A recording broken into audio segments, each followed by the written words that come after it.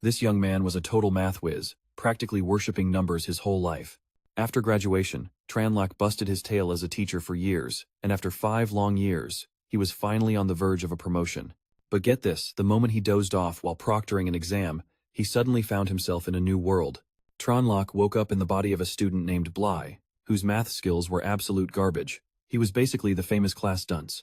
The second he woke up in this new body, his teacher, a Miss Brittany, called him up to the board to solve a problem. Judging by everyone's reactions, he quickly realized this world revered mathematics, but their actual skill level was laughably low. You see, the problem he was given was to calculate the sum of all numbers from 1 to 100. Back on Earth, even a grade schooler would know the shortcut to solve that in a flash. But in this place, everyone was just painstakingly adding the numbers one by one. This sparked a thought in Tranlak's mind. Wait a minute. Doesn't this make me the greatest math genius in this entire world? After mulling it over, Tranlak seemed to happily accept his new reality, ready to live as the kid named Bly. He was just about to head back to class to flex his math muscles one more time, when he accidentally slammed right into a girl. The key thing here was the way they fell. It was incredibly awkward. Tranlak was so freaked out he scrambled back a few steps, muttering, holy crap, under his breath. After a moment, he offered a hand, trying to politely help the girl up. My bad. I wasn't paying attention. Are you all right? But she completely ignored his kind gesture. I'd never forget a face like yours. And you're even bolder this time, deliberately ambushing me, you degenerate pervert. Getting an earful like this, Tranlak was still trying to process the situation. Now it's his turn. Transmigrated into Bly's body, and he's stuck taking the fall for the guy. Look, miss, first of all, I wasn't ambushing you. And technically speaking, you're the one who ran into me, right? Tranlak tried to reason with her, but she was in no mood to listen. After letting out a yell, she started forming hand signs, muttering an incantation to summon the fire element. Tranlak just chuckled, thinking she was just some kid with a serious case of teenage delusion. But a few seconds later, a real, raging flame actually appeared in the girl's palm. What's more, the fire grew bigger by the second, and Tranlak, the guy who had just been mocking her, was about to get a face full of it. It was only then that he realized he'd forgotten something crucial. Holy crap, he'd been reincarnated. And in another world, magic being real is pretty much par for the course, isn't it? Yep, he had definitely been reborn into a world of magic. So, forget the name Tranlak, he was Bly now. The immediate problem was, how to avoid being roasted like a chicken by this young lady's fireball. She charged closer and closer, and Bly had absolutely zero magical knowledge to defend himself. That being the case, there was only one way out. The guy quickly thought on his feet, and bowed a perfect 90 degrees to apologize to the tigress in front of him. It was a little humiliating, sure, but a wise man knows when to bend, and self-preservation was top priority. And what do you know? It actually worked. The girl stopped and retracted the fireball, though her attitude was still incredibly sour. Don't think a simple apology gets you off the hook, she grumbled. But Bly was in no mood to stick around for a lecture. The second he saw that fireball disappear, he booked it. As he ran, Bly was completely baffled. How could a world where science and magic coexist even be possible? He just kept running, with no idea where he was even going. Suddenly, Bly's head felt like it was splitting open, and his vision went black. He collapsed, and the memories of this body's original owner began to flood his mind. It turned out Bly's family was once noble, and his father was a general. But after his father fell on the battlefield, the family's fortunes quickly declined. To make ends meet, Bly's mother even had to take on odd jobs, enduring the gossip of others. Bly himself was a very understanding kid. Not long after, he was accepted into the St. Donatus Academy, which made his mother incredibly happy.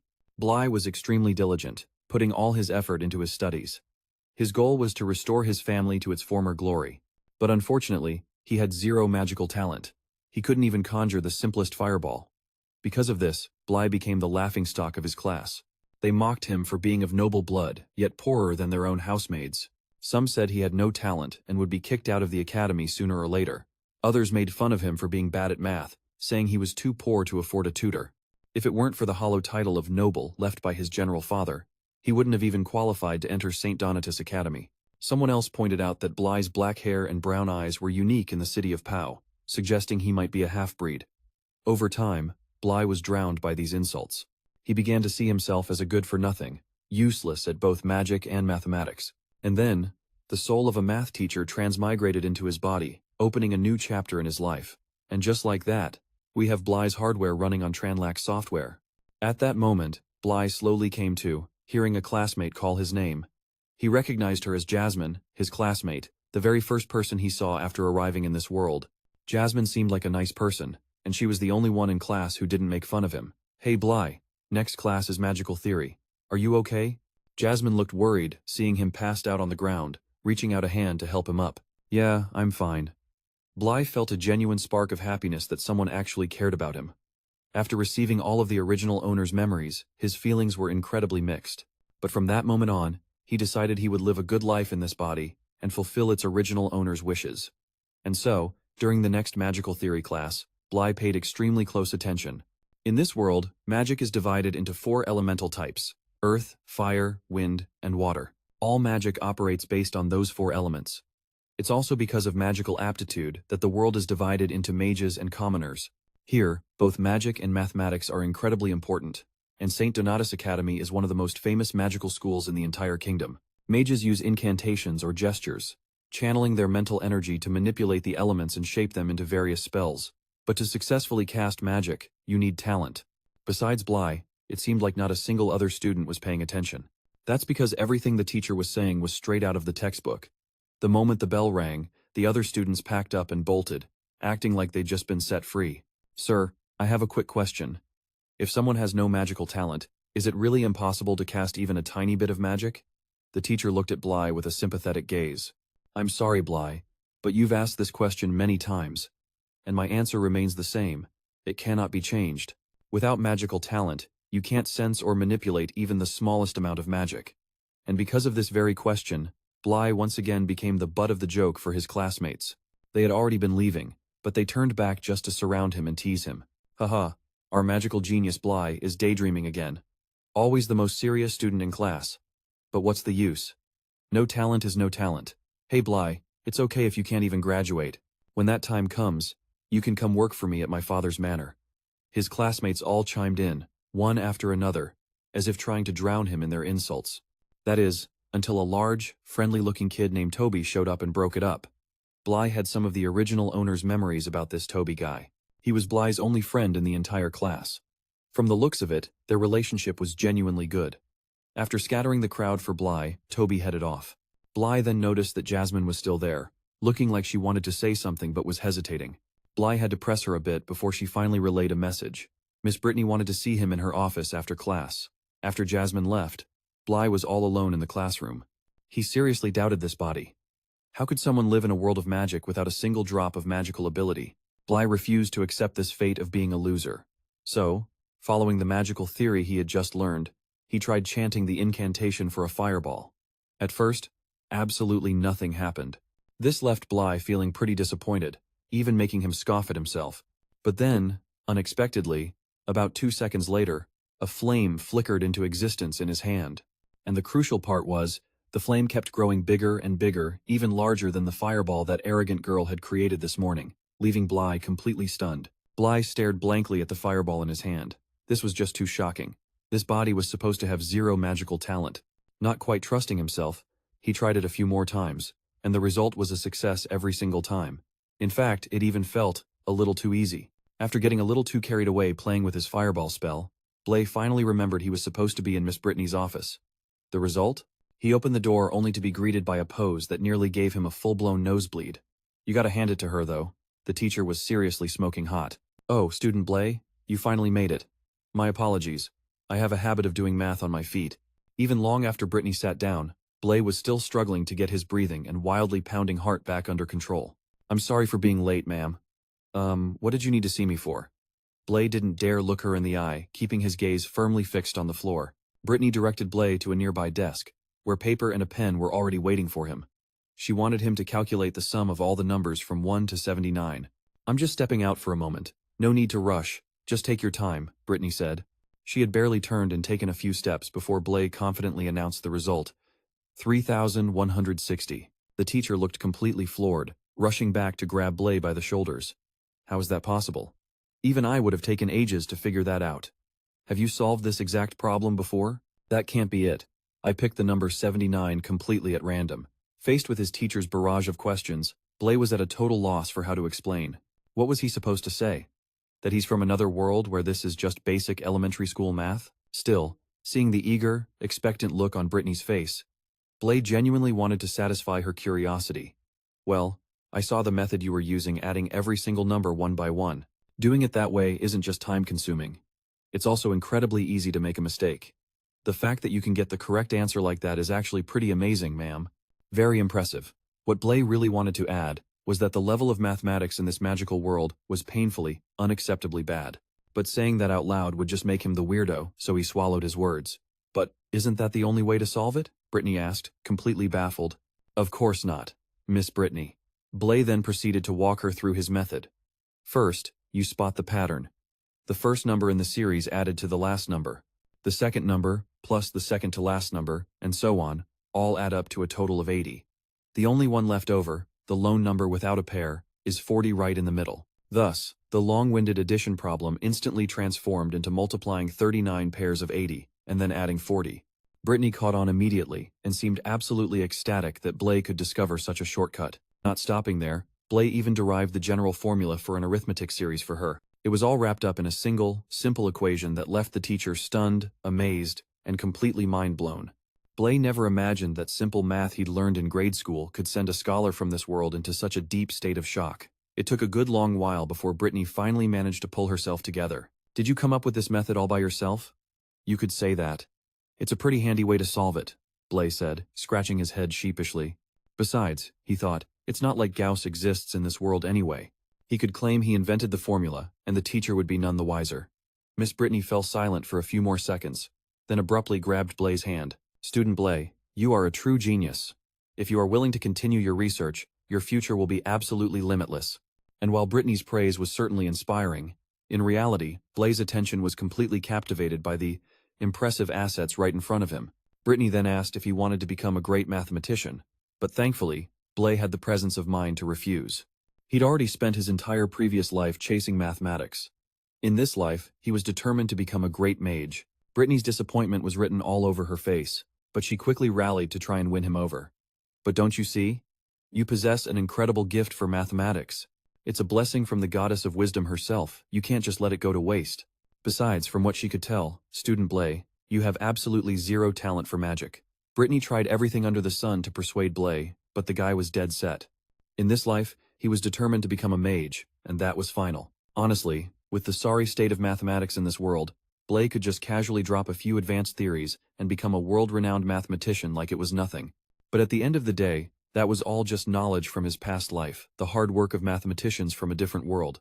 On the other hand, the sheer awesomeness of magic in this world was way more appealing than some hollow title as a math whiz. Seeing her student being so stubborn, Brittany decided to raise the stakes and make a bet with him. You see, in just a few days, Blay's class had their big magic exam. This test was the real deal. It would decide who gets to stay at St. Donatus Academy and who gets the boot. Anyone who failed would be expelled. So, she proposed a wager. If Blay could actually pass the magic exam, she'd shut up and never bother him about it again. But if he failed, Brittany would pull some strings as a teaching assistant to keep him in school, on one condition. Blay had to ditch magic for good and study math with her. When she laid out these terms, Brittany was practically beaming with confidence, because it was common knowledge around campus that Blay had the magical talent of a rock. Little did she know, the Blay of today was a whole different beast, and this bet was about to blow up in her face spectacularly. With the deal sealed, Blay bounced from the teacher's office. Honestly, Brittany's constant nagging was starting to get on his nerves. But hey, for a total math nerd like her, stumbling upon a prodigy like Blay, that kind of reaction was pretty understandable. Blay had zero intention of losing this bet, so he immediately headed back to hit the magic books. On his way, lost in thought, he bumped right into someone. This classic scenario, that all too familiar feeling. Of course it was that feisty noble girl again. She clearly walked into him, but the second she recognized his face, she immediately wound up to throw a punch. Then, deciding a simple punch wouldn't cut it, she started chanting a fire spell. But our boy Blay had leveled up his dealing with crazy skill. While she was still muttering her incantation, he was already long gone. This young lady's name is Isabella, and as it turns out, she was also there to see Brittany. The moment she stepped into the office, she had a face like thunder. When the teacher finally asked what was up, she started grumbling about how she'd run into some disrespectful punk twice in a single day. She even swore that next time she saw him, she'd use a fireball to roast him to a crisp. But that wasn't the main reason for her visit. You see, the day before, Brittany had given her the exact same math problem. Sum the numbers from 1 to 100. And it took Isabella a solid half-afternoon to crunch the numbers. The girl was absolutely thrilled, thinking she was a total genius because her calculation speed was almost as fast as her teacher's. On any other day, Brittany would have showered Isabella with praise. But unfortunately for her, after today, Isabella's achievement meant nothing, because Blay had solved the same problem in less than a minute. How could he possibly solve it that fast? No way. Isabella muttered in disbelief. She was clearly reeling from the news Brittany just dropped. Who is this Blay? Why have I never heard of him? Brittany replied, It's true. He used a method I've never even seen before. Brittany then walked Isabella through the solution Blay had used. The more she heard, the more her jaw dropped. How could a mere student come up with such a mind-bendingly brilliant method? Once the shock wore off, it was replaced by a fiery determination. Isabella told the teacher she absolutely had to meet this Blay. Seeing the girl's eager expression, Brittany couldn't really say no, so she told her which classroom to find him in. After learning the location of this supposed math genius, Isabella marched right over and kicked the classroom door wide open. She then stomped up to the podium and bellowed, "All right, which one of you is Blay? Get out here and face me." The second Toby saw her, he broke out in a cold sweat. Everyone knew how ferocious this upperclassman was, but who knew what she wanted with Blay? He was about to say something when he felt a sharp, painful pinch from Blay, who was hiding under the desk. Toby got the message loud and clear and quickly told Isabella that Blay had just stepped out. Isabella was visibly annoyed. "Fine, when he gets back, you tell him I'm looking for him." Toby nodded his head so fast it nearly fell off. Only after hearing the door slam shut with a thunderous bang did Blay dare to crawl out from under the desk. The entire class turned to stare at Blay with looks of deep concern, which made the hair on his neck stand up. "Blay, you gotta be straight with me," Toby whispered. "What on earth did you do to Senior Isabella?" "Isabella? Wait, that girl's name is Isabella?" Blay stammered out. Toby's face somehow managed to get even more serious. "Blay, my dude, besides burying your nose in books and working your part-time job, do you know anything about what goes on around here? Do you have any idea who Senior Isabella is?"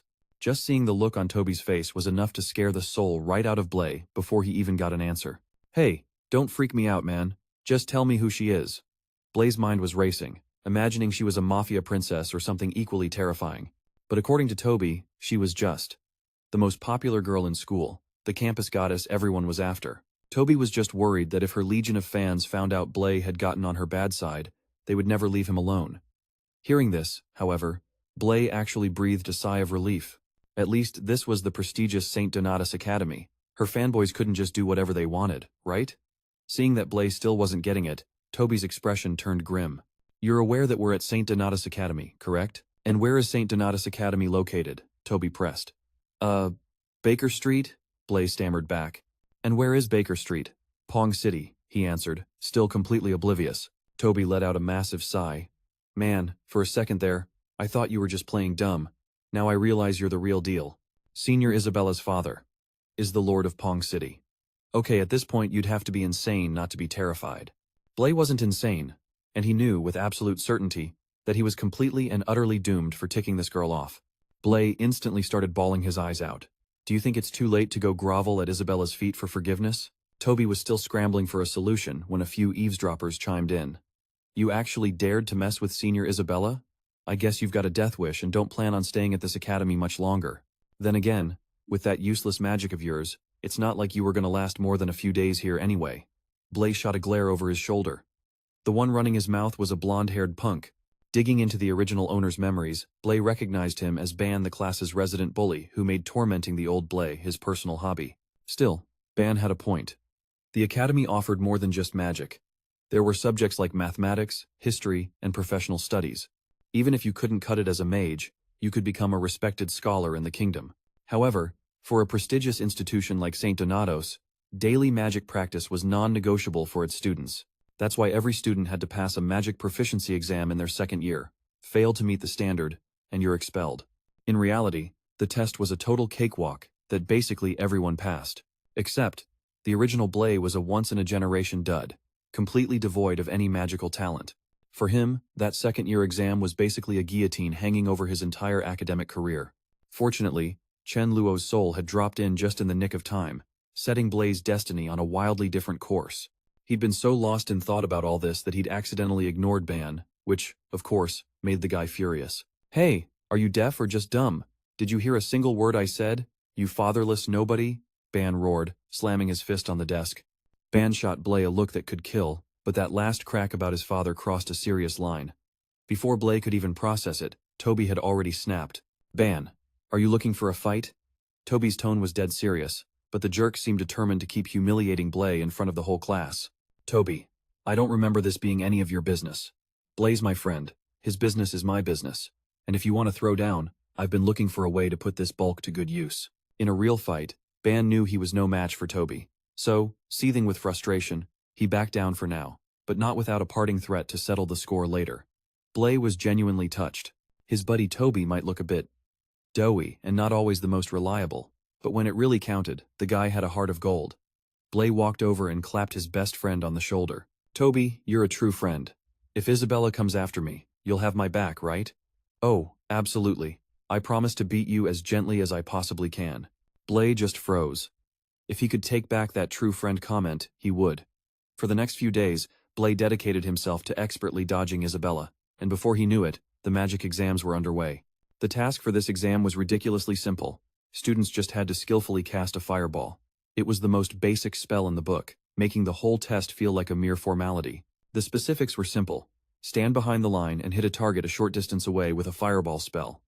Ban was called up first, and he executed the spell flawlessly. After passing, the jerk made sure to shoot Blay a look of pure contempt. Hey Blay, savor these last few moments you have left at the academy.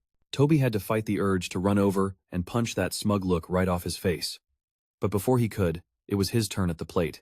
Toby managed to conjure a fireball, but it was a pitifully tiny orb with zero destructive power, honestly. Not much better than what the old Blay could muster. Still, since it actually hit the target, he barely scraped by with a pass. Blay was the last name on the list. The instructor, already well aware of the kid's lack of magical aptitude and not wanting to humiliate him, was about to just declare that the entire class had passed. But before the instructor could even finish his sentence, Ban shot his hand up. Excuse me, Professor Anthony, but I think you might have missed someone. Our classmate Blay hasn't had his turn yet. Being called out so bluntly by a student, Professor Anthony couldn't cover for Blay any longer. He stroked his beard, looking rather uncomfortable. Well, Blay, would you like to take the test? Before Blay could even answer, Ban and his cronies erupted in laughter, taunting him about being a useless hack who couldn't even conjure a proper fireball. It wasn't just his classmates. Students from other classes started gathering around, eager to watch Blay become a laughingstock. Toby urged him to just let it go, pointing out that Ban's whole goal was to provoke him and make him look like a fool. But this wasn't the old Blay. Besides, he'd already successfully cast a fireball just a few days prior. Backing down now would be just plain stupid. Ban and his gang thought Blay was just clinging to some hopeless fantasy, praying for a miracle, which only made them laugh even harder. The crowd of gossiping students grew larger by the second, and even Professor Brittany wandered over to see what the commotion was about. Finally, Professor Anthony had to step in and restore order. He had to admit, he admired Blay's guts. Regardless of the outcome, the kid was facing this head-on. Blay stood before the target, took a deep breath, and began reciting the incantation. Over the last few days, he discovered he could actually cast spells without any hand signs or chants at all. But to blend in, he decided to put on a little show, reciting the incantation word for word from the textbook. For the first second after he finished, absolutely nothing happened. And just like that, Ban's crew burst into another round of roaring laughter. They thought Blay had just made an absolute fool of himself again. But in the very next instant, a ball of fire began to materialize between his palms. And this wasn't just any fireball, it was massive, dwarfing everyone else's, and it slammed into the target with enough force to create a massive shockwave. Everyone on site was absolutely floored, their jaws hitting the ground. When the dust settled, the stone tablet had been completely obliterated, burned to a crisp. Professor Anthony, despite his own shock, remembered to announce that Blay had passed the exam. Bothy just stared at the wreckage, endlessly mumbling, "No way, no way." And then there was Toby. He was easily the happiest guy in the crowd. He rushed over and threw Blay into a celebratory headlock. "You sneaky punk, I had no idea you were hiding this kind of power level." The two hadn't even finished their celebration before Professor Anthony summoned Blay to his private office. It made perfect sense, really. When a so-called magical failure like Blay suddenly pulls off a stellar performance on exam day, what teacher wouldn't be curious? Blay had no clue how to explain it, so he just claimed he practiced from the textbook every day until a fireball just popped out. Professor Anthony pondered this for a few moments, unable to shake the feeling that this was all too miraculous. After all, magic is a divine gift bestowed upon humanity. The ancestors used specific incantations and gestures to connect with the elements and unleash spells, and those without a single shred of magical talent are considered to have been forsaken by the gods. People like that are already rare, and Blay used to be one of them. For someone once forsaken by the divine to suddenly receive their grace and gain control over magic, well, that was rarer than a unicorn's tooth. What's more, the fireball Blay unleashed today was superior to his classmates in both power and speed. From this, Professor Anthony concluded that the boy had the makings of an outstanding mage. Blay couldn't help but feel a sense of déjà vu, like he'd been in this exact situation before. Weren't these the same lines Miss Brittany used a few days ago to convince him to study math? Professor Anthony, thank you for your glowing praise. When I first arrived in this world, I was genuinely fascinated with magic. But right now, I'm more interested in returning to my original world, Blay muttered, completely lost in thought. It was only when he saw the professor's baffled expression that he realized he'd let that slip. He quickly tried to backtrack, claiming he'd been reading too many magic books lately and was just talking nonsense. Hearing that Blay had been reading a lot only made Anthony more pleased. To him, it was proof that the boy had been putting in an effort far beyond that of an ordinary student. That other world you mentioned. Perhaps you've been reading the legends of the St. Magus, have you? Those two words, St. Magus, definitely piqued Blay's curiosity. That was supposed to be the highest rank a mage could achieve. Legend had it that a St. Magus could master spatial magic, tear a hole through space-time, and travel to another world. But of course, it was just a legend. In this world, the modern belief was that the gods had only created this one reality, and no others existed. Wait, Professor, did you just say a St. Magus could tear through space to travel to another world? Blay asked, needing to confirm. The moment Anthony nodded, an idea ignited in Blay's mind. Professor Anthony, I'm going to become a St. Magus. After the magic exam, Blay had a few rare days off. He took full advantage of the break, practically devouring every single magic-related book in the school library. Blay's goal was crystal clear: become a St. Magus, rip a hole in spacetime, and go back to being Trunlac. And through his intense research, Blay started to understand a little more about this world. Here, the ranks of mages were divided into 7 tiers: novice, intermediate, advanced, great mage, magus, grand magus, and at the very pinnacle, Saint Magus. Of them all, the Saint Magus remained a being of pure legend. Their immense magical power only existed in the records of ancient tomes, never witnessed by modern eyes. Countless books mention the ability of a Saint Magus to use spatial magic to tear through spacetime and travel to another world. Even though most mages today dismiss other worlds and spatial magic as mere myths, for Blay, a guy who literally came from another world, it was proof that spatial magic had to be real. It was his one and only hope of ever getting back home. Unfortunately, Professor Anthony was a non-believer when it came to spatial magic, so Blay couldn't get any more information out of him. Blay, are you still here reading at this hour? Get a move on and do your work.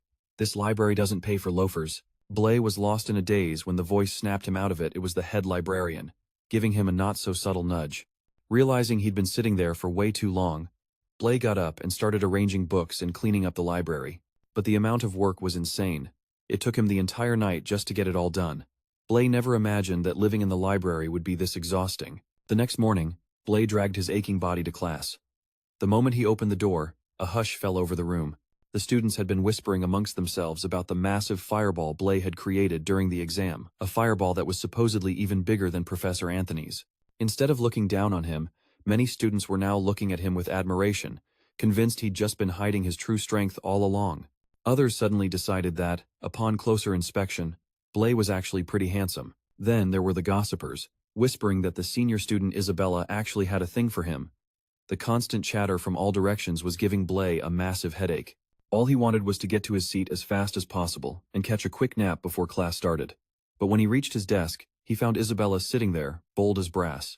He could only repeat a silent mantra, "Don't see me, don't see me," but it was completely useless. The second Isabella laid eyes on him, she shot to her feet. "So you're the Blay Miss Brittany told me about." Isabella had tracked him down, and Blay knew he couldn't run forever. He figured he should take this chance to explain everything and clear up the misunderstanding with his senior. But Isabella wasn't about to give him a chance to open his mouth. She immediately started casting a fireball spell, ready to teach Blay a lesson. Caught completely off guard, Blay had no idea what spell to counter with, so he just threw his hands up to shield his face, praying her fireball wouldn't mess up his handsome mug. Except, after waiting for a moment, Isabella's fireball never arrived. Blay peeked through his fingers, only to see Miss Brittany holding the raging lioness back. "Isabella, what do you think you're doing, using magic in the classroom?" Isabella struggled, trying to tattle on Blay for being the creep who'd been bothering her. But Brittany was in no mood to hear it. She told Blay to come to her office and conveniently ordered Isabella to come along as well. As the three of them left, the classroom remained eerily quiet for a moment. Then, the students immediately started speculating about why Miss Brittany wanted to see Blay privately. The only one in a truly foul mood was Ba Thi, who probably still hadn't recovered from the shock of seeing Blay's fireball a few days ago. Meanwhile, Brittany led the two students to her office. First things first, she gave Blay a chance to explain himself and offer Isabella a proper apology. Since the teacher had stepped in on his behalf, Isabella didn't really have a reason to press the issue any further. And then, they got to the main event. Just a few days ago, Brittany witnessed with her own eyes the fireball spell Blay created during the exam, and she had to admit she lost their bet, promising to honor her word and not force him to study mathematics with her anymore. However, Brittany was incredibly curious about how Blay managed to pull that off. After all, this was the first time she'd ever heard of someone without magical aptitude making such a miraculous comeback. "I just got lucky, ma'am," Blay replied humbly, then immediately tried to change the subject. "Oh, by the way, Professor Brittany, I actually had a question I wanted to ask you." "Very well. If you don't wish to speak about it, I won't press you. Ask away. I'll tell you anything I know." To connect with magical elements, is it absolutely mandatory to use both incantations and magical gestures? Blay asked, but before Brittany could even answer, Isabella, who was standing nearby, burst out laughing, thinking his question was completely ridiculous. In this world, even children know that only incantations and gestures can connect to magical elements. Are all mages really the same? Surely there has to be an exception, right? Blay persisted, refusing to give up. Seeing how serious he was, Brittany had no choice but to give him a serious answer. In her entire experience, no matter how powerful a mage was, they still needed to use incantations and gestures to create magic. The more skilled a person is, the better they understand the magical elements, which just shortens the connection time. Besides, magic is a gift bestowed upon us by the gods. It is believed around here that the gods themselves taught our ancestors how to connect with magical elements using incantations and gestures. That is how magic has been passed down from one generation to the next. The ability to cast magic without any incantations or gestures, that's something only a god could do. Seeing Brittany's solemn expression, Isabella just laughed even harder. "Professor Brittany, you don't have to seriously answer such a silly question, do you?" After hearing that answer, Bright was utterly bewildered. Because he could, in fact, cast magic without needing any incantations or hand signs at all. During the exam, he was just putting on a show to seem like a normal person. Could it be that because he's an outsider, the gods of this world have no power over him? This is the most basic knowledge in magic. If you truly want to become a mage, you'd best memorize all the magical theories in the books. Brittany advised Bright with sincere concern. But the reason she called him here today was for something far more important. At this, Brittany handed Bright a rolled-up scroll. He had no idea what it was, but Isabella, standing beside them, recognized it at a glance as an academic journal. All the most influential academic papers in the kingdom were published in it. However, when Bright unrolled the journal to read it, Isabella, peeking over his shoulder, was completely stunned by what was inside. Because the thesis listed Professor Brittany's name and Bright's name right next to it. It turned out that from the formula he had mentioned last time, Professor Brittany had spent her days and nights researching and reasoning, eventually writing it all into a full paper. And because Bright was the one who gave her the initial idea, Brittany listed him as a co-author. But Bright wasn't exactly thrilled about it. Having his name on this was completely pointless. He would much rather have some cold, hard cash. The pitiful amount of money Bright earned each day from the library wasn't even enough to patch the holes in his shoes. Just as Bright was thinking this, Brittany seemed to remember something. She walked over to her desk, pulled out a money pouch, and explained that inside were 50 silver coins, the author's fee for the paper.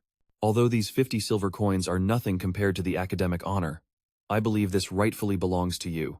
Bright's eyes immediately lit up. 50 silver coins was a massive fortune to him, especially since working his tail off at the library only earned him a measly 2 silver coins. He put on a show of refusing, but his pocket was already wide open, waiting for Brittany to drop the money in. "Professor, at least half the credit for this belongs to you." Brittany, however, was hopelessly naive and had no concept of polite gestures. Hearing Bright's words, she took him literally, removed half the money, and left him with 25 silver coins. By then, it was too late for Bright to regret it. One casual sentence had just cost him 25 silver coins. He seriously wanted to smack himself across the face. However, he suddenly had a realization and asked another question. "By the way, Professor Brittany, does every paper published in the journal receive a 50 silver coin author's fee?" I've never really paid attention to that," but since it's published in the journal, a fee of 50 silver coins seems perfectly normal. Bright saw a golden opportunity to get rich unfolding before his very eyes, so he decided to once again leverage his mathematical knowledge for a little flex. Last time, Bright had suggested the formula for the sum of an arithmetic series. This time, he brought up geometric series. You're talking about Lawson's riddle. Who in the world is Lawson? Bright asked, scratching his head. Don't tell me someone in this world has already invented geometric series. Lawson's riddle is a mathematical question posed by the great mathematical sage, Lawson.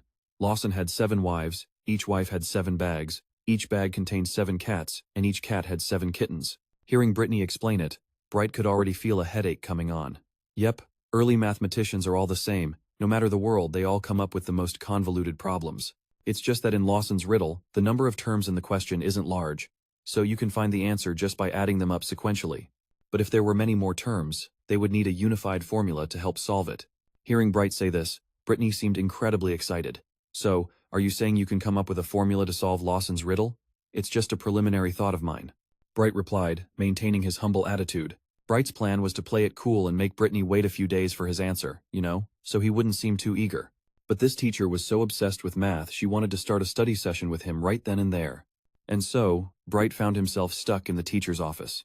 The two of them, just like that, scribbled through page after page of paper for several hours straight. Even Isabella, who had dozed off, was jolted awake by the sheer excitement in Brittany's voice. It was unbelievable. Lawson's puzzle could actually be solved with a single formula. Bright, your gift for mathematics is truly unparalleled. Are you absolutely sure you won't join me in my research? Brittany looked even more thrilled than when Bright had solved that problem of summing numbers from 1 to 100. Even Isabella was looking at him with a face full of pure admiration. And just like that, the geometric series formula from Tranlak's world, now in Bright's body, sent shockwaves through everyone once again. Meanwhile, his little plan was proceeding step by step. The next day, Isabella couldn't stop thinking about Bright. For some reason, she had a nagging feeling that the things he said were just him repeating someone else's words. But the truth was, in this world, no one had ever invented formulas like his before. Lost deep in thought, Isabella suddenly spotted Bright's back in the distance. He was clearly a second year, so why was he heading towards the third-year student building? She immediately assumed he was up to his old tricks, probably trying to hit on some other female students. So this time, Isabella decided to tail him, determined to catch him in the act. But just like that, Bright was nowhere to be seen. Of course, Bright's real objective had nothing to do with harassing anyone. He'd simply heard from Toby that at the far end of the third-year building, there was a wall that wasn't too high, and since no one patrolled it, you could use it to sneak out. As for why Bright wanted to get out, he was just following his teacher Anthony's advice. The man had told him that if he wanted to learn more about magic, he should visit the Magic Association in Pao City. There, he could find mages with a much higher rank than him. This was the first time Bright had seen the world outside St. Donatu's Academy since his transmigration. The bustling scene out there was definitely getting him a little excited. This Pao City was way more lively and prosperous than Bright had ever imagined. He walked straight to the Magic Association, then pulled a half-mask from his pocket. While Bright's identity wasn't exactly a big secret, caution was always the best policy. It was better not to reveal who he was. The moment he stepped into the association's main hall, Bright knew his decision to wear a mask was a stroke of genius. Because the receptionist was none other than his classmate, Jasmine, who was probably working a part-time job. Pushing that aside, Bright told Jasmine he wanted to hire a magic consultant. The price list here was 10 gold coins a month for a high-level mage, 5 gold coins a month for a mid-level one, and a junior mage only cost 2 gold coins. When Jasmine got to that point, Bright seriously felt like he was going to be sick. Turns out the toughest challenge in the world is being flat broke. The 1 gold coin she mentioned was equivalent to 100 silver coins. And right now, Bright's entire fortune consisted of a measly 30 silver coins. Utterly disappointed, Bright was about to leave. But Jasmine, noticing his financial predicament, suggested that instead of hiring a consultant, he could get a library card. The Pao City Magic Association's library held tens of thousands of books on magic. You could find the vast majority of magical knowledge there. While it couldn't compare to having a personal mentor, the best part was that it was completely free. Bright, of course, couldn't pass up this opportunity and immediately agreed. But then, Jasmine said something that nearly made him cough up blood. "Very well, sir. Please present your magic certificate." How in the world was Bright, a guy who just learned to make a fireball a few days ago, supposed to have a magic certificate? Seeing his crestfallen mood, Jasmine was quite surprised. Since he had asked to hire a consultant right away, she'd assumed he was already a certified mage. As for the library card, you needed at least an apprentice-level certificate to get one. Actually, getting an apprentice certificate is very simple, sir. For example, if you want to be certified as a fire magic apprentice, you just need to cast a fireball spell once in front of the certifying master, Jasmine suggested helpfully. Bright felt his heart leap for joy again, but Jasmine then advised him not to apply for certification today. Apparently, the mage on duty today, a man named Andre, was notoriously strict, with a pass rate of no more than 10%. The number of mages who had failed under him already exceeded 300, but Bright was determined to get certified today. After all, it wasn't like he could sneak out of the academy every day. So, Jasmine had no choice but to lead him to meet Andre. Inside the study were two men. One was a bald mage who looked incredibly stern, and the other was an elderly mage with snow-white hair. Bright glanced at their attire. The bald man wore a red magic robe with 2 silver threads, marking him as a mid-level fire mage. "What's your name, and why the mask?" Andre asked as he sat down, taking a sip of tea. "My name is Tranlac. I'm wearing a mask because I accidentally burned my face while practicing the fireball spell a few days ago." "To burn your own face, eh? Your fireball must be quite something," the old man beside him chimed in. "Tranlac, what a peculiar name. Coming for certification at your age. The highest you'll ever reach in your entire life is junior mage." Bright now fully understood why Jasmine had warned him not to come today. This guy was only a mid-level mage, yet he carried himself with such an insufferably condescending attitude. According to standard procedure, the certification was supposed to take place in a testing room. But Andre, looking down on Bright's abilities, wanted to conduct it right there in the office.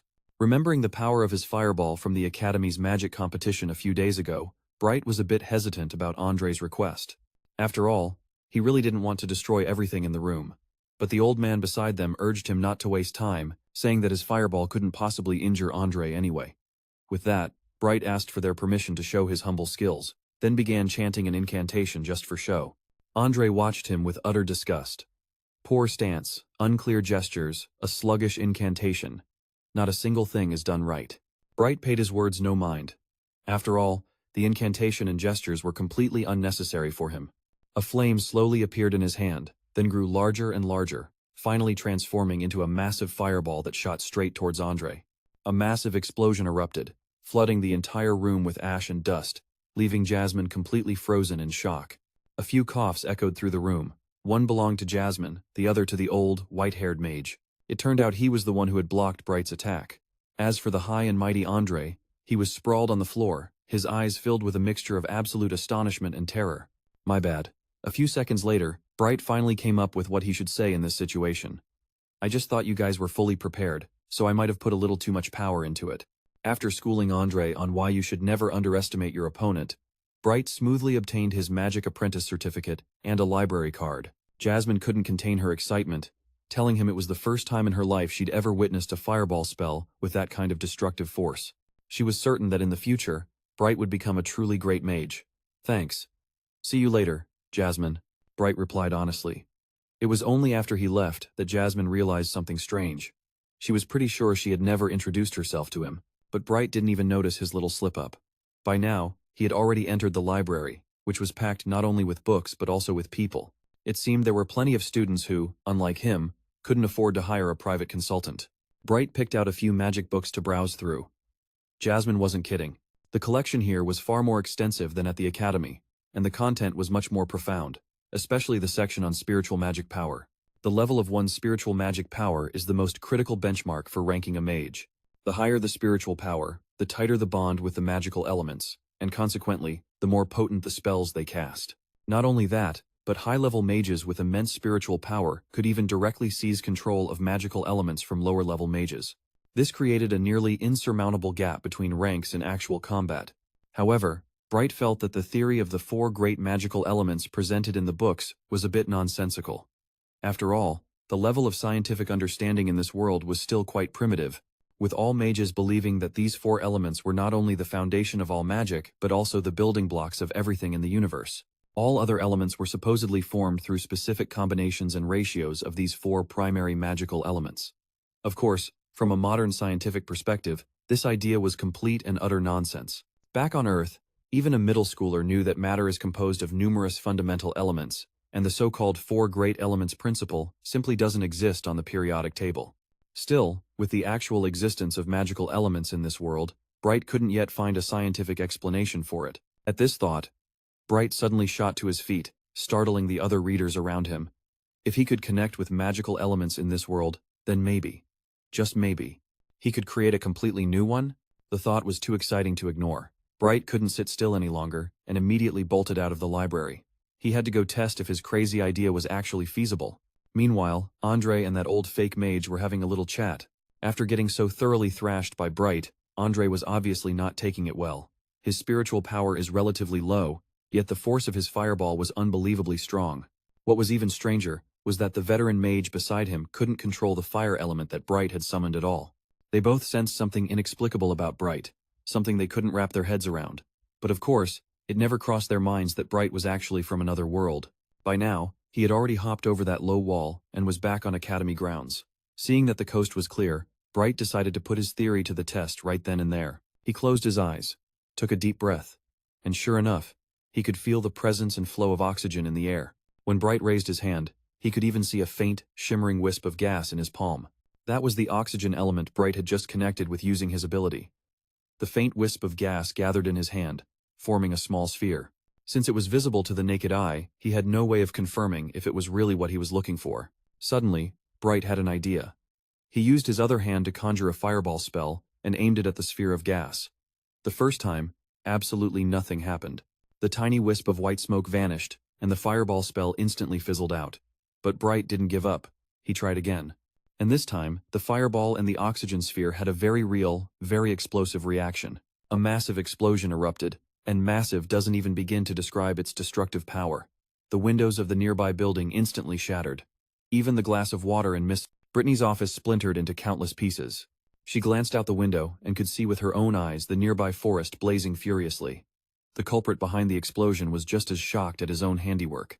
If he hadn't dodged in time, he would have been turned into a roasted pig. A large crater now scarred the ground, a direct result of the recent blast. Seeing this, Bright had no more doubts. It was a complete combustion, a reaction that occurs with a continuous and sufficient supply of oxygen. In that process, all combustible materials are burned up, combining with oxygen to create carbon dioxide, water, and sulfur dioxide. Complete combustion releases the maximum amount of heat from the fuel, which explained the ridiculously powerful explosion just now. It seemed the purity of the oxygen sphere Bright had conjured was much higher than he had ever imagined. Just as Bright was racking his brain trying to figure out how to deal with this mess, he heard a loud shout. "Hey student, what happened over there?" Bright turned his head to see another student running toward him. It seemed the commotion he'd caused was too big to go unnoticed, which meant more people were probably on their way. Realizing this, Bright turned tail and made a run for it, disappearing straight into the nearby woods. Although he was scared of getting caught, Bright was also incredibly ecstatic. He might have caused a huge mess, but it seemed he had just created something seriously next level. The next morning, Bright showed up to class looking completely drained. The moment Toby saw him, he rushed over to spill the tea. "Bright, did you hear what happened at the academy last night?" Bright guessed that whatever Toby was talking about, it was 9/10 related to him. So, he played dumb and lied, saying he slept like a log last night and had no time for gossip. Sure enough, Toby's story was about a massive explosion at the edge of the forest near the third-year student building, which shattered all the windows on that side. The academy was now investigating fiercely, suspecting a high-level mage had cast a spell on school grounds. Tisk. Tisk. It's a shame you didn't see the scene. That kind of power had to come from a high-level mage, at least, Toby muttered on. But think about it. Why would a high-level mage do something like that inside the academy? How would I know? I've never even met a high-level mage, Bright replied nonchalantly. Toby then shot him a look of pure disbelief. What do you mean you've never met a high-level mage? Isn't Miss Brittany a high-level mage? That piece of information genuinely shocked Bright, and he decided he needed to see Miss Brittany. As it happened, his teacher was also looking for him to announce that his thesis on Lawes' puzzle had been published in the Mathematics Society's journal. This time, the solution was Blige's brainchild, so Brittany listed his name first in the author credits. But that was the last thing on his mind. He was here for a much bigger reason. "Miss Brittany, please, allow me to study math with you." Brittany looked completely taken aback. After all, not long ago, Blige had sworn up and down that he only wanted to become a mage. Now, that same mouth was telling her that while he did want to be a mage, he also really loved math and didn't want any regrets. "Miss, I even feel like in my past life, I was just like you, honored to be a math teacher." Blige put on a show of unwavering determination, swearing on his very life. But let's be real, The truth was he just wanted to get close to Miss Brittany because she's a high-level mage, a fact she was completely clueless about. Brittany was just so thrilled that Blige had come around. She was so overjoyed she pulled him right into a hug. Now, even though Blige was in a kid's body, his soul was still that of Chen Luo, a fully grown man. The sudden closeness was so intense it nearly sent a fountain of blood gushing from his nose. "All right, Blige. From now on, you can come to my office for math lessons every evening after class. With your talent, if you truly apply yourself, you can definitely become a great mathematician." Blige hastily pushed her away before his nose could betray him. "Oh, right, Miss Brittany.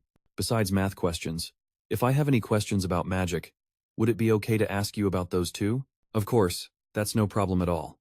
Blige let out a quiet sigh of relief, his mission accomplished. With that, he decided to head out. Brittany didn't forget to remind him to come by tomorrow night to start their math lessons, but just as Blige was opening the door, Brittany suddenly shouted, "Wait a moment." Her face was a mask of deep thought. She fell silent for a few seconds, and those few seconds were long enough to make Blige start trembling. "Blige, you're not just saying you want to learn math as an excuse to ask me about magic, are you?" Turns out this teacher wasn't so naive after all. She'd hit the nail right on the head, and fast. Brittany's eyes were a mix of suspicion, a sliver of hope, and a hint of disappointment. Blige was caught in a tight spot, with no idea how to respond. After scrambling for the perfect script, he said, "Miss Brittany, what are you talking about? I just figured since I'll be spending more time with you every day, it'd be more convenient to ask you my magic questions directly, instead of running off to find Mr. Anthony." He hadn't even finished his sentence before Brittany rushed over to him, placing her hands on his shoulders, her sparkling eyes looking like they were about to melt. "I knew it. How could Blige possibly be the type of person to use mathematics as a mere tool?" Blige sighed internally, a sudden pang of guilt hitting him. This teacher was just too pure, completely devoted to her beloved mathematics, with no defenses against a schemer like him. After that, Brittany finally let him go home to rest. The next afternoon, right after class, Blige headed to Brittany's office as scheduled. There was someone else in the office, Isabella. The moment she saw Blige, her eyes shot daggers at him. "What are you doing here?" Isabella's voice dripped with annoyance. Blige didn't even have to answer, because Miss Brittany did it for him. "Oh, I'm so sorry, Isabella, I forgot to tell you. Starting today, Blige will be studying math with us. Isabella, you're his senior, so from now on, you'll have to help him out, okay?" Even though Brittany was trying her best to bridge the gap between them, Isabella showed zero interest in getting friendly with Blige. As Blige sat down, he heard her let out a loud, pointed, As for Brittany, she had already prepared a set of problems for the two of them yesterday. Question 1. You drop a stone down a deep well. After a certain amount of time, you drop a second stone, with twice the mass of the first, down the same well. So, when will the second stone catch up to the first one? Isabella, eager to assert her status as the senior, jumped in to answer as soon as she heard the question. The essence of this question is a motion problem. We just need to know the time interval and, but before she could even finish her sentence, Blige cut her off. It will never catch up. That is, assuming we ignore air resistance, the larger stone will never overtake the smaller one. Isabella scoffed again, an unconcealable look of contempt spreading across her face. Blige, even if you lack basic knowledge, there's a limit, isn't there? Brittany's reaction wasn't as extreme as hers, but a clear look of disappointment was also visible on her face. Blige, while I don't know what this air resistance you mentioned is, the ancient sages taught that the speed of a falling object is proportional to its mass. The greater the mass, the faster it falls. This is the truth of the sages, basic knowledge that even children know. Isabella chimed in to agree. Blige was getting fed up with the primitive understanding of the people in this world, and Isabella's condescending attitude was even more irritating. So, he shot back immediately. Is everything the ancient sages said automatically correct? Have you ever actually tested it? Blige, you dare question the sages? As the two glared at each other, Brittany could practically smell the gunpowder in her office. Blige stood his ground. Science is rigorous. Our attitude towards it must also be rigorous. A so-called truth that has never been verified is no truth at all. Seeing how resolute he was, Isabella agreed to test his claim, but on one condition: she wanted to make a bet. No betting. Blige replied instantly. He'd never been a fan of gambling. All right, you two, that's enough, Brittany chimed in, trying to stop them before they tore each other apart. But Isabella ignored her, raising the stakes. She wanted to bet 10 gold coins. That's 10 gold coins. Now, Blige was dirt poor and a slave to money, so how could he possibly refuse a bet like that? Very quickly, he changed his tune. You're on. Miss Brittany, please be the witness for our bet. And just like that, the three of them headed off to a tall tower. Brittany did exactly as the kids asked. finding 2 stones where one was roughly twice the mass of the other. Before starting the experiment, she advised Blige to think it over. After all, for a rich young lady like Isabella, 10 gold coins was nothing. But for Blige, it was no small sum. However, armed with knowledge from a place of advanced science, he wasn't afraid of this bet at all. He stated with absolute certainty that he had thought it through very carefully. Seeing this, Brittany could only sigh. Oh, Blige, confidence is a good thing, of course, but sometimes you shouldn't be too arrogant. With that said, Brittany used her magic to fly high into the air. It turned out the magical element she commanded was wind. Thanks to her magic, Brittany floated gracefully to the top of the tower. In her hands were the 2 stones of different masses. Isabella was utterly confident that she would win this bet. High above, Brittany held out the 2 stones, and then released them at the exact same moment. And the incredible thing was, despite their different sizes, they hit the ground at the exact same time, right in front of Isabella. The only one not surprised by this result was Blige. As for the 2 girls at the scene, they were completely and utterly stunned. Isabella's face went as white as a sheet as she could only keep muttering, "How? How is that possible?" As much as she hated to admit it, she had just seen with her own 2 eyes that the 2 stones hit the ground at the exact same time. "Blay, how did you discover a flaw in the ancient sage's law of freefall?" Brittany asked at once, unable to hide her astonishment. "Well, I read about the law in our textbook, so I just used 2 stones to see if it was true. Then I realized that the way objects actually fall wasn't quite the same as what the book described." Blay lied as easily as he breathed. How could he possibly tell them this was advanced scientific knowledge from his old world? It seemed Brittany was also deeply shaken by this revelation. A fundamental truth that had been passed down for thousands of years in this world had just been completely debunked by 2 tiny little rocks. And yet, in all those thousands of years, not a single person had ever bothered to test it. Countless sages and scholars had all missed such a basic error in reasoning, yet a second-year student like Blay was the one to uncover it. She felt this had to be more than just simple luck. "Blay, perhaps you don't yet realize the true significance of these 2 stones, do you? It means that in the very near future, your name is going to be printed in science textbooks right next to the law of freefall," Brittany exclaimed with excitement. "But this law of freefall still needs a lot of refinement. Besides, the credit doesn't belong to me alone. It belongs to all 3 of us," Blay replied humbly, though his inner stance hadn't changed a bit. He had no need for some useless, empty fame in this world. It was far better to use this chance to get on Brittany's good side so she'd teach him magic later on. However, Brittany was a true professional who kept business and personal feelings separate, and she had absolutely no intention of taking credit that wasn't hers. She insisted this was all Blay's doing, claiming she'd merely helped by dropping those 2 stones from up high. "However, if you're willing, you and Isabella could perfect this law of freefall together." With that, Brittany turned and patted the shoulder of the still flustered Isabella, perfectly diffusing the awkwardness. Blay, catching on instantly, decided to play along. "I think I really need your help, Senior Isabella. I was wondering if you'd be willing to assist me?" Just that one sentence from Blay sent Isabella's mind racing, imagining a not-so-distant future where a shocking news story would break. The headlines would read that 2 young prodigies at San Donatus Academy had suddenly emerged, collaborating on a revolutionary new theory that defied the wisdom of the ancients. And with that, her name would be forever gilded with the title of genius. The law of freefall would even be named after both her and Blay. Just the thought of it was enough to send shivers of excitement down her spine. Though Isabella was practically bursting with enthusiasm, she managed to maintain a cool, indifferent expression. "Fine, if you insist, I suppose I can help." "Great. Thank you in advance, Senior." And just like that, Isabella's animosity toward the underclassman named Blay completely vanished. Before, she'd just seen him as a pest who went around harassing female students. But now, she saw that Blay was actually quite brilliant, not bad-looking, and even knew how to share the glory. She didn't want to come on too strong, but after a moment's thought, she decided to speak up. Blay, now that we're partners, if anyone at the academy gives you a hard time, just let me know. I'll take care of them for you. Asterisk, just you not pressuring me anymore would be a miracle." Asterisk, Blay thought to himself. But of course, he didn't say it out loud. He simply offered a polite, "thank you," and then held out his hand. Honestly, a friendly handshake was pretty standard in this situation, but for some reason, Isabella found herself unconsciously blushing, her mind jumping to the conclusion that Blay wanted to hold her hand. "What are you doing?" she asked.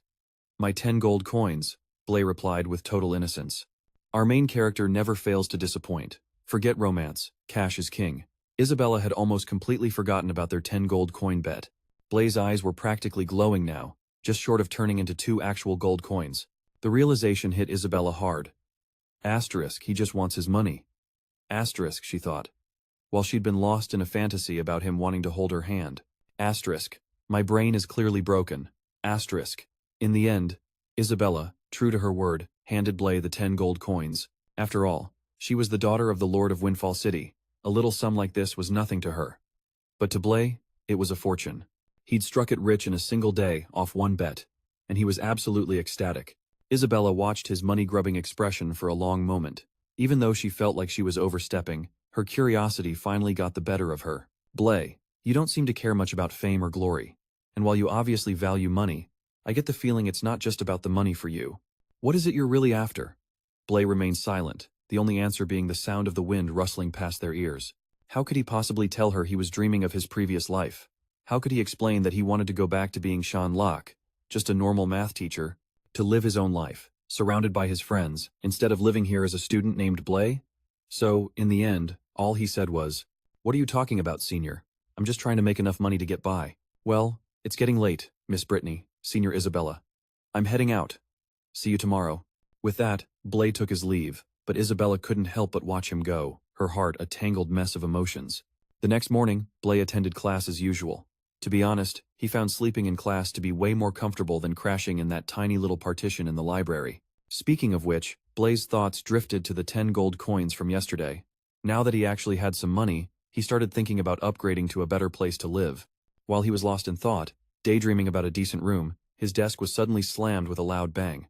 Blay jumped, and his eyes met Ban's annoyed face. "Hey, you good for nothing, Senior Fitch is looking for you. Get your butt up and go, now." "Who's Fitch?" Blay asked innocently, as he genuinely had no memory of the name. But Ban assumed he was just playing dumb, which only made him angrier and his insults more vicious. "I'm warning you, don't push your luck. You really think you're hot stuff just because you can cast a little fireball?" He even lunged forward aggressively and grabbed Blay by the collar.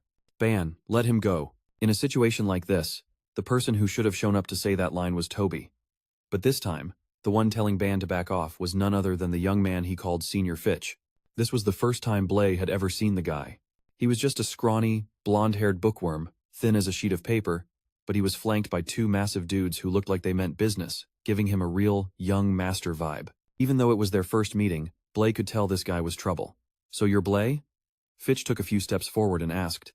Before Blay could even reply, the other guy let out a loud, contemptuous scoff. Blay wasn't sure if he'd heard it wrong, but that scoff seemed to be overflowing with dissatisfaction. After Ban grudgingly let go, Blay coolly straightened his clothes, then finally stood up to face Fitch and answer him. "I'm Blay. What can I do for you?" Fitch didn't beat around the bush and got straight to the point. He was there to warn Blay to keep his distance from Isabella, because according to him, Isabella wasn't the kind of person someone like Blay could just casually approach. Fitch's attitude was clearly hostile.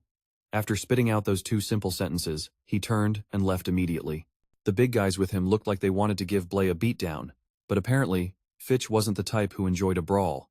On his way to the door, he nearly collided with Toby, who was frantically running in. Although Fitch looked visibly annoyed, thankfully no fight broke out. Toby rushed straight to Blay's side, asking worriedly, "Blay, are you all right? What just happened here?" "It was nothing. Just some guy named Fitch and Ban who came by to say a few things," Blay replied in his usual unbothered tone. But as soon as Toby heard the name Fitch, his face turned pale, just like it had that time Isabella came looking for Blay. His reaction made Blay a little uneasy. "Don't tell me this Fitch guy is also some city lord's son." "That's Senior Fitch, Blay. Who in this entire SUNY's Donatos Academy isn't afraid of him? The only one who wouldn't be is a weirdo like you who only knows how to read books and doesn't care about anything else." Fitch wasn't a city lord's son, but he was from the renowned Hogwarts family in Pong City, the son of Viscount Hogwarts. And this Viscount Hogwarts was a member of the numerologist sect. A similar school of thought existed back on Earth, the Pythagorean school, which believed the universe could be explained by rational numbers as its core principle, a belief that lasted until irrational numbers were discovered. Now, quite a few teachers at SUNY's Donatos Academy are also members of the numerologist sect, so even they have to treat him with a certain degree of respect. That's why no one in this academy dares to get on Fitch's bad side. "Blay, I know you're so mesmerized by Senior Isabella's beauty that it's hard to pull yourself away, but I'm telling you, don't take Fitch's warning lightly." Toby was sincerely advising his friend. But the truth was, Blay had never been mesmerized by Isabella in the first place. Getting suddenly dragged into this mess was just incredibly annoying and a massive headache. After class ended, Blay headed to Miss Brittany's office as usual. However, instead of contemplating the law of free fall, His mind was completely consumed by magic. At that moment, Blay was thinking about the power he could unleash by combining his fireball spell with the oxygen-storing sphere he had recently created.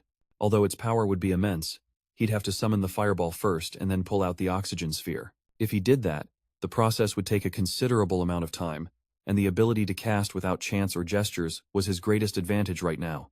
Therefore, he was trying to figure out how to summon two different types of elements at the same time. Blay's dazed look was starting to annoy Isabella.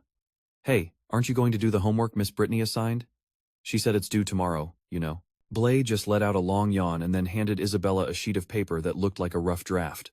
But in reality, it contained the solutions to the entire assignment. He had finished it long ago, while Isabella had only managed to get through half of it. Seeing her astonished look, Blay decided to explain. For a lot of these questions, you can't just use simple, direct calculation methods. You have to find a more clever way to solve them. Isabella began to seriously study Blay's solutions. It was then that he realized the girl sitting next to him was also a skilled mage. Miss Brittany wasn't here, so he might as well ask Isabella his question. The moment the thought occurred to him, Blay sat up straight. "Oh right, Senior Isabella. How many fireballs can you summon at once right now?" 9. Isabella answered casually, but it was enough to turn Blay to stone. 9? How in the world do you do that? There it was again. The moment he asked that question, that all too familiar expression appeared on Isabella's face. Now, calling it scorn might be a stretch, but her tone was definitely dripping with sarcasm. "Don't tell me the genius Junior Blay can still only summon a single fireball at a time." Although he was a bit embarrassed, Blay had to admit she was right. He had been burying his nose in countless magic books these past few days, but none of those books explained how to summon multiple magical elements at once. "Well, that's obvious," Isabella said. "Magic books usually only cover basic theories, not specific, practical techniques. But my father hired a high-level mage advisor for me, and I learned the technique of multicasting from her." Isabella's posture oozed confidence. "It's true what they say. When you have money, you're always right." Noticing how badly Blay wanted to learn this, Isabella decided to tease him a bit. "However, if someone were willing to call me Big Sis a couple of times, I might not be entirely against teaching them this little trick." Of course, she thought a prideful guy like Blay would never stoop so low. To her surprise, the moment she finished speaking, Blay immediately replied, "Yes, Big Sis." His shamelessness was so next level that it was Isabella who ended up blushing. Still, the girl was a person of her word. Since she'd made the offer, Isabella didn't mind teaching Blay the technique. And so, the two of them left the teacher's office and headed out to the courtyard. Out there, Isabella put on a dazzling display of her ability to summon multiple fireballs at once, completely blowing his mind. Not only could she summon 9 fireballs simultaneously, but every single one of them was perfectly stable. According to Isabella, the key to casting multiple fireballs lies in dividing your mental energy. Many mages believe mental power can only be focused on one point, but in reality, if you master the technique, you can spread it all over the place. Each divided sliver of mental energy can independently summon a magical element, and that was how she achieved her goal of conjuring multiple fireballs at the same time. "My dearest teacher, Isabella, in that case, can each divided part of mental energy summon a different magical element?" Blay asked. "Student Blay, that's an excellent question. In theory, it's possible, but in practice, it's incredibly difficult. It's like trying to pat your head and rub your stomach at the same time," Isabella replied. As the two of them were laughing and chatting, they were unknowingly being spied on by Badnook from behind a wall. From what he saw, he immediately assumed that something shady was going on between them. But Badnook wasn't the only one witnessing the scene, because Fitch was standing right there beside him, and his rage was so immense he could have shattered the wall with a single punch. From that moment on, Fitch swore that he would teach this punk named Blay a lesson he would never forget for ignoring his warning. 9 fiery orbs, arranged in a perfectly neat and beautiful row, stunned everyone. This was the result of splitting one's mental energy into 9 parts. Turns out, it was Chen Luo, concentrating all his power to create them. Outside, he was practicing with Isabella. She stood with her hands on her hips, instructing, "Remember, you absolutely must follow the method I just told you, splitting your mental energy step by step." Then, Isabella closed her eyes and added reassuringly, "But it's totally normal if you can't do it. Even I had to practice for a good half a year to stably divide my mental power." A single fireball suddenly erupted from Chen Luo's hand, burning fiercely. Then, with a sudden whoosh, Isabella's eyes flew open in shock. In front of her was the sight of Chen Luo, focused on creating 9 blazing fireballs. Isabella's jaw dropped in disbelief, and feeling completely shown up, she finally managed to stammer, "You? How is that possible?" While casually controlling the flames, Chen Luo answered nonchalantly. I just followed the method you taught me, senior.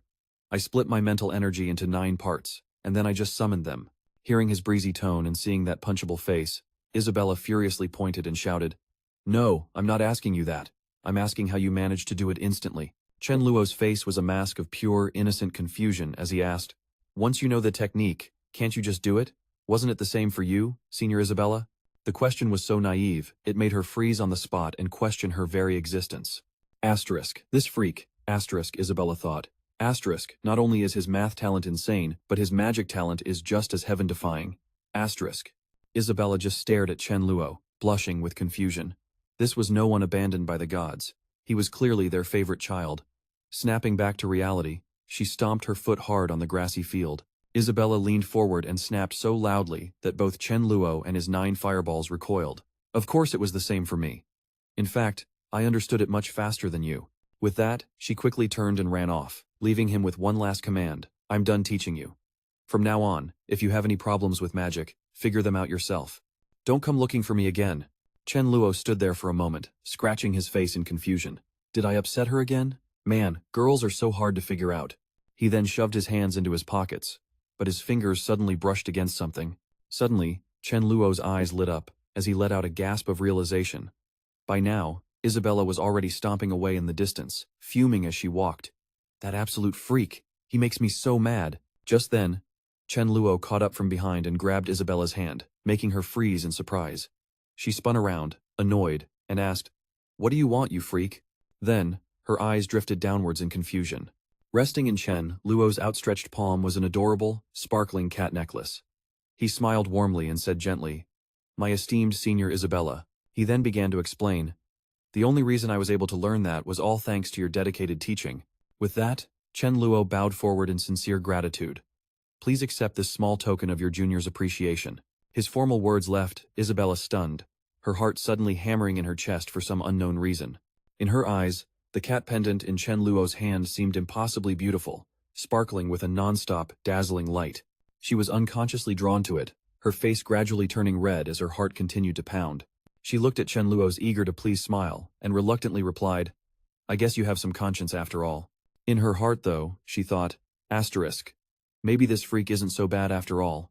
Asterisk. Isabella roughly snatched the necklace from his hand. Blushing furiously, she ran off, shouting a blatant lie over her shoulder. This necklace is hideous, by the way.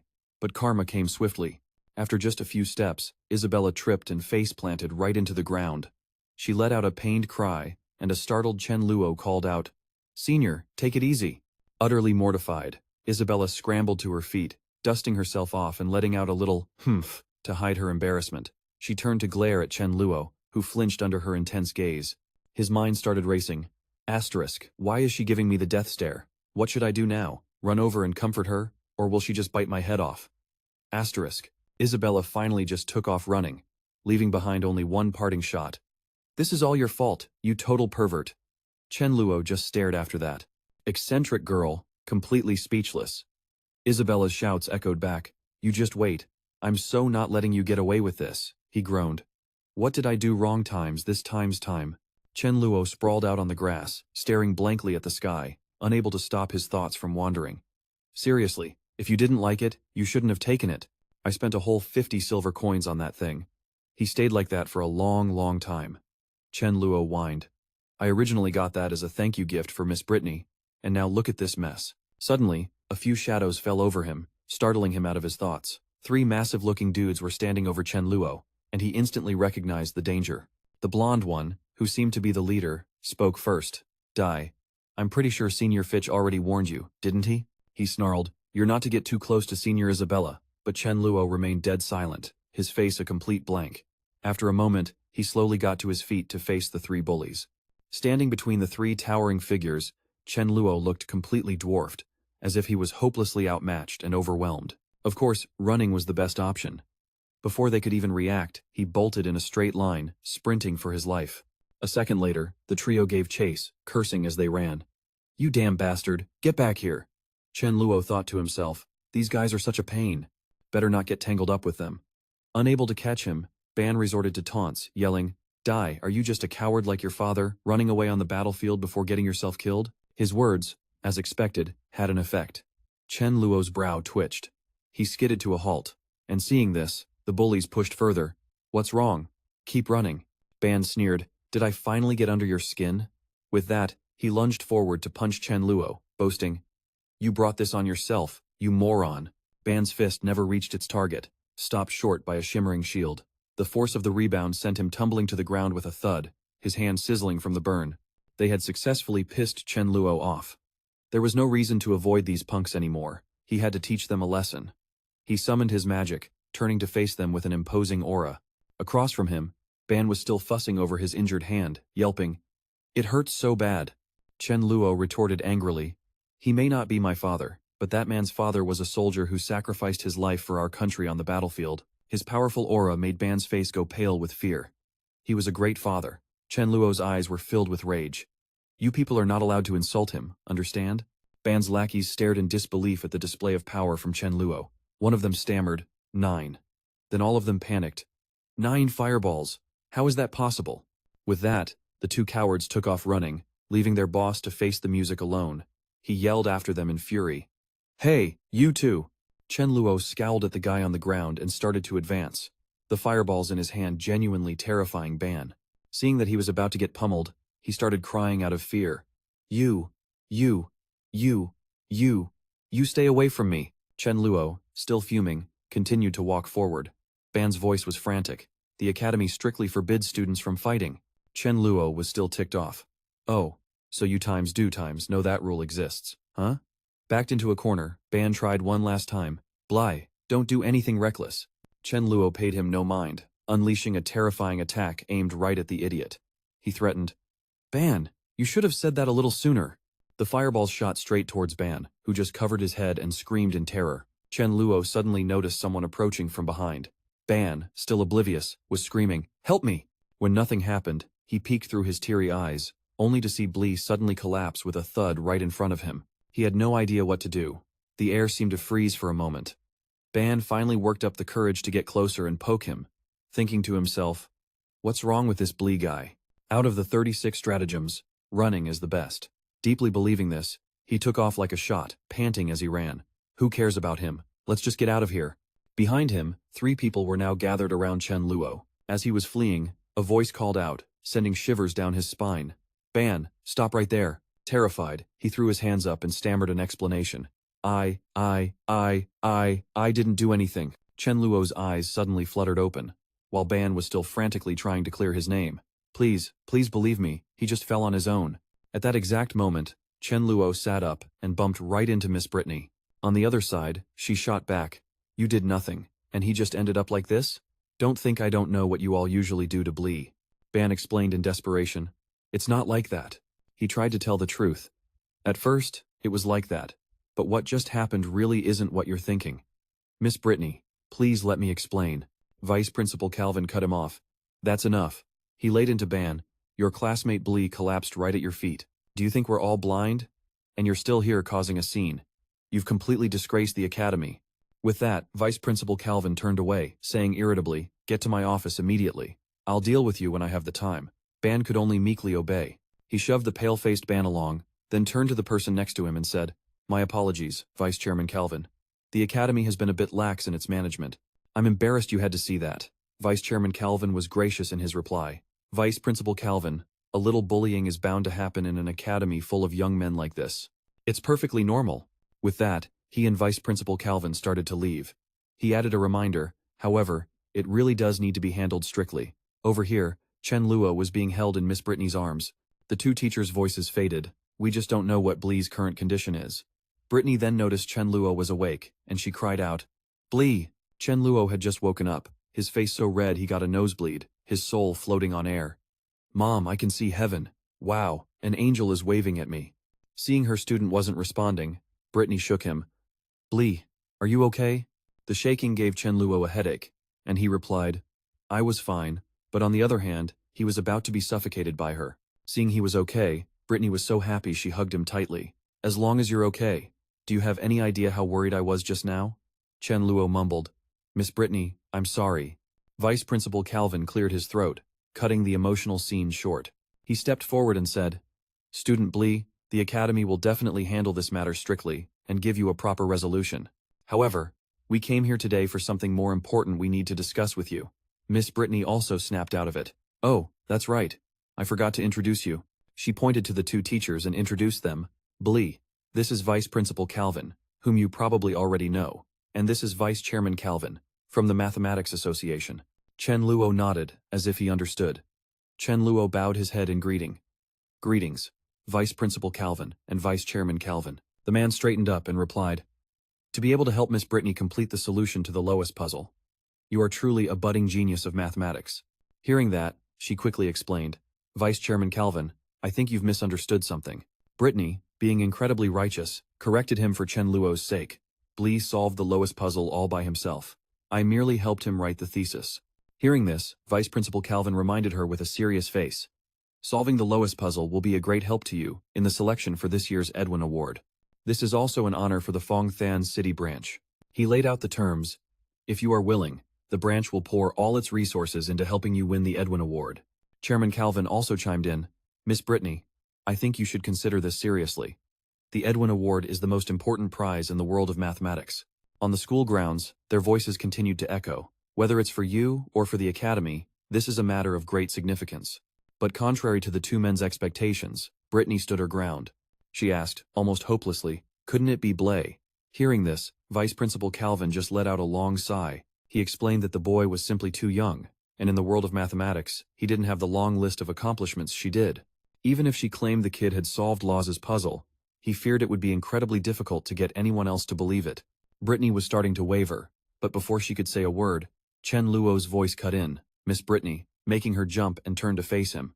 Chen Luo had stepped forward, taking her hand and shaking his head slightly. Brittany instantly understood his signal.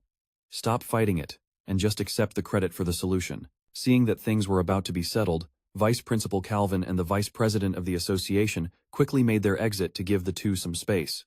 How about this? You and Blay discuss it further. Once you've made a careful decision, let me know. The association will respect whatever you two decide. With that, they left immediately, and Brittany had no choice but to agree. The sky began to darken as the sunset washed over the academy. Brittany and Chen Luo walked back to the dorms, both silent, their minds a chaotic mess of thoughts. She was the one to finally break the silence. Blay, while the standard solution to Laws's puzzle might not be some revolutionary new development, it solves a historical problem. It holds extraordinary significance in the entire history of mathematics. As a person of principle, Brittany still couldn't stomach the idea of stealing someone else's work, and she continued to persuade him, it belongs to you and you alone. You shouldn't let someone else claim this glory. Hearing this, Chen Luo could only remain silent. After a moment, he struggled to speak. Miss Brittany, you might not realize this, but this glory probably shouldn't belong to me, either. He had complete faith in this teacher. Besides, Miss Brittany was hardly a stranger. His sudden words sent a jolt through her, and in the profound silence, the frantic, chaotic beating of her heart became deafeningly clear. Her shyness quickly morphed into flustered anger as she stammered, What are you talking about? Chen Luo also replied awkwardly, But before he could say more, she was already shooing him away. It's getting late, you should go. I still have things to take care of, so I'm heading back now. This sudden 180 left Chen Luo baffled, and he silently lamented. Did I say something wrong again? The next morning, at the Academy's notice board, a huge crowd of students had gathered, their excited whispers and gossip filling the air as they stared at the announcement. So what's the hot new gossip? Who the heck is Blay? You mean that washed-up sucker actually wrote a paper? A few female students gushed excitedly. This Blay guy. He actually got to co-author a paper with Miss Brittany. I think it has something to do with some puzzle. The students continued to murmur amongst themselves, completely oblivious that the main character of their gossip was right there in their midst. Laws's puzzle was a problem that countless great scholars couldn't solve. Chen Luo tried to minimize his presence, carefully blending into the bustling crowd as the critiques kept flying. Is this Blay guy supposed to be more brilliant than those great scholars? He's definitely just riding Miss Brittany's coattails. Another person piped up with a venomous tone. That damn Blay. What kind of love potion did that scumbag slip Miss Brittany? It finally clicked for Chen Luo. He was speechless, thinking, I can't believe Miss Brittany still used a joint signature to publish the paper. He finally managed to escape the crowd, hiding in a corner and letting out a quiet sigh of relief. Suddenly, a vicious curse rang out. You miserable punk, making Chen Luo jump. Following the sound, he saw the back of Vice Principal Calvin, along with a few others huddled in a secluded corner. The scolding continued. "You were fighting at school again." Peeking closer, he saw Ban getting a severe tongue lashing from a middle-aged man, who was likely his father. The man was practically spitting with rage. "I worked my fingers to the bone to get you into St. Donatus, just so you could go around brawling?" He got more worked up as he spoke, his gaunt face a mask of undisguised fury. "You like to fight, is that it?" Without any regard for the teacher present, nor any pity for his own son, Ban's father raised a cane, aiming to strike him. "I'm going to beat the living daylights out of you today." On the other side, Ban just stood there, silently taking the abuse. He was actually going to hit Ban, and Vice Principal Calvin showed no intention of intervening. A sharp, stinging sound cracked through the air. This father wasn't showing any mercy. But, at the end of the day, it was still his son. Ban took the excruciating blow and shakily got back to his feet, at which point his father turned to plead with Vice Principal Calvin. "Vice Principal, sir. From this day forward, I swear I will discipline this little brat properly. Please, don't expel him." In response to his desperate plea, the Vice Principal replied coolly, "I'm sorry, but Ban's behavior was atrocious. He has seriously violated the Academy's regulations. Our only option is to." He hadn't even finished his sentence before the man dropped to his knees. The act shocked both Vice Principal Calvin and Ban. The man bowed his head, begging, "I'm begging you, sir." The Vice Principal looked uncomfortable. "Sir, what are you doing?" Ban's father clasped his hands, the picture of utter desperation. "Please, sir, I'm begging you." He was about to kowtow to Vice Principal Calvin when Ban, unable to bear it any longer, stopped his father. "Dad, don't do this." At that exact moment, Chen Luo spoke up. "Vice Principal Calvin." The man turned to respond. "Good morning, Student Blay." He replied politely. "Good morning to you, sir." Chen Luo then asked with an air of curiosity, "Vice Principal, Student Ban, what seems to be the issue here?" The moment Ban saw him, he gritted his teeth, the humiliation burning in his eyes. The man calmly explained, "Student Ban has committed a serious violation of school policy. The Academy was preparing to resolve the matter with expulsion. Blay, you can rest assured. This time we will be absolutely strict in our handling of the matter." Seeing the victim of his son's actions, Ban's father saw a lifeline and frantically grabbed Chen Luo's sleeve. Having hit a dead end, he now had to beg the boy as well. "You're Student Blay, aren't you? Kid, I'm begging you." His weary, gaunt face held a truly pitiful expression. "Please, I'm begging you to forgive Ban. I swear I'll teach him a proper lesson when we get home. It wasn't easy for our family to get him into this school. If he gets expelled this time, his whole life is as good as over." These words managed to sway Chen Luo. After a moment of thought, he sighed and decided to speak up for them. Chen Luo turned to Vice Principal Calvin with a smile. "Vice Principal Calvin, although Student Ban and I had a minor disagreement." Under Ban's astonished gaze, Chen Luo actually defended him. "It's not so serious that the Academy needs to punish him this severely, is it?" The air grew thick with silence. All three of them bowed their heads in silence, awaiting judgment from the Vice Principal. Vice Principal Calvin stared sternly at Ban, his words carrying a clear warning. "Well, if Student Blay is willing to speak on Student Ban's behalf like this." Ban and his father anxiously awaited the Vice Principal's decision. "Then I suppose the Academy can temporarily rescind its decision." But he wasn't finished. He added conditions as a deterrent. "However, Student Ban, if you ever pull something like this again, the Academy will not give you a second chance."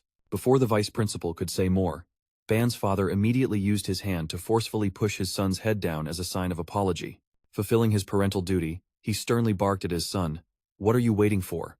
Thanks Student Blay and Vice Principal Calvin right now." Ban could only swallow his pride and bow before the two of them, forcing out each word. Thank you, Vice Principal."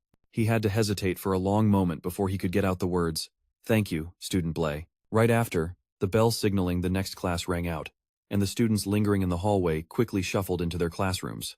Vice Principal Calvin let out a light cough to clear the awkward atmosphere, saying, "All right, you two should get to class."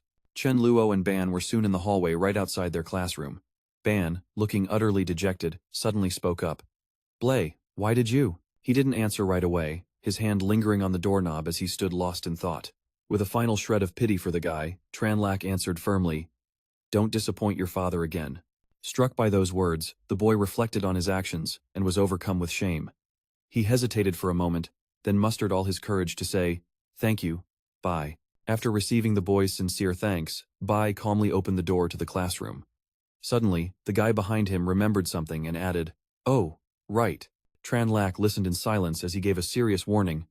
Watch out for Fitch. He's not going to let you off the hook that easily. The guy honestly told Bai everything he knew about Fitch, including that his uncle was the academy's vice principal. After their chat, Tranlac immediately headed to the library for his part-time job, grumbling the whole way. What a rotten day. And it's not even over. Now I still have to work. Bye. Starting tomorrow, you can no longer work in the library. You can't sleep in the partition here either. This is an order from a certain vice principal. Upon hearing this, he quickly packed his things from the library and headed straight for Miss Brittany's office. The math teacher saw Tranlock arrive and got straight to the point, explaining she was preparing to take him and Isabella to the Math Association's academic exchange party that evening. Noticing he seemed in a hurry, she asked, "Blay, is it something that can't wait until tomorrow?" Faced with her question, Tranlac was a bit flustered. He gave a weak laugh and scratched his head, explaining, "I'm sorry, Miss Brittany, but I just got kicked out of the library. I have to find a new place to stay tonight." Hearing his predicament, Brittany casually replied, "Why didn't you say so sooner? I have a spare room at my place that's usually empty. You can move in with me." His face turned beet red at the thought of staying at her house. He stammered, "Living together, is that really okay?" He was obviously thrilled but still hesitated, making a token refusal. "Wouldn't that be inconvenient?" The naive Brittany, genuinely wanting to help, replied, "What's inconvenient about it? If we live together, we can discuss math anytime. And if you have any magic-related questions for me, it'll be super convenient, right?" Tranlac scratched his head, shyly agreeing in a small voice. "Well, when you put it like that, you're not wrong." Seeing him still hesitating, Brittany made the final call. "Great. It's settled then. Move your things over right after the party ends." Tranlac could only manage a stiff, embarrassed smile and agree. Just then, Isabella burst through the door, looking incredibly excited. "Miss Brittany, I'm here." She froze for a second when she saw him. "Why is Blay here too?" Brittany calmly explained the situation. "Blay is also coming to the academic exchange party. Plus, he just lost his job at the library, so starting today, he'll be moving in with me." Hearing this, Isabella's demeanor instantly shifted, fury blazing in her eyes. "What? How could you let this pervert move in with you, Miss Brittany?" Brittany tried to calm her down. "Isabella, how many times have I told you? Blay isn't that kind of person." Being scolded by her teacher, Isabella pouted and mumbled, "I'm just worried about you. This creep has a wicked heart and shady intentions." Hearing her describe him like that, Tranla could only swallow the bitter pill in helpless silence, thinking, how in the world did I become a pervert? To diffuse the tense atmosphere, Brittany just laughed it off and tried to soothe Isabella. All right, don't you worry now. Now, hurry up and get changed. We need to get going if we want to make it to the academic exchange party on time." She didn't forget to turn and add, "Blay, do you have something more suitable to wear? After all, this is our first time attending this kind of academic gala, so it's best to dress a little more formally." Tranlac asked awkwardly, "Formal wear? Would a magic robe work?" Brittany gave him a warm, friendly smile and a wave, replying, "If you have one, that would be perfect, of course." That evening, at a lavish and magnificent manor, scholars from all over had gathered. Among them, of course, were Tranlac, Isabella, and their math teacher, Miss Brittany. The trio had changed into splendid attire, ready for the evening's festivities. Gazing at the magnificent scene before her, Isabella couldn't help but ask her teacher with curiosity, "So, this is the place?" Brittany was more than happy to introduce it to her students. "This is the Hogwarts Family Manor, and it's also the permanent venue for the Bao City Math Academic Exchange." She explained in detail, "The numerous faction is one of the top 2 major factions in the entire Laurent Kingdom. Therefore, the Hogwarts family status in the Bao City Math Association is anything but ordinary. Every Bao City Math Exchange is held right here at the Hogwarts Manor." Tranlac carefully surveyed the estate, and based on what Miss Brittany had just said, a thought formed in his mind. Hogwarts Manor. Fitch's house? At that moment, the scholars had already begun to engage in lively discussions. "What did you think of that calculation method?" "Not bad, however." "Miss." Brittany approached from a distance to offer a greeting. "Vice President Kevin." He quickly recognized her and Blay, greeting them with a delighted welcome. "Brittany, Blay, you've arrived." Tranlac bowed politely, "Vice President Kevin." Beside him, Isabella shot him a suspicious look, thinking, since when does this guy know the Vice President of the Math Association? The man continued enthusiastically, "Brittany, some old friends and I were just talking about you. If you're willing, I'd love to introduce you." Seeing this was a conversation for the adults, Brittany turned and gestured to her students. "Blay, Isabella, you two go on inside first. I'll come find you in a bit." They obediently complied, happily heading into the party inside the mansion. Tranlak's eyes went wide at the lavish food table, and he couldn't help but marvel internally. Whoa, look at all this amazing food. Rich people really live on a different level. With a chicken leg in his mouth and a drink in hand, he was thoroughly enjoying himself. So good. This is the first decent meal I've had since I got here. Suddenly, Isabella yelled at Tranlak, "Blay, are you a pig?" She then grabbed his arm and started dragging him away, muttering, "Miss, Brittany didn't bring us here just for you to stuff your face. You're completely embarrassing us." Abruptly, something on the wall caught Tranlak's attention. He stopped short in front of a painting, forcing Isabella to halt as well. She gazed at the painting intently before saying, "This is the 7 bridges of the royal capital, the pride and joy of the Hogwarts family." Tranlak asked doubtfully, "The 7 bridges of the royal capital?" As luck would have it, Fitch overheard him and spoke up in a sarcastic tone. "You don't even know of the 7 bridges, yet you have the nerve to show up at an academic gala? Ah, so it's you, Blay. Did you just come to my house for the free food? Looks like I'll have to discipline the gate guards later. They were far too careless, letting someone of your class in here." Isabella immediately jumped to his defense. "Fitch, Blay came here with us. You've gone way too far," Fitch retorted sharply. "Am I wrong? He doesn't even know about the 7 bridges, yet he dares to stand here stuffing his face and drinking his fill?" She ignored Fitch completely, and decisively pulled Blay's arm to leave. "Blay, don't pay any attention to this jerk. Let's go." Fitch's resentful gaze was fixed on the two of them, his eyes locked on Isabella's hand holding Tranlak's. Suppressing his anger, Fitch provoked him. "What's the matter, Blay? Can you only hide behind a girl's skirt?" Tranlak didn't back down an inch, retorting instantly. "The 7 bridges of the royal capital, you say? It sounds quite interesting. Senior Fitch, I am all ears." Isabella, thinking he'd lost his mind for a moment, tried her best to stop him. "Blay, you." Tranlak looked at her with a steady gaze and said frankly, "Senior Isabella, I genuinely want to hear about the 7 bridges. Who knows, it might spark a new idea." Fitch scoffed in disdain. "A new idea? Blay, Miss Brittany probably just felt sorry for you and added your name as a co-author. Don't tell me you actually think you're some kind of math genius, do you?" Isabella didn't hesitate to stand up for him again, arguing, "Fitch, what do you know? Blay was the one who came up with that thesis in the first place. Of course his name belongs on it as an author." A sinister look crossed Fitch's face as he replied in a voice dripping with sarcasm, "If that's the case, then let's just see what kind of new idea he can come up with." Fitch's voice boomed, deliberately drawing the attention of the surrounding crowd. "Ladies and gentlemen, your attention please. It seems Mr. Bly here claims he can solve the 7 bridges of the capital." Seeing how Fitch was blowing things way out of proportion, Isabella was absolutely fuming. "You!" Murmurs immediately rippled through the crowd. Wasn't Bly that young kid who recently solved Laws's puzzle with Brittany? He's just a brat who's still wet behind the ears. Who knows what trick he pulled to get Brittany to add his name as a co-author? And now he has the audacity to claim he can solve the 7 bridges of the capital. Hearing these nasty comments about Blay, both Brittany and the headmaster immediately took notice. Seeing his plan had worked to perfection, Fitch wore a look of utter satisfaction. "Well, math genius, don't let everyone here down." Bly just awkwardly scratched his head and replied, "I never said I could solve it." Suddenly, a woman's hand grabbed his own. Brittany growled his name through gritted teeth, "Bly." He looked at her, confused. "Miss Brittany? What are you doing over here?" Brittany leaned in close, whispering urgently in his ear, "Why on earth are you picking a fight with Fitch? Do you have any idea how powerful the Hogwarts family is?"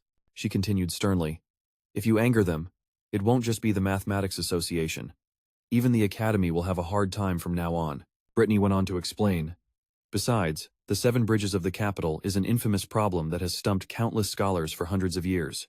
Fitch is using this to trap you, to humiliate you in front of all these people."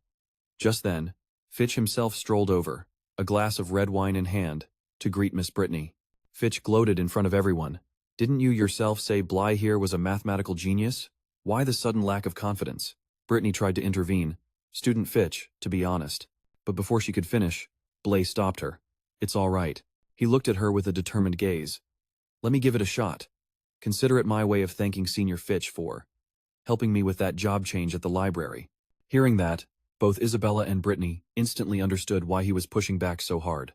She asked, a hint of worry in her voice, "Bly, are you absolutely sure about this?" Blay paid her no mind, instead turning to face his challenger directly.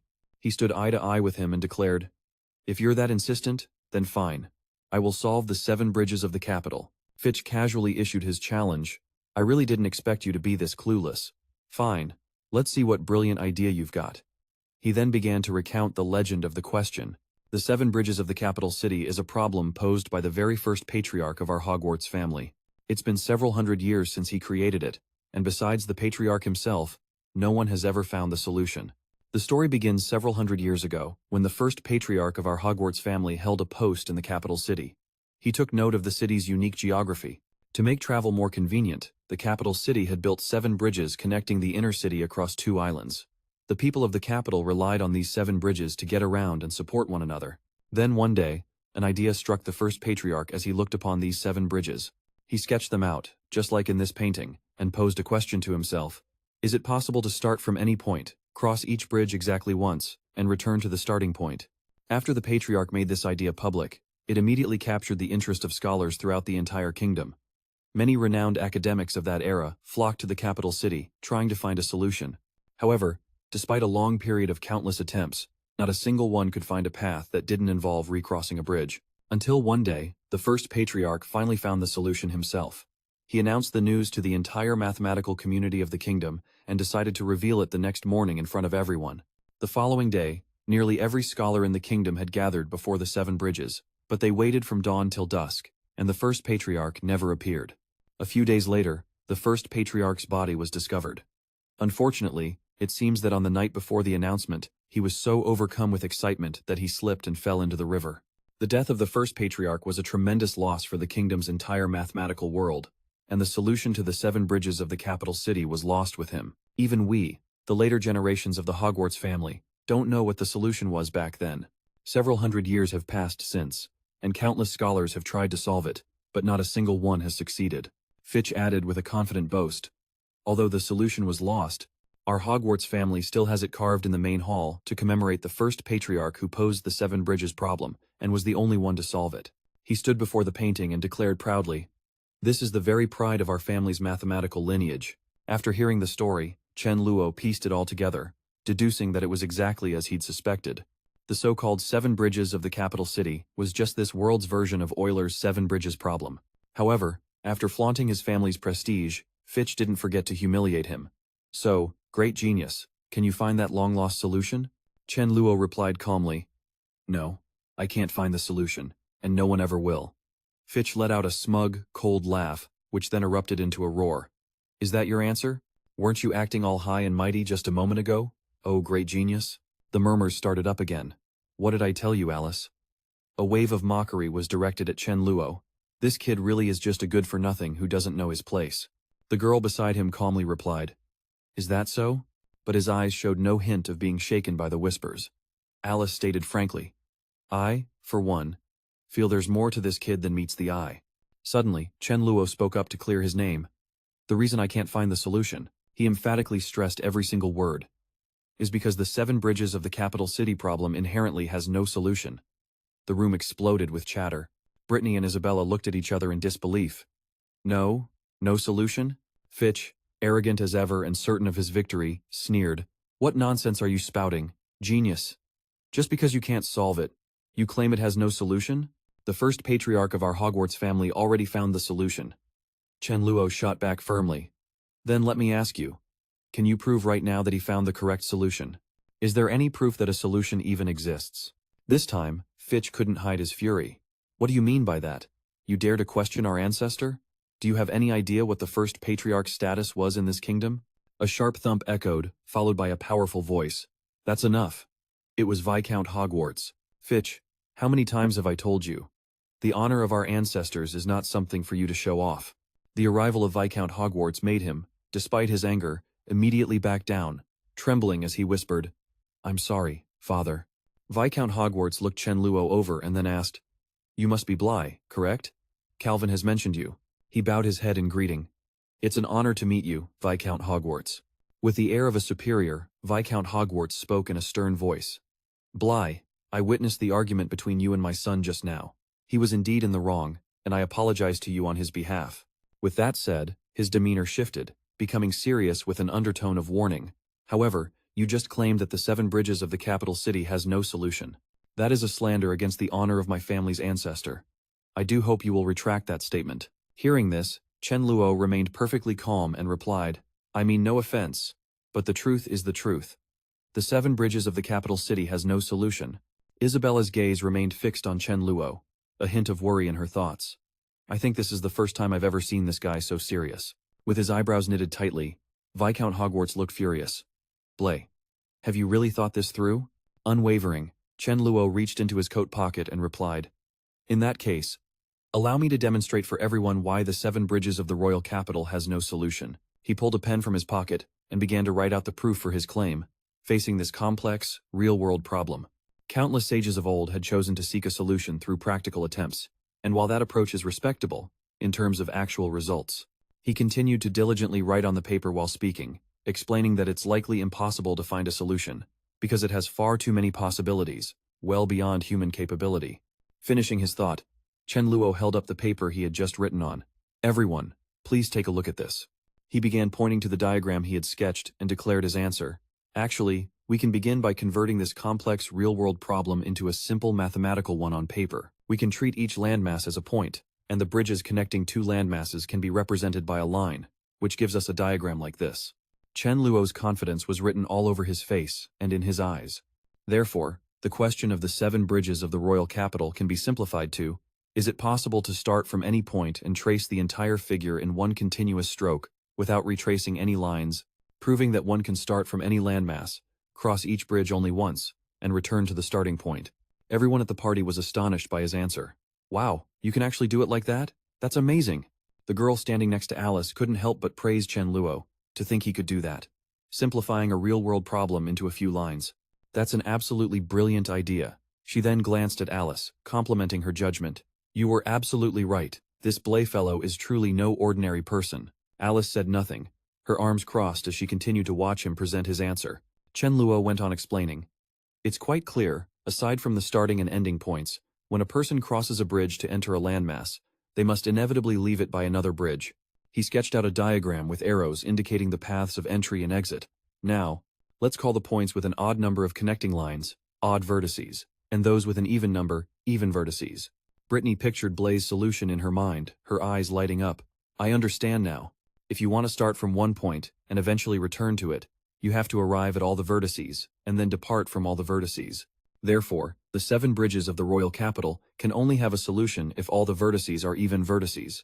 He smiled at her and replied, Well said, Miss Brittany, that is precisely the key. A voice suddenly spoke up from the crowd.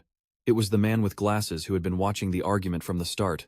Wait a minute, if that's the case, then the 4 vertices of the 7 bridges of the royal capital are all? Before he could even finish his sentence, Chen Luo understood his train of thought and answered immediately.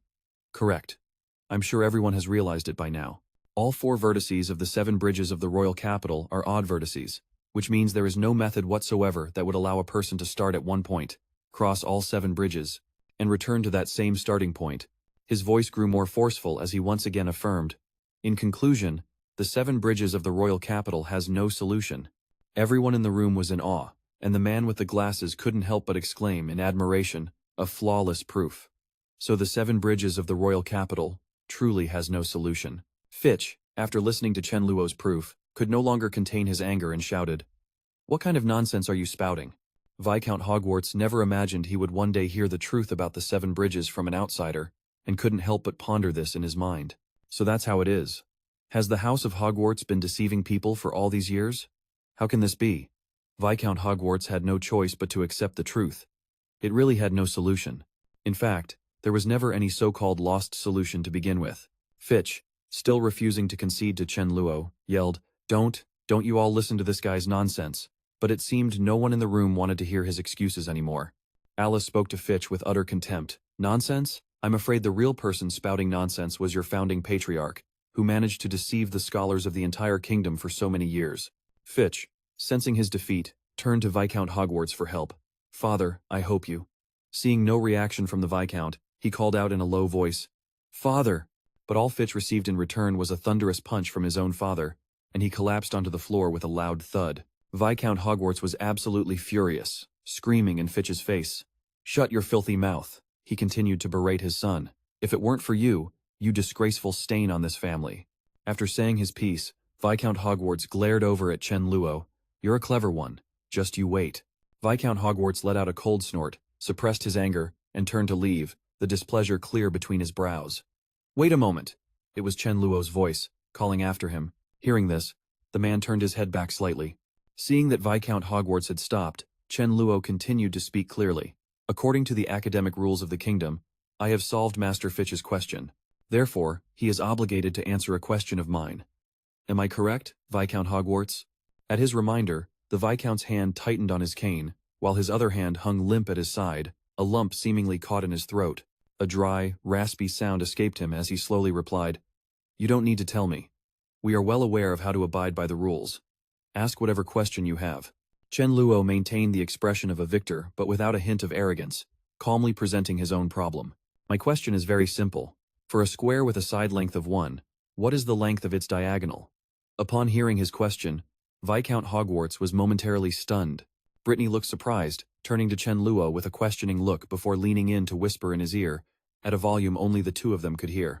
"Blay, surely you know that the Hogwarts theorem was discovered by the Hogwarts family?" Hearing her question, he didn't rush to explain.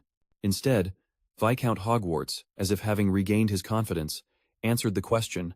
"According to the Hogwarts theorem, for a square with a side length of 1, the square of the diagonal's length is 2.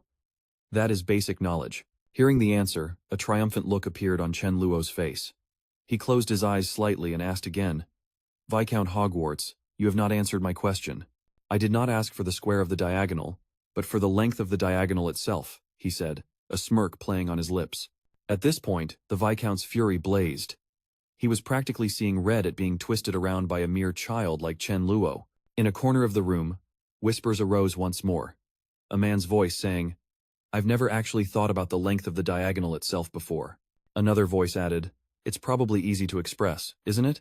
Seeing the fleeting look of guilt on Viscount Hogwarts's face, Chen Luo became even more certain of his suspicions. "It's exactly as I guessed. This man has known about the existence of this kind of number for a long time." He unconsciously raised a finger to rub his chin, thoughtfully analyzing his own judgments in his head, thinking about that other world.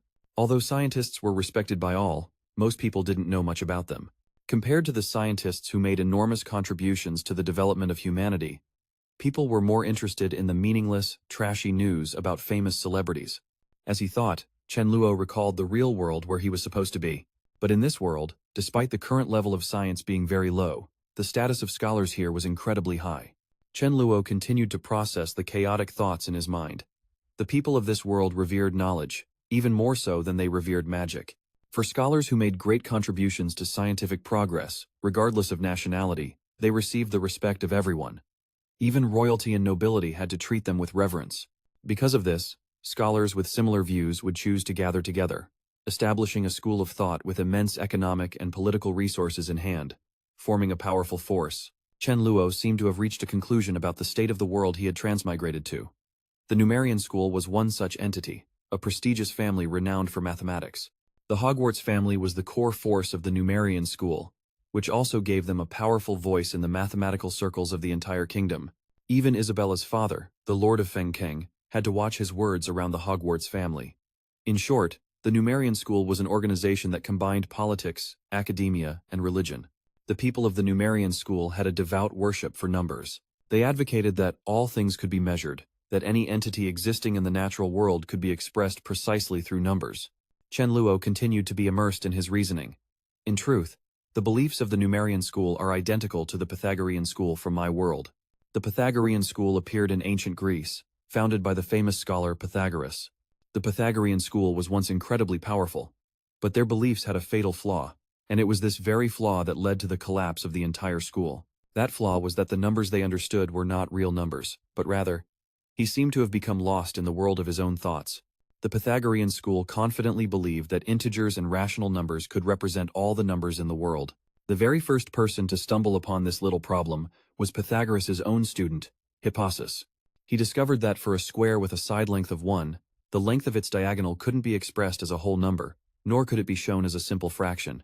Chen Luo reasoned that this discovery directly torpedoed the Pythagorean school's core belief that all things were numbers, shaking the very foundations of their order. The horrified followers realized they had no way to solve this riddle, so they decided to solve the man who posed it instead. In the end, Hippasus was bound to a stone by the devout followers of the Pythagorean school and tossed into the Aegean Sea.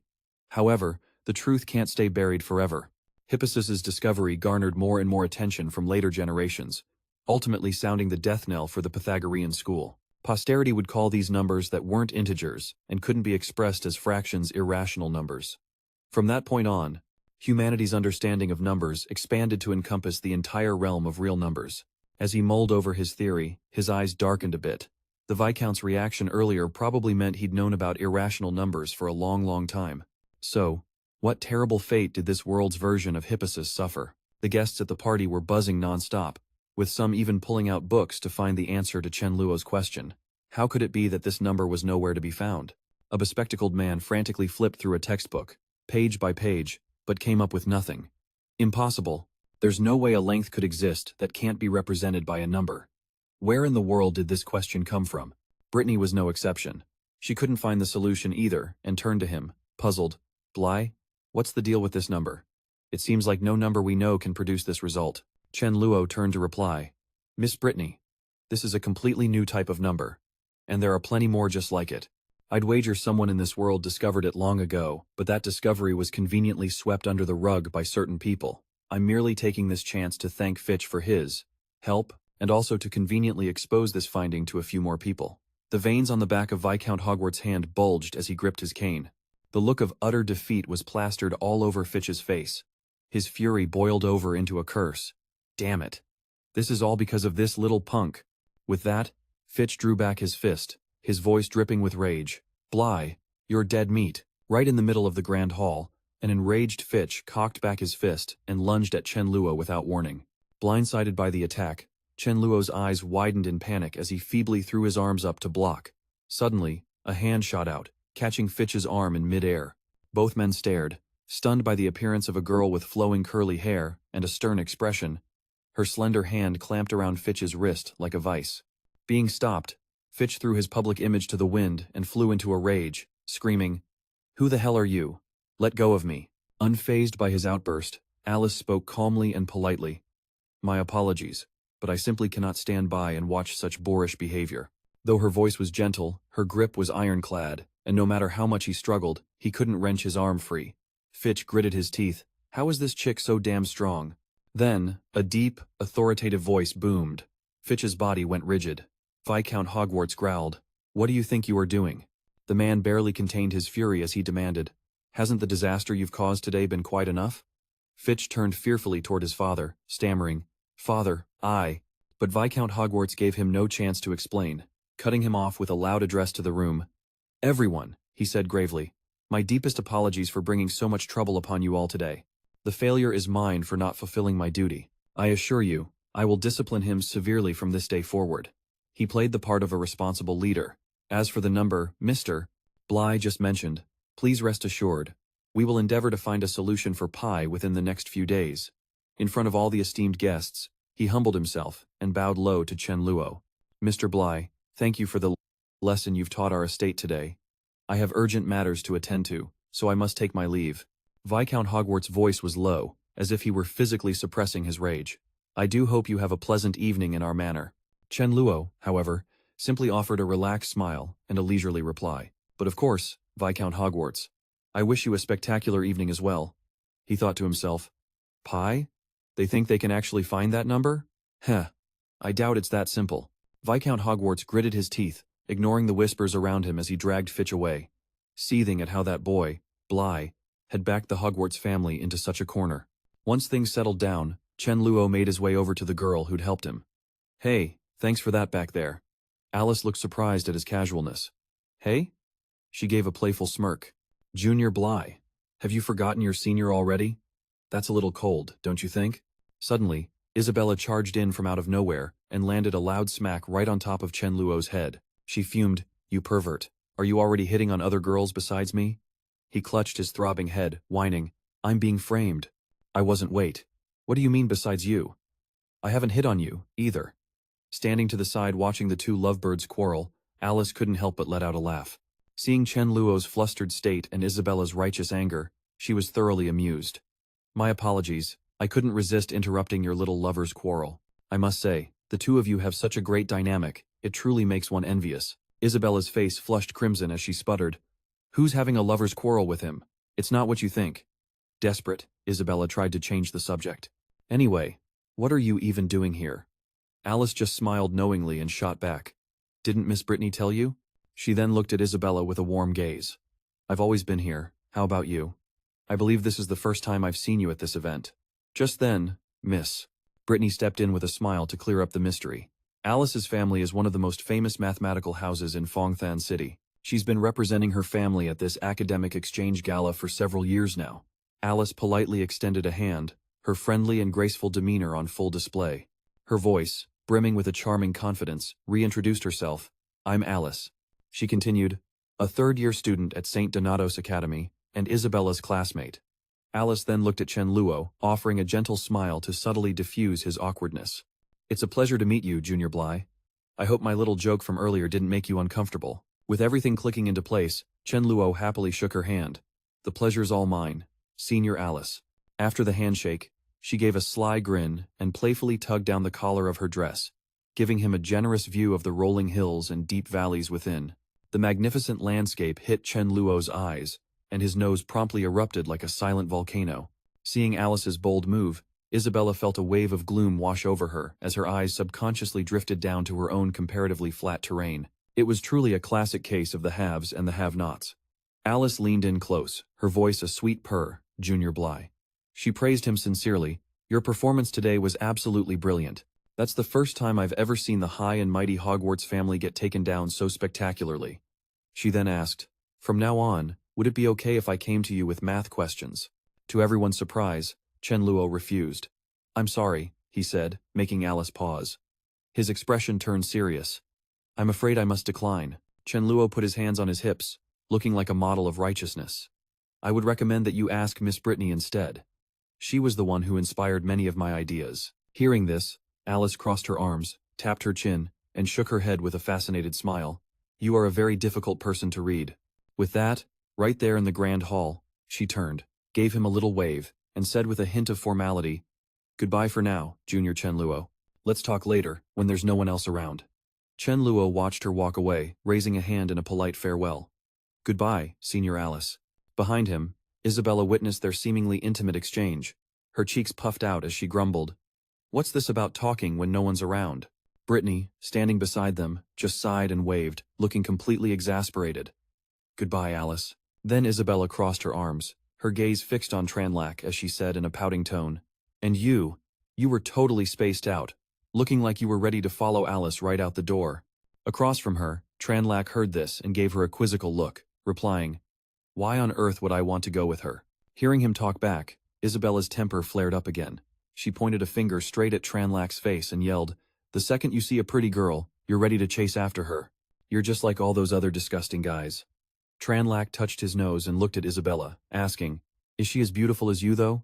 Hearing his compliment, her face flushed red, and she stammered, So, you're saying you think I'm prettier than her? Tranlac replied with a deadpan expression, Nope. Hearing this, Isabella said hesitantly, Oh, is that so? After telling that white lie, he turned away, secretly holding back tears as he thought to himself, Man, this old lady is so easy to please. Good thing she didn't ask about her figure. Just talking about her face probably isn't a lie, right?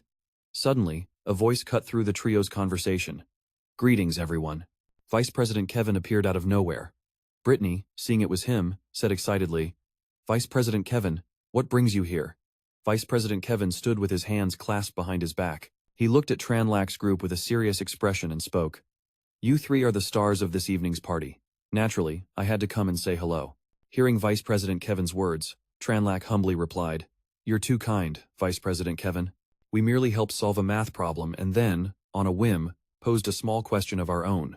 Kevin looked at him with a satisfied glint in his eyes. The problem you solved and the question you posed were anything but simple. Solving the 7 bridges of the royal capital problem has always been the Hogwarts family's greatest source of pride, yet your proof today directly demonstrated that the problem has no solution. This implies that the Hogwarts family's honor, as a great house of mathematics, is fundamentally built on a massive ethical flaw. And then there's the number you mentioned. The number faction, which prides itself on being able to measure everything with numbers, now can't even find a number to represent the length of such a simple line. Can that number truly be found? If not, the foundational beliefs of the entire number faction know, the entire world of mathematics will be shaken to its core. He directed his sharp gaze straight at the boy, his voice a speculative whisper, "So, Tran Lak." Then, Vice President Kevin confronted Tran Lak directly. "Who exactly are you?" Your face was grim, your eyes cold as he asked suspiciously, "Why would someone with such terrifying talent only reveal it now? What is your true purpose?" Faced with these probing questions, Tran Lak's expression darkened, and he remained silent for a moment. Then, feigning clueless innocence, he smiled and replied, "What are you talking about, Vice President Kevin? Everyone saw it today. Senior Fitch was the one who challenged me with the question. I just had a sudden flash of inspiration and helped him find the answer, that's all." He scratched his head while explaining. "As for that other number, I was simply curious. Besides, Viscount Hogwarts himself said just a moment ago that he and the number faction would definitely find it." Kevin stroked his beard as if he understood, nodding. "You have a point. Perhaps I was overthinking things." Then he promised, "Rest assured, the Mathematics Association will always stand on the side of truth." Seeing Tran Lak's seemingly relieved expression, Vice President Kevin hesitated before adding, "However, the image of a cunning Viscount Hogwarts appeared, followed by Kevin's warning, 'You'd best be careful of the Hogwarts family. I fear they are far more difficult to deal with than you can imagine.'" In a dark room, Fitch was coughing weakly on the cold floor. Across from him sat Viscount Hogwarts, leaning on his cane, an imposing figure on his chair. Fitch's face was bruised and battered, seemingly exhausted. He let out a heavy breath and then passed out. Hogwarts's figure was cloaked in shadows, his glasses glinting in the dark. Beside him, a subordinate reported respectfully, "My lord, everything is prepared. We can make our move at any time." The Viscount's face contorted with rage as he ground his teeth and said, "Wait until he leaves the manor, then strike. The usual way, make it look like an accident. Leave no trace for anyone to find." The subordinate heard this and quickly bowed in reverence. "Yes, sir." Suddenly, a voice echoed from somewhere. "Father. Planning to take another life, are we?" Hearing that voice, Viscount Hogwarts froze in shock for a second. A young man whose face was obscured appeared behind him. Viscount Hogwarts turned his head and exclaimed, "Ah, Urbo." Urbo's shadowy figure came into view, along with his father's bewildered words, "How? How can it be you?" The subordinate, seeing Urbo, his eyes went wide with disbelief. "Impossible. I personally." Urbo looked at his father and said, "It's only natural that you're surprised, father. After all, you were the one who gave the order that time, just as you're doing now." Suddenly, Hogwarts shot up in a fury. He glared at Urbo and yelled, "Why aren't you dead? And what are you doing showing your face here? That brat Tran Lak out there, is he one of yours?" Urbo, while helping the unconscious Fitch up from the floor, remarked, "You're as ruthless as ever, father. You don't even make an exception for your own flesh and blood." Abruptly, he pulled a pistol from his coat pocket. Viscount Hogwarts aimed it straight at Urbo, saying impatiently, "Answer my question, Urbo." Fitch, stirring from his stupor, looked at the person helping him and stammered, Brother." Facing Hogwarts's expectant glare, Urbo's voice continued to ring out, "You always have so many questions, father. It's hard to know where to even begin." He gently stood up and said, "Let me make things a bit clearer for you." Despite the gun pointed at him, Urbo calmly explained, "That boy out there named Tran Lak has nothing to do with me. However, he has presented me with a wonderful opportunity, which is why I've chosen to return at this very moment." His face, half hidden in shadow, continued, "As for why I've returned, I can only tell you this." Urbo's eyes sharpened, his voice firm. "I am back to change the entire Hogwarts family." Viscount Hogwarts, still holding the gun, looked at Urbo skeptically. "You want to change the family?" He held a hand out towards his father and replied, "That's right, father." Then Urbo suddenly asked, "What do you believe is the foundation of our family at this moment?" Viscount Hogwarts looked at him and answered confidently, "Honor, of course." Urbo immediately countered his words, "Wrong." His lips slowly formed the word, "Lies." Hearing the words that came from Urbo's mouth, his father's expression became incredibly dark. He asked, somewhat confused, "What are you trying to say?" Urbo spread his hands and asked in a sharp tone, "It's obvious, isn't it? In fact, you've known for a very long time, haven't you? The 7 bridges of the royal capital has no solution, and that other number is fundamentally impossible to express." Fitch, his face bruised, was pushing himself into a sitting position. Hearing their conversation, he turned his gaze towards them as Urbo's voice continued relentlessly, "But to maintain the so-called honor of our family and the legitimacy of the number faction, you chose to bury those truths." Facing Hogwarts's cold expression, he added, "And that's not all. For the past few years, anyone who discovered the truth and tried to reveal it, you would use any means necessary to solve them." Urbo's expression was deep and inscrutable as he delivered the final line, "And that included making no exception for your own son." Seemingly unable to bear his words any longer, Viscount Hogwarts shouted, cutting him off. Enough! His hand never wavered as he kept the gun pointed at Urbo, his voice a menacing warning. For the sake of this family, I won't hesitate to make you disappear a second time. Urbo, seeing his father's unstable state, his face darkened as he earnestly advised, Father, you've gone too far. Do you remember what I once told you? The truth cannot be hidden forever. Sooner or later, someone will stand up and bring it all to light. And this family built on lies will vanish like a puff of smoke. Urbo recalled the image of Tranlac at the party that morning, and he continued cheerfully. And today, that young man named Tranlac has already done it. He stood before the entire mathematical world of the capital and popped our family's bubble. Urbo's face was ice cold as he spoke. Now, even if you could deal with me, and deal with him, could you possibly deal with every single person who was there tonight? Then, as fast as lightning, he reached out one hand and gently took hold of the gun Viscount Hogwarts was pointing at him. His eyes were sharp, his entire body enveloped in a murderous aura, his hand still firmly grasping the gun aimed at him. His voice was casual. And if you can't deal with them, then by tomorrow, the truth will have spread throughout the entire kingdom. Our family's honor will be completely obliterated. The number faction, which our family relies on, will lose its faith and will surely collapse. He continued, when that happens, do you still think you can keep the Hogwarts family alive? Hearing those words, the hand preparing to pull the trigger trembled uncontrollably. Then, Urbo gently plucked the gun from Viscount Hogwarts's hand. The Viscount's face was twisted in fury as he bit his lip and asked Urbo, then tell me, what can I do? Urbo clenched one fist, holding the gun in the other, and smiled at his father. I'll take your place as the head of the family. Then, by reforming the family, the House of Hogwarts could live on. As his hand rested on his father's shoulder, Urbo leaned in, his eyes flashing red, his voice a low, menacing threat. You'd do well to remember, father, that right now, I am the only one who can save this failing house. After hearing his son's words, Viscount Hogwarts seemed to hesitate, lost in thought and utterly speechless. Then Urbo leaned in and whispered something in his ear that made the old man's face drain of color, fear breaking out in a cold sweat across his brow. A few days later at Brittany's house, inside a cozy room, the shrill cry of an alarm clock signaled Tranlac's awakening. He sat up slowly, stretching his arms and legs to greet the new day. As he swung his legs out of bed and slapped the snooze button, he thought, man, sleeping in a real bed is a total game changer. Plus, it doesn't reek like that old warehouse. Tranlac gently pushed the door open, rubbing the sleep from his eyes and mumbling a groggy, good morning. Suddenly, his eyes snapped open, drawn to something on the desk. A mountain of paperwork sat there, a veritable scroll of doom. The sight of it made his face turn deathly pale. A look of concern crossed Tranlac's face as he guessed, looks like she pulled another all-nighter trying to crack that number.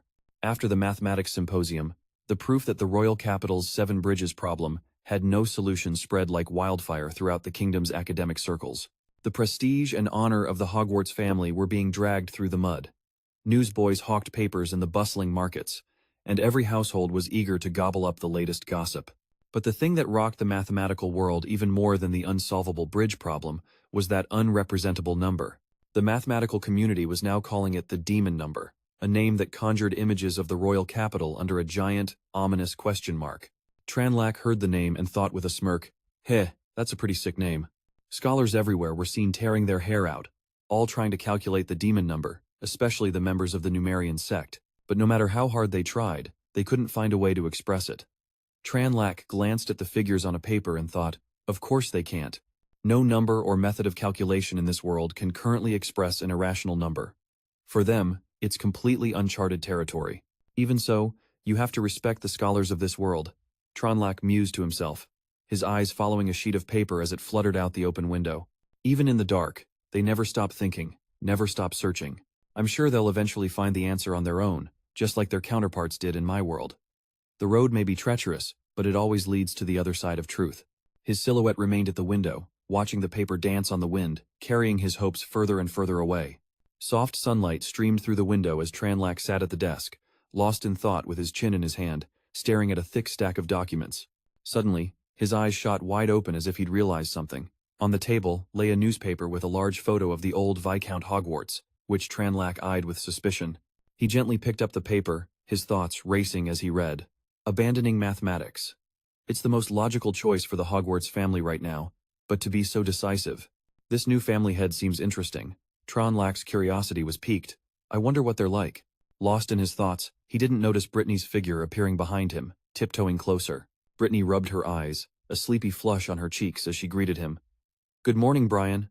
He turned, his own face flushing as he stammered. Good morning." Her disheveled, just woke up charm made him hesitate before adding, "Miss Brittany." Her expression immediately darkened. "Didn't I tell you last night you could drop the miss?" Hearing that, Tranlac guiltily averted his gaze, looking down at the table and mumbling, I forgot." Seeing his adorable reaction, Brittany couldn't help but poke his cheek, playfully chiding. "You're such a naughty boy." She wagged a finger at him teasingly. "You always say you forgot. It's the same with that number, isn't it? You know something you're not telling me." Don't make this teacher use her scary voice. But before she could finish, she noticed something was off. It dawned on her that his face was beet red for a completely different reason. Her expression did a complete 180, shifting from playful to thunderous. "Pervert!" she shrieked, her voice echoing through the entire house. A short while later, Tronlock was in the kitchen, using fire magic to cook while sporting a bright, red, five-fingered handprint on his cheek, as Brittany watched him with a guilty conscience. She clasped her hands together apologetically. "I'm so sorry, Brian. Does it still hurt? I don't know what came over me." Tranlac, skillfully stir-frying some vegetables, gave her a sideways glance. "Miss Brittany, I've noticed it's like you have a split personality between when you just wake up and when you're normal." Hearing this, Brittany buried her face in her hands, groaning in embarrassment. She touched her cheek, unable to meet his eyes. "Is my morning self really that awful?" she asked timidly. He replied coolly, "No." Brittany's eyes widened in surprise. Tranlac tossed some seasoning into the pan, adding, "Whether it's your normal self or your morning self, I don't dislike either of you, Miss Brittany." She looked at him, completely floored by his words. "Oh, thank you, Brian," she stammered, blushing. He, on the other hand, was mentally patting himself on the back for a lie so smooth it could make Pinocchio proud. Nailed it, he thought, cracking an egg with one hand. "See? I'm getting good at this." Brittany clasped her hands behind her back and leaned in, peering into the pot. "By the way, Brian, what are you making? Why are you putting that edible red fruit in with the eggs?" Tranlac explained, "I'm making scrambled eggs with tomatoes." Brittany repeated the words, looking utterly perplexed. "Scrambled eggs with tomatoes?" Soon, a vibrant, aromatic plate of the dish was ready. As he finished plating it, Tranlac elaborated, "Where I'm from, we call this red fruit a tomato, and this is a dish almost everyone knows how to make." He pictured himself back in his old life, eating and reading. "It's also the dish I made for myself the most." With the food done, Tranlac turned to leave for school. He paused at the door, glancing back. "It's all ready, so I'm heading out. Go ahead and give it a try." As he was about to go, Brittany quickly called out, "Oh, wait a second." He turned back to see her holding a clean white cloth. To his surprise, she leaned down and gently dabbed a small stain on his shirt. Tranlac's face flushed crimson, his heart pounding a frantic rhythm against his ribs. Ba-dump, ba-dump. Under Brittany's delicate touch, the spot vanished. She straightened up, giving him a bright smile and a wave. "There we go. Be safe on your way to school." With his cheeks still tinted pink, he looked back at her and nodded. "Yeah, see you later." After seeing him off, Brittany returned to the dining room. She stared at the plate on the table skeptically. "This looks so bizarre. Is it really edible?" She cautiously scooped up a spoonful and took a bite. The moment it hit her tongue, her eyes shot wide open in disbelief. "Whoa," she breathed, blowing gently on the hot food. "The egg is so fluffy and fragrant, and the aftertaste is amazing." Her toes curled in delight. "And the tomato is perfectly sweet and savory." She was ecstatic, unable to stop praising it. "Delicious. This is so good. It's unbelievably good." In stark contrast to her feast, Tranlac was walking to school, his stomach growling like a wild beast.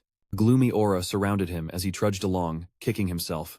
"I was so busy cooking for her, I completely forgot to eat anything myself." Meanwhile, in the classroom, 3 students were gossiping.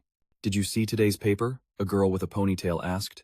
"The Hogwarts family has a new head, and his first act was to dissolve the Numerian sect."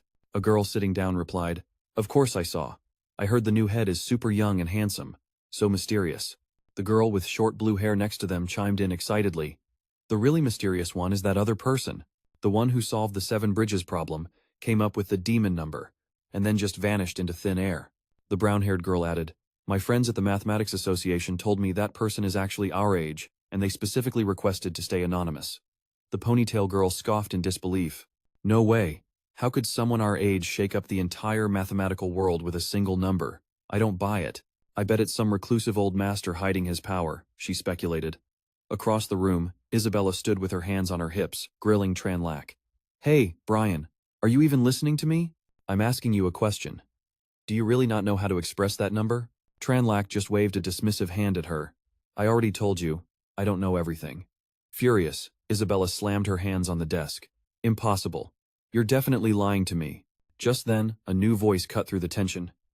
Isabella, are you picking on my dear little Brian again? Alice sauntered through the classroom door with a playful smile.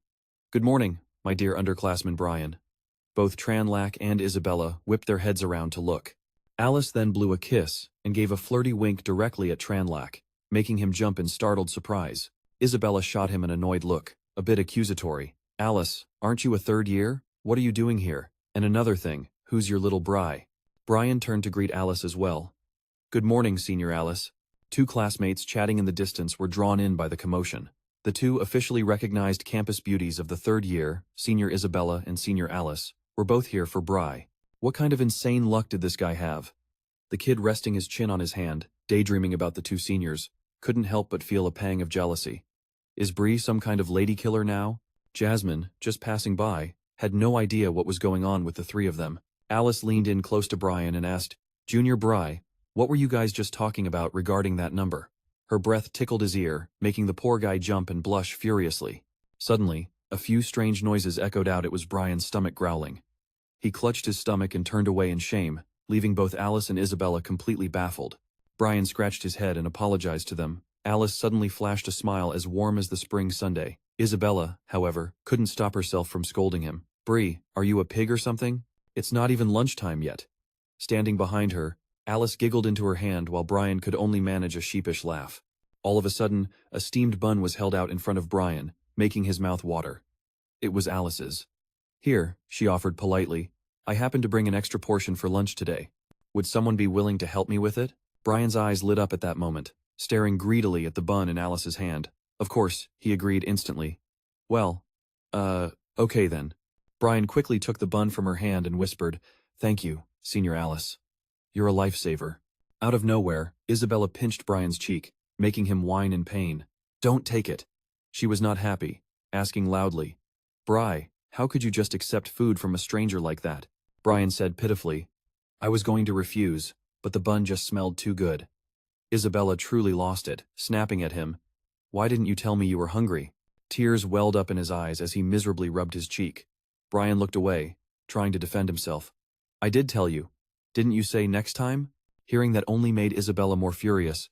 I don't care. I don't know. That's because you weren't sincere enough, and I was clearly here first. Alice had to step in. For a genius like Bree, it's only natural that I'd want to help him out.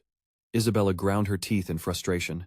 Despite scolding Brian, she still shoved a loaf of bread into his hands. Here, for you. I just happened to bring extra. Now hurry up and give that bun back to Alice. Brian hesitated, looking between the two snacks. Well, about this. Seeing his chance, Alice stepped closer to Isabella and teased, Isabella, by what right are you interfering with Bri's choice? As far as I know, Bree hasn't officially confirmed any kind of relationship with you. Provoked, Isabella's face darkened as she gritted her teeth. You. She looked over at Brian and said, Bri, you choose. Brian was pushed into a corner, completely at a loss. Isabella spoke again. Do you want my bread? Or Senior Alice's bun? You can only pick one. Alice also chimed in. It's okay, Junior Bree. Just pick whichever one you like. I'll be fine either way. Despite her gentle words, the two of them were glaring daggers at each other, leaving Brian sweating bullets in the middle. Alice and Isabella locked eyes, sparks flying, while Brian could only offer a strained laugh. Isabella held out the bread to him, and Brian immediately reached out to take it, saying, All right then. Thank you, Senior Isabella. Seeing this, she smirked triumphantly. As expected, my bread is still better. Alice, however, just stood with her arms crossed, shooting a death glare at Brian, who was still torn about what to do. Without warning, Brian shoved both the bread and the bun into his mouth at the same time, causing his cheeks to puff out like a chipmunk's. Eating two things at once made him choke, his face turning bright red. He struggled to chew and swallow, a large bulge slowly making its way down his throat. With tears in his eyes, Brian managed to say, They're both really delicious. Thank you, seniors. Isabella and Alice both smiled happily. Such a good boy. Isabella, blushing and holding her cheeks, said smugly, Of course, Is my bread really that good? You ate it in such a hurry. Alice gently touched her finger to Brian's cheek, wiping away a smudge of cream. Then, she brought that finger to her own lips and tasted it before telling Brian, "You got some food on the corner of your mouth." The sight made Brian turn beet red. Alice continued to tease him, sticking out her tongue to lick the cream. "Bri, you're still as careless as ever." Isabella, seeing this, blew her top and yelled, "Alice, what do you think you're doing?" Across from her, Alice sat on a desk, sensually sucking her finger, and replied, "My bun really wasn't bad. So sweet." The bell, signaling the start of class, rang unexpectedly. Alice let out a sigh of disappointment. Class is about to start.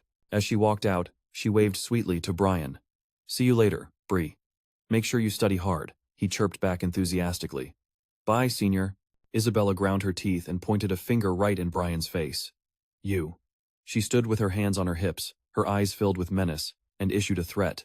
"I'm leaving. I'll be waiting for you in the classroom after school." Brian sat frozen in his chair, sweating profusely, and obediently listened. "Okay." Brian heaved a sigh of relief, thinking, "Finally, those two are gone." Suddenly, someone pinched his cheek, making him jump.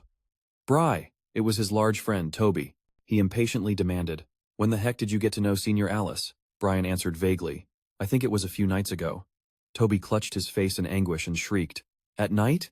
Brian could instantly guess what his friend's dirty mind was cooking up. "What are you thinking?" "A few nights ago, Miss Brittany took me to an academic summit for the Mathematics Association. I met Senior Alice there." After hearing Brian's explanation, Toby suddenly remembered. "Wait a minute, that academic exchange a few days ago, wasn't that the place where they came up with the devil's number?" Brian quickly shushed him. "Dude, Miss Brittany's here."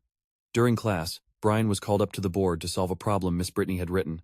You can all try different approaches. The solution using the formula goes like this. Miss Brittany, wearing a white lab coat, stood at the lecturer's podium and said, "Next, please form your own groups to discuss the question on the board." Brian was working on the problem when he heard her call his name, Bri. Miss Brittany secretly pulled a loaf of bread from her pocket and handed it to him. Brian was a bit surprised. This is. She turned back, covered her mouth with her hand, and gave him a conspiratorial wink. "You forgot to eat breakfast today, didn't you? This is for you. Hurry and eat up." Brian took it, staring at the object in his hand, completely dumbfounded. "More bread?" Brian returned to his seat next to Toby. The two girls sitting in front of Brian also gathered to discuss. Toby saw Brian looking dazed while holding a loaf of bread and asked, "Bri, how did you get another loaf of bread?" The pink-haired girl suddenly shot up and slammed her hand on the desk, sending books and papers flying. Jasmine, sitting beside her, looked like her eyes were about to pop out of her head. Then, to everyone's shock, Brian just offered a strained smile and started the discussion. "It's a long story. We should probably discuss the lesson first." The pink-haired girl stood up straight, clasping her hands in front of her chest, her eyes sparkling with excitement. "Toby just said you attended the math academic exchange a few days ago, which means you must have seen that mysterious person, right? I read in the school paper that the mysterious person solved the Royal Capital's 7 Bridges problem during the seminar, and even came up with the devil's number." Brian and Toby both averted their gaze, looking elsewhere. "How should I put it? You could say we saw them," the girl asked, confused. "You could say..." Jasmine, on the other hand, was staring intently at him, her mind clearly racing. Brian could only give a vague answer to get it over with. "I had to step out when that person appeared, so I wasn't there. By the time I returned, they had already presented the devil's number. The seminar was in complete chaos by then, and I couldn't find them." Toby added something that made the pink-haired girl even more curious. "At such a critical moment, what could have possibly made you leave?" Brian glanced away and concocted a lame excuse. "I ate too much and got diarrhea." Toby, with a bored expression, picked his nose and said, "Diarrhea at a time like that? Brian, you wouldn't know what to do with an opportunity if it slapped you in the face." The pink-haired girl looked at him and defended Brian. "What are you talking about, Toby?" At least Brian was qualified to attend the academic exchange. Everyone there was a VIP from Aba City. Just getting to know one or two of those people is a huge deal. She then put on a cute expression with sparkling eyes and asked Brian, "By the way, Bri, are you free anytime soon? Could you come to my house and tutor me in a few math problems? There are so many things I don't understand. My family's estate is massive too, so if we get tired talking, you can just sleep over, no problem." Hearing this, Toby shot back at the pink-haired girl. "As if you actually want to study." "I'm too embarrassed to even call you out on it," she retorted. "Not missing a beat, I'm just that eager to learn. Is there a problem with that?" From a distance, Jasmine watched them talk, her expression suddenly darkening. Outside, The sun was still gentle, the weather not too hot. Brian hid behind a wall, letting out a long sigh. That was close. If I hadn't been quick, Isabella would have definitely cornered me in the classroom. He stretched and grumbled, and Creed is pretty annoying too. Suddenly, a mysterious voice rang out. Still need to maintain a good relationship with magic? Since when did you care so much about practicing it? Brian had been walking along, telling himself, I should just go practice magic. That's what's really important. When he suddenly froze at the sound of those unfamiliar words.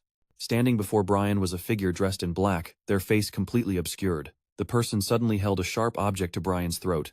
He frowned, questioning, Who are you? The person remained cold and silent. It was Jasmine. She threatened him in a cold voice. Don't move. This knife is very sharp. Brian raised both hands in surrender and said, Lily, what are you? But before he could finish, she cut him off. If my guess is correct, Jasmine interrogated, the person who solved the Royal Capital's 7 bridges problem and presented the devil's number at the exchange that day. So it is you. I noticed a while ago that your math and magic skills were improving at a bizarrely fast rate. She stared him down, her voice rising. You're not Brian. He could never be this talented. Talk. Where is the real Brian? Who are you? And why are you impersonating him? Chen Luo replied, annoyed. That's a lot of questions. I don't even know where to start. But first off, I am Brian. Make no mistake. He thought to himself, asterisk, better not bring up the whole transmigration thing just yet. Asterisk, hearing this, Jasmine pinched Chen Luo's cheek hard and scolded. Still playing tough, huh? Don't tell me you actually think your disguise magic is that perfect. She was stunned when his face didn't change at all. But even the most flawless disguise spell should break under direct contact. Jasmine was in shock, her brow furrowing deeply. What? She pulled even harder, stretching Chen Luo's cheek. Still no reaction. He took advantage of her distraction and lightly kicked her leg, causing Jasmine to lose her balance and fall. She squeezed her eyes shut in fear, but the impact she expected never came. Confused, she opened her eyes to see Chen Luo holding her steady. Jasmine blushed as she looked into Chen Luo's eyes, which were fixed on her with a serious expression. Jasmine struggled out of his arms, embarrassed. What do you think you're doing? Let me go. Chen Luo sighed. Fine, I'll let you go. He pointed at the spoon in her hand. But you need to stop pressing this against my neck. Chen Luo then held up one finger. Also, you just tested me yourself. You believe I'm the real Brian now, right? Jasmine turned her face away. Just let me go first. She distanced herself from Chen Luo and mumbled, even if you're not using a disguise spell, how could you suddenly gain this much talent in math and magic? Besides, the way you talk is completely different from Brian. He propped a hand on his hip and scratched his head, explaining, well, how do I put this? It's a long story. Chen Luo began his story. I am Brian. And yet, I'm not. You see, I had a very, very long dream. And when I woke up, I had become who I am now. Chen Luo described his dream. I came from a world with no magic. A world where science and technology flourished. He recalled the science fiction movies he used to watch. People there didn't understand how to use magic. To them, it was just something from fairy tales. Instead, their technology was incredibly advanced, maybe even surpassing magic itself. Their achievements were the vehicles and communication devices that citizens used every day. People could use these technological items to do countless things that magic couldn't. Relying on this advanced science, humanity reached nearly every corner of the planet. They could even break through the atmosphere and travel to other worlds. Chen Luo reminisced. And in that world, I was just an ordinary math teacher. That's why I can use advanced mathematical knowledge that people here can't even imagine. In his dream, an eager student raised her hand to speak. Teacher. He smiled warmly. Yes, what's your question? The girl, bold like Jasmine, asked, Teacher, is it really possible to travel through space? Are there really other planets beyond our sky? Chen Luo adjusted his glasses and replied, that is an excellent question. Of course, we can leave our sky and go into outer space. Our planet is just one of countless others in the universe. The mischievous student chimed in with a laugh. I get it now, teacher. Thanks for the explanation. But the real point is why times suddenly changed so much, isn't it? Trolled in his own dream, Chen Luo could only click his tongue in helpless frustration. And with that, the story ended, leaving only the image of a beloved, sun-drenched school. Chen Luo and Jasmine stood in silence, looking at each other for a long moment. He coughed awkwardly. Sorry, I got a little carried away. The short version is, I had that incredibly long dream. When I woke up, I had my current talent for math and magic. But unfortunately, I also lost some of my original memories. Jasmine frowned skeptically, touching her chin in thought. He quietly took out a handkerchief to wipe his sweat. And that's what happened. Jasmine sighed. Fine. Whatever. Then she gave a strained smile. I guess you really are, Brian. You're just like you were before. Always talking about nonsensical things.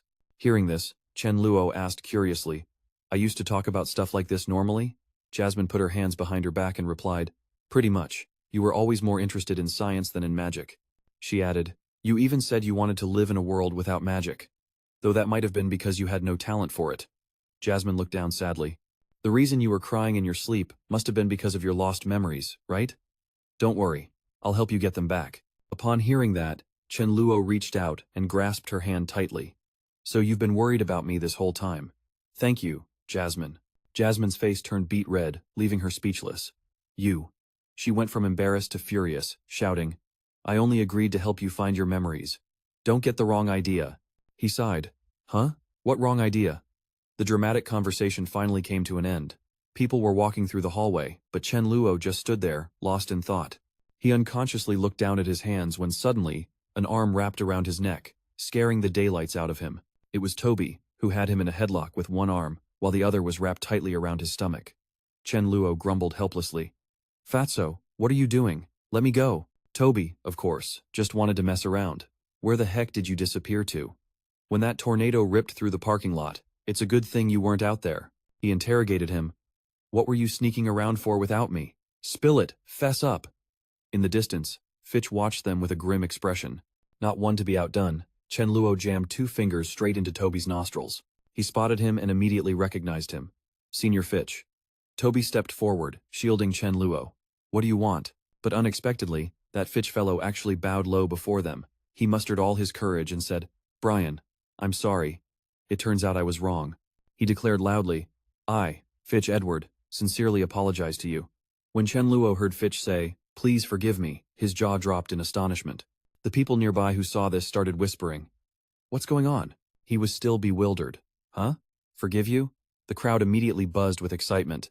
A junior student covered her mouth and whispered, Senior Fitch is apologizing to someone? What on earth did this Brian guy do? Another girl spoke up, just as confused. The FWAT family has been in chaos lately, and we've barely seen Fitch around. Why would he suddenly show up at the academy to apologize? Fitch respectfully presented a pre-prepared invitation. Chen Luo was puzzled. This is, Fitch quickly explained, this is from my older brother. He's the current patriarch of the FWAT family, at the FWAT department. He told me to give this invitation to you. Chen Luo took it and, along with Toby, examined the contents.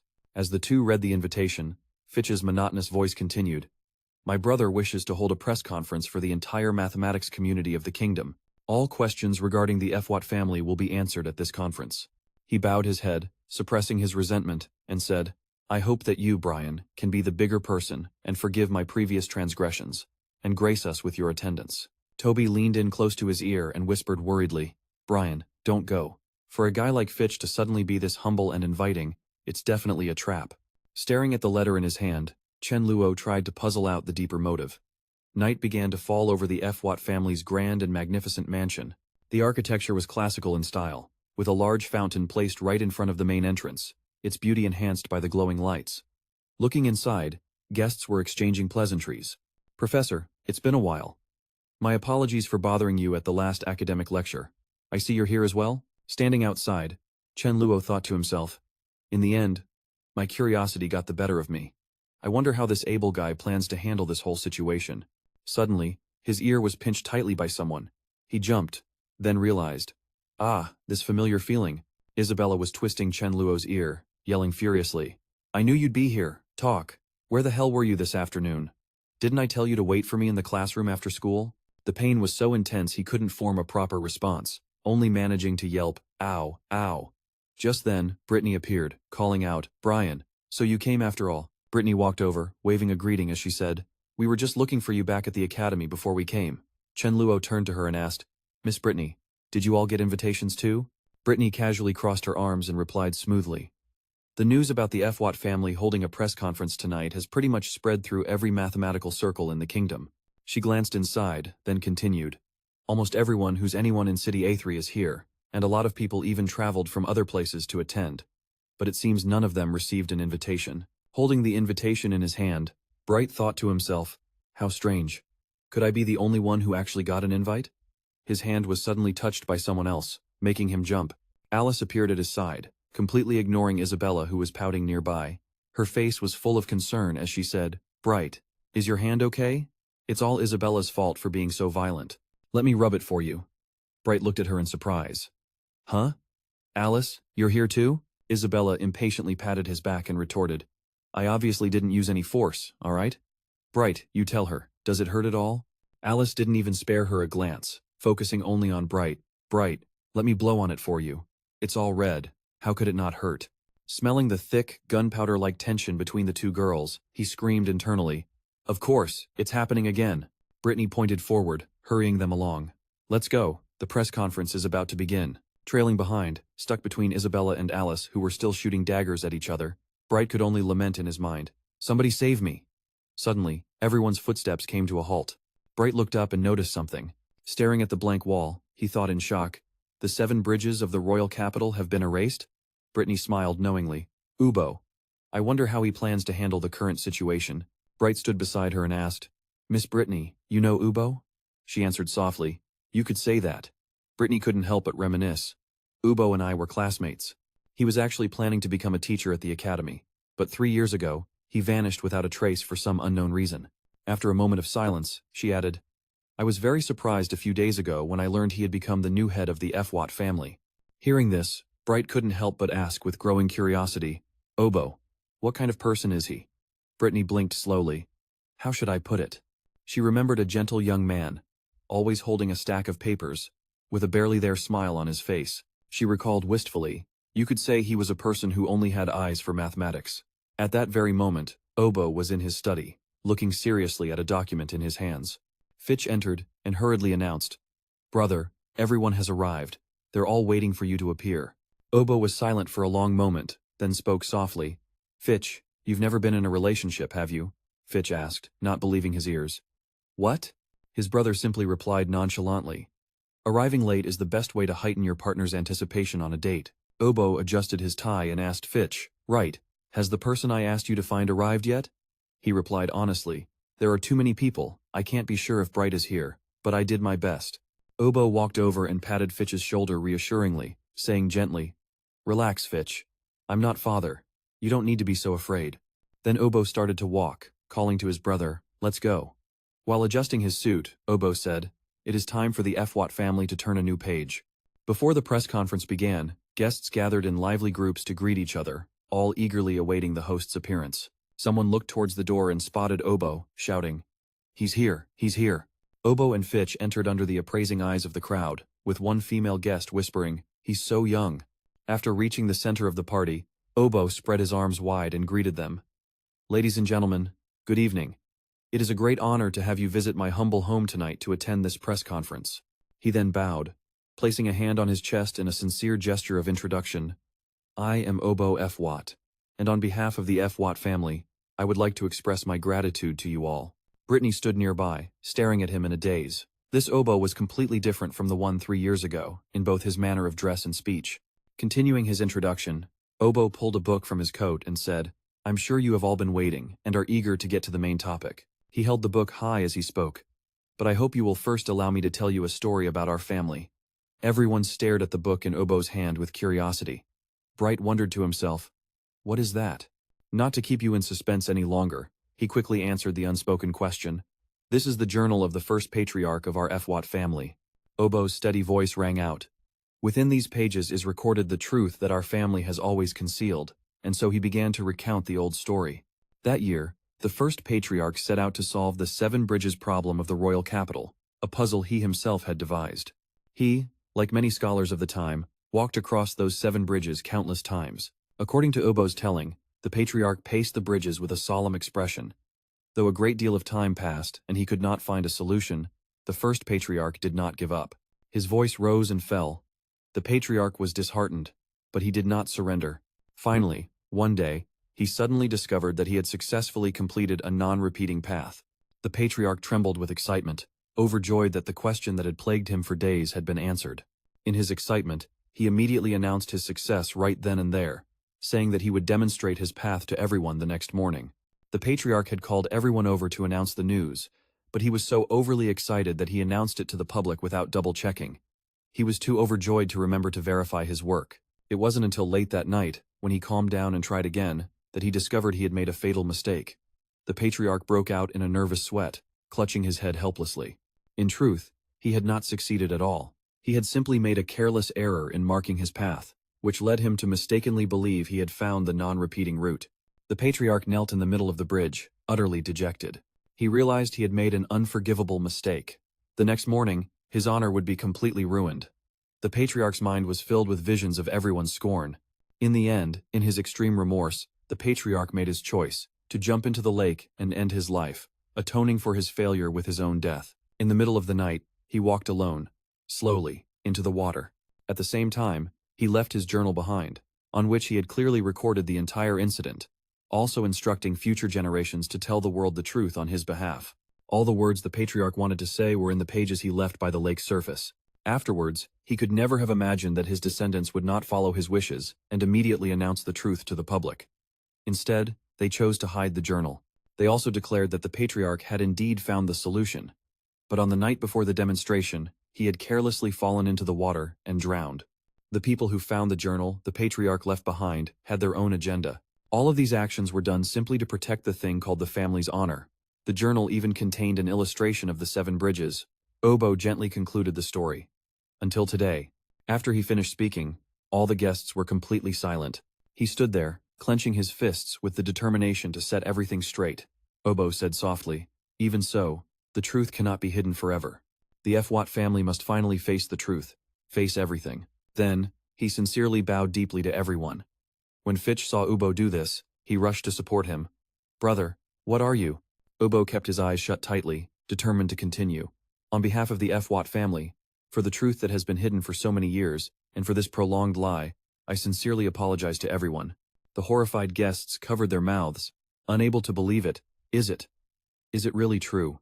Something like that happened, and the Fwat family hid it for so long. Bright looked at him, silently praising him in his heart. This Obo is incredibly decisive.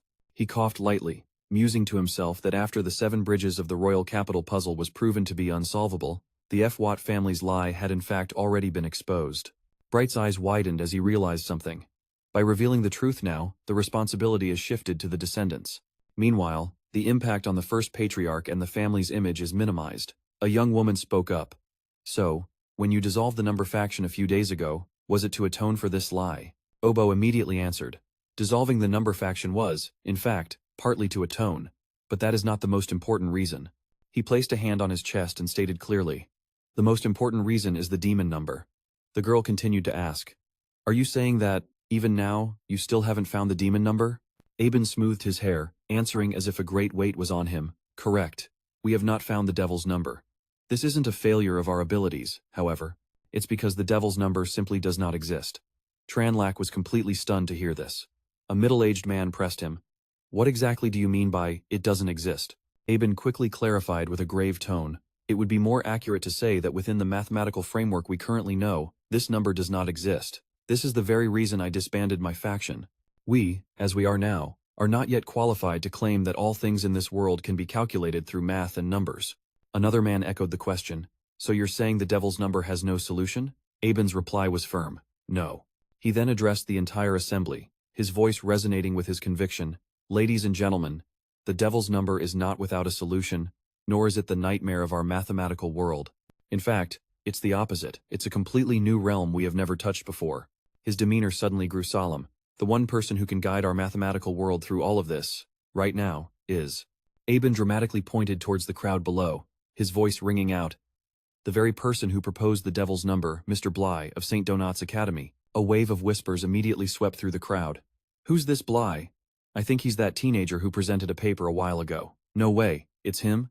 I was there. It was definitely the one named Bly who brought it up." Aben looked out at the guests and explained. "It's likely that many of you here are unfamiliar with the name, and that is because Mr. Bly is an exceptionally humble individual. Therefore, at the mathematical symposium a few days ago, after proposing the devil's number, he asked everyone to keep his name from the public." Aben's eyes suddenly grew sharper, his voice more resolute. "But now, for our mathematical world to overcome this great challenge, and to step into a new era, we need Mr. Bly to stand up and lead us." Ignoring Aben, who was masterfully directing the narrative, Brittany worriedly turned to speak to him. Bly, what are we going to do? But she discovered Tranlock had already disappeared. She immediately cried out, Where did he go? Fritz leaned in and whispered to Aben, Brother, it looks like Bly isn't here. Aben sighed in disappointment. And here I thought he wouldn't be able to resist his curiosity and come. Oh well. Aben straightened his tie and added, He'll come to me of his own accord, sooner or later. Hearing this, Fritz gave Aben a look, as if he wanted to speak, but thought better of it.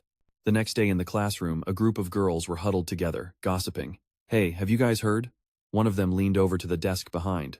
The word on the street is that the mysterious person who came up with the devil's number is none other than our Bly. Another girl chimed in, I heard that too. Plus, now everyone's demanding that Bly come forward and solve the very problem he proposed. Tranlack, sitting at his desk, was screaming internally.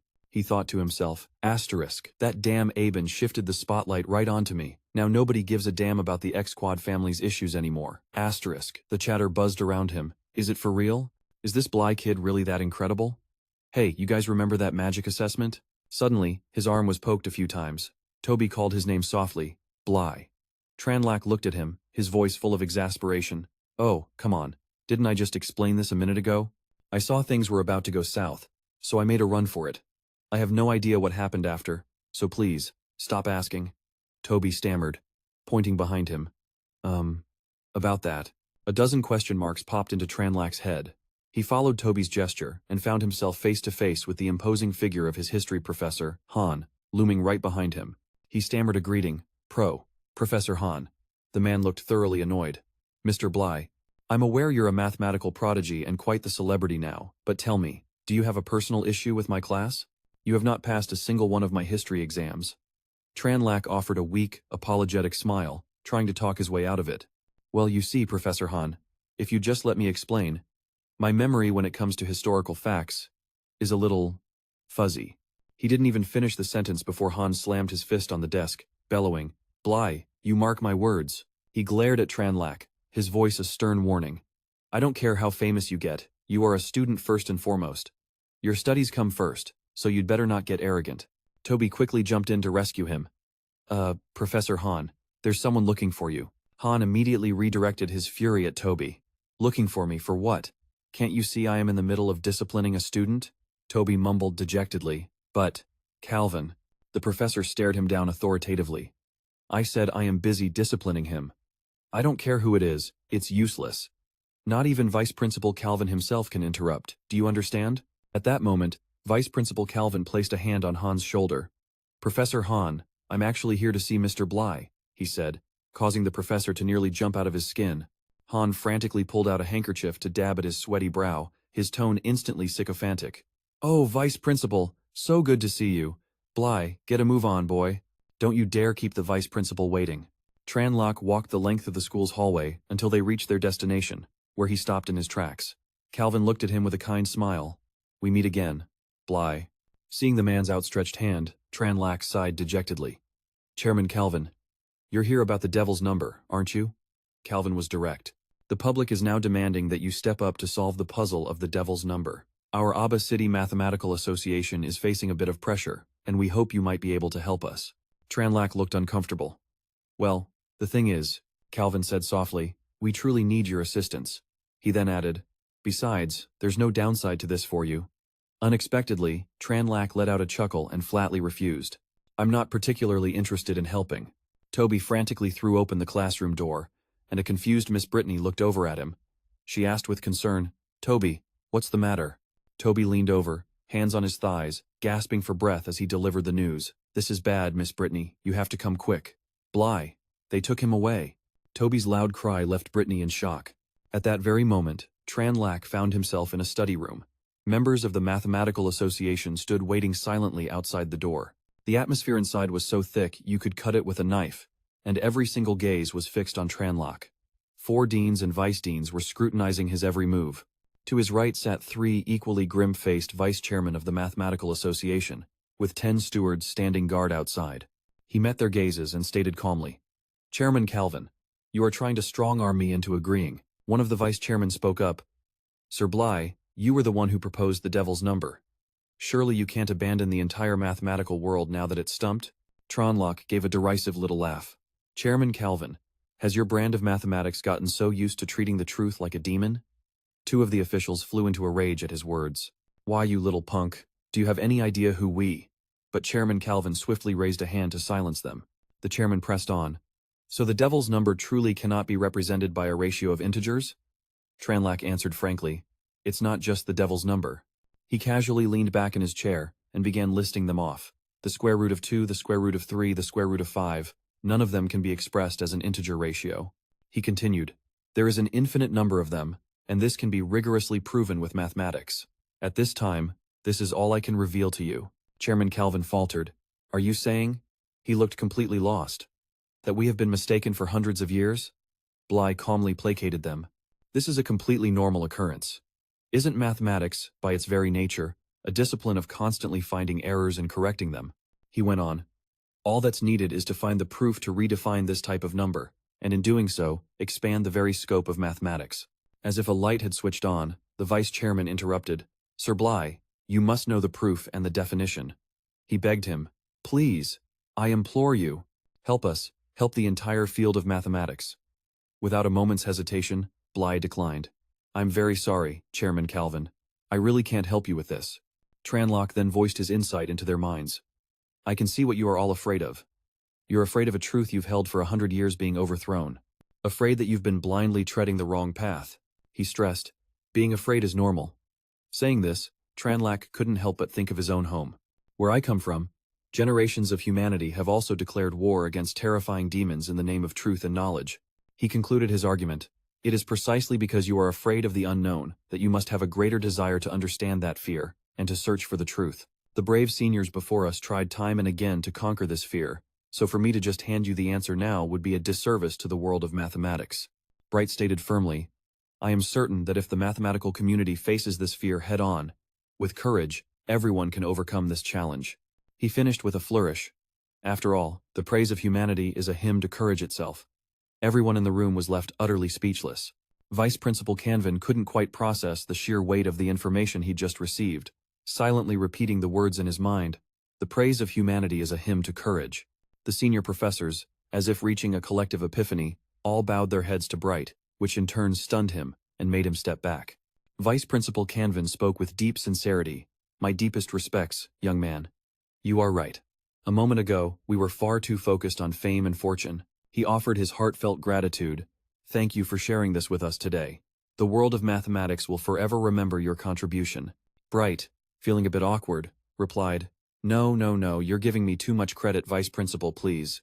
But before he could finish, his words were cut off by the sound of a door being demolished. The door flew off its hinges and slammed into the far wall, dragging a deacon who was standing outside along for the ride. The heavy wooden door made a deafening crack as it hit the wall, shocking everyone present.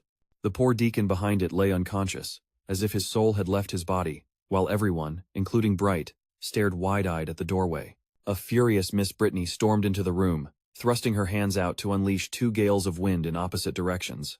Brittany seethed through gritted teeth, enunciating every word. What did you do to my Bly? Bright immediately raised a hand and called out, Teacher! Standing calmly amidst the swirling vortex, he said, I'm over here.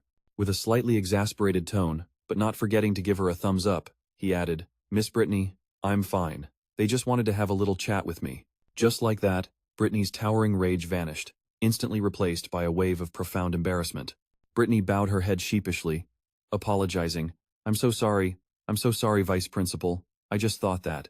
Even with his bangs blown straight up, Vice Principal Canvin managed a kind, gentle smile, trying to spare Miss Brittany some face. I understand. After all, Bly is a genius, and he's your prized student.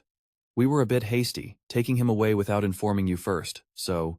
Brittany scratched her cheek, stammering, well, as long as the misunderstanding is all cleared up. And just like that, the skies were clear again, as if nothing had ever happened. As Brittany and Bright walked down the hallway, she explained sheepishly, I got a little carried away. The moment Toby told me you'd been taken, I was afraid they were going to do something to you. He quickly reassured her, Don't worry, teacher. I'll be fine. Besides, we're inside the school, with so many students around. They can't exactly do anything to me here. Brittany nodded slightly. Right. Oh, Bly, there's actually a question I've been wanting to ask you. Bright was curious. What question? Brittany asked slowly. Why you? She looked at him seriously. Why would you unleash that devil's number and create all this chaos? Bright looked at her and said, Miss Brittany, you were there too, weren't you? I was simply following the traditions of the mathematics world by posing a counter-question. He continued. I just didn't expect my question to be so difficult that it would lead to a so-called devil's number. Her face was stern, a red glint in her eyes as she retorted, That's not it, is it? A faint smirk played on Brittany's lips as she slyly asked the distant-looking Bright, You like Isabella, don't you? Hearing his teacher's completely unexpected question, Bright's jaw dropped. Huh? An image slowly formed in his mind. The scene of Fitch grabbing Isabella's arm while he could only stand by and watch from afar.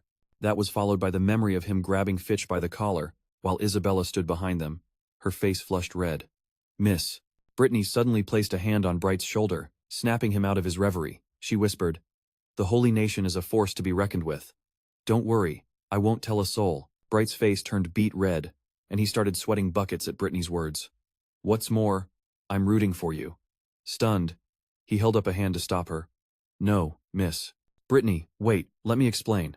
But before Bright could get another word out, Miss, Brittany was already skipping away, humming happily and calling back over her shoulder. Remember to come home early after class. I have another lesson, so I'm off. Bright just stood there, completely frozen, calling after her in vain. Wait. He was petrified on the spot, at a total loss for words.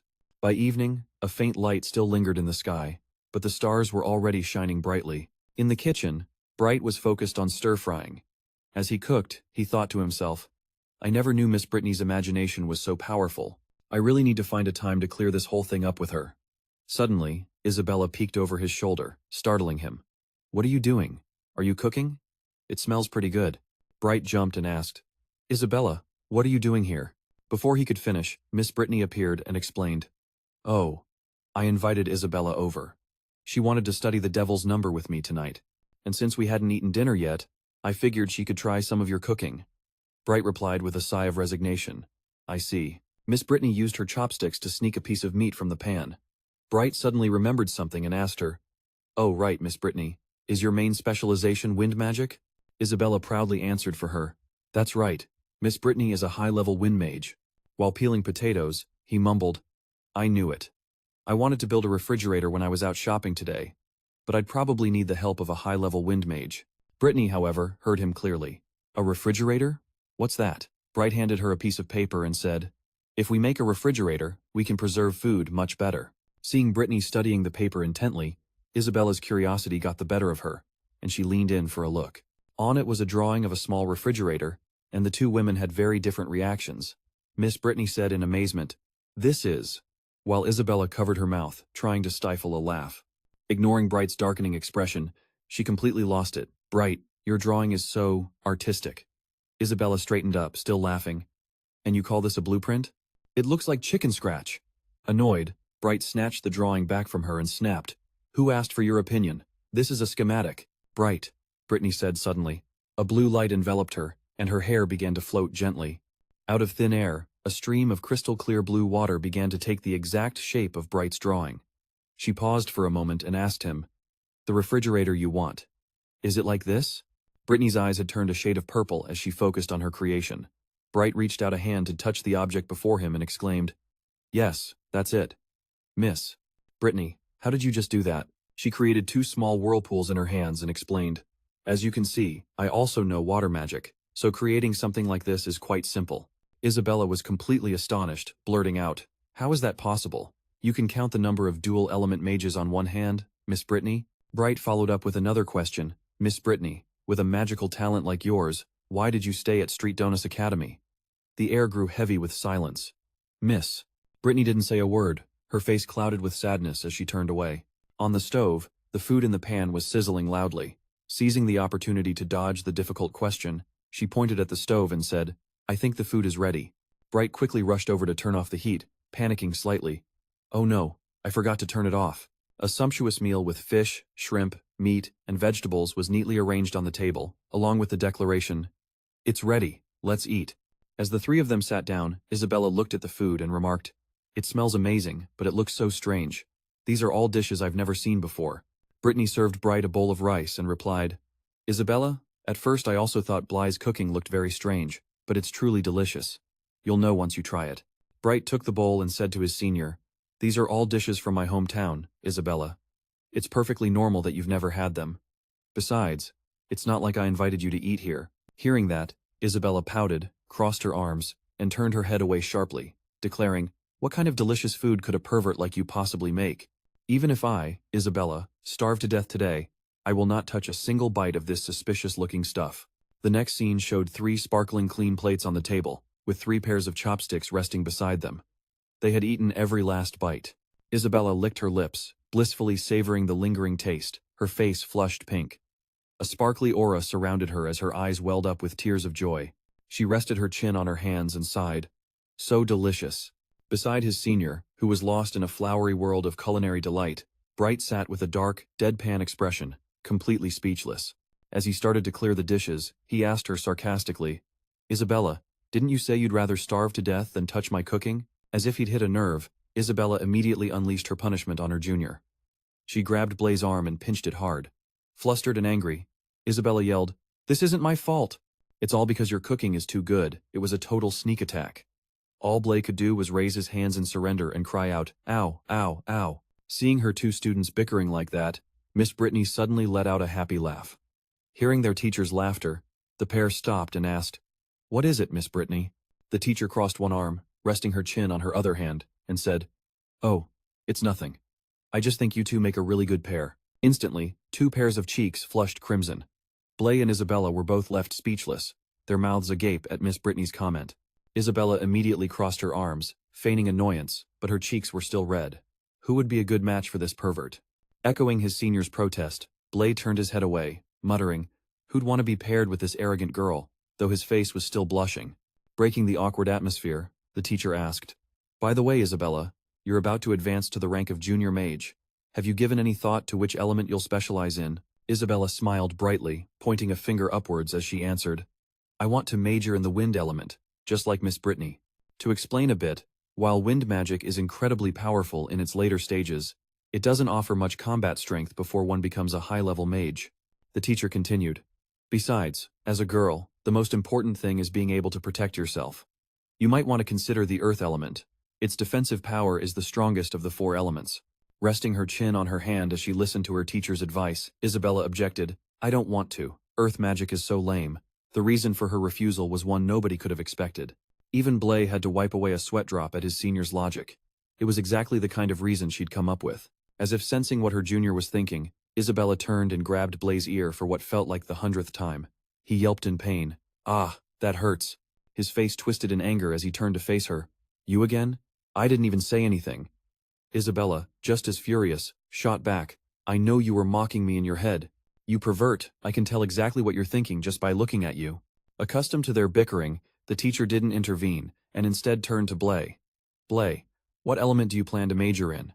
Upon hearing the teacher's question, Blay stopped arguing with Isabella and fell into deep thought. A faint light shimmered around Blay. After a moment, he raised a hand, pointed to his head, and declared, "Only kids have to choose." "Me? I'm obviously picking all of them." Isabella scoffed at her junior. "Huh, picking all of them? Are you dreaming? Miss Brittany is a rare talent. You think you can just learn multiple elements at once, let alone all 4 of them?" Utterly astonished by Blay's answer, her eyes went wide. Perhaps even she hadn't expected such a response. Raising a hand to her chin, the teacher mused that if it was Blay, it might actually be possible. Dissatisfied with the teacher's comment, Isabella's eyes widened as she said, "Miss Brittany, this guy is just talking nonsense. How could you also?" The teacher explained her reasoning to Isabella, noting that the elemental magic surrounding Blay felt very strange, chaotic, yet tightly woven. In the teacher's eyes, the magic radiating from Blay's chest was incredibly powerful, shining with a dazzling array of colors. She continued, "He might actually be able to harmonize the magical elements of all 4 systems at the same time." She stood up, leaning her hands on the table. "Anyway, let's save the discussion about specializations for later. When the time comes, you'll naturally have to make your choice." Blay and Isabella listened intently as their teacher spoke. "Although you two came to me just for math, mathematics and magic are not in conflict. Besides math, I can also guide you in magic from now on." Clenching their fists in determination, the 2 students replied in perfect unison, "Yes, ma'am." The teacher then reminded them, "However, if you want to become an elite mage, The first thing you must learn is to not become overly reliant on magic. Small whirlpools of water once again appeared around Miss Brittany, lifting the dishes. The teacher explained.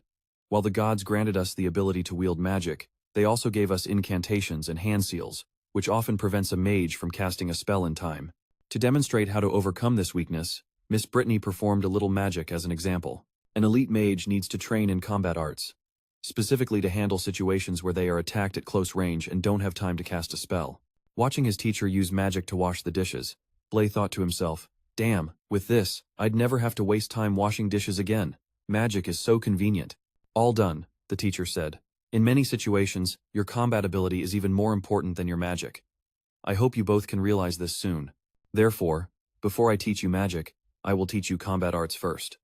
Blay was even more amazed by his teacher's abilities, thinking to himself, wait, Miss Brittany knows how to fight too? Not overthinking it like Blay, Isabella clasped her hands together in a warm-up pose and immediately spoke up. Miss Brittany, I've already studied combat arts at home. How about I spar with Blay first? It'll give him a more direct look at what combat is like. Agreeing to her student's request, she still gave a warning.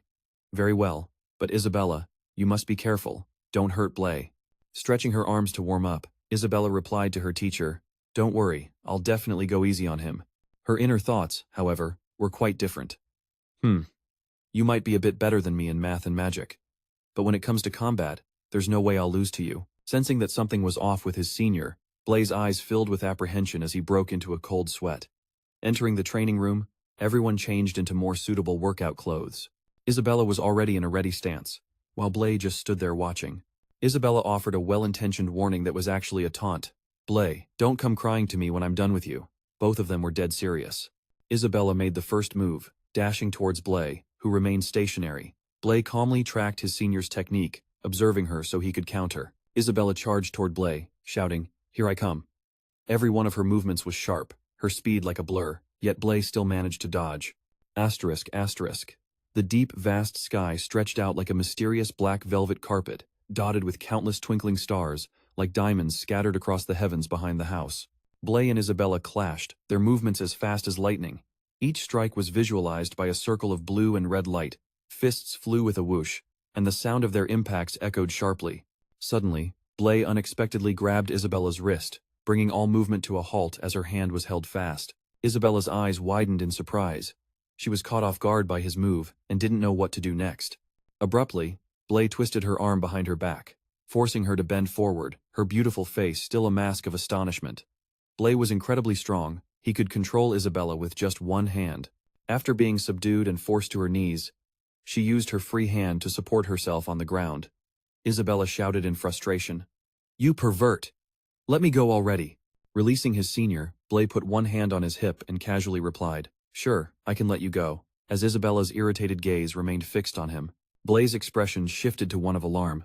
"But just don't." Before he could finish his sentence, a foot came flying directly at his face with unbelievable speed, making the air shriek as if it were being torn apart.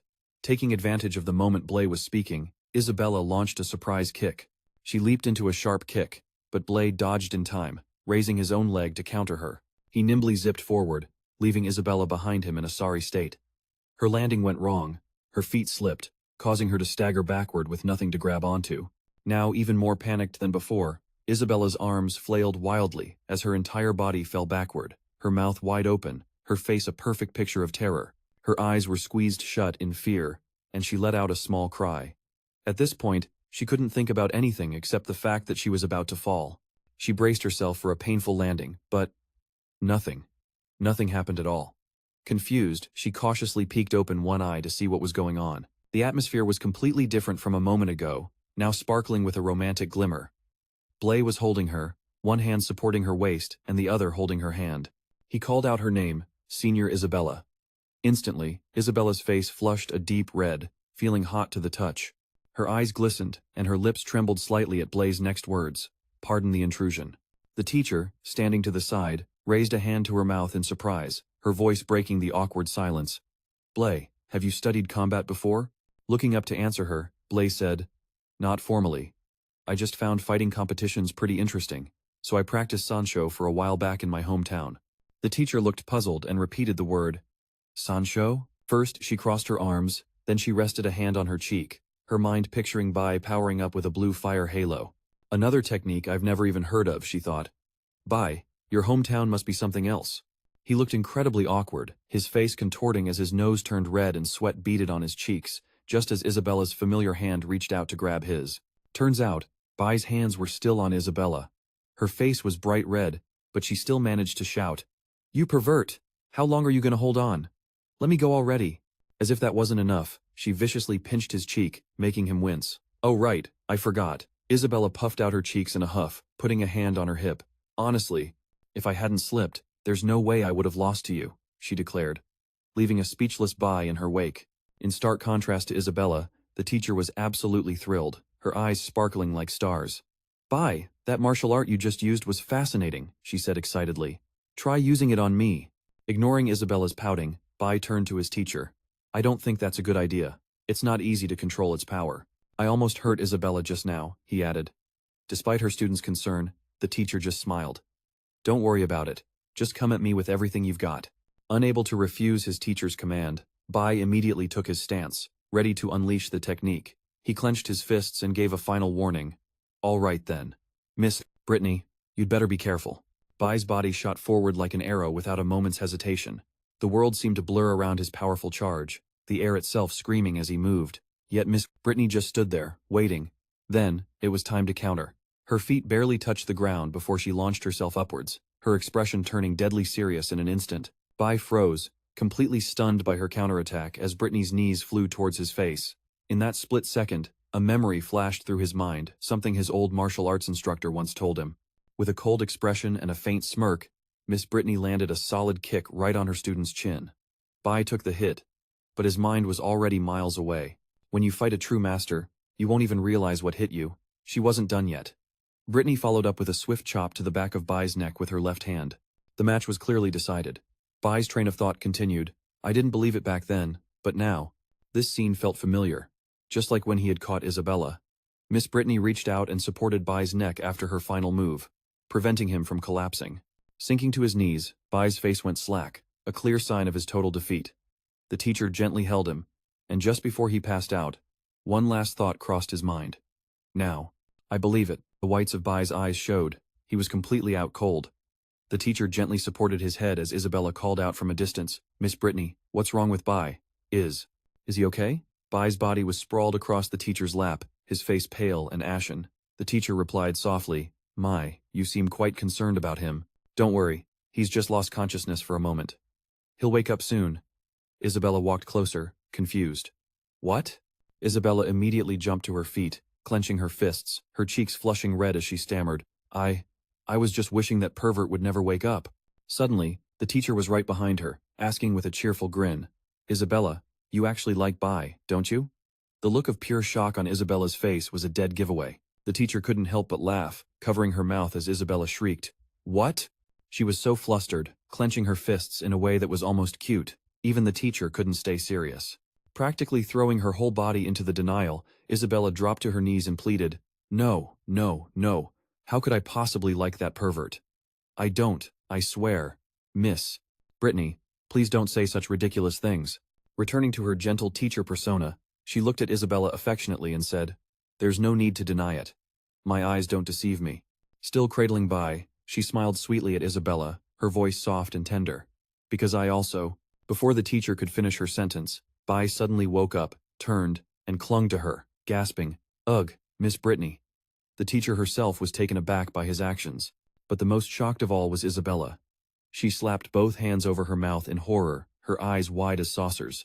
He was awake, but still groggy, his eyes glazed over. He let out a small groan, "Ugh," full of confusion. "Where am I?" Now, Bai was sitting in class, bandaged from yesterday's ordeal. He touched his cheek and winced. "Ow, that hurts." Toby, his chubby friend, leaned in with a scrutinizing look, chin in his hand. "What happened to you? How do you get injured just by sleeping over at Miss Brittany's house? Must have been a wild night, huh?" Bai immediately shot back, "Hey, I just slipped and fell, that's all." Remembering last night, his face twisted in a grimace as he looked up at the ceiling. He might say that out loud, but inside he was thinking, yeah, right. It was all because of that violent girl. Witnessing Bai's actions with the teacher, Isabella had delivered swift justice. She sat on top of him, twisting his arm behind his back. You pervert. How dare you make a move on Miss Brittany right in front of me? All Bai could do was yelp, ag. He had just woken up only to get beaten again, now pinned face down on the floor. Bai cried out helplessly, "Ow, ow, ow. You're gonna break my arm." Seeing things were getting serious, the teacher tried to reason with her, a worried tone in her voice. "Isabella, please let him go. I'm sure he didn't mean it." Back in the present, Bai sat in class with his bandaged arm, gritting his teeth as he cursed internally. Her form is a total mess, but man, she's strong. She really almost broke my arm. Then, his thoughts shifted to his fight with the teacher yesterday. But I never would have expected it, he mused. Miss Brittany's fighting style is on a whole other level. She must have received some kind of special training, and for a long time, too. Lost in thought, he pictured himself in a black belt martial arts uniform, his fists clenched tightly. In this world, a normal family could never afford to teach their kids combat from a young age, let alone math and magic too. His expression was dead serious as he unconsciously lifted his injured arm. Just who is Miss Brittany anyway? A voice suddenly cut through his train of thought. Hey Bai. It was none other than his chubby desk mate, a confident smirk plastered on his face. He gave a thumbs up and boasted, "That technique you taught me for summoning 2 fireballs at once? I've totally mastered it." Bai was floored, his jaw dropping and eyes widening as he asked, unable to believe what he was hearing. For real? That fast? Behind him, an old blackboard had superpower scrawled on it. Toby stood proudly, flexing his arms to get ready. Of course. Let me give you a demonstration. He closed his eyes confidently, focusing all his energy as he began the incantation. Oh, fire elements scattered throughout the world. Let me feel the flames that surround me. He brought his hands close together as a powerful light began to gather between his palms. He continued, "Heed my call and descend upon this place." Seeing his friend channel energy so proficiently, Bai couldn't help but be amazed, a proud smile spreading across his face as a small spark of fire appeared between his hands. A powerful stream of light burst from the center, as all his efforts came to a head. Toby hunkered down, channeling all his power, his eyes bulging as he screamed the final words of the spell. Fireball technique! Bai leaned forward, his eyes sparkling and his mouth agape, completely captivated as he waited for his friend's fireballs to materialize. Reality, however, was a cruel mistress. The atmosphere in the classroom returned to normal, the fiery light completely vanished. Bai hesitated before asking, Nothing's happening." They both stared at each other for a moment, then a tiny spark appeared. You had to squint to even see it. "Look closer," his friend urged. There they were, 2 teeny tiny, pathetic, feeble flames. Bai had to press his face right up to his friend's hands just to see them clearly. As a single leaf drifted by outside, Bai gently patted his friend's shoulder. "Toby, your magical aptitude. All I can say is, it's already better than mine used to be." His face was judgmental, his eyes glancing upwards. He might be consoling his friend, but Bai was thinking, that's not a fireball technique. At best, it's a matchstick technique. He was suddenly startled, looking down at something that had just appeared in front of him, a pink cake with cream and a cherry on top, held by a delicate hand. The girl offered the cake to Bai. "Alice Senpai," he said, recognizing her. Kneeling on her chair with one leg, Alice spoke. "Bai, I heard you were hurt, so I brought you something to eat." The beautiful Alice Senpai winked at him. She was wearing 3 different bows, and a sparkling aura seemed to radiate from her. "I figured you probably didn't bring lunch today, right?" she asked. She put her hands on her hips, still smiling, but her expression was completely different. A dark aura emanated from her as she turned to Toby. "I assume this student has already eaten, correct?" Toby broke out in a cold sweat and stammered. Yeah, I've eaten. Bye. I just remembered I have something to do. Gotta go." Love bubbles seemed to float around Bai as he clutched the cake to his chest. His mouth was watering, but he still felt bad accepting it. "This isn't right. I can't keep taking your cake every day." Alice leaned down in her seat, her face full of anticipation, cheeks tinged with a light pink. With a tender smile, she clasped her hands and asked, "Is it good?" He took a bite of the cake and praised it. "Your cakes are the best, senpai." Then he asked, "Oh right, aren't you eating lunch? Why are you just standing there watching me eat?" Watching her junior enjoy the cake, she rested her chin on her hand, maintaining her gentle smile. "I have a question for you," she said. Bai immediately replied, "Go ahead and ask. If it's something I know, I'll tell you everything." Alice cut right to the chase. "So, what's this about you liking Isabel?" The question caught him so off guard that Tranlax spat out his mouthful of cake, his whole body jolting. After a quick cough to clear his throat, Tranlax managed to ask, "Senior, why are you asking about this too?" Alice raised a hand and said, "It seems someone else has already asked." Her smile widened, her eyes still warm but now filled with amusement as she pressed on, raising her hand slightly. If that's the case, what's the answer? Wiping his mouth with a napkin and closing his eyes as a bead of sweat trickled down his cheek, Tranlac replied, Senior, right now, I just want to focus on my magic studies. Hearing his answer, Alice stood up and stretched, letting out a soft yawn before saying, Wow, what a heartless response. But I suppose that's fine too. Confused by her words and actions, Tranlac asked, Huh? What do you mean? Before he could react, Alice leaned in and swiftly planted a kiss on his cheek, leaving Tranlac blinking in stunned silence. A bright red lipstick mark now stained his cheek, and his face was a mask of utter confusion as he spoke to Alice's retreating back. Senior, what was that for? Waving over her shoulder as she walked away, Alice called out, I'll be coming to hang out more often from now on, my dear Blay. Tranlac just sat there, the only two people left in the classroom, as the surrounding students began to whisper and speculate. First it was Isabella, now it's Alice. This Blay guy is a real lady, killer. Tranlac glanced around, still trying to figure out what Alice had meant yesterday. He propped his chin on his hand, chewing on the end of his pen and muttering to himself, whatever. No point thinking about it. I've already read almost all the magic books on this floor anyway. Tranlac stretched and let out a huge yawn. He looked up toward the second floor and made a decision. It was time to check out the second floor. He'd heard they had more advanced magic books up there. On the second floor, Bella was engrossed in some cheesy romance novel, lazily spitting melon seed shells all over her desk. Tranlac approached Bella's desk, holding out his certificate as he asked, Excuse me, I'd like to ask how to get to the second floor of the association's library. Here is my certificate. She took the paper, glanced at it, and replied, an apprentice. Bella immediately tossed the certificate back, rejecting him. If you want to go to the second floor, you have to be at least a junior-level mage. Tranlac asked dejectedly, My spiritual power isn't high enough to pass the junior mage test yet. Is there any other way? She went right back to her romance novel, answering without even looking at him. Then you're out of luck. Besides, with your current magic level, do you think you could even understand the books on the second floor?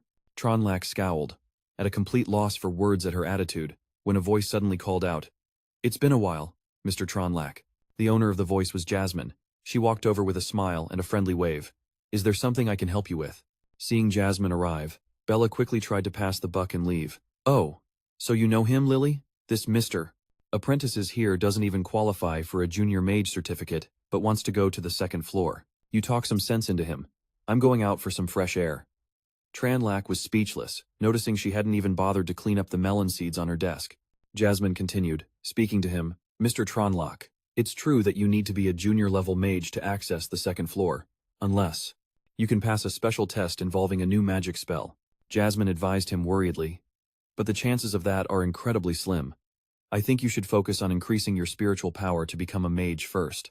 But hearing the words, new magic, he made up his mind. Let's do that then. It just so happens I have a new way to improve a water system spell, she continued. If you fail to demonstrate the new magic, the association will conclude that you were trying to deceive them. They'll put you on the blacklist, and you'll be barred from using any of the association's resources ever again. Mr. Tranlac, are you absolutely sure you want to do this? Seeing Jasmine's concern, Tranlac reassured her. Don't worry, Lily, trust me. She fell silent for a moment, considering. Seeing the determination in his eyes, Jasmine agreed to lead the way. Mr. Tranlac, please follow me. He gave a slight nod. In another room, Master Brady and Master Andre were in the middle of a discussion when Jasmine entered to report Tranlac's request. Upon hearing it, Master Brady exclaimed in surprise, What? A magic apprentice wants to demonstrate an improvement to the water sphere spell? Master Andre just scoffed contemptuously, finding the whole idea ridiculous. He continued to pour himself another glass of wine. It's probably just another scam, using the spell improvement excuse to trick the association. A basic spell like water sphere has been refined for generations. What room could there possibly be for improvement? He sneered. And this is coming from a mere magic apprentice. It's laughable. Master Brady turned to Jasmine and warned her sternly, You need to think this through. If he fails, it won't just be a matter of getting blacklisted by the association. Wasting the association's resources on a demonstration will also result in a fitting punishment. But she had great faith in Tranlac and continued to persuade the two masters. Yes, I understand. But I believe in this mage. Please, just let him try once. Seeing Jasmine's resolve, he waved a dismissive hand of approval. Fine then, let him in. He can just do it right here. With permission granted, Tranlac entered the room, where the two masters were still sipping wine and chatting about their families. Tranlac walked up and greeted them. Greetings, esteemed seniors. He introduced himself. I am Tranlac, a magic apprentice. Hearing this, Master Andre was suddenly stunned. Tranlac continued. I am here to demonstrate an improved water sphere spell. With my improvements, the spell's power can be increased significantly. The master stared at Tranlac in utter shock, yelling, What? How is it you? He immediately turned to Brady with a worried expression. Old friend, take my advice. We should really move this to the testing chamber. This kid is the one from last time. Brady just bellowed back. Andre, what's wrong with you? Ever since that incident, your nerve has gotten smaller and smaller. He's just a magic apprentice. What are you so afraid of? He then pointed at Tranlac and commanded, Kid, use your improved water spell to attack me. Do it now, immediately. Tranlac bowed his head slightly. Then, please forgive my impertinence. Tranlac began to channel his power, spreading his arms to gather spiritual energy. He closed his eyes, focusing all of his senses. When he opened them, his eyes were glowing with two different colors, one blue and one red, representing the elements of water and fire. The power radiating from his palms intensified. Seeing this, Brady's face went deathly pale with shock. He turned to Andre in a panic. This kid can simultaneously convert the magical elements of two different systems? Andre, meanwhile, was frantically beginning to cast a fire system spell, drawing on the fire elements in nature. He unleashed his own power to clash with Tranlac's new spell, but Tranlac's magic erupted with more intensity than ever before. In an instant, the master's flames were completely blown away. The flames were blasted back towards Andre, causing him to cry out in terror, Oh no, not again. The next moment, the spell exploded, filling the entire room with a brilliant flash of light. As the explosion subsided and smoke billowed through the room, Tranlac stood there, completely unfazed, which only shocked Master Brady more. He roared in anger, You! Brady's face was a mask of pure, astonished disbelief. How did you do that? He began to explain the principle behind his new magic. This improved water ball spell is actually very simple. First, you summon a water ball, and then you summon a fireball. Chen Luo gestured enthusiastically as he explained. He continued, Then you fuse them together. Chen Luo's eyes gleamed with confidence as he pointed to his palm and continued. The fusion of the two creates a vaporization reaction, unleashing power far greater than the original fireball or water ball spells. Beads of sweat formed on Brady's forehead as he thought in disbelief. How is this possible? This magic apprentice can cast dual element spells simultaneously. If the fireball last time was just luck, then this time, after a moment of thought, his perception of him completely changed, and he began to speak. Mr. Chen Luo, please wait here for a moment. Lily, take good care of our esteemed guest. Hearing this, she replied politely, Yes, sir. Lily quickly brought out a hot cup of tea. Mr. Chen Luo, please have some tea. He replied, Thank you, Miss Lily. Chen Luo took the cup she offered, and noticing she remained standing, he said, Miss Lily, please have a seat as well. It feels a bit awkward with you standing there. Lily obliged. All right, Mr. Chen Luo. She shyly and gently sat down in the chair across from him. He then asked, Are you a mage as well, Miss Lily? Lily answered honestly, Yes, but my magical talent isn't very high. You're much more skilled, Mr. Chen Luo. You were able to summon such a powerful fireball last time, and now you can even cast dual-element magic simultaneously. Hearing her praise, Chen Luo blushed with embarrassment but remained modest. Actually, my magical talent isn't high either. My spiritual power hasn't even reached the level of a novice mage. The spells are only powerful because my casting method is different from others. He continued. As for casting dual-element spells, that actually has nothing to do with magical talent. Lily asked, puzzled. It has nothing to do with magical talent? He took a sip of tea before answering. That's right. It's all about the ability to multitask. If you can use both of your hands to do two different things at the same time, then casting two different types of magic simultaneously isn't that difficult. Chen Luo took out a piece of paper and a pen to demonstrate.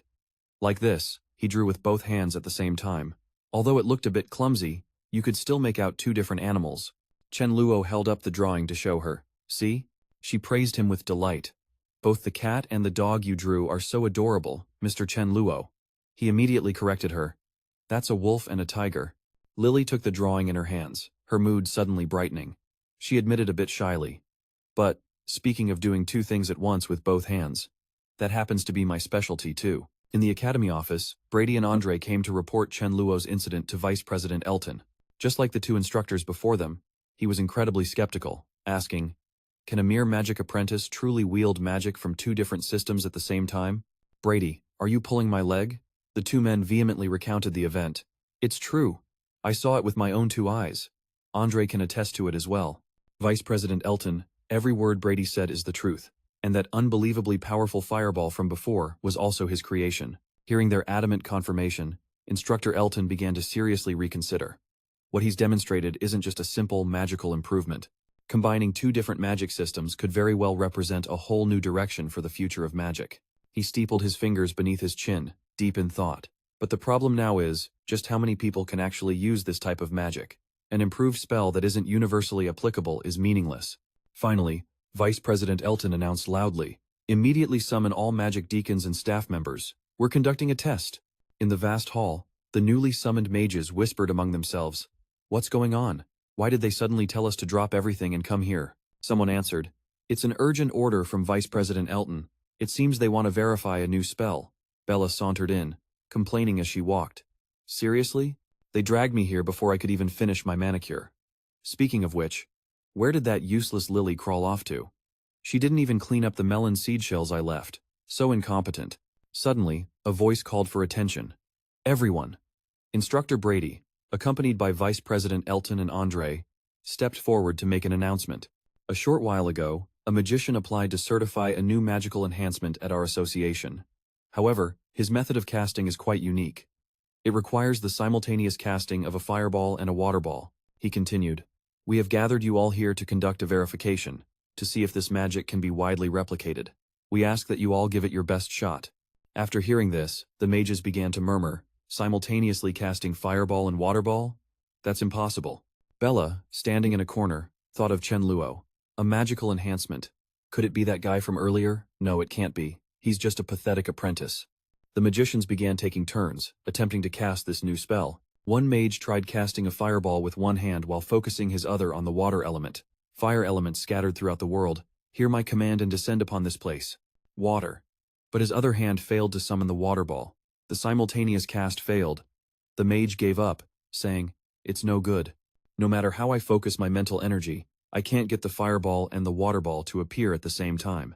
The channeling methods for two different elemental systems are incompatible.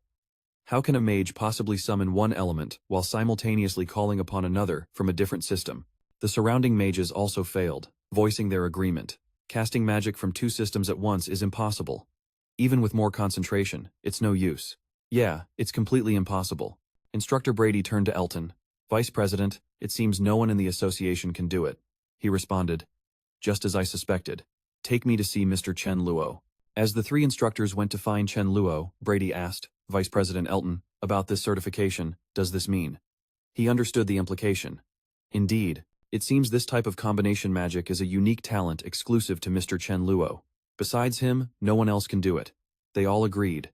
The certification was sure to fail. But over on the other side of the room, Jasmine was smiling brightly, holding two orbs of magic in her hands, one of water and one of fire. She was wielding both systems with astonishing ease. The three instructors saw this and froze solid, their jaws agape in stunned disbelief. Jasmine noticed them and jumped, stammering, Vice President Elton." Chen Luo, realizing the Vice President had arrived, stood up to greet him. "Greetings, Vice President Elton. This Miss Lily is quite brilliant. She's already learned my enhanced version of water ball. I was wondering, what were the results of your verification test?" Elton paused for a moment, cleared his throat, and replied, "Well, Mr. Chen Luo, according to the regulations of our Magic Association, for an improved spell to be certified, it must be successfully cast by 3 or more members." The Vice President continued, "However, I summoned every available member of the Magic Association, and not a single one of them could simultaneously cast a fireball and a water ball. With the sole exception of this young lady right here." Jasmine asked worriedly, "Vice President Elton, does that mean the certification didn't pass?" He quickly clarified, "No.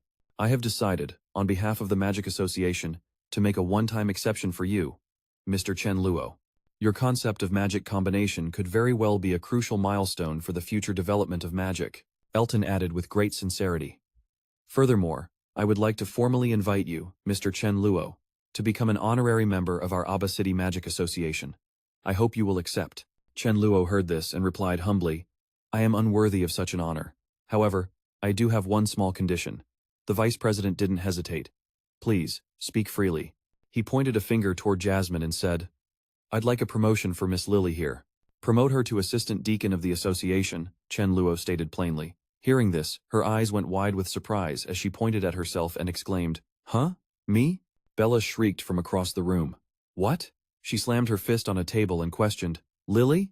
She gets promoted to assistant deacon just for helping that apprentice certify his magic?" The 3 staff members sitting there were also terrified.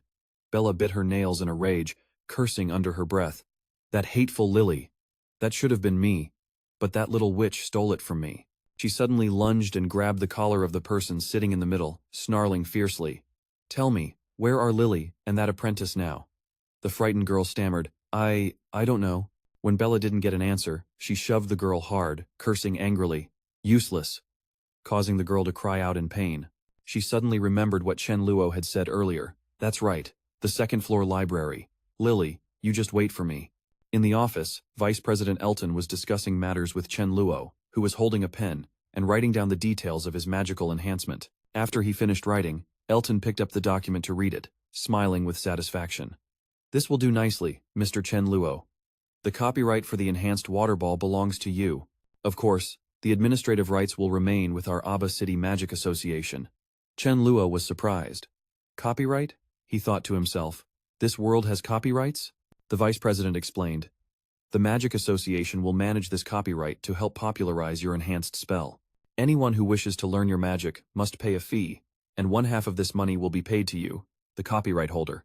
He used a coin as an example. 1/2 is paid to you, and the other half is paid to the association for managing it. Vice President Elton clarified further.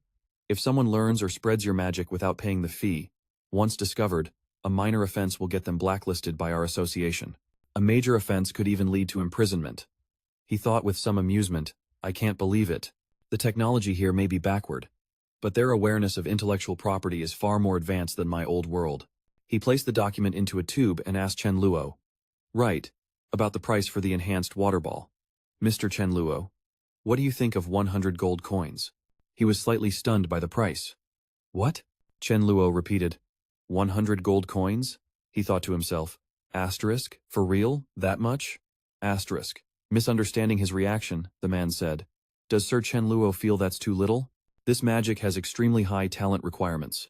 I'm worried if we set the price too high, buyers who can't perform the spell will come cause trouble for you and our association." Chen Luo, thinking on his feet, replied, "All right then. Let's do as Vice President Elton suggests. 100 gold coins it is. As for your concern about troublemakers, I have a solution." The vice president was intrigued. "Oh?" Chen Luo was secretly overjoyed. Asterisk 100 gold coins is considered low? No wonder mages are also loaded. If this isn't loan sharking, I don't know what is. Asterisk. The right of interpretation regarding this magic? The vice president shot up from his seat. What's this? Chen Luo explained as he wrote, "This improved magic has special requirements for a mage's talent. Please consider carefully before purchasing. Once sold, all sales are final." The man adjusted his glasses to get a better look at the words he'd written. This improved magic has special requirements for a mage's talent. Please consider carefully before purchasing. Once sold, all sales are final. The final right of interpretation belongs to the Magic Association and Chen Luo. Reading the last line, the vice president asked quizzically, "Sir Chen Luo, what exactly is the final right of interpretation?" Chen Luo answered bluntly, "It means that ultimately, we don't have to take any responsibility for anything." Hearing this, the man's face darkened. "Brilliant. Sir Chen Luo, you truly have thought of everything." "Not to be outdone," Chen Luo replied. Likewise, Jasmine led Chen Luo to the second floor and introduced it. "Sir Chen Luo, this is our association's second-floor library." He took a look around and commented, "It feels a lot bigger than the first floor. Also, it seems like there's no one here," she explained. "Well, only high-level mages are allowed in, so this place is usually pretty empty," Jasmine continued. "Not only does this place have high-level magic books, but it also has many newly copyrighted spells. Sir Chen Luo, feel free to look at everything." He turned to look at her for a moment before giving a nod of agreement. Noticing Chen Luo staring at her, Jasmine asked curiously, "What is it, Sir Chen Luo?" He smiled and complimented her. "It's nothing. I just think you look really nice in the deacon's assistant uniform." Upon hearing that, Jasmine looked down at her new outfit and blushed with embarrassment.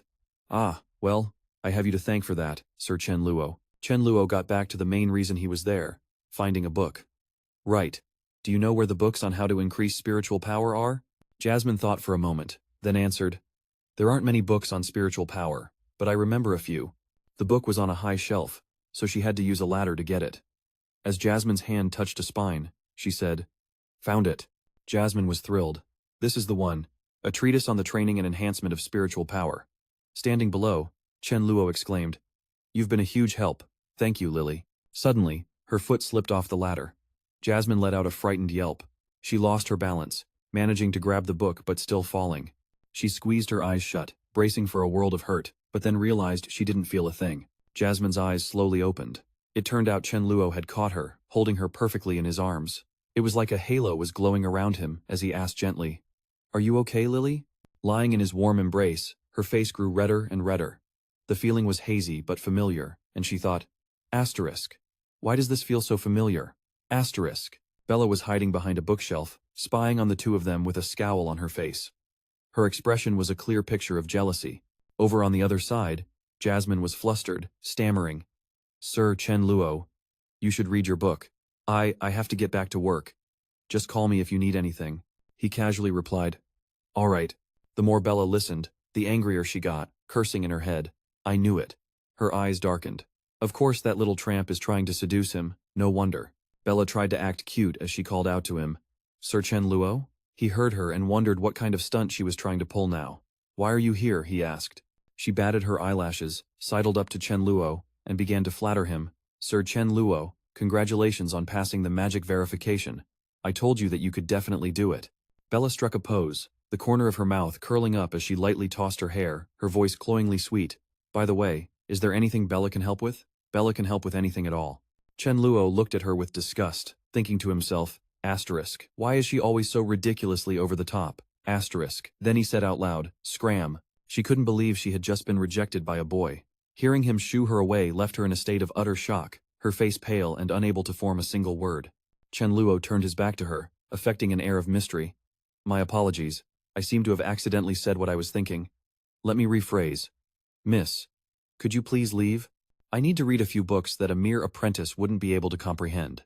"Sir Chen Luo, I'm sorry. I admit I was a little disrespectful to you at first, but that was a misunderstanding.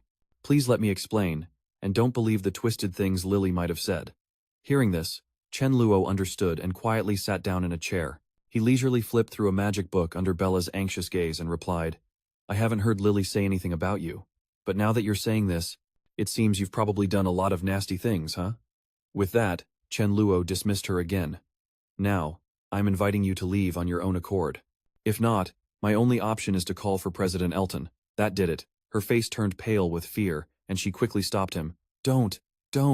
I'll go. I'm going right now." Finally, Chen Luo could read in peace. After a while, he closed the book, thinking, "The method this book suggests is definitely worth a shot." The contents of the book came to mind. Up until now, mages all believed that the growth rate of spiritual and magical power was solely related to an individual's innate magical talent. Someone with high talent would see their speed increase faster, while someone with low talent would see it increase slower. Chen Luo mulled it over. As for ways to increase magical spiritual power, the magic world currently believed there were only two methods.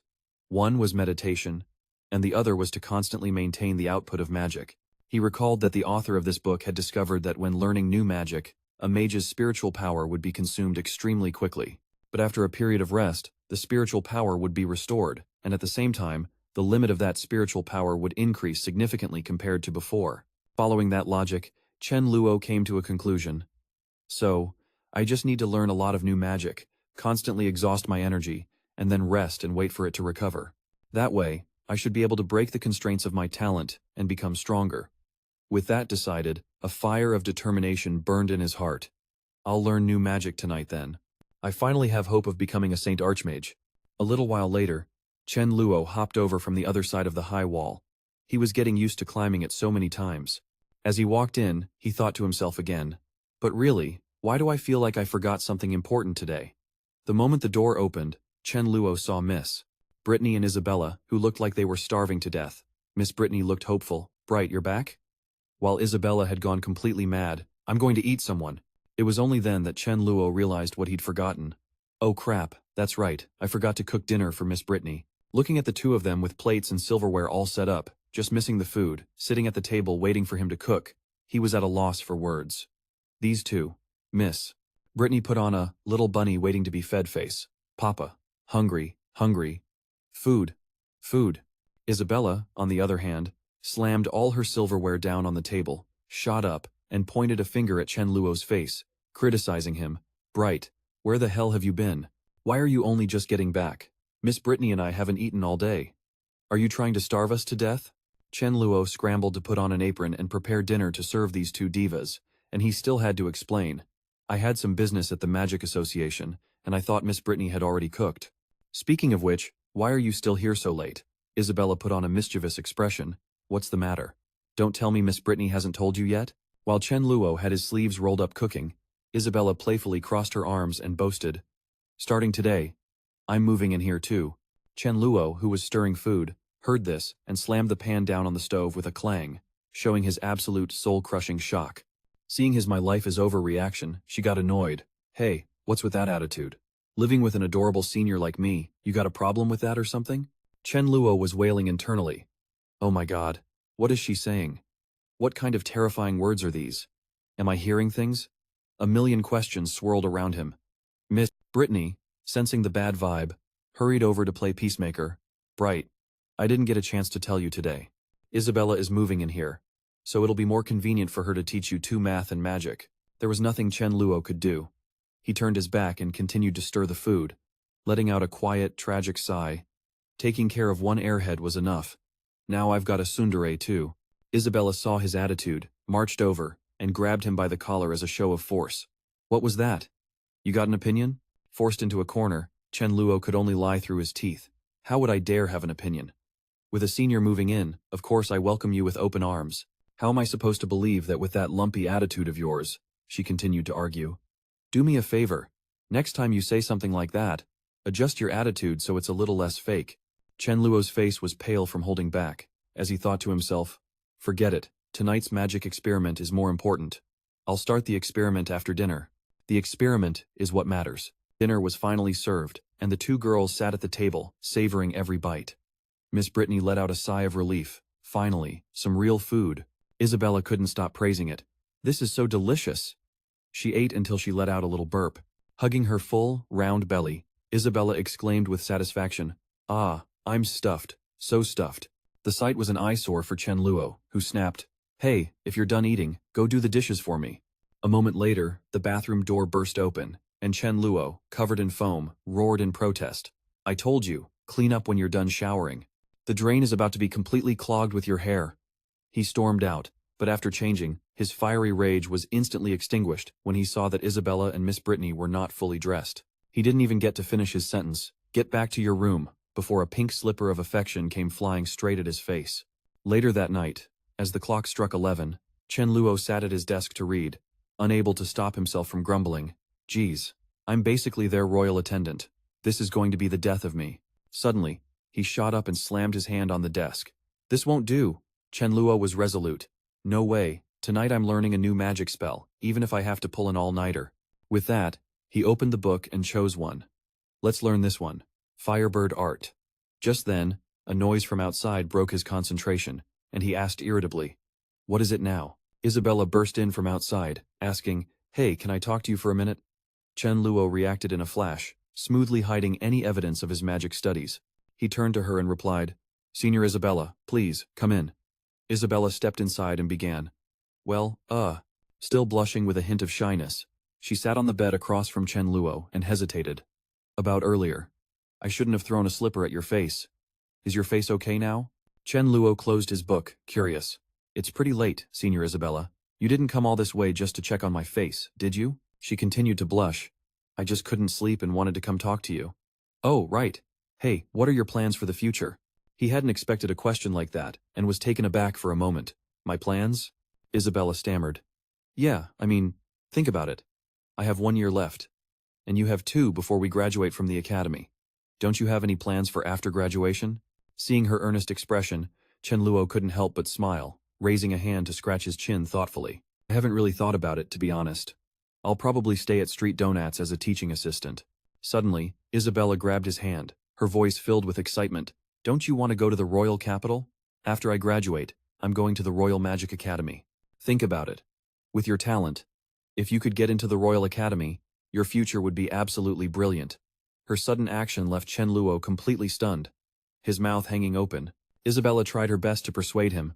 Don't worry, my father can help you with the admission, and then we can be at the same school again. In her mind, a rosy future was unfolding, and she was practically drooling. That way, I can eat Luo's cooking every single day. Besides, even though this guy's talent in math and magic is way better than mine, he's super easy to push around. I really like being with him. Chen Luo, his hand still being held, blushed in embarrassment. You're right, but going to the royal capital for school would be a huge waste of time. Right now, I just want to stay at street donuts and focus on my magic research. Hearing that, Isabella's expression fell. If you stay at street donuts, how can you properly research magic? He smiled and countered. I have Miss Brittany, don't I? Her magical talent and skills are more than enough to teach me. Those two words, Miss Brittany, landed on Isabella like a ton of bricks. Her face darkened with disappointment, and her hands clenched as if she was getting ready to give Chen Luo a good thrashing. Seeing this, his soul practically fled his body. Isabella's voice was dangerously low. Researching magic? I think you just want to stay here with Miss Brittany and don't want to come with me. She started shaking him back and forth. Do you find me that annoying? Tell me, do you like Miss Brittany more than me? Chen Luo felt his head spin. Please, have mercy on me. My lady, stop shaking. The loud commotion woke up Miss Brittany. She rubbed her eyes and asked, Isabella? Hey, why are you two still awake? Looking at the scene before her, with Isabella practically draped over Chen Luo, she was shocked wide awake. What? What are you two doing? The next morning, at the dining table, Isabella had transformed back into a food-loving kitten, enthusiastically devouring her meal. The others ate their breakfast quietly and slowly. Chen Luo poked at his food, thinking, last night, I finally tried learning a new magic spell, and it completely drained my mental energy. But waking up this morning, I can definitely feel my mental limit has increased. It seems this method is effective. Miss Brittany awkwardly broke the silence. So, it seems I might have misunderstood the scene last night. I mean, I understand you young people, but still, you're both so young. Doing those kinds of things is actually a bit too soon. Chen Luo understood immediately and quickly refuted. Miss Brittany, you've misunderstood. Last night, Isabella just wanted to discuss her post-graduation plans with me. That's all. There's no way anything like that is happening between me and my senior. She believed him instantly, letting out a quiet sigh of relief before replying, Oh, is that so? I told myself it was probably just a misunderstanding. Please, don't mind me. At that exact moment, the glass of milk in Isabella's hand slammed onto the table with a loud thud, making her displeasure clear. The briefly peaceful atmosphere once again plunged into a terrifying silence. Isabella spoke, a smile on her face that clearly showed her anger. Miss Brittany, I have an early class today, so I'll be heading out first. Miss Brittany agreed immediately. Oh, all right. That was all she needed to hear. Isabella shot up from the table. See you later, Miss Brittany, not forgetting to give Chen Luo a loving punch on her way out, causing him to yelp, Ow! The clueless Miss Brittany asked him, Did you two have a fight today?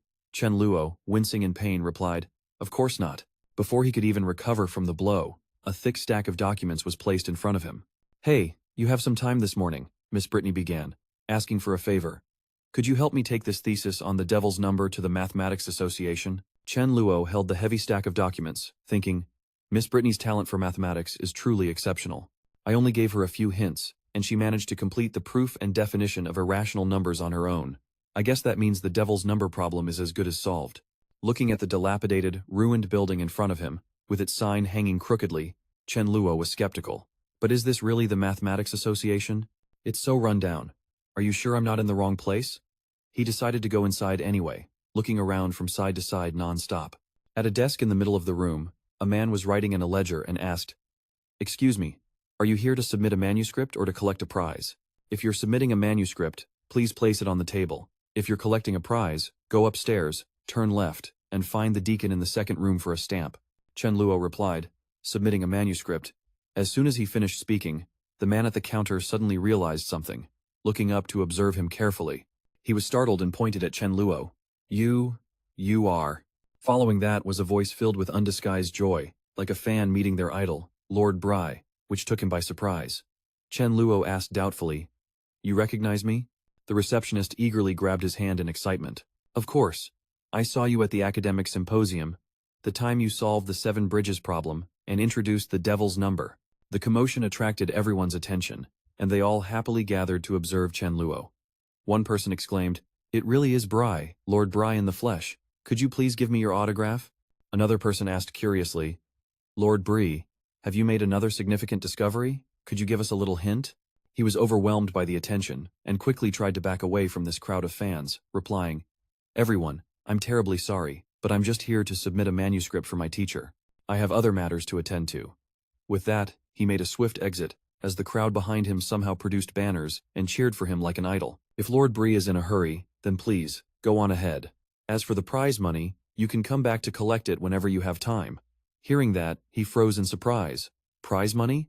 He spun back around, pushed up a pair of non-existent glasses, and, as if he'd found his calling, asked, "What prize money?" In the shabby room of the Mathematics Association, people bustled in and out, with some standing and staring intently at the mathematical formulas plastered all over the walls.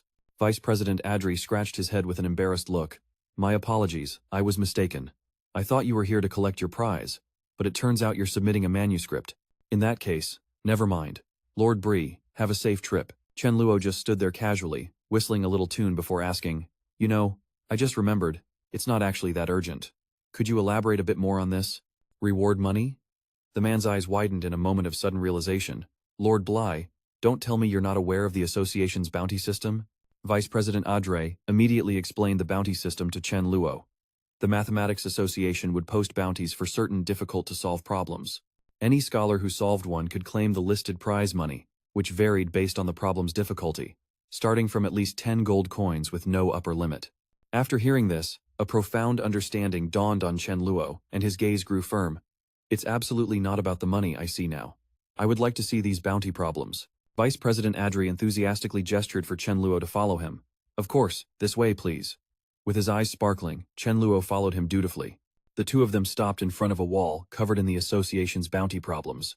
The wall was filled with all sorts of math problems, from arithmetic to geometry and solid geometry, which Vice President Adri introduced to him. "Lord Bly, please take a look. This is the entire collection of bounty problems our Aba City Mathematics Association currently has." He let out a long sigh, his face melancholic as he continued to lament. "Many of these have been here since before I even arrived, and to this day, no one has ever solved them. I wonder if I'll ever see the answers to these problems in my lifetime. Even just one would be a blessing." Chen Luo stood there, lost in deep thought. He rubbed his chin and said with a serious expression, "Could you possibly leave me here alone? I need to think very carefully about these problems." The man bowed his head and slowly walked out. "Certainly, no problem at all. Just call for me if you figure anything out." Chen Luo placed a hand on the wall as if sensing something, standing perfectly still for a moment. He closed his eyes, seemingly lost in his own world. A concerned individual approached the Vice President Adri. "Are you sure we should just leave Lord Bly alone?" He turned and replied slowly, "Yes. At times like these, we must not disturb him." Vice President Adri continued, his voice steady yet full of weight. "For mathematical geniuses like Lord Bly, inspiration often strikes in a fleeting moment. If our interference causes him to lose that precious spark, we would become sinners for all eternity." While he was lost in a daydream about Chen Luo potentially solving a problem in the future, the person beside him hesitated, trying to speak. "But," he pointed at the now empty wall, "I think Lord Bly is gone?" The words hit the vice president like a bolt from the blue. He couldn't believe his eyes. In another corner, Chen Luo pumped his fist in celebration. He jumped for joy, exclaiming, 535 gold coins. All the bounty problems added up comes to exactly 535 gold coins. What's more, the bounty questions were actually incredibly simple.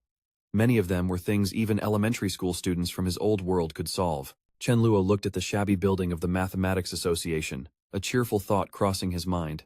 "I was just worrying about not having money for new magic. I never expected this rundown-looking Mathematics Association to be so loaded. I really don't want to interfere with this world's rate of development." But remembering his broke situation, tears streamed down his face as his resolve hardened. They just have way too much money. Thinking about collecting the reward money, Chen Luo skipped and danced around, humming a tune. "Still, I should probably earn this kind of money discreetly. I'll plan it out tonight and come back for the cash tomorrow morning." People around him gave him strange looks. A little girl looked up at her mother and whispered, "Mommy, that big brother is so weird." The mother quickly covered her daughter's eyes. "Don't look at him, let's go." Another day passed, and warm sunlight filled the room of the Mathematics Association. Inside the Mathematics Association's office, Vice President Adre was engrossed in his work while another person was cleaning the room. The cleaner paused to catch his breath and asked curiously, "Vice President Adre, do you think Lord Bly is really that amazing? Why did he just leave after looking at the bounty wall yesterday?" Vice President Adre calmly continued his work and replied, "What do you know? Even long-established grand scholars can't solve those problems, which is why they've been up there for so long. Even for a genius like Lord Bly, it wouldn't be a simple task." Suddenly, a loud thump times echoed through the room, making Vice President Adre jump and look up. In front of him was a stack of papers taller than his head, which someone had just slammed onto his desk. The person who brought the massive stack waved his hand dismissively and said, "I'm here to claim the rewards. I'm in a hurry, so please have someone verify these as quickly as possible, then settle the payment with me." Vice President Adre couldn't believe it. Why are there so many? He picked up a few sheets to examine them. Which bounty problem is this for? Chen Luo, now wearing a half-mask, turned and said, "All of them." Upon hearing that, both Vice President Adre and the cleaner stared at him with wide eyes. The Vice President slammed his hands on the desk and shot up. "Say what?" Chen Luo arrogantly replied. "Every single bounty problem from the Aba City Mathematics Association. A total of 23 problems. The solutions are all right here." Time slowly ticked by until the afternoon. The Vice President's head was covered in a cold sweat. Adre held his head with one hand and an answer sheet with the other, his expression grim as he and the others in the room checked the work. One man cried out, trembling, "Vice President Adre, we've finished checking. They're all correct." The Vice President shot his head up in shock. In the room, everyone was still frantically comparing answers and scribbling notes. Vice President Adre wiped the sweat from his forehead with one hand while holding a paper in the other, his voice trembling with excitement. "It's true again. All the answers have been solved. I never thought I'd witness such a miracle in my lifetime. You really do see strange things if you live long enough. Just who is that person?" Overcome with excitement, they quickly ran over to where he was dozing off, their voices booming. "This is something that renowned scholars across the empire, no, across the entire Divine Grace continent, couldn't do." They cheered and praised him. A terrifying person like this can only be described in 4 words. The god of mathematics. Vice President Adre wiped away tears of emotion and touched Chen Luo's shoulder. "Your Excellency." The touch startled him awake. "Huh? Is it over?" Chen Luo let out a big yawn and wiped the sleep from the corner of his eye. "Ah, so, are you guys done with the verification?" Everyone, including Vice President Adre, bowed respectfully. The Vice President spoke. "The solutions are perfect, without a single flaw. Your great contribution to mathematics is truly beyond words. May I ask for your name, Your Excellency?" Startled, he sat up straight on the stack of books and replied, "My name is Chen Luo." While the Vice President was still stunned, he continued, "If you've checked and there are no issues, then pay up. The total reward is 535 gold coins." Chen Luo gave Vice President Adre a cheerful wink. "Since this is our first time doing business, let's round it down. Just give me 530 gold coins." The Vice President was utterly speechless. In a lavish room, a disbelieving, slightly stuttering voice rang out, Mr. Chen Luo?" Jasmine stared in astonishment at a bag full of gold coins on the table, her voice trembling as she asked, What is all this for?"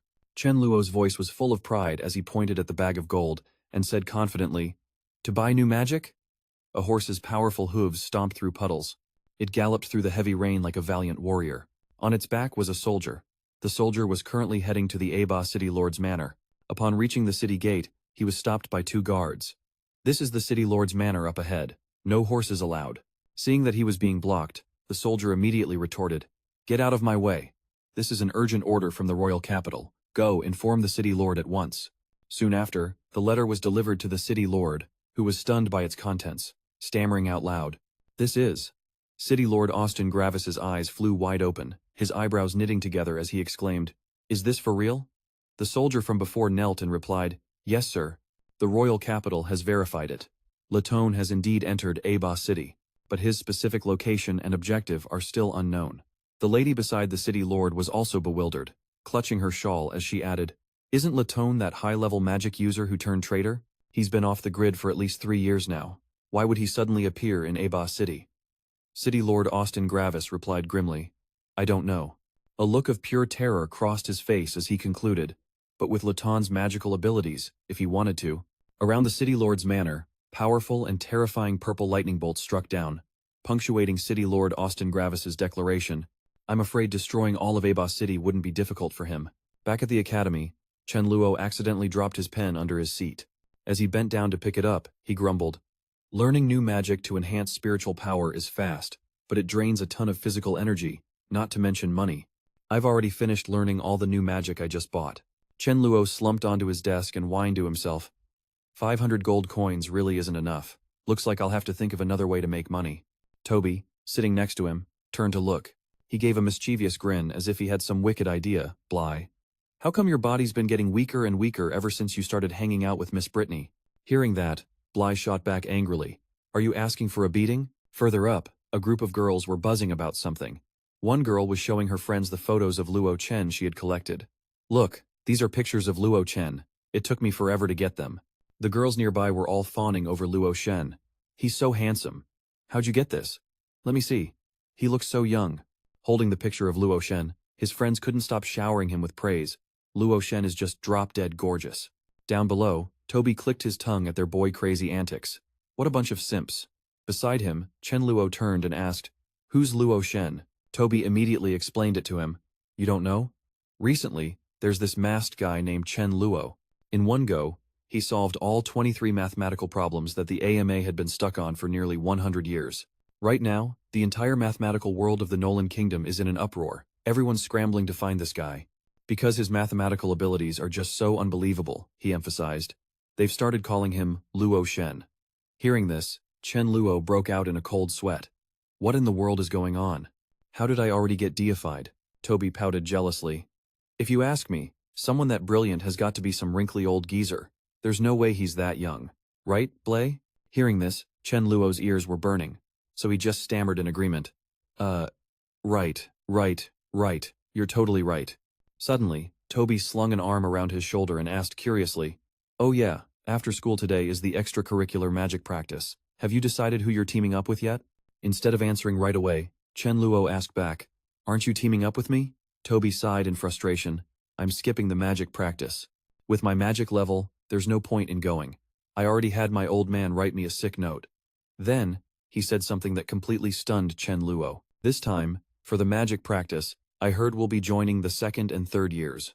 That afternoon, on the back mountain of Street, Dona Academy, a teacher gathered the students and announced, The goal of this magic practice is to take the next step in cultivating your magical abilities. The students stood in neat rows, listening as the teachers continued their briefing. You will use this rare training opportunity to apply magical theory to real-world situations, they stressed. But you must also remember, while training your magical abilities is important, safety is paramount. The head teacher repeatedly reminded the students that safety always comes first. Most of the dangers on the mountain behind me have already been eliminated by the academy. Therefore, you must pay close attention and not, under any circumstances, leave the designated area of this mountain to act on your own. He continued. Next, you will form your own groups of 3 to 4 people and enter the back mountain in order, where you will stay for 1 night.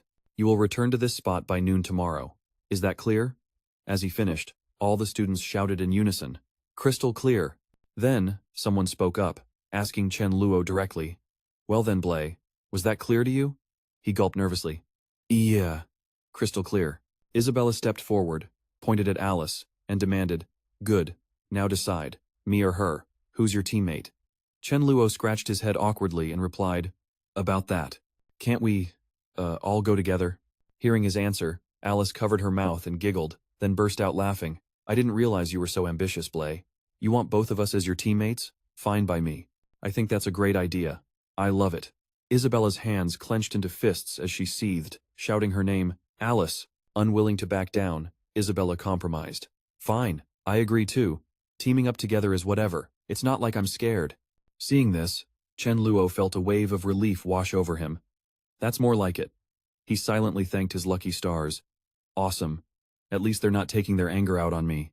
Just as they entered the forest, Isabella pinched Blay, making him yelp, Ow! Isabella, what'd you pinch me for? She yelled back. Because I felt like it. High on a mountain peak, someone was watching everything. He spoke. Sir Letton, the sun has set. Letton strode forward, a staff in his hand, and stood in the middle of his followers. Letton declared, Gentlemen, we have finally reached this moment. His companions listened with intense focus. Letton roared, This city will not see tomorrow's sun. Back on the rear mountain of Street Donuts Academy, a rabbit was foraging in the forest at night. Suddenly, its ears shot straight up. It jolted, as if sensing something was about to happen. Its teeth began to glow, emitting strange beams of light. The rabbit suddenly spat out a massive fireball, setting the nearby area ablaze. Luckily, Isabella was there to help extinguish the flames, which made the poor rabbit's soul nearly leap out of its body in shock. Isabella struck an incredibly stylish pose while using her magic, effortlessly putting out the fire and even earning a gasp of admiration from Alice behind her. Once it was done, Isabella turned to show off to her teammates. Success! I've taken control of its fireball. While Isabella was happily bragging to everyone, Chen Luo was intensely focused on observing the rabbit. As he examined it, he thought to himself, ignoring Isabella's victory dance behind him, it's exactly as Anthony said. Once control of a rabbit's fireball is taken away, it freezes on the spot, completely motionless. Suddenly, a hand reached out and pinched his ear. Isabella scolded him. Blay! The rabbit is so cute, how could you just grab it by the ear? Pinched by her, Blay stammered. Ow! Ow! Ow! Let's both let go at the same time. After snatching the rabbit, Isabella cradled it in her arms and cooed. There, little bunny, don't be scared. I've chased the big bad man away. After being pinched, Blay clutched his head and sulked, complaining, I'm treated worse than a rabbit. Seeing Chen Luo's ear all red from Isabella's pinch, Alice walked over and took his hand. She rubbed it gently while leaning in close. Blay, is your hand okay? Aren't you going to catch the rabbit? We only get a score for this magic practice if we catch one. Her getting so close made Chen Luo's face turn beet red as he answered. I'm fine. We're just getting started. There's still plenty of time to catch one. With that, he cleared his throat a few times and asked, Oh right, Alice, besides rabbits, can other animals use magic too? Alice, cuddling the rabbit, replied, Of course, that's common knowledge. On the Divine Grace continent, magic isn't a gift exclusive to humans. Most animals also have the ability to communicate with magical elements, but they can usually only connect with one system, and they can't cast overly complex spells. Alice used the creatures as an example. Take rabbits, for instance. They can only use fire-adjacent elements, and even then, only the lowest level fireball spell. She continued.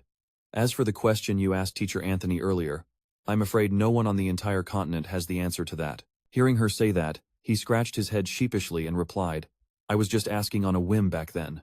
Elsewhere, Teacher Anthony was standing lost in thought when a voice called out from behind. Teacher Anthony. Vice Principal Canvin approached and asked Teacher Anthony, Why aren't you inside the mountain on patrol? He replied, Vice Principal Canvin.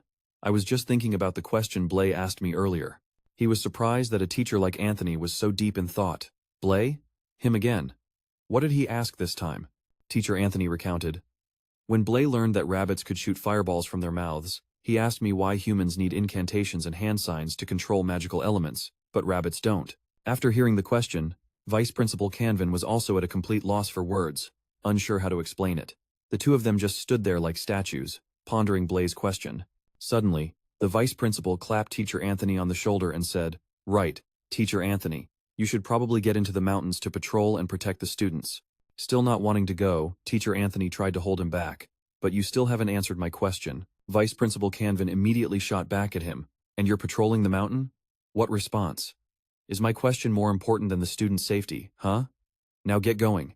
Meanwhile, Blay, Alice, and Isabella were chatting when he started. Isabella, Alice, you two. Isabella, face beet red, cut him off. Blay, you already got a handful earlier, so mine are definitely bigger. Turning to Alice, Isabella pressed on. Or are Alice's bigger? Blay, propping his chin on his hand with a blush, replied, Well, I did get a feel for both, but it's still a really tough call. Then Alice grabbed his hand, startling him. In that case, Blay, you should just get another feel to be sure. Isabella's face darkened. Seriously, you're still going? My bunnies are obviously bigger than yours, and you still won't admit it. Just wait and see what Blay has to say. Isabella demanded loudly. Blay, you tell us. Are my bunnies bigger or are Alice's? All he could do was stammer with a strained smile. Well, about that. Suddenly, the rabbit in Isabella's arms struggled violently, leaping out of her grasp as she cried out, Ah, my bunny!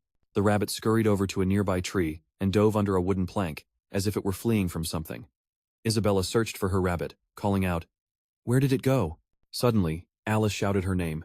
Isabella! Isabella was crouched down, peering into a pipe to find her rabbit. Why was there a pipe here? Did the rabbit just crawl inside? Alice continued to warn Isabella. I told you not to run off like that. Abruptly, the ground began to tremble, shocking all three of them. A crack appeared in the earth beneath them, and it didn't stop, widening rapidly until Alice and Isabella plummeted down. Isabella's face went pale with terror as she screamed, while Alice, equally horrified, held on tightly to her rabbit. A cloud of dust and debris billowed into the air, a scene of pure chaos. A trembling hand clawed its way up through the collapsed earth and rock. Isabella, her face contorted in pain, finally managed to pull her head up, struggling to free the upper half of her body from the wreckage. She then grabbed a soft arm, its skin covered in scrapes and bruises. With all her strength, Isabella helped Alice hurry toward a safer spot. They seemed to be completely out of energy, collapsing to the ground and gasping for breath. A look of sheer terror filled Isabella's eyes. Where are we? Alice, exhausted, drifted into a daze, unconsciously murmuring a name, Blay. Isabella panicked, trying to wake her friend. Alice, wake up. After a moment with no response, she lifted her hand to Alice's nose. Isabella's expression grew grim as the worst-case scenarios flooded her mind. This wasn't good. Suddenly, she lifted Alice's face, as if preparing to do something. Without hesitation, Isabella placed her lips on hers, beginning to administer mouth-to-mouth resuscitation. After a long moment, her method worked, and Alice suddenly woke up. Her face was etched with fatigue as her eyes slowly fluttered open. Alice shot up into a sitting position, looking utterly bewildered as Isabella placed a comforting hand on her shoulder. Alice choked and began coughing uncontrollably, her complexion shifting from deathly pale to a flushed red. Isabella was so overjoyed she couldn't hold back her tears. She stared at her friend intently and asked, "Are you okay now?" Alice, having recovered slightly, managed to choke out a reply between coughs. "Yeah, I'm okay." She looked around and her fear returned. "Where are we?" Isabella quickly explained, "I don't know either. When I crawled out of the dirt, we were already here. It looks like a stone cave." Alice stood up and immediately began observing their surroundings. Who knew there was a cave under the academy's backyard?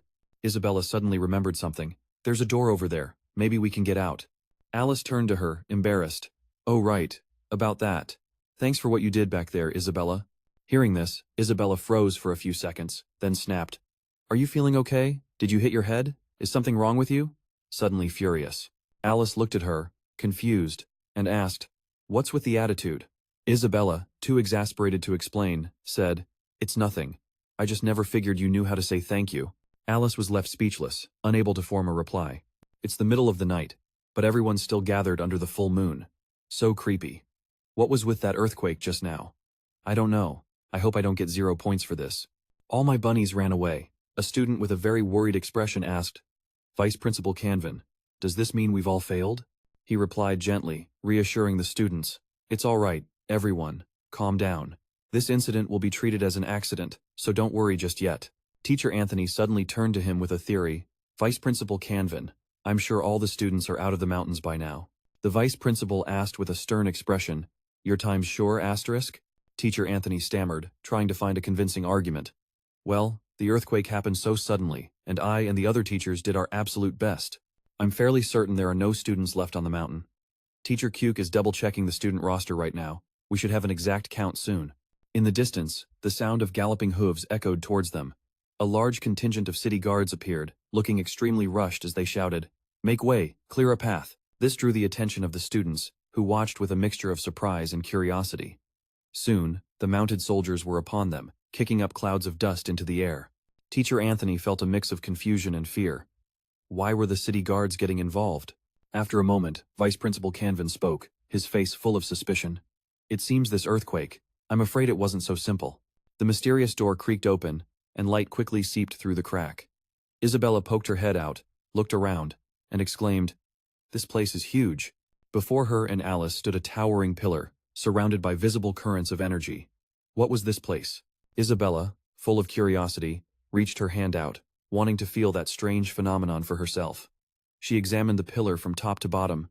The patterns are so complex. She decisively touched it, and a zap sound instantly rang out. She was thrown far across the room before Alice could even register what was happening. Isabella landed hard on the floor with a painful thud. Alice ran over, crying out, "Isabella!" She anxiously helped her friend sit up. "Are you okay?" Isabella kept her composure and replied, "I'm fine. It seems this pillar has been enchanted with a very high-level protection spell." A spark ignited in Alice's eyes. She turned towards the pillar and said slowly, This pillar reminds me of something I once read in a very ancient grimoire. Looking at the flowing streams of magic, Alice continued. According to legend, the ancient people, of a distant era, would erect numerous bronze pillars carved with magic runes over a large area. By connecting them with bronze wires, they could create an incredibly powerful magic circle. Isabella listened, her curiosity piqued. A magic circle? So what is this one used for? Alice shook her head a few times. I don't know. It could be for large-scale healing or accelerated growth. Suddenly, arrows imbued with powerful energy rained down from above, heading straight for them. The situation was incredibly dangerous. The giant pillar unleashed long, whip-like tendrils, crackling with intense electrical energy. Sharp shards of ice slammed into the ground, sending rock and dirt flying as the two girls watched in horror. Somewhere in the distance, a man watched the entire scene unfold with a mysterious smile. A magic circle appeared, bathed in a blue glow. A man stood within the formation, manipulating the circle as he spoke with a scornful voice. Well now, you two young ladies are quite skilled, aren't you? They stood facing each other, the tension thick in the air. Outraged by his brazen actions, Alice was too angry to speak. The mysterious man had been watching them from the very beginning. She finally managed to force the words out. Who are you? His face twisted into a malicious grin. Shouldn't I be the one asking that? But no matter. After all, you're both about to be dead anyway. Alice and Isabella glanced at each other, communicating with their eyes. What do we do? Attack first. Without hesitation, they both began to cast a spell. Oh, element of fire throughout the world, hear my summons, and descend upon this place. The mysterious man, unfazed, watched them chant with a smug smile. Instantly, a raging fire erupted as the two girls shouted in unison. Fireball! A massive wall of ice shot up, blocking the spreading flames. The intense heat of the fire had no effect on him. In fact, it was completely absorbed into the ice. They stared in disbelief, unable to trust their own eyes. What? The mysterious man suddenly leaped into the air with incredible agility. He then flew straight toward them, his blade held tight, ready for a fight. The force of his attack was so powerful that it sent them both flying backward before they could even react. Alice slammed hard against the wall, the impact leaving her stunned and motionless. The mysterious man, like a complete lunatic, lunged straight for her. Alice managed to dodge just in time, scrambling backward to find an escape route. Suddenly, a beam of energy seared past her cheek. Her brief moment of safety vanished as he cornered her, and just like that, she had lost all advantage. The color drained from her face, leaving her looking utterly terrified. He ruthlessly wrapped his hand around Alice's throat, his grip tightening with each passing second until she couldn't struggle anymore. A satisfied smirk spread across the mysterious man's face as he watched her slowly begin to crumble. But he wasn't finished. With one hand, he hoisted Alice into the air, making it impossible for her to breathe. His voice dripped with sarcasm as he stared into her eyes and said, My apologies. She desperately tried to pry his coarse hand from her neck. He seemed to be in a disturbingly cheerful mood. But I can only take out 2 of you today. The mysterious man suddenly produced a dagger, plummeting from above and aiming directly for Alice. At that moment, she was overcome with sheer terror, every last shred of hope gone. Alice squeezed her eyes shut, her only thought a desperate wish to escape this nightmare. No. A spray of fresh blood erupted in a scene that would make anyone's skin crawl. Tranlok had appeared out of nowhere, taking the fatal blow meant for her. The mysterious man roared in fury, his golden opportunity snatched away by some interloper. Alice's face was a mask of horror, but the most terrifying thing for her right now was seeing Tranlak injured. His eyes, however, shone with determination, without a single trace of fear. Isabella forced herself to her feet, staggering towards them with a desperate shout. Tranlak! She only had time to choke out 2 words. Be careful. The attacker's taunt died in his throat as he witnessed something truly terrifying. You. Sizzling red sparks shot past his face, stunning him for a few seconds, leaving him unable to react. The 3 of them were now gathered together, a blazing red circle of power enveloping them. He stared with disbelief, realizing what it was far too late. Magic. The magic circle unleashed a torrent of latent power, its colossal energy seeming capable of incinerating everything in its path. The mysterious man was completely baffled. How was this possible? That kid hadn't chanted a single incantation. Everything around them was reduced to ash, and a gloomy black smoke billowed out, surrounding the trio. The 3 of them assumed a ready fighting stance, scanning the haze for any sign of him. Isabella rushed over to Tranlak, her face etched with frantic concern. Tranlak, how did you get here too?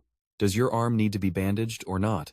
Tranlak avoided her intense gaze, replying softly, I went into the same cave you 2 fell into and just followed your trail to this place. Tranlak clutched his wound tightly, his tone deadly serious. My arm can wait, he said, his eyes scanning the area.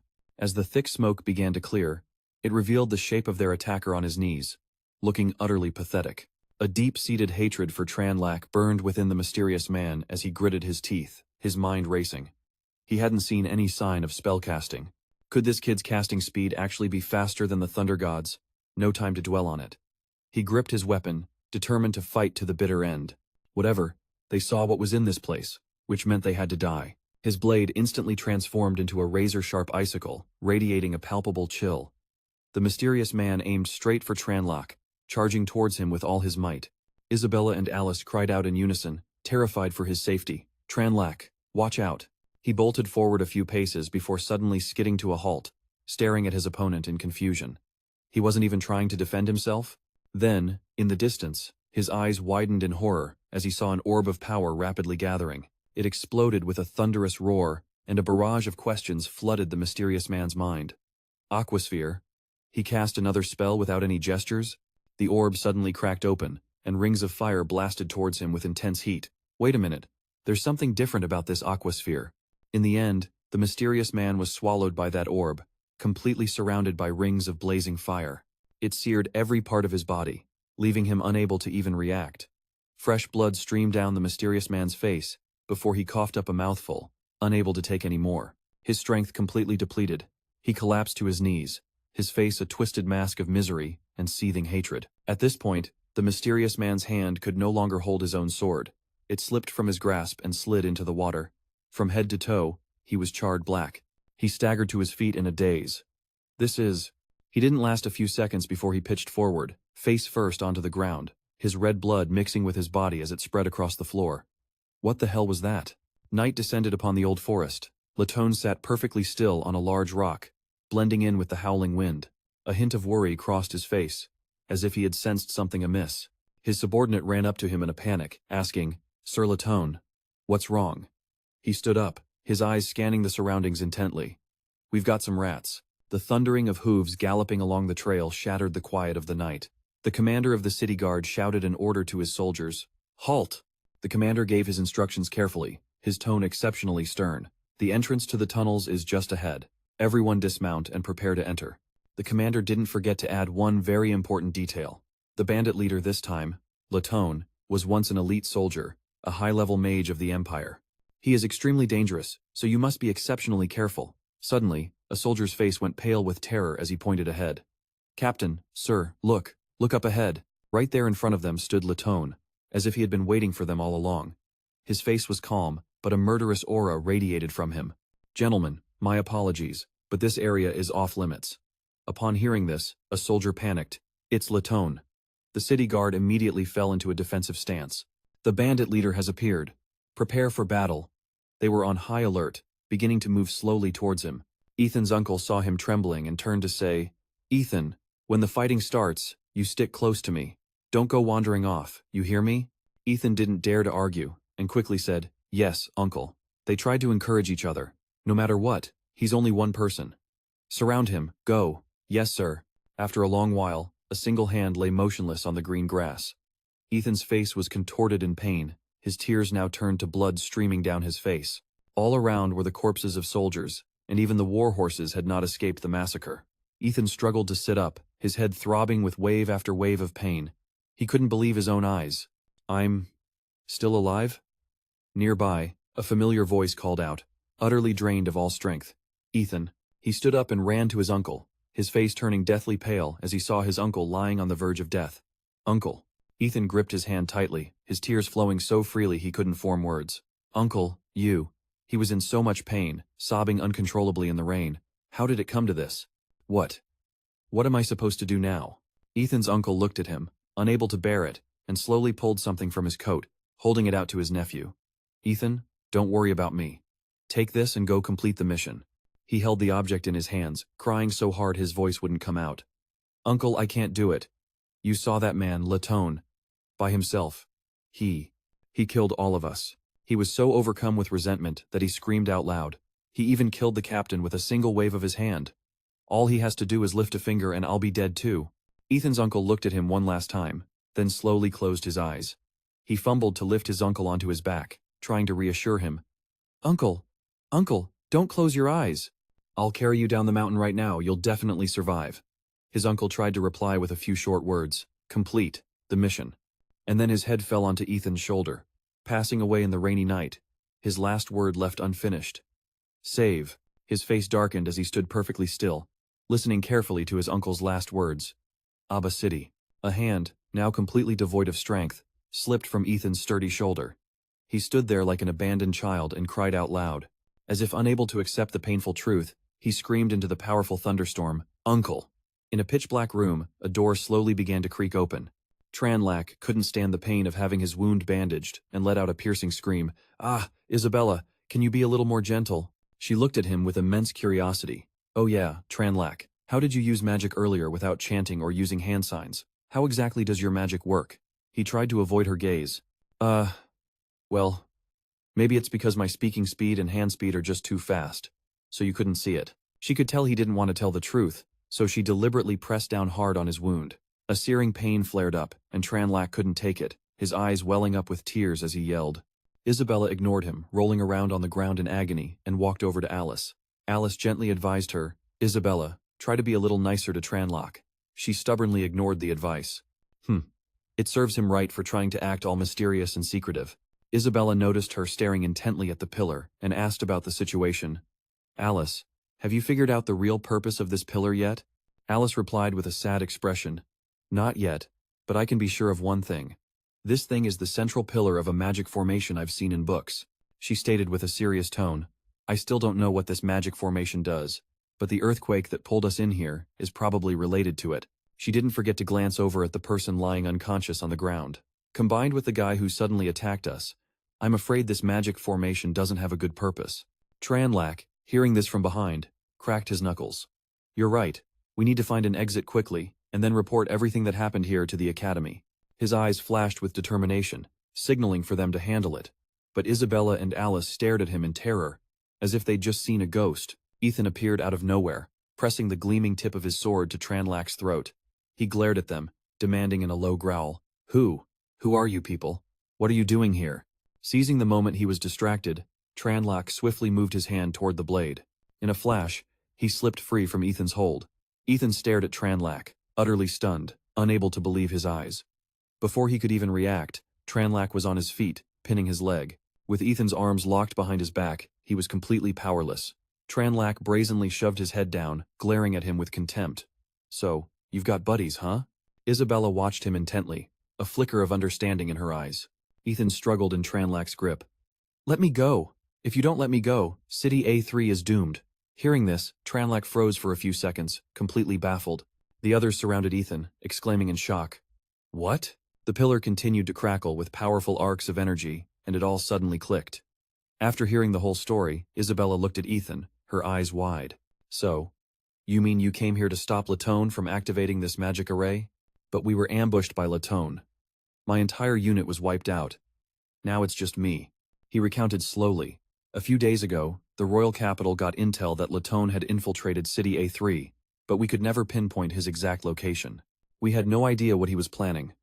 Until the earthquake hit just now, accompanied by that massive magical fluctuation." Ethan's voice grew heavy, the pain of the memory evident. We never imagined Latone would be this powerful. All of us together. We were no match." Tranlac raised his hand with a dopey look on his face. I have a question. Who's Latone?" After he said that, everyone just fell silent, not even bothering to answer. Isabella finally spoke up, annoyed. "Tranlac, is there a limit to how clueless you can be?" The mere image of Latone was enough to strike fear into anyone's heart. She gave a quick summary. Latone was a former high general of the Nolan Kingdom's border forces.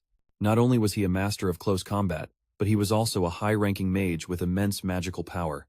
He fought in countless wars for the kingdom, achieving legendary victories for Nolan, a nationally recognized war hero of his time. Alice jumped in to emphasize a key point, but what no one saw coming was that during a critical battle, Latone suddenly led his troops to betray the Empire. It was because of his betrayal that the Nolan Kingdom lost that war. She continued in a low voice, stating the obvious outcome. From that moment on, Latone vanished without a trace. The kingdom has a massive bounty on his head for treason, but to this day, he's never been caught. Rumor has it he's hiding in the royal capital, plotting to overthrow the government at any moment. Isabella quickly pieced it together, So Latone came to City A3 for this magic array. What exactly does it do? Ethan's face darkened. This magic array. It can obliterate all of City A3. The three of them were completely stunned, shouting in unison.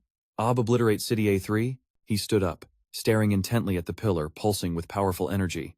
Including this one, the magic array has a total of 118 magic pillars. They're spread throughout these mountains. Who built it or why remains a mystery. All we know is that it's been here for at least 1,000 years. Ethan focused, trying to recall the details from the past. Actually, the Lord's Manor discovered this array buried deep within the mountains about 10 years ago. They brought in the Magic Association to help investigate. They learned that this array's power far surpasses any modern magic.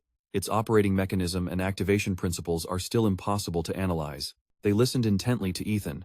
The only thing we know for sure is that once the array activates, it will generate an immense amount of magical energy enough to turn all of City A3 to ash.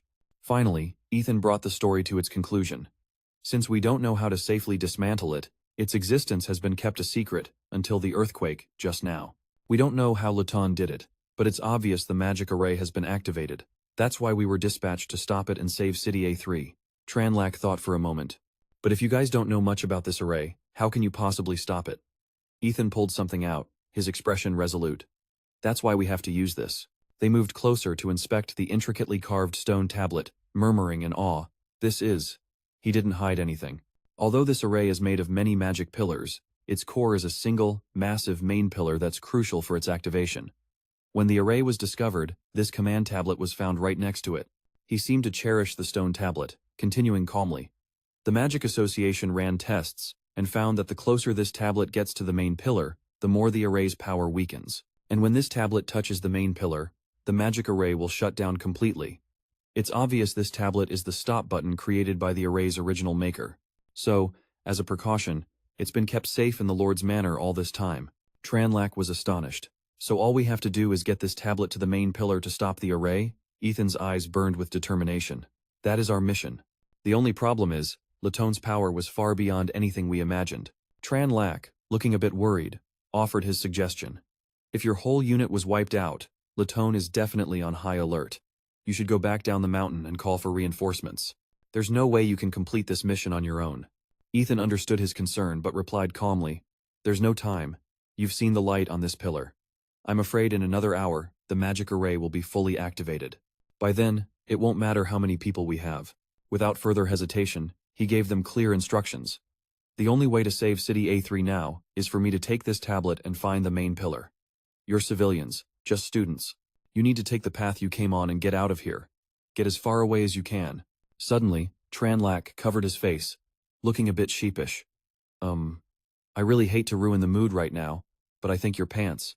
Following his gaze, Ethan's face went dark as he quickly looked down. He let out a yelp at the incredibly awkward sight, which would make anyone cringe.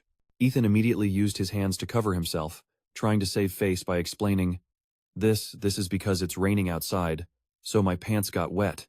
Abruptly, Isabella stood up, a tense look on her face as she stared at him. Her voice rang out, full of determination. My family, the Gravis clan, has protected City A3 for generations. I, Isabella Gravis, have a duty to protect it as well. Therefore, I will go with you to stop this magic array. Tranlac, standing beside her, managed a strained smile. She wasn't finished, adding firmly, Even if our opponent is a dangerous criminal with a 100 million bounty, I will not back down. Ethan's eyes widened in shock. You're the Lord's daughter, Lady Isabella? A steady hand rested on his shoulder, and it was strangely comforting. Tranlac beamed. I share Isabella's ideals. As a law-abiding citizen of City A3, protecting my home is a responsibility I can't refuse.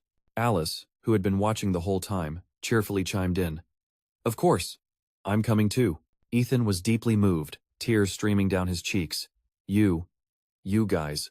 The moment was instantly shattered by Tranlac, who turned to tease Ethan. Oh yeah, do you need to dry your pants first? He retorted sulkily. Mind your own business. The mages were desperately trying to break through the barrier, a powerful energy swirling around them. Oh, fire elements scattered throughout the world. Hear my call and descend upon this place. Suddenly, deafening explosions echoed across the sky, slamming into the magical barrier before them. Black smoke billowed out, its heat intense enough to incinerate everything. After a moment, the smoke cleared, but the magic barrier remained completely untouched. Vice Chairman Elton turned to Andre, his face etched with worry. It's no use. Our magic isn't even scratching that barrier. Andre's expression was grim as he slowly replied, all we can do is wait for the chairman to return and see if he has a solution. Seeing Andre's nonchalant expression, he furiously snapped, the guildmaster is still on his way back from the royal capital. The earliest he'll arrive is tomorrow morning, and by then, the city of Aba will have been wiped off the map. Suddenly, a familiar voice called out to him from the distance. As a natural reaction, they all turned to look. Elton, the vice-guildmaster, Elton, cried out with joy, but City Lord Autogravist quickly cut him off. You still haven't broken through the barrier? With sorrowful eyes, Elton replied, we've given it our all. Hearing this, he wasn't surprised and quickly updated them on the current situation. The Vanguard team is racing to bring the command tokens before the barrier fully forms. Right now, cobwebs clung to every wall. Autogravist paused for a moment before continuing. Can only hope they manage to succeed. Deep inside the pitch-black tunnel, Ethan muttered, high risk. This is definitely high risk.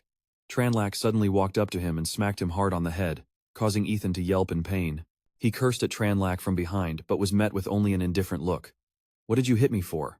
The path ahead is covered in cobwebs. You're not scared of spiders, are you? A spider was slowly descending onto Ethan's shirt, its body dangling delicately. He felt something crawling on him and frantically swatted at his back, his face etched with pure terror. He opened his palm, saw a giant spider, and let out a blood-curdling scream. Isabella and Tranlac watched Ethan sprint for his life, a shared doubt forming in their minds. Are all the city guards like this? He's probably just a special case. He was running so frantically he wasn't watching his step, and he froze after tripping on something. Luckily, Tranlac was right there and managed to yank him back just in time.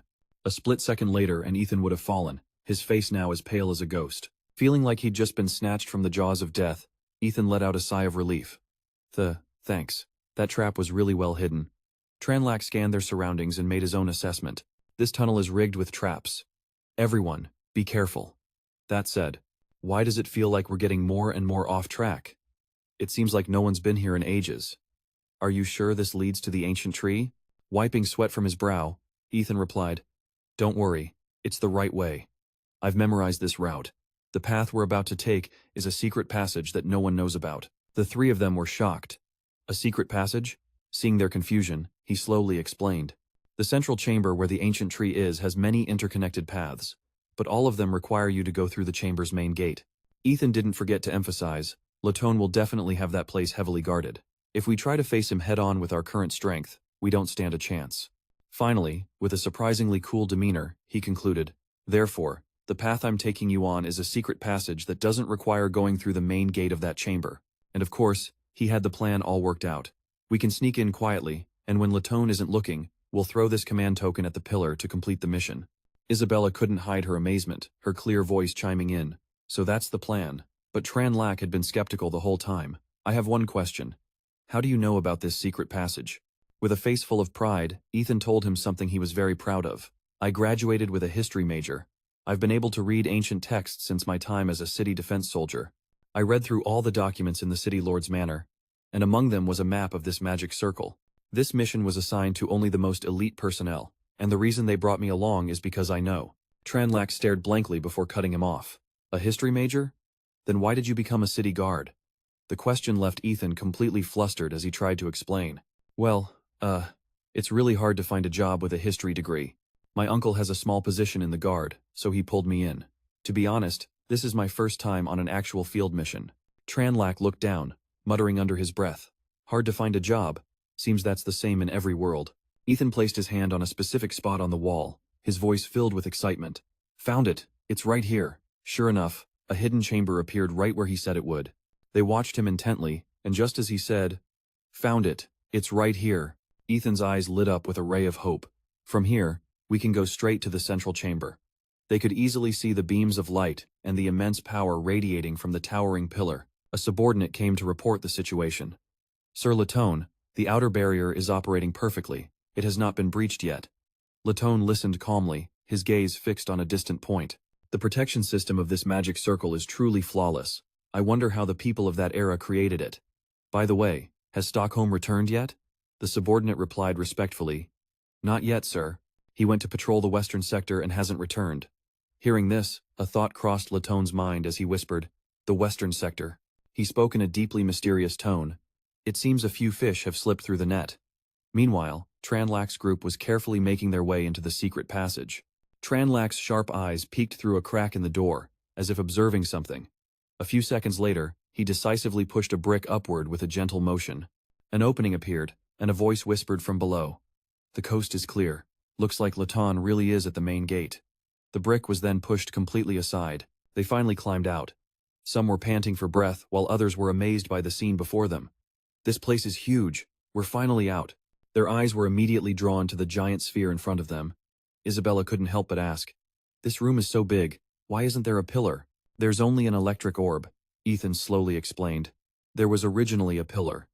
It must have been retracted after the magic circle started accumulating energy." Suddenly, he felt something under his foot and looked down to investigate.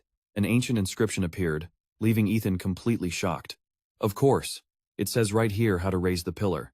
The three of them watched intently as he performed the incantation. As soon as he finished, the ground began to tremble, and the pillar slowly rose, radiating a powerful aura. He sat down hard on the floor. "It'll take a few more minutes for the pillar to rise completely. We'll just have to wait." Alice couldn't help but sigh in relief.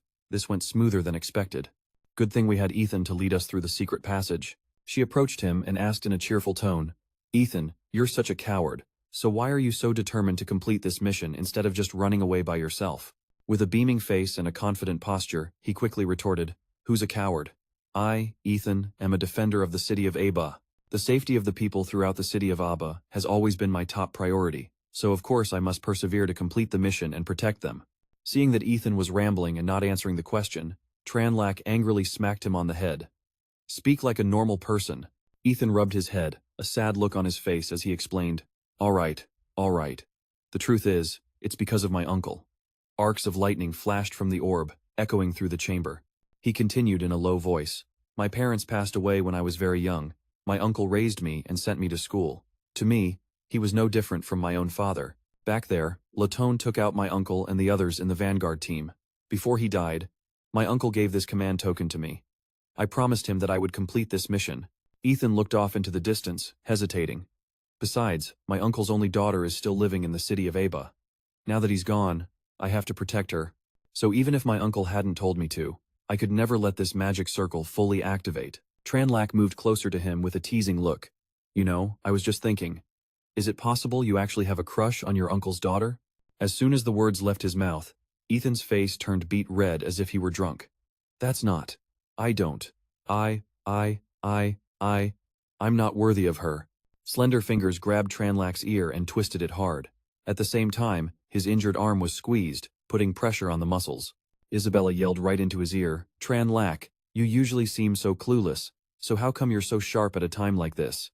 Alice also added fuel to the fire. "Tranlak, you haven't been pretending to be an idiot this whole time, have you?" Caught between the two of them, he struggled desperately. Ow. I wasn't pretending to be anything." Ethan showed them a picture of a beautiful girl. Tranlak, surprised, asked, "Who's this?" He quickly took the photo, staring intently at the person in it. He then confirmed with a blush, "This is my second uncle's daughter. Her name is Lena. Once this mission is over, I'm going to." Isabella, standing beside them, couldn't help but praise, "Wow, she's gorgeous. Did you draw this?" Tranlak yanked Ethan's arm, leaving him utterly confused. With a furious expression, he yelled in Ethan's face, "Dude, stop, don't say another word. Do you have any idea how badly you're jinxing us right now?" Ethan, terrified, stammered back, My bad." He didn't hesitate to explain, "It's a saying from my hometown. Long story short, you have to remember, before anything is officially over, you never, ever say things like, 'When this is done, I'm going home to get married,' or, 'After this, I'm going to confess my love,' and you especially don't show anyone pictures or portraits. Got it?" After hearing all that, Ethan's face went blank. "Right. Go home, get married. Pictures. I think I get it, maybe?" Alice whispered into Isabella's ear, puzzled. "Why have I never heard of that saying before?" Isabella calmly reassured her. "Alice, don't mind him. He's always like this. Sometimes he just blurts out things nobody understands." A bright light from the ancient tree shone directly in their faces, making them turn their attention. Ethan cheered exuberantly. It's finally done." He immediately grabbed the command token, not forgetting to instruct Tranlak's group. "I have to break the seal. You guys get ready." Tranlac, not quite understanding, asked, "The seal?" Ethan, concentrating on rotating the token as it emitted rays of light, explained, "To avoid being detected by Latone before we reached the main tree, this token was sealed with a simple magic before we entered the mountain. Just a little bit of spiritual energy is needed to break it. Once the seal is broken, the magic circle will react. At that point, I'm afraid Latone will also sense the token's presence, which is why we have to move fast." The command token, carrying a mysterious energy, flew directly into the air. The orb of lightning, as if sensing the token's power, began to crackle with flashes of electricity. Ethan held the command token and placed it directly on the pillar, ordering them, "It's almost done. We need to pull back, now." Suddenly, something made Tranlac's pupils dilate. Crimson flames erupted from nowhere, twisting into circles that enveloped the command token. The blazing fire vanished as quickly as it appeared, and the group rushed over to where Ethan lay unconscious. The token remained right where it was, not separating from him. Tiny embers, not yet extinguished, flickered on his fingertips. Latone appeared with a sinister tone. "We finally meet, you little rats." Tranlac's group was stunned. Ethan awoke, his body covered in wounds, and glared at the man with eyes full of hatred. Isabella and Alice seemed to have a plan in mind, quickly and flawlessly signaling each other. The two girls, hiding flames behind their backs, chanted in unison, "Oh, element of fire that burns across the world, heed our summons and descend upon this place." They immediately hurled the fireballs straight at Latone, fireball jutsu. Before the spells could even get close, a dark purple light appeared and blocked them, then vanished into Latone's hand. His face was now a mask of pure killing intent. This terrified Alice. "His spiritual energy is on a whole other level than ours. The moment our magic gets close, he can instantly take control of it." Isabella narrowed her eyes, the hope vanishing in an instant. Latone's eyes flashed with anger, but he never lost his focus for a second. He reacted with incredible speed, deflecting a massive fireball that was hurtling toward him. Tranlac, who was casting his spell, couldn't help but be surprised. He blocked it. "This Latone guy has some seriously fast reflexes." His subordinate looked on with a worried expression. "Lord Latone." The man replied coldly, "I'm fine." Latone raised a hand, lost in thought. "I didn't see any incantation or hand signs from him. So where did that magic come from? Furthermore, his spiritual energy is strange. It's clearly not that strong, yet I can't seem to seize control of it." Seizing the opportunity, Tranlac quickly coordinated with the two girls. "Isabella, Alice, grab the command token. I'll hold Latone back. Hurry." They didn't dare to delay. "Got it." Blazing torrents of fire shot out, aimed directly at him.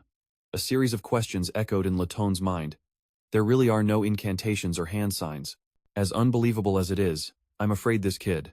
Before long, a colossal fireball had formed, as Tranlac used a familiar spell. Fire Shield Jutsu. Latone couldn't help but marvel at his power. While struggling to block the attack, he sank into thought. He can activate magic without any chance or hand signs. Isabella and Alice had been swiftly captured by the henchmen. Alice feigned a pitiful look. "Could you be a little more gentle?" Isabella desperately reached for the command token, cursing under her breath. "Damn it, we were so close." Tranlac, now in a ready stance with fire and water magic prepared in both hands, thought, "Looks like I'll have to take you down first." Latone carefully observed Tranlac's next move. "Is this a fireball jutsu? No. Why is there a water element as well?" The two elements of fire and water merged, creating an incredibly rare and powerful force. Suddenly, a massive explosion echoed, so powerful you could imagine that standing too close would mean instant death. Even the henchmen couldn't hide their terror. That kind of power. Is that a fireball jutsu?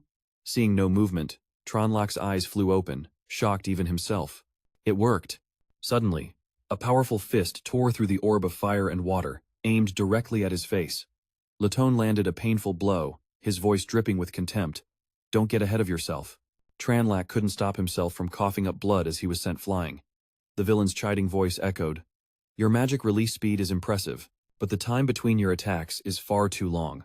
You have no follow-up moves to force your opponent to reveal an opening."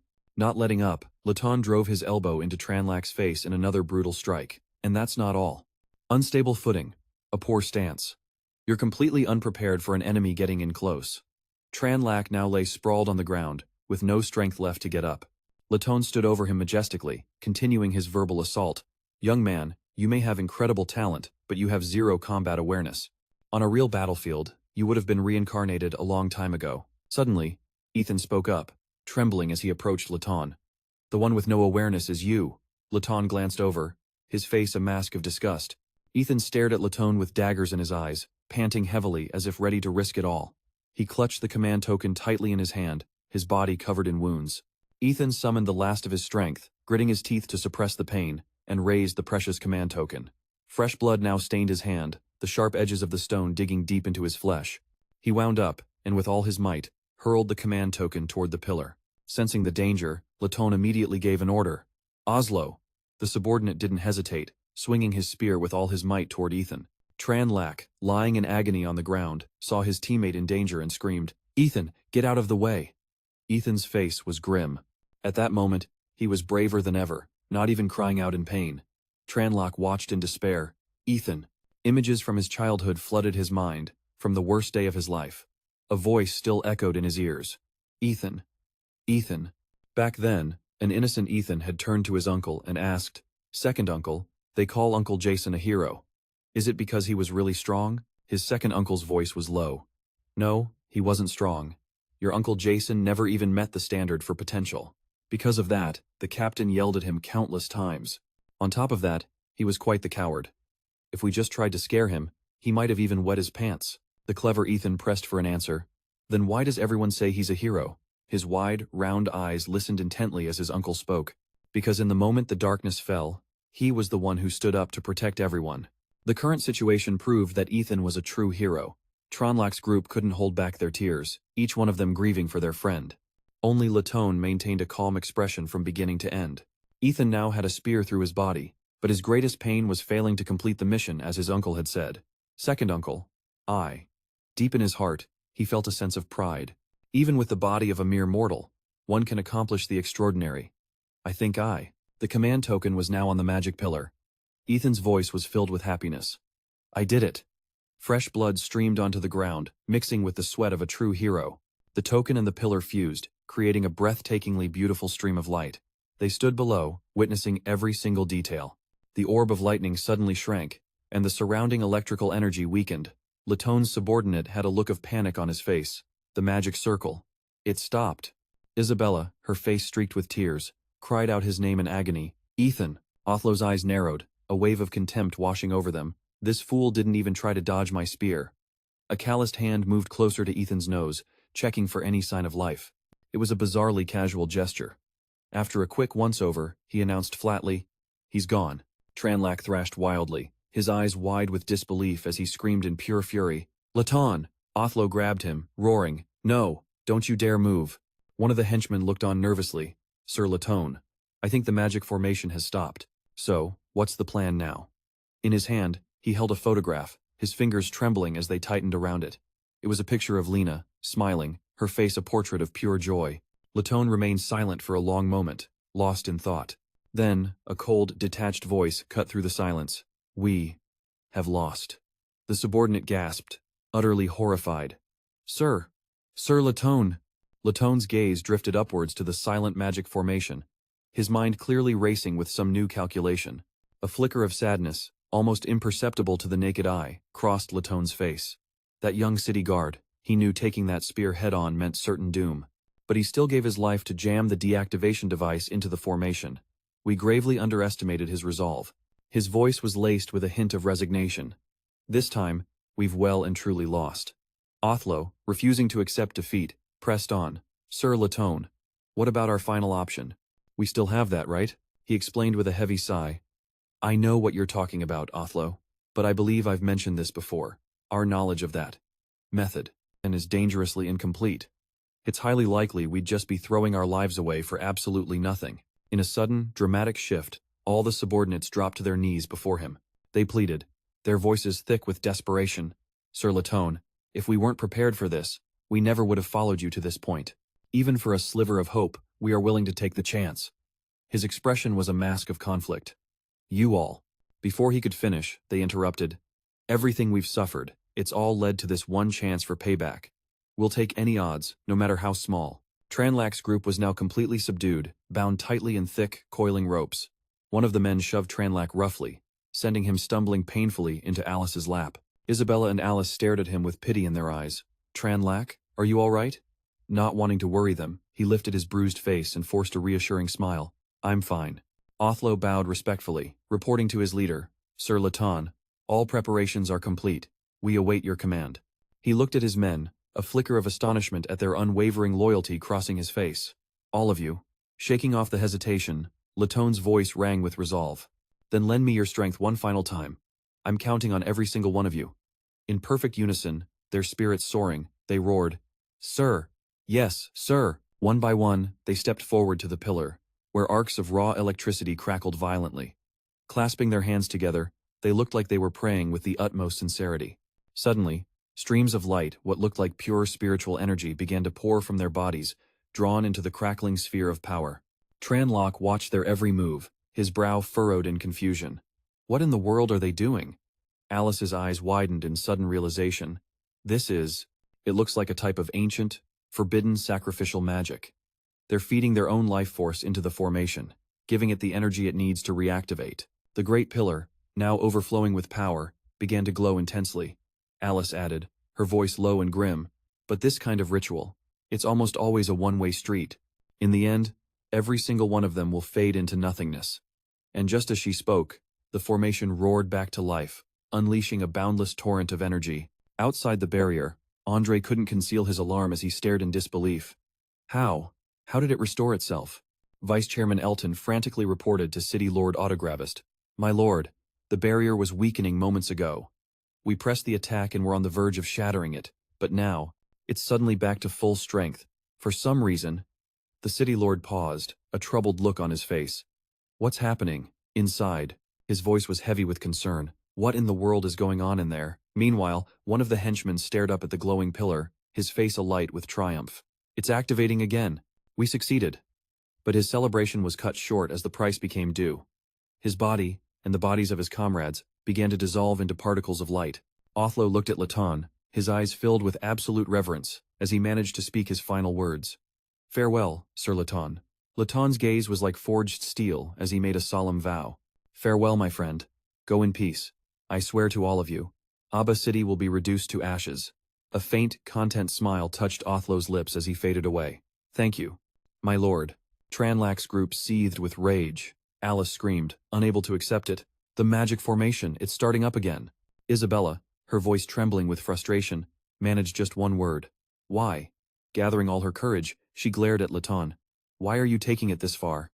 What do you possibly think you're accomplishing? You want to annihilate Abba City, a city with tens of thousands of people. You want every single one of them to perish. Do you actually believe this is some kind of noble, glorious crusade?" Laton fell silent, letting out a long sigh as if steeling himself, completely ignoring her outburst. He walked slowly toward the pillar, his voice dropping to a low murmur. "We have about 30 minutes left. You, me, and the entirety of Abba City will be wiped from the face of this world. So, before the end, I suppose I'll tell you my story." A pained expression crossed his face as he dredged up the past. "It's a long story. I'm not even sure where to begin." A chaotic memory flashed through his mind, a scene of battle, with smoke and dust choking the air, the aftermath of a ferocious clash. The world around them was nothing but rubble. Even the banner, whipping in the wind, was torn to shreds. Othlo turned to Laton, his voice grave. "Captain, we've used the last of our arrows, and we've only got enough rations to last half a day." Laton's eyes hardened with resolve. "Looks like our only choice is to punch through their lines. We cannot fall here. We have to get this enemy intel back home." A shadow of doubt crossed Othlo's face. "But Captain, what if what they're saying is true? That the kingdom has already labeled us traitors? Besides, doesn't this whole situation feel off to you? The roads are littered with the fallen, and the rest of us are collapsing from hunger, thirst, and wounds," Othlo said, his voice laced with suspicion. "We've been holding this line against the enemy for 10 grueling days, and there hasn't been so much as a whisper of reinforcements. In fact, for the last few days, the rumor going around the squad is that the old codgers in the capital are letting us rot out here. They think we're getting too famous, and this is their chance to get rid of us." Before he could finish, Laton slammed the pommel of his sword on the ground, the sharp crack silencing everyone. He shot back, his voice dangerously low. "Shut your mouth, Othlo. Do you even hear yourself? That's just enemy propaganda designed to break our morale, you fool." Othlo, refusing to be silenced, tried to argue back. "But the evidence." Laton cut him off, his voice a roar that echoed in the ruins. "I said, enough!" Another soldier stepped up to Laton, his eyes shining with trust. "We've always fought to protect the kingdom. I refuse to believe the kingdom would abandon us." Laton nodded, his expression unreadable. If any of you wish to defect to the enemy, I would understand. You can stay behind. There will be no judgment from me. But for anyone who still believes in me, get ready to break through their lines. The same soldier spoke again, his face set with determination. I'm with you, Captain. Let's break out of here. Othlo hesitated for a beat, then his own resolve hardened. I'm with the captain too. A chorus of voices erupted, all eyes on Laton. Captain, we all trust you. Lead the way, and we'll break through this siege. Their faith instantly reignited his own spirit. He declared with absolute certainty, Thank you everyone, don't worry, the kingdom will not forsake us.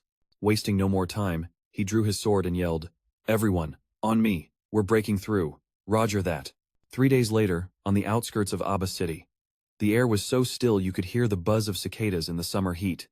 The soldier on watch suddenly cried out, pointing at something in the distance. Laton fell to his knees, a look of pure relief washing over his face as he gazed at the familiar road ahead. At last, utterly spent, he pressed his forehead to the dirt of his homeland. We made it home, the subordinate suddenly shouted, his voice filled with alarm. Wait, those are our guys. Look. The scene shifts to a dark prison cell, where only Laton's desperate shouts echoed off the stone walls. Hey, I am Captain Laton of the Royal Army's 9th Division. Let me out of here. I have urgent intelligence that must be delivered. He couldn't bear the rage, gripping the iron bars with enough force to bend them at any moment. Suddenly, a strange man strode by and informed Laton with grim authority. By order of the kingdom's army. That's enough, Laton. You are now a traitor to the state. Do you understand? Your wife has been dealt with according to the kingdom's laws. As for you, tomorrow you will join them. This is the fate of all traitors. He froze for a few seconds, unable to believe his ears. Wait, Lisa. How could this be? Laton lunged, grabbing the man's collar, desperately trying to prove his innocence. I am not a traitor. Let me go. Give me back Lisa and Wen. I did not betray my country. The man pried his hands off, straightened his clothes, and sneered. This is just like you military types. A sinister smile spread across his face. I know you didn't betray anyone, so what? Someone up high wants you gone, so you have to go. And what's more, your entire family will perish in shame. With that, he turned and walked away, his voice dripping with sarcasm. All right, I've said all that needs to be said. See you at the execution grounds tomorrow. Ignoring Laton's desperate screams of, Come back, I'm not a traitor, come back here. He left him to his fate. He collapsed to the ground in agony, letting out a heart-wrenching sob. No, I didn't. The soldier guarding the prison was suddenly startled by the strange noise. Before the guard could even react, a sharp spear pierced straight through his neck, sending a spray of crimson everywhere. Quickly grabbing the keys, the rescuers struggled to unlock the cell door and rushed inside. Laton's subordinates gathered around him. Captain, we're here to rescue you. We just broke out of the next cell over. Those bastards really did frame us as traitors. Laton sat motionless in a corner, completely lifeless. Go back. I know. Seeing his utter despair, his men grew fearful. Captain? Outside, soldiers were tearing the place apart. They must have come this way. Search this area. One of the subordinates cursed. Damn it, they're on our tail. They quickly split up, knowing escape from the Royal Army was nearly impossible. You guys get the captain out of here. We'll stay behind and hold them off. Got it. Don't worry, we'll get him to safety. They urged each other to move, while one group remained, ready for a fight. Meanwhile, in the public square, Laton's name was being brutally slandered before the masses. Laton was once a war hero, the pride of our glorious kingdom, but he betrayed the trust of the entire nation, conspiring with the enemy and selling our military secrets, leading to the pointless sacrifice of countless loyal soldiers. The announcer continued reading the indictment, his voice filled with false praise. Just yesterday, the traitor Laton and his accomplices infiltrated our city Aba to cause chaos and destruction. Fortunately, our brave and brilliant city guard discovered their plot in time and apprehended them.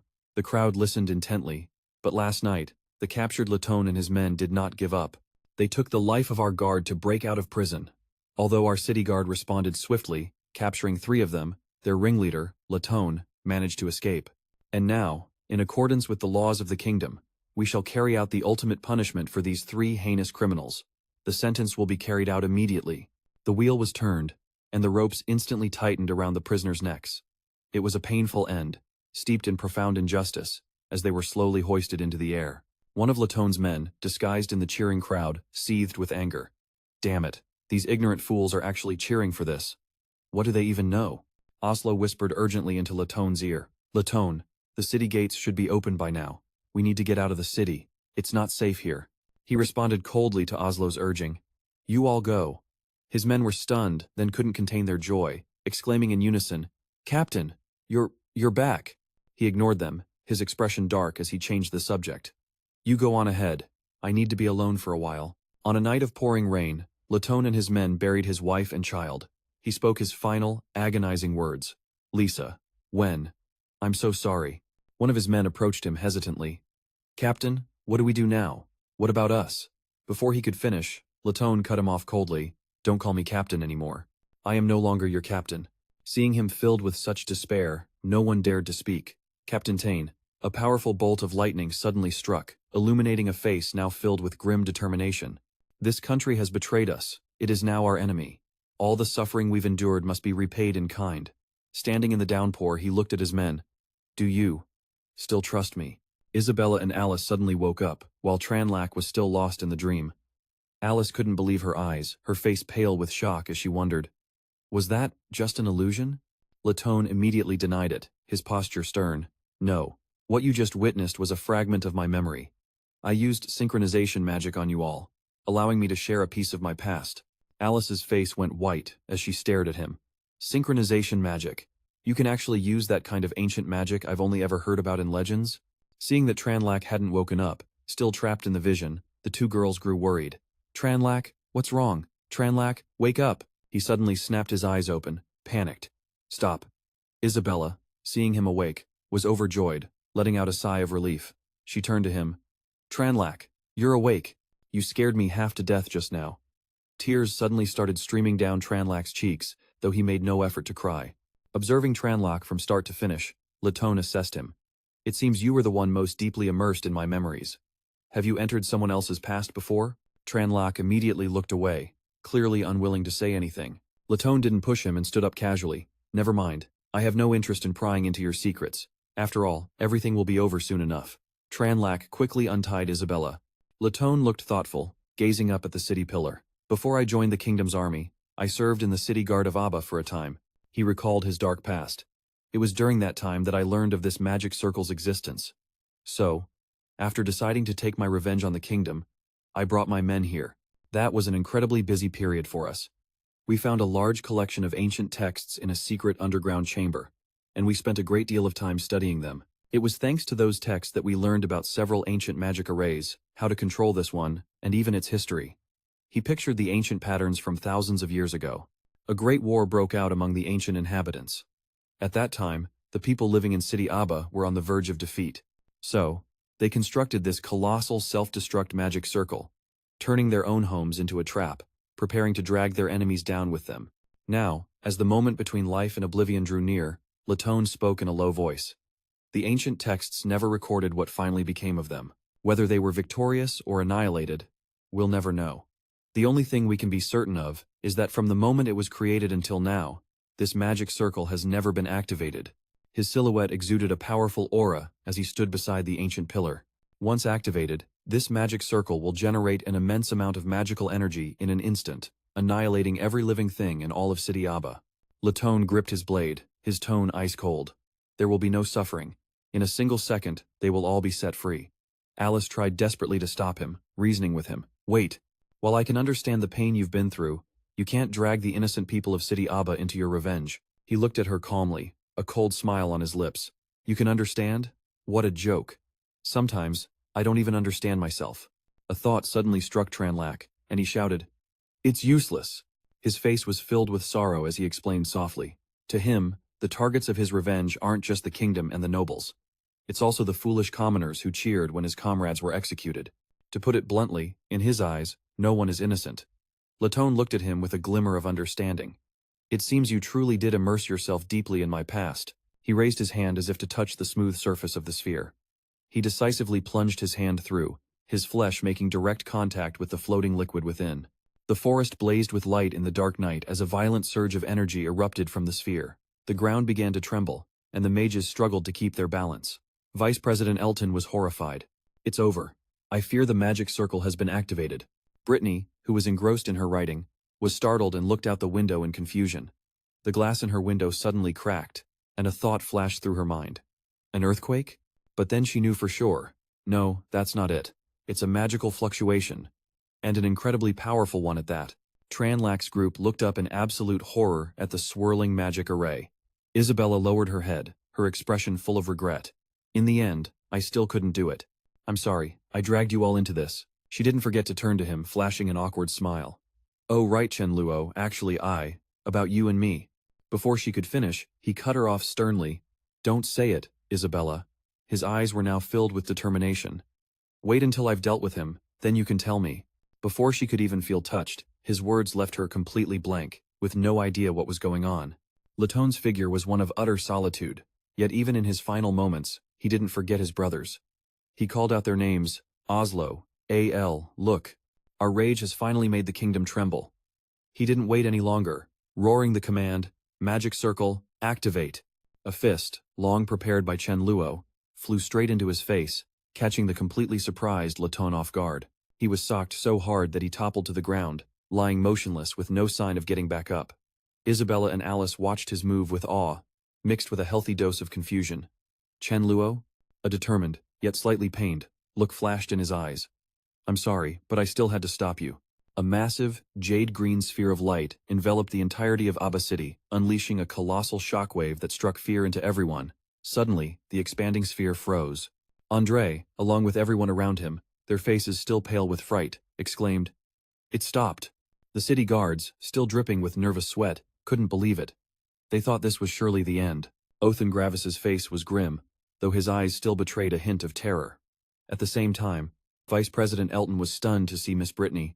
Why are you here? His tone was laced with suspicion. She approached with hurried steps and a worried expression. There's a powerful magic fluctuation coming from the back courtyard. My students are still in there. What happened to them? Vice President Elton replied kindly. The students have all been evacuated home. You are not a member of our magic association. This place is extremely dangerous right now. You shouldn't have come. Miss Brittany was skeptical. Evacuated home? But Blige and Isabella haven't returned yet. Suddenly, as if realizing something, she cried out in alarm. That's not right. At least 2 students never came out. Blige and Isabella are still inside. Vice President Elton's brow furrowed slightly. Isabella, the daughter of our city's lord. Hearing this, the lord of ABA City felt his heart clench with worry. Isabella is still inside? Memories of Isabella as a child immediately flooded his mind. Back then, her tiny body fit perfectly in his arms, her adorable, chubby face and big, round, sparkling eyes looking up at him as she babbled. Daddy, when I grow up, I want to be in the city guard. He chuckled and asked his daughter, and why is that? The little girl clenched her fists, a shimmering aura surrounding her. Because I'm a Gravis. I have to protect you and ABA City when I get older. Othan Gravis smiled happily, his words filled with affection as he hugged his little girl tightly. Protecting your old dad too, huh? Snapping back from the past to the present, he finally understood.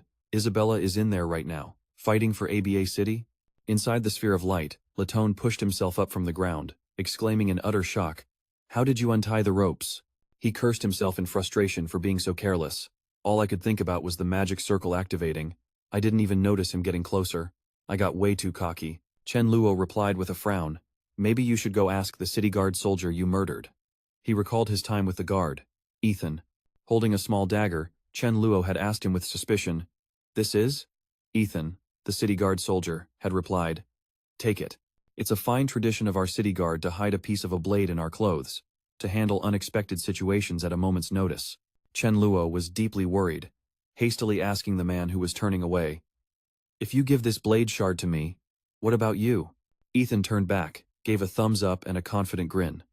Don't worry, I'm a fast runner when things go south. It'll be more useful with you. Latone's gaze shifted to the soldier he had finished off earlier, impaled by a spear, his blood staining the ground crimson. Latone's lips curled into a slight, sarcastic smirk. I seem to have forgotten about the city guard's tradition. He was truly an outstanding junior. He pushed himself up with his spear. So, even after you entered my memories, you still decided to stand in my way, is that right? Chen Luo's hands clenched into fists, ready for battle, as he replied in a firm voice. That's right. Latone's hand slid along his dark scepter, his pupils constricting as his eyes filled with murderous intent. It seems we both have our own beliefs. I take back what I said before. You have found your resolve to fight. Words are useless now. Let's have one final battle to decide the winner. He raised his scepter, shouting as he summoned a fiery orb that cast a brilliant golden glow over the area. Oh, elements of fire scattered throughout the world, Hear my summons and descend upon this place." Isabella and Alice yelled out in worry and fear. "Blige, be careful. He's casting a large-scale magic spell." Even though Chen Luo was covered in injuries, he calmly reassured the two of them. "Don't worry. I've already figured out a way to deal with this." Along with a brilliant golden light that seemed capable of incinerating everything, Latan roared, "Fire Rain Jutsu!" The flames immediately shot towards Chen Luo, as if to swallow him whole. But a shimmering blue barrier was summoned. Those fireballs were stopped in their tracks, unable to harm Chen Luo in the slightest, before they were neutralized, fading away into thin air. Isabella and Alice breathed a sigh of relief. He thought to himself, "I knew it. Even magical fire needs oxygen to burn. All I have to do is remove all the air around me, and any fire-based magic becomes useless when it gets close." Laton's pupils constricted, a mix of surprise and fear on his face. "My magic just vanished instantly. Could it be that he seized control of the elements from me?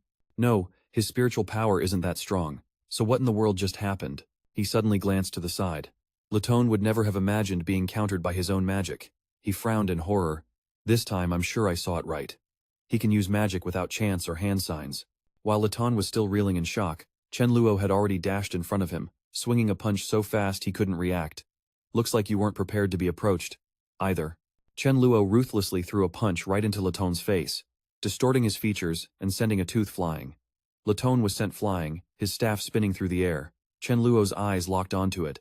He quickly leaped up and snatched the staff, determined not to give him a single chance to retaliate. Chen Luo successfully grabbed it, but suddenly he felt something was wrong. A staff. How could it? Wait a minute, there's residual magic on this. Laton slowly got to his feet, a smug smirk on his lips. "Your thinking is always so simple. From the very beginning, my sword has been hidden inside the staff. I never thought you'd be able to push me this far." His sword suddenly glowed, and seeing Chen Luo distracted, Laton shot towards him, slashing his arm wide open. Laton, holding the blood-stained sword, coldly watched as Chen Luo collapsed, clutching his wound and crying out in pain. He mockingly stomped his foot hard on Chen Luo's injury. He sneered in a cold voice, "Young man, you truly surprise me. It's not just that you have abilities I can't comprehend. You also learn incredibly fast. But in the end, you lack decisiveness. You had the chance to finish me." Laton raised his sword high, seeming to gather all his strength for a fatal blow. He didn't forget to taunt. "On the road to the afterlife, taking out your opponent is the greatest respect you can show them." Chen Luo could only grit his teeth, his eyes filled with despair. "This is the end." Whoosh! Suddenly, a blinding, crimson flash of light shot towards Laton, making him stare wide-eyed in astonishment. The attack exploded on contact. It turned out to be a counterattack from Isabella and Alice. The Gravis family will not flee from the battlefield. Chen Luo used his own bloodied hand to hastily draw a magic seal, hoping to defeat Laton. "Well done, Isabella, Alice. Let's risk it all, remove all the air." Laton gritted his teeth in confusion, his eyes widening in terror. "What is this?" The divine sword slipped from its master's hand and fell to the ground. Laton trembled as he clutched his own neck, his face turning pale. He couldn't speak, nor could he breathe. What did he do? He let out a series of heavy coughs before collapsing. Chen Luo raised his hand, summoning a green light, his heart filled with resolve as he spoke to Laton on the ground. "I'm sorry, Laton. You were right. Taking out the enemy is the greatest respect." His body trembled uncontrollably, sweat pouring down his face, as he gasped in disbelief. "I'm being." With an intense will to live, Laton continued to crawl forward. He knew he couldn't escape. Finally, Laton could no longer hold on and collapsed with a thud, defeated. Isabella and Alice ran worriedly to Chen Luo's side. "Blige, your wound?" He clutched his arm while gently reassuring them. "It's nothing. I owe you two for that save just now." The sphere of light began to fluctuate, shrinking steadily, continuing to shrink as if it was about to vanish. Everyone stared at the sphere of light, still confused about what was happening. Suddenly, Alice spoke up to explain. "Turns out that after a certain amount of time, if a magic circle doesn't receive the activation command after storing enough energy, it will automatically shut down." Isabella cheered with glee. "So that means, we did it." She immediately ran towards Chen Luo and hugged him excitedly. "This is great. We succeeded. We protected Aba City." Chen Luo could only cry out in helpless agony. "Ow, ow, ow, don't shake, don't shake." Suddenly, a loud noise echoed as the ceiling cracked and debris rained down. Alice suddenly remembered something. I forgot to mention. A lot of magic circles also self-destruct when they automatically shut down, to prevent the enemy from using them. Isabella asked doubtfully, "Self-destruct means what?" She looked up at the ceiling, which was cracking relentlessly, and answered her own question. Perhaps the magic circle and this entire tunnel are going to destroy themselves. A massive boulder suddenly broke loose and fell, and Chen Luo, realizing it first, reacted with shock. "Run for it," he screamed, a mix of fear and anger. "What is there left to study? It's obvious we need to get out of here, fast." A loud crack echoed as a support pillar snapped in half. Knowing their time was running out, Chen Luo cast a regretful glance toward Ethan. His body still lay lifelessly on the ground. He whispered, his heart heavy, "Goodbye, Ethan. Goodbye, Lituan." The enormous jade-green sphere enveloping City A3 was gradually dissolving. A wave of astonishment and joy swept through the onlookers as they exclaimed, "The barrier is gone." A figure shot past like the wind. It was Miss Brittany, seizing the opportunity to rush in and rescue her students. Behind her, Vice Chairman Elton relaxed slightly, a smile playing on his lips as he said, "Miss Brittany, always in such a hurry." City Lord of Athri, Austin Gravis, quickly issued a command to all his soldiers. "The barrier has been dispelled. All units, prepare to move out. Advance to the back mountain of Street, Donat's Academy, hunt down the enemy, and rescue the students and citizens." The soldiers responded in unison, "Sir." His gaze shifted toward City A3, his face showing a hint of worry for his young daughter. "Isabella, you have to be safe." Massive rocks rained down, forcing the three of them to scramble away from the spot. Chen Luo, Isabella, and Alice warily eyed the ceiling above. Isabella frowned and shouted, "This is bad. It's about to collapse. Fall back now." The air vibrated violently, sending earth and stone flying. Choking on the dust, Isabella and Alice were terrified, facing such a disaster for the first time. "It's no good, the whole thing is coming down. We need to get back." Chen Luo emerged from the cloud of smoke, limping as he clutched his injured side. The two girls called out in alarm, "Bye." Isabella rushed to his side, placing a hand on his shoulder and asking worriedly, "Did you get hit?" He tried to reassure them. "No, my shoulder's just a little sore." Alice stared at the pile of rubble, her eyes filled with despair. "This area is collapsing too. We're completely trapped now." The three of them sank to the ground, utterly exhausted. Chen Luo raised an eyebrow, thinking to himself that fewer rocks had fallen here than in the other passages. Maybe he could blast through with magic to find a way out. Isabella shot down the idea. "That's useless. How many fireballs would that even take? None of us have enough spiritual power for something like that." The solid pile of rubble had formed an impenetrable wall, imprisoning them. Chen Luo stepped forward, his expression full of determination. "I have a way. I'm sure you've both learned the fire shield technique, right? In a moment, I need you to deploy it with all your strength." The two girls agreed in unison. "Got it." He held his hands out, one above the other, and a small light appeared between his palms. Drawing in the air, Chen Luo thought to himself, hydrogen is present in the air, at a concentration between 4% and 75.6%. If it meets a flame, it will. He launched a purple fireball. A massive explosion erupted, tearing through the rock and dirt, while the other two stood on either side of him, maintaining the shields. The rubble blocking the exit was obliterated. Chen Luo said joyfully, "It worked." Isabella was bewildered. How was that possible? Could Chen Luo already be an archmage? Light from the other side of the mountain peeked through. The three of them climbed out of the tunnel. Alice panted, "We finally crawled out." Behind her, Isabella slowly followed. Chen Luo was the last one out, breathing heavily, his strength clearly at its limit. Isabella, already on top, reached a hand down to him. "Bye, are you all right?" Chen Luo gasped in response. "Don't worry, I'm fine." But the bleeding from his wound was getting worse. Chen Luo grimaced in exhaustion. As he'd feared, this was it. He had reached his absolute limit. He used every last bit of his strength to try and pull himself up, but unfortunately, Chen Luo's foot slipped. Seeing him fall, the two girls above screamed in panic. "Bye!" Chen Luo thought in despair. "Is this how I?" Suddenly, a hand grabbed his. In a daze, Chen Luo vaguely saw the silhouette of Brittany. Miss Brittany. Back in the infirmary, the three girls were sitting around his sickbed. Chen Luo's eyes slowly fluttered open as he let out a soft groan. He tried to sit up, but a horrific, sharp pain shot through his entire body. "Where am I? Man, this hurts like hell." Isabella, who seemed to have just dozed off, rubbed her eyes and sat up straight. "Bye, lie still." Everyone was overjoyed. "Bye, you're awake." Isabella placed both hands on Chen Luo's shoulders and shook him with all her might. "You're finally awake. This is great." Chen Luo cried out helplessly. "Ow, ow, ow, stop shaking me. You're going to actually kill me." Brittany, sitting opposite him, instructed. "Bye, You were lucky your wound wasn't fatal, but you lost a lot of blood. Just focus on recovering for the next few days. I'll take care of requesting leave from the academy for you. Chen Luo's eyes darted to the side. Miss Brittany, about Laton. The truth is, She held up a hand to stop him. I've already heard the story from Isabella and Alice.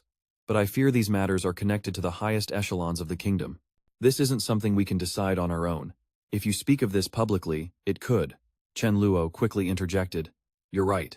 I guess there are a lot of things in this world you just can't change. The door to the room suddenly opened, and all eyes turned towards it. Austin Gravis entered with a cheerful expression.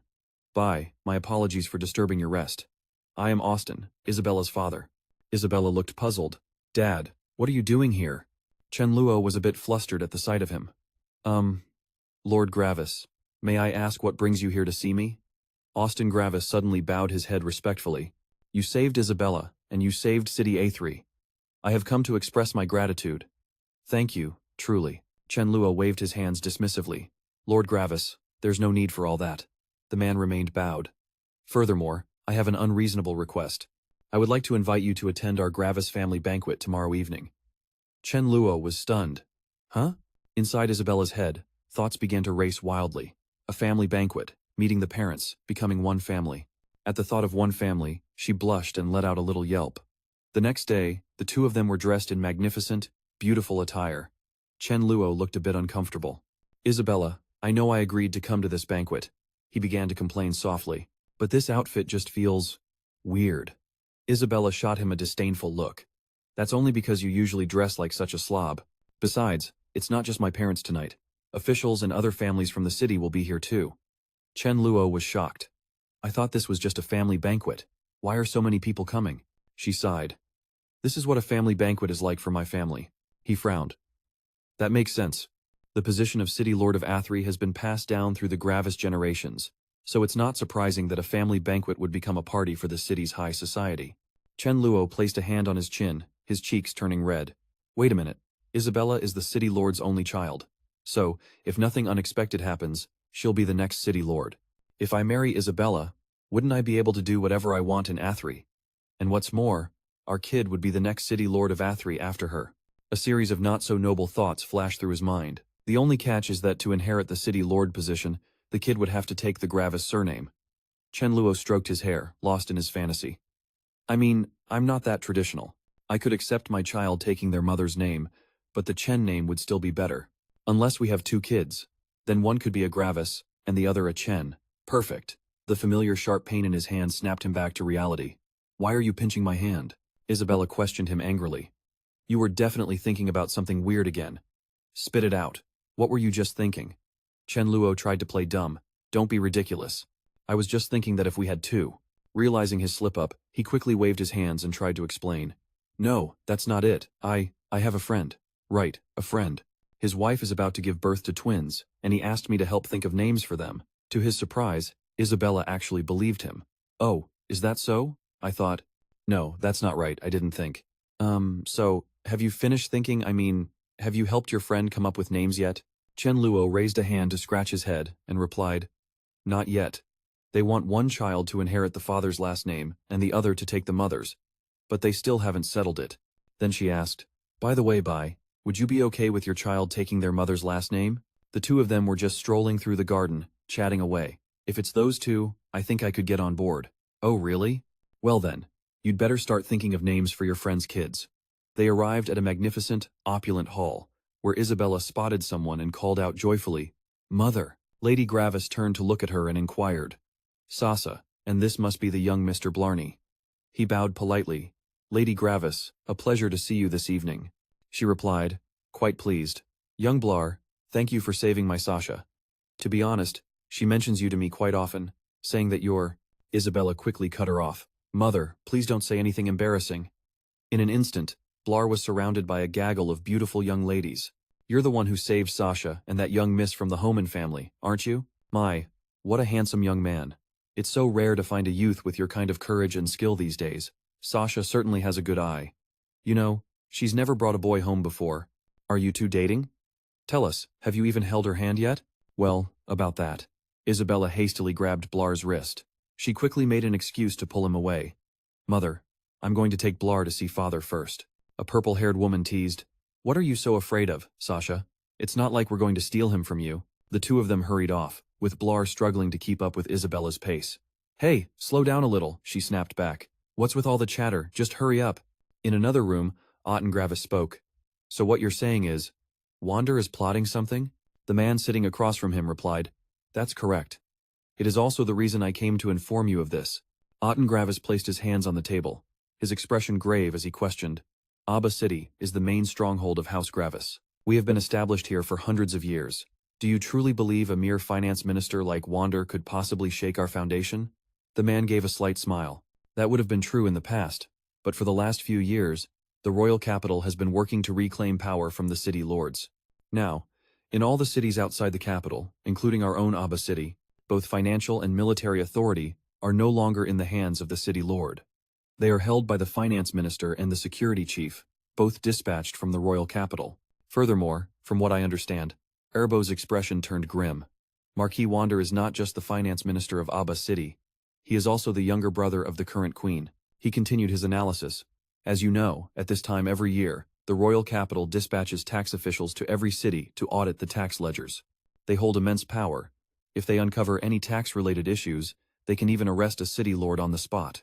Erbo went on. According to my reliable sources, Marquis Wander and the tax official assigned to Abba City had a rather long, secret meeting a few days ago. It's likely they were concocting some sort of scheme targeting you. Ottengravis responded calmly. I understand. Thank you for the warning, Erbo X-Ward. I will be on my guard. Erbo stood up. Then I shall not disturb you any further.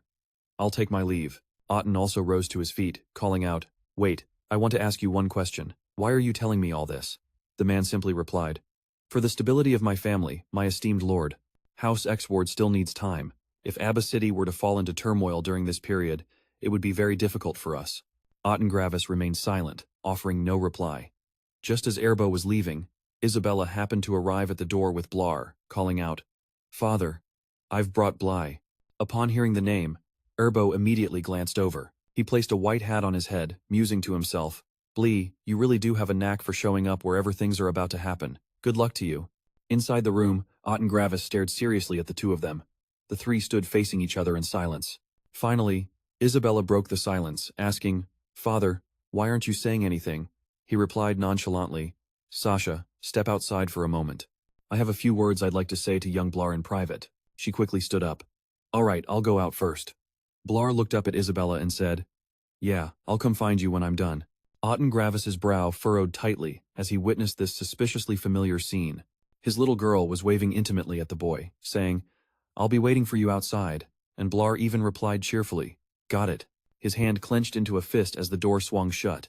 Ottengravis's expression darkened. First, I want to thank you for protecting Isabella. If it weren't for you, I would have lost her.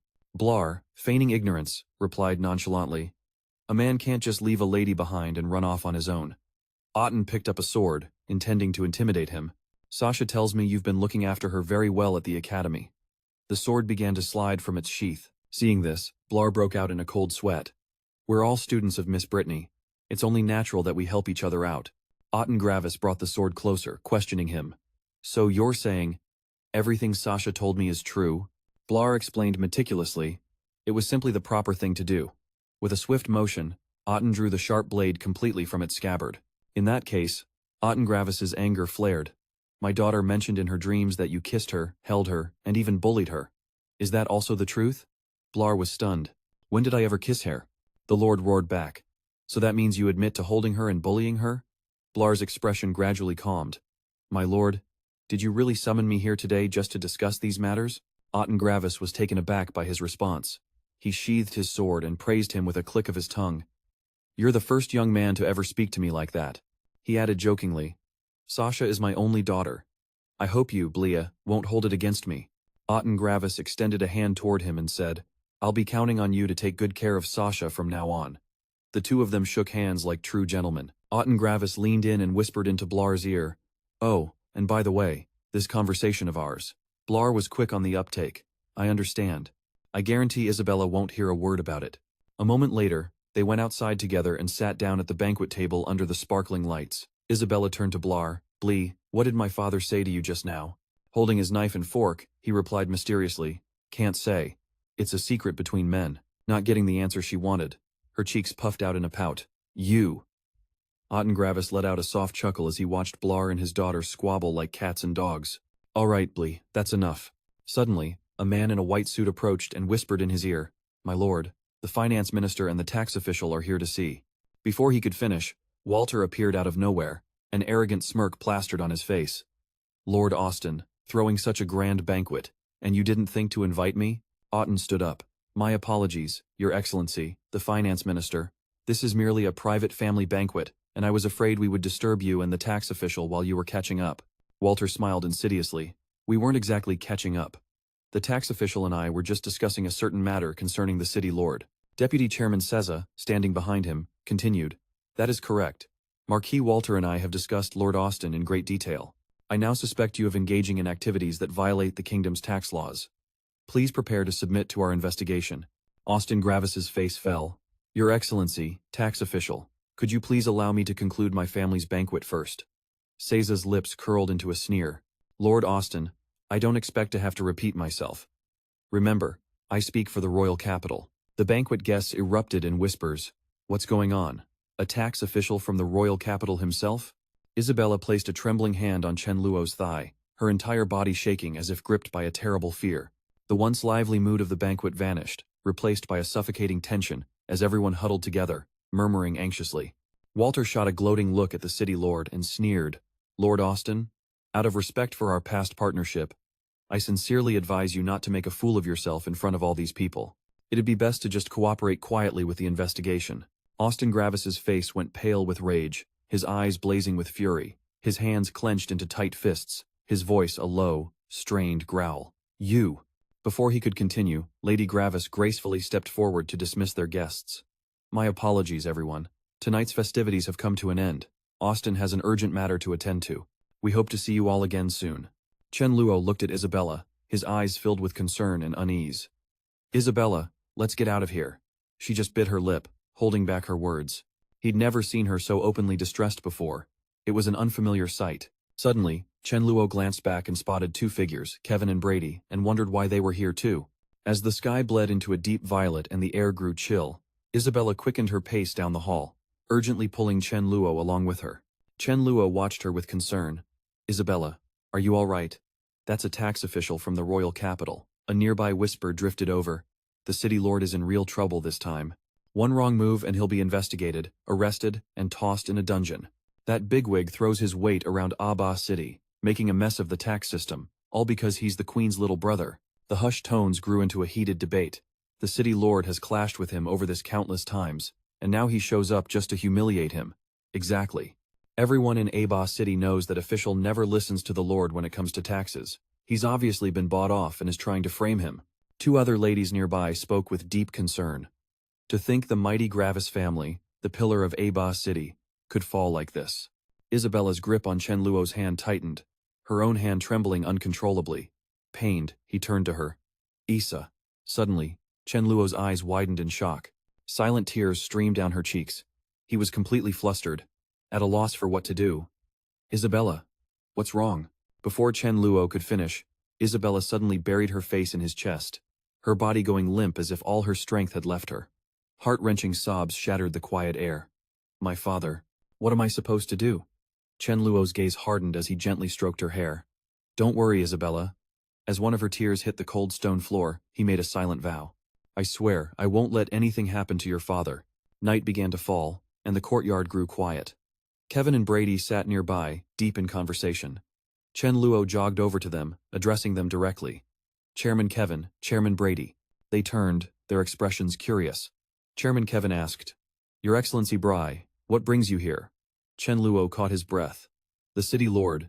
He's my friend's father. Understanding dawned on Kevin's face. Ah, that's right. I'd almost forgotten. Lady Isabella is a friend of yours.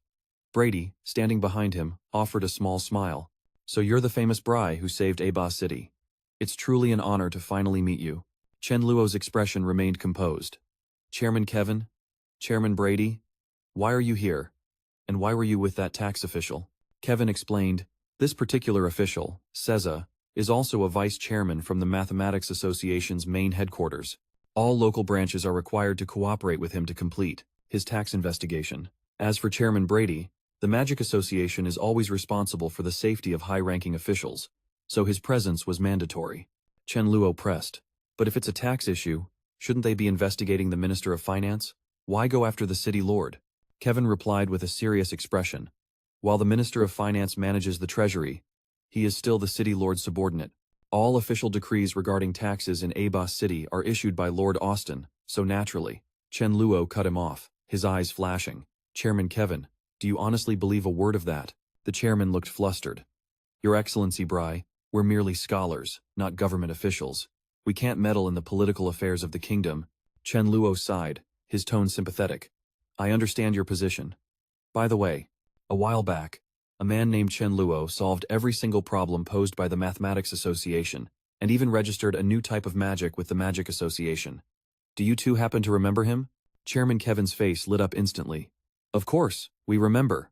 Chen Luo is now hailed as the god of mathematics across the entire continent. Has your Excellency Bry heard the legends as well? But Brady, standing behind him, interjected hesitantly. Hold on, Brady's brow furrowed.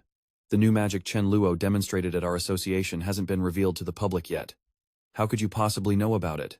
Chen Luo calmly stated, Because I am Chen Luo. Both Kevin and Brady's jaws dropped in utter astonishment. This was the last thing they expected.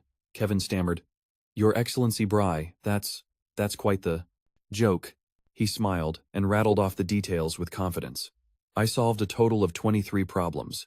The prize money should have been 535 gold coins, but since it was our first time working together, I decided to round down. I only took 530 gold coins. As for the composite magic, it's a simple fusion of a water ball and a fireball spell. If you need proof, I can perform it for you right now. Kevin was stunned silent for a moment before dropping to one knee. Lord Luo. God Luo. This humble servant was blind. To think I doubted your identity for even a moment. Please, forgive my insolence. Brady stood beside them, scratching his head awkwardly. So it really is you, my lord. No wonder you were able to defeat Latone. It wasn't a coincidence at all. As Chen Luo helped Chairman Kevin to his feet, the man was breaking out in a cold sweat. Lord God Luo, please, just tell me what you need. I would not hesitate to give my very life for you. Chen Luo looked a bit overwhelmed. I don't need your life. It's just that tax official and the Minister of Finance have displeased me greatly. I'd rather not see their faces in Abas City ever again. Kevin gave a firm thumbs up, his face a mask of absolute confidence. Consider it done, my lord. By morning, those two will have completely vanished. Brady chimed in with equal gravity. While the Magic Association is tasked with their protection, we are prone to making mistakes. Like, for instance, tonight. Kevin and Brady stared up at Chen Luo like a pair of eager puppies, their eyes gleaming, leaving him feeling utterly helpless. These two usually seem so dignified, he thought. Why are they suddenly acting this intense? Chen Luo just stood there calmly, but in their eyes, he was a radiant being, a god descended to the mortal plane. They murmured in awe, Chen Luo, the god of Lorraine, the deity of mathematics, our one true faith. Then, they both clenched their fists, their eyes burning with resolve as their voices rang out like an oath. Chen Luo, the fortune of Lorraine, a blinding light, our only hope. For the sake of Lord God Luo, Wander and Seiza must be removed. He gently clapped them both on the shoulder, his voice calm but firm. The real target is Wander. He's the source of this whole tax mess, understand? Kevin and Brady's faces turned grim as they replied in unison. Understood. We'll eliminate his entire family. Chen Luo froze on the spot. He sighed in exasperation. I don't want him dead. Just make sure he no longer remains in Abas City to be an eyesore. The two men nodded in unison once more. Ah, so that is the will of Lord God Luo. Understood. Chen Luo turned to leave, adding in a low voice. Oh, and one more thing. Don't tell anyone about my identity. I don't want my normal life to change. Kevin and Brady then slowly advanced on Wander and Seiza, who watched their approach with suspicion. Chairman Kevin stepped forward, his tone serious. Vice Chairman Seiza, please come with me. I have an important matter to discuss. Seiza frowned, then shot a commanding glance at Austin Gravis. Lord Austin, you stay put. I have some business to handle first. Kevin led Seiza to a secluded corner and stated coldly, Vice Chairman Seiza, Wander is no longer fit to serve as the Minister of Finance for Aba City. Seiza's gaunt face contorted into a scowl. Your Excellency, Kevin, that is not your decision to make. Brady gave him a sly grin. What's the matter? Could the rumors be true? The jab successfully flustered Vice Chairman Caesar. "I." Brady clapped a hand on his shoulder, his tone mockingly playful. "So, you really have a thing for guys like Wander, huh? Doesn't that get old?" Caesar angrily shoves Brady's hand away, snapping. "Are you guys nuts? I'm just doing my job by the book. I didn't." Brady's face turned serious. "I'm afraid this is out of your hands. A certain bigwig wants Wander gone from Abas City, and if you don't play along, well, I can't exactly guarantee your safety." President Kevin chimed in. "Also, don't forget, you're our Math Association's vice president first, and a kingdom tax official second. Risking the entire association for some big shot? I'd think long and hard about that. Don't drag us all down with you." Vice President Caesar's fists clenched, his whole body tensing up. He shot a look at that tax minister Wander, and you could practically see the scales of justice in his mind tipping dramatically to one side. Vice President Caesar finally made up his mind, bellowing, "Seize Tax Minister Wander and take him away." Two towering guys in white immediately moved in on Wander, who was still yelling in total confusion. "Caesar, have you lost your mind? You're arresting me instead of Austin." Caesar just gave a cold command, "Gag him." With that sorted, he turned and bowed to Austin Gravis. "Lord Austin, we've secured evidence that Wander was embezzling the kingdom's tax funds. Apologies for the disturbance. We'll take our leave now." Austin just stared, completely floored. "Huh?"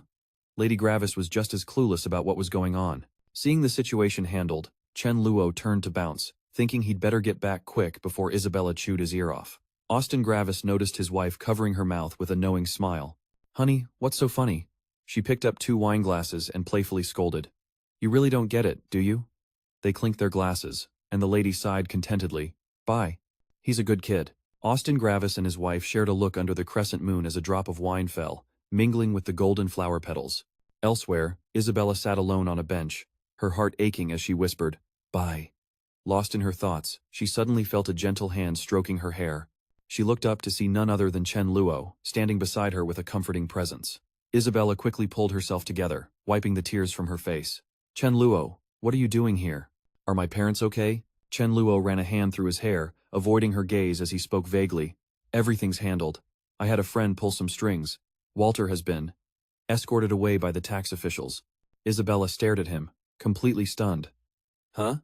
Chen Luo just shrugged. "Looks like it's about time for Aba City to get a new tax minister." Isabella still couldn't wrap her head around it, asking in confusion, "How is that possible? I thought the tax officials were in cahoots with Walter." Chen Luo explained with a smug grin. "Let's just say my friend pulls a bit more weight than they do." Isabella's eyes went wide with shock as she stared at him, bewildered. "The friend you're talking about, is it?" Chen Luo held up a hand, cutting her off. "You ask way too many questions." Seizing the moment while he was distracted, Isabella grabbed his hand, leaned in, and planted a soft kiss on his cheek. She then bolted in a fit of shyness, calling back, "Come on, the party's not over yet." Back at the party, the sparkling lights created a lively buzz. The noble ladies were still gossiping at the banquet tables. In one corner, a couple of guys were arguing heatedly. "Lord Austin won. Pay up. Hand over the gold. You knew this was going to happen, didn't you? You cheat." They were squabbling over the wager, sending gold coins spilling from a pouch and scattering everywhere. One gold coin went rolling across the floor. Isabella, rushing back to the festivities, didn't see it. Chen Luo, trailing behind her, called out, "Isabella, slow down." Isabella accidentally stepped right on the shiny, rolling gold coin and immediately lost her balance, toppling backward. Behind her, Chen Luo's eyes went wide and his jaw dropped. He lunged forward, desperately trying to catch her.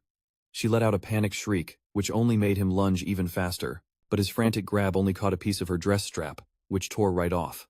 Chen Luo's face went pale as he stared at the scrap of fabric in his hand, stammering an apology. Hearing Isabella's scream, her parents came running, only to find their daughter on the floor, eyes red and welling with tears, clutching her chest. Isabella burst into tears, yelling at Chen Luo, "You're an animal." This left him flustered and trying to explain. I didn't do it on purpose." Her face flushed with rage as she screamed, swinging at him, "You totally did it on purpose, you creep." Chen Luo helplessly caught her hands. "I swear I didn't. I was just trying to catch you. I had no idea you'd just." Isabella, completely ignoring his pleas, started to get seriously ticked off. She began chanting a spell. "Oh, water elements scattered across the land, heed my call and descend upon this place." Instantly, a swirling vortex of fiery red energy enveloped her, making Chen Luo break out in a cold sweat. Just then, Lady Gravis cleared her throat pointedly. Chen Luo glanced over his shoulder, and finally noticed that both of Isabella's parents were standing right there. Isabella was practically green with rage, seething through gritted teeth. "By you." Chen Luo frantically shook his head. "I swear I didn't see. I mean, I saw absolutely nothing." Her fury left her sputtering. You! She pointed a trembling finger at him, while he just nonchalantly ran a hand through his hair, trying to look as innocent as possible. Isabella's mother just chuckled. "Ah, to be young again," she mused. Her father, who had been observing quietly, finally spoke up. "Mr. Bai, we still have a few things to discuss. Would you please follow me for a moment?" As Chen Luo and Lord Austin walked away, Lady Gravis couldn't help but remark, "You know, Bai really did you a huge favor this time. Our Isabella must be quite the charmer." That comment made Isabella, who was about to follow them, stop and turn back to her mother. She pouted, planting her hands on her hips and turning away with a huff. Who needs him, anyway? The scene then transitions to a luxurious room, where ornate chandeliers cast a warm, inviting glow. Lord Austin Gravis stood by a table already set with 2 crystal glasses and a bottle of fine wine. He didn't mince words in his assessment of Chen Luo. "I truly did not see tonight's events coming. Mr. Bai, you are clearly more than you appear." Chen Luo scratched his head, replying humbly, "You've figured me out, my lord. But it's not as complex as you might think. Presidents Kevin and Brady simply owed me a favor, and this was the perfect opportunity for them to repay it." This explanation only made Austin Gravis more suspicious. Forcing Seiza to cross a tax minister. That's one heck of a favor. Chen Luo answered without hesitation, "Protecting Senior Isabella is my honor. As for the tax minister, over the past 3 months, he's completely wrecked Aba City's tax policies, causing prices to shoot up 4 times. The man is truly despicable." He reached out and accepted the glass of wine offered by the Lord, who still looked skeptical. "Is that the only reason?" Chen Luo elaborated with a serious tone. "My lord, when the price of pork skyrockets, you don't need to be a genius to know what's happening to the cost of everything else in Aba City. These taxes directly impact people's lives. Letting the tax minister collect whatever he wants will only lead to misery for the common folk." He continued to hold his wine glass, his grip loose. Chen Luo looked Austin Gravis in the eye and posed a question. "When the people of your city can't afford to eat, what hope is left for this city?" The Lord gave a slow nod of agreement. "You're right. I bear a portion of the responsibility for this." Chen Luo replied empathetically, "As long as you understand, my lord, there's no need for self-reproach." Meanwhile, Lady Gravis and Isabella were curiously peeking through a crack in the door. What in the world are they talking about? They're being so secretive. Lord Austin and Chen Luo rose to their feet and clinked their glasses with a sense of camaraderie. "My thanks to you, Bai, and thank you for the reminder. I will be sure to keep a much closer eye on the new tax minister," Chen Luo replied. "Then I can rest easy, my lord." Suddenly, Isabella felt a hard shove from her mother. Her jaw dropped in surprise as she lost her balance and stumbled right into Chen Luo. For a split second, they both froze, wide-eyed. Then she crashed into his shoulder, making him drop his wine glass. Wine sloshed out of the glass, splashing all over both of them. Lady Gravis breezed into the room, feigning surprise as she scolded her daughter. "Isabella, how could you be so clumsy? Now hurry up and find Mr. Bai a fresh set of clothes." Chen Luo shot an awkward glance at Isabella, who was blushing furiously, clutching at her wine-stained dress. "Isabella, take Mr. Chen Luo to get changed. And while you're at it, arrange a room for him to stay in." The lady then enthusiastically grabbed Chen Luo's hand, pressing a gold coin into it. "There, it's all settled." Chen Luo was completely flustered. "Lady Gravis, I." Before he could figure out how to refuse, Isabella blurted out, "Huh? Mom, what did you just say?" Her eyes were as wide as saucers. And with that, Lady Gravis and Lord Austin made their exit. Just before leaving, she called back, "Mr. Chen Luo, thank you again for everything. Have a good night and sweet dreams." Later, after they had both changed into fresh clothes, Chen Luo hesitantly started to ask, "Senior, so, about tonight, I." She cut him off by grabbing his hand and yanking him along. "What about it? Just come with me." After the two of them left, the room remained lit, revealing the silhouettes of Lord Austin and Lady Kravitz. Lord Austin stood with his back to her, lost in thought. Seeing this, Lady Kravitz approached and asked gently, "What's wrong?" He immediately voiced his suspicion. The tax official's change of heart was indeed because of Bly, but he claimed it was because Cavan owed him a favor. "I just feel like it's not that simple," the Lord said, turning around. Lady Kravitz, however, dismissed his concerns with an excited wave. "Oh, everyone has their secrets. As long as he's good to Sasha, that's all that matters." Lord Austin pressed anxiously. "And how do you know Sasha likes him?" She smiled brightly. Does that even need to be asked? She used to always talk about going to the capital, but this time she didn't apply to any of the 5 great academies there. Isn't it obvious she's waiting a year to go with Bly? Lord Austen crossed his arms, retorting, "That's because she can't bear to leave us." Hearing this, Lady Kravitz just chuckled softly. He looked at his wife, his resolve softening. All right. Stop meddling in Sasha's affairs. She's so naive, I'm worried she'll get bullied in the capital. With that, Austen Kravitz let out a cold huff. Meanwhile, back in his room, Chen Luo was tossing and turning in bed. He held up the gold coin Lady Kravitz had given him, unable to stop his mind from racing. I originally used the identity of Chen Luo to avoid trouble, but now it seems this god status has other uses. Chen Luo's thoughts shifted. Walter is the Queen's brother. Before Austen, a god can shatter the rules, crush everything. He recalled the 180-degree turn in Brady and Kravitz's attitudes, his expression darkening. Chen Luo was considered a god of the Mathematics Association. The Kravitzes revered him like a true deity, and a god doesn't need to care about mortal reasoning. With just a single word from him, Kravitz could make Walter vanish from the face of the earth. A darkness began to creep into Chen Luo's heart, the power to change the rules, even to decide the life and death of others. An image of Isabella suddenly flashed in Chen Luo's mind. As long as I am a god of the Mathematics Association, he thought, I can protect myself and the people most important to me. After a long moment of contemplation, Chen Luo realized that to live well in this world, one needed an incredibly high status and the strength to sweep away all obstacles. A soft tapping sound at the window broke his train of thought. He went to open it, and there was Isabella. She hopped brazenly onto his bed without a second thought, flustering him. Why didn't you use the main door? Isabella scolded him. Are you dense? I'd be seen if I used the main door. Chen Luo gave her a deadpan look. It's not like we're doing anything shady. Climbing through the window is what's going to give people the wrong idea. Isabella ignored him, saying smugly, So, Bly, is this your first time seeing such a big bed? Is that why you can't sleep? Chen Luo remained expressionless, pointing at the dress she was wearing. You're right. Senior, if you took that off, I'd be even more excited. Isabella's brow furrowed slightly as she snapped. You pervert! I came here to ask you something important. Chen Luo sat beside her, listening quietly. Isabella asked curiously. Seriously, Bly, what did my father say to you today? You really want to know? Chen Luo asked back with a hint of embarrassment, which only made Isabella more impatient. Just spit it out already. He cleared his throat and replied. Well, he said, you're still small, and he's worried, so he told me to keep a close eye on you. Isabella looked at him in disbelief. I'm small? Where am I small? Then, as if realizing his meaning, her face flushed with anger. She shot to her feet, yelling, All right, Bly, that's it.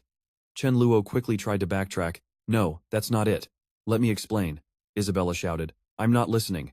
I have nothing to say to a pervert like you.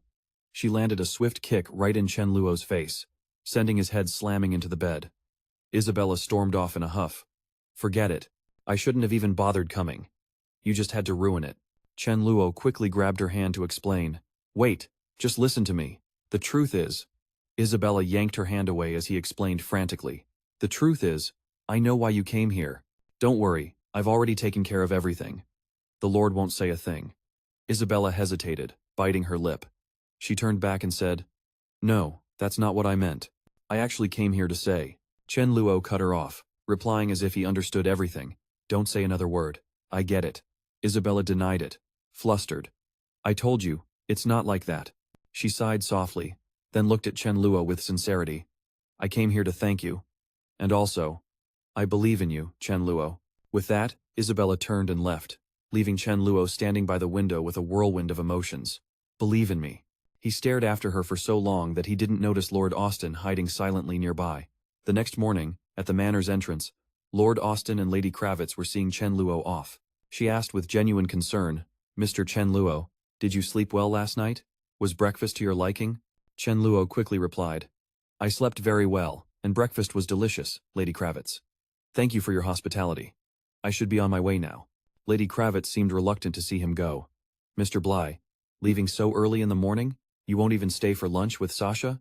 Was our hospitality lacking in some way? Chen Luo stammered, trying to deny it.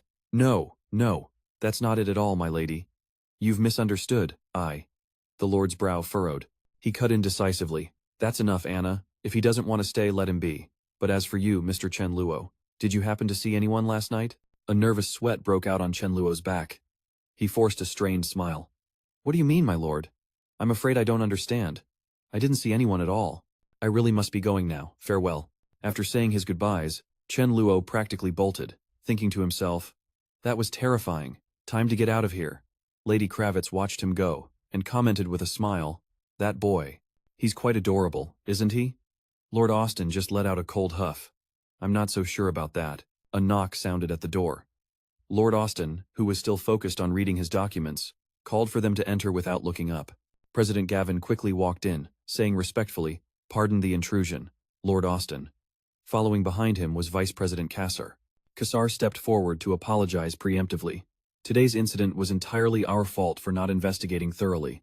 We are deeply sorry for the trouble we've caused you, my lord. What trouble? I am the Lord of Abas City. Tax issues are my responsibility as well, Lord Austen replied, waving his hand dismissively. A seed of doubt grew in his mind. Just yesterday, this man was all arrogance and threats. Now he's like a completely different person. What on earth did Bly do? After their discussion concluded, President Gavin and Vice President Cassar left the manor, completely unaware that Obo's pet was watching them silently from a nearby treetop. Obo carefully read the notes detailing the events at Lord Austen's manor. He clicked his tongue softly. Cassar is helping Austen now? Bly, you truly are something else. Obo smirked, using fire magic to incinerate the paper in his hand. Everything is getting more and more interesting. The roaring flames flickered in Obo's eyes. In the royal capital, on a bustling street, a girl walked hand in hand with a little boy. She looked at the building ahead of them with pride. Look, that's the headquarters of the Mathematics Association. The most brilliant mathematicians in the kingdom are inside. The boy scoffed. What's so great about mathematicians? Mages are way cooler. The boy declared with determination, when I grow up, I'm definitely getting into one of the 5 great magic academies in the royal capital, and I'll use magic to defeat mathematics. President Kevin, who had appeared behind the siblings without them noticing, spoke up, a little displeased by the boy's words. You're a little young to be talking so big, aren't you? Do you have any idea that mathematics is the source of all studies?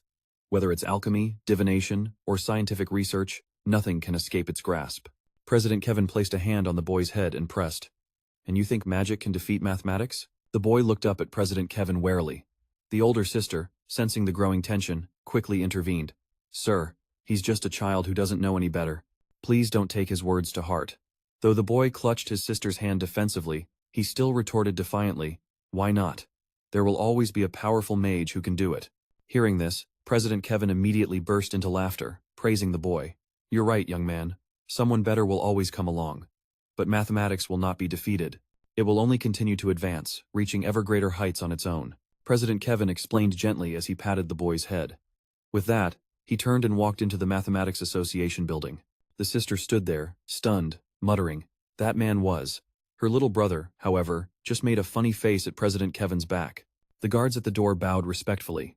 President Kevin, the Royal Capital's Mathematics Association welcomes you. As soon as he stepped inside, a mathematician rushed up to him, complaining, it's caused a massive crisis for the association. The scholars are on the verge of a complete breakdown. Branch President Kevin. It's that demonic number you brought a few days ago. Another mathematician approached, refuting him. It's not a demonic number, it's a meaningless number. Branch President Kevin, don't you listen to his sensationalist garbage. With the great scholar's reassurance, everyone's already accepted this truth. Only the number purists are still keeping quiet. President Kevin stared intently at the document, thinking that the discovery of irrational numbers was a divine grace bestowed upon the Nolan Kingdom, a massive leap for mathematics on the continent. We're scholars of mathematics. We're supposed to chase the truth and ditch the flawed concepts of the number faction, aren't we? Kevin thought to himself, with the irrational numbers Sir Bly brought to light, I probably won't have to throw down and get into a nasty fight with those guys for this year's Edwin Award. It made him remember the Edwin Award ceremonies of years past, where math researchers not only had to slave away on their work but also had to wage war with logic to get the prize. They'd argue, our paper is the only one qualified to win the Edwin Award this time. And sometimes a scholar would completely lose it, resorting to violence to make their point, yelling, why don't you talk to my fist first and then we'll see. This year, President Lian was bizarrely calm, and everyone had already gathered. President Kevin quickly found a seat. The moment he sat down, a hand appeared right in front of him, holding 2 voting badges. President Kevin looked up to see that mathematicians had, at some point, surrounded him to cast their votes. President Kevin, I'm here to vote. That's right, here's my vote. They all congratulated him at once, leaving him a bit stunned. Everyone is. Seeing this, President Tuk Nui said, Looks like there's no surprise for Senza this year. He cleared his throat and announced to everyone.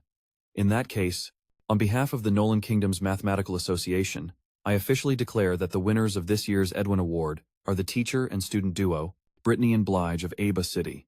President Kevin still hadn't snapped out of it, his hand trembling slightly. Kevin couldn't hold back his tears. Now, I invite the Vice President of the ABA City Branch, Kevin, to the stage to accept the award on their behalf. The mathematicians moved to either side, clearing a path for President Kevin.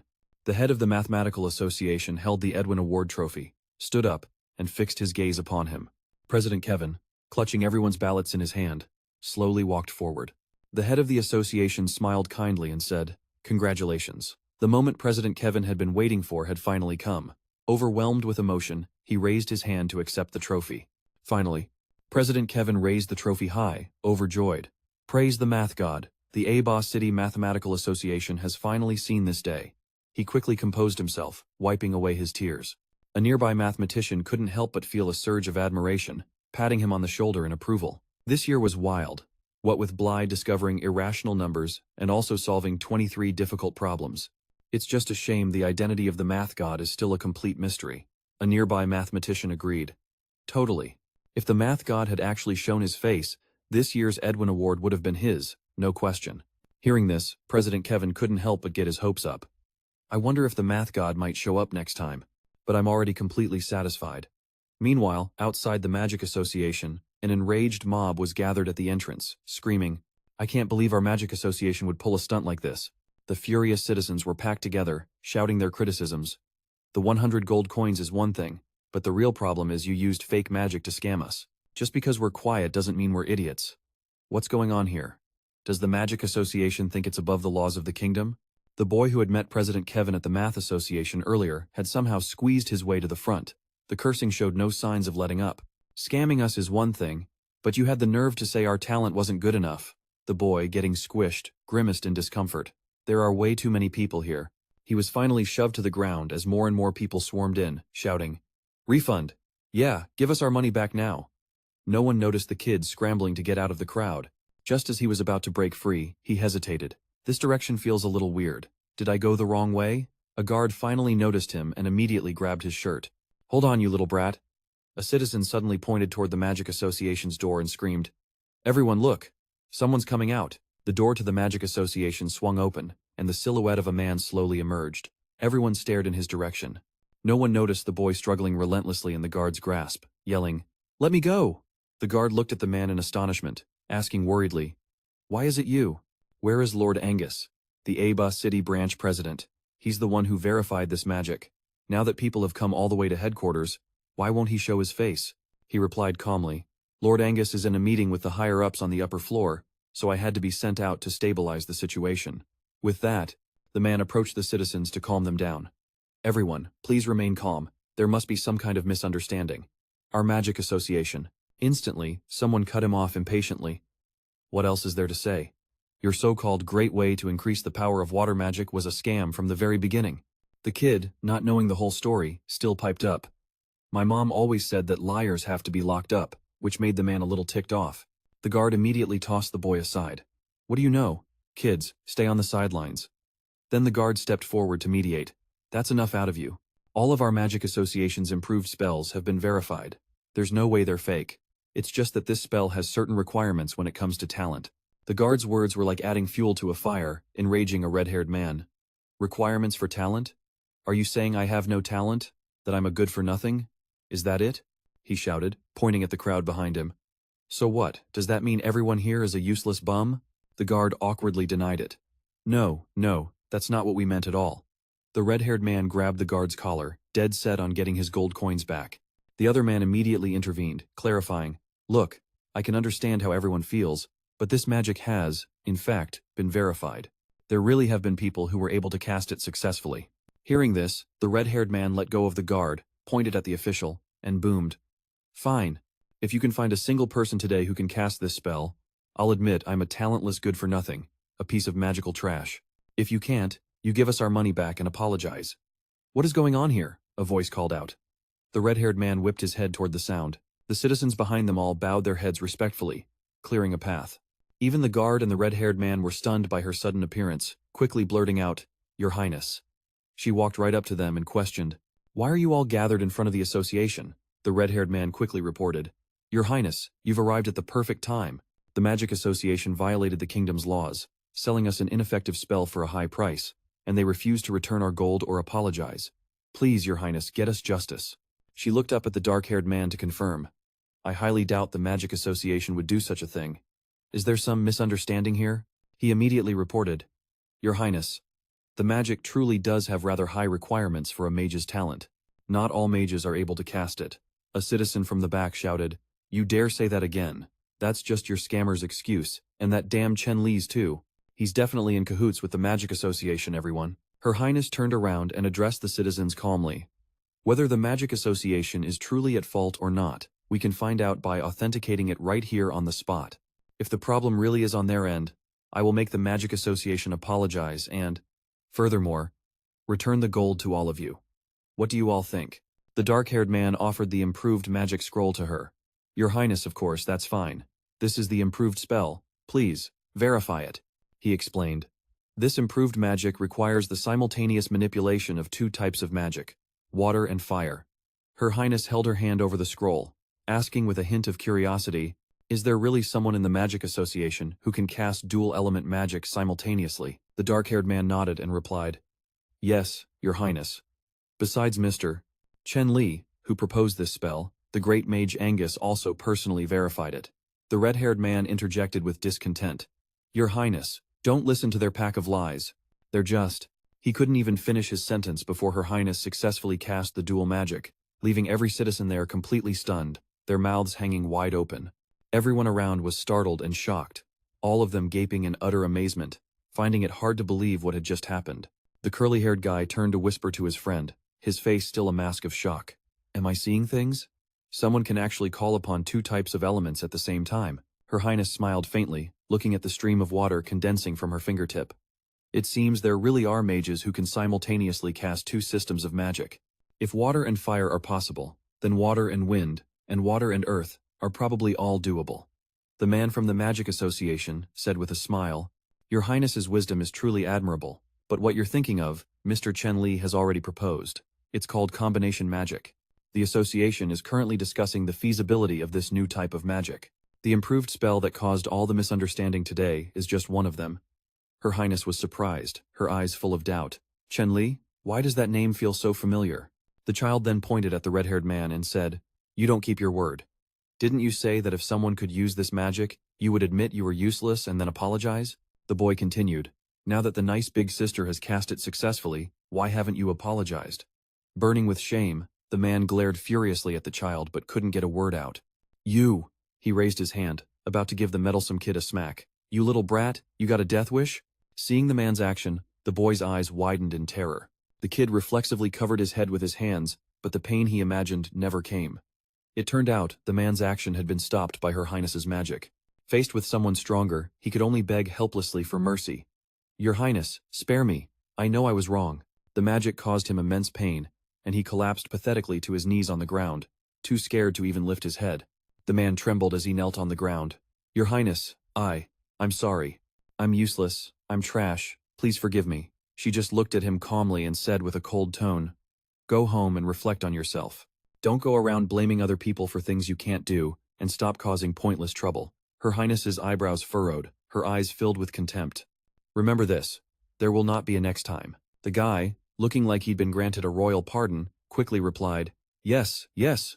Just then, the boy who was watching the whole thing unfold suddenly got his ear pulled from behind by his mother, who looked absolutely furious. "What are you doing over here? I was gone for just a second to buy some food and you're already running all over the place. You're going to give me a heart attack one of these days." As the kid was dragged away by his ear, he didn't forget to brag to his mom, Mom, I just saw dual-element magic, and I heard he's the Grand Magus of Abba City." His mother, not listening at all, cut him off. "Didn't I tell you not to run around?" The boy quickly begged for mercy. Ow, that hurts, I'm sorry, I was wrong." Elsewhere, Tranlac let out a huge sneeze. He rubbed his nose, wondering, "Who's talking behind my back?" Seeing this, Brittany looked over with a bit of concern. "Are you all right, Blay?" Miss Brittany, sitting up front, spoke in a relaxed tone. "So, what's up? Is there something you wanted to tell me?" Tranlac clenched his fists, the words coming out a bit haltingly. Well, he tensed up, then said with complete seriousness, I have something very important to discuss with you, Miss Brittany. Hearing those words, Isabella's eyes welled up with tears, looking absolutely heartbroken. Something important? Could it be that Blay wants to confess his feelings to Miss Brittany? She sat with her head down, silent, her cheeks blushing as she thought. Should I ask what's going on? But asking directly would be awkward. What do I do now? Tranlac and Brittany silently made their way up to the building's rooftop. Once they arrived, Miss Brittany crossed her arms and asked, What's so secretive that we had to come all the way up here to talk? Can you tell me now? He spoke in a serious, loud voice. It's a bit hard to explain. So first, could you please cast a fireball spell, Miss Brittany? She did as Tranlac asked, a flaming sphere appearing in her palm. All right, though I have no idea what you're planning, Blay. Brittany hadn't even finished her sentence when, a second later, the fireball in her hand was snuffed out. Brittany stared at her palm in astonishment, her eyes filled with utter disbelief. She examined her hand carefully and asked, Blay, this. Did you do this? Tranlac answered seriously, I did. Miss Brittany, do you remember when I mentioned impure elements to you? An invisible little classroom for two materialized, as he took up a ruler and began explaining the details to Brittany. I accidentally discovered that the combustion of the fire element requires a type of impure element, which I call oxygen. Without oxygen, the combustion stops, and the fire-based magic dissipates along with it. She crossed her arms, listening intently like a good student. So you're saying you just controlled that impure element called oxygen, which is how you extinguished my fireball spell? Blay nodded in response. That's right. And not only that, but without oxygen, humans can't survive either. He thought of Latone, a man who was nearly suffocated. I had to deplete all the oxygen around Latone just to defeat him. Brittany clutched her head in disbelief, looking at her student as if he were a stranger. Blay could directly control an impure element. A timeline flashed, showing Miss Brittany from when she was just a little girl to the adult she was now, surrounded by intertwining fire and water magic. Magical elements could be controlled through incantations and hand signs. This was the biggest difference between them and impure elements. Ever since the discovery of impure elements, humans have known they were incapable of controlling them. But now, that rule had been shattered by Blay. In her imagination, a great flame appeared in Miss Brittany's hand, spreading out and engulfing Blay, who was tied to a stake, in a mighty sea of fire. If something can only be done by a small minority, they are called geniuses. But if something can only be done by a single person, then that person is an anomaly. The way humans have always treated anomalies has been cruel. The more she thought about it, the more terrified she became.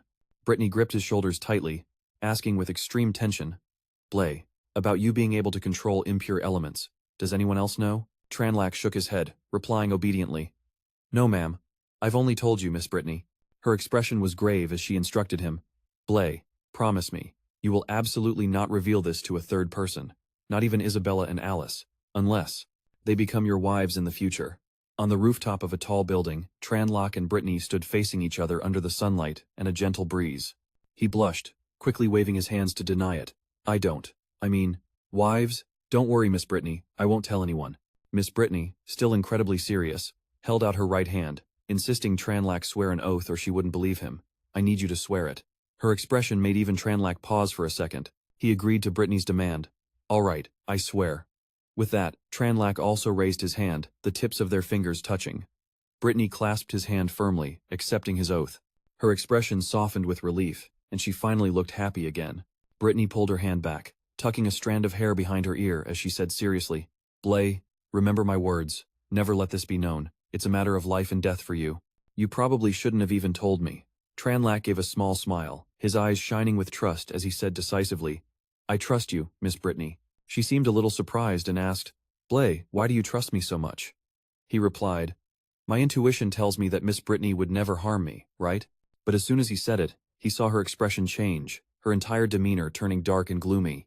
He coughed lightly. Miss Brittany, did I say something wrong? Then, a hand reached out and pulled Tranlac close. Brittany hugged him tightly, her face glowing with an unconcealable happiness. Blay, thank you. It was then that Tranlac suddenly remembered something. Oh, right, Miss Brittany. There's actually one more thing. I submitted the theory of composite magic to the Magic Association in exchange for a bunch of variant magic to increase my mental strength. Hearing this, Brittany grew worried and quickly asked, the Magic Association? You should have discussed this with me first. You're still too weak right now. Getting involved with them so early could bring you unnecessary trouble. Tranlac, however, wasn't worried at all. He confidently pointed a thumb at himself and said, "Don't worry, Miss Brittany. At the Magic Association, I use the name Tran Lack. They don't know my real identity." Brittany felt a wave of relief, as if a great weight had been lifted. She let out a soft sigh. Well, that's good.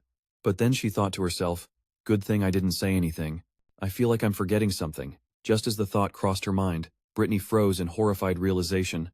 Wait, what did you just say? Her shriek was so loud it nearly made a bird flying overhead fall out of the sky. Brittany slammed her hand against the wall next to him, cornering Tranlack as she interrogated him. Tranlack. Blay, your times that times Tranlack?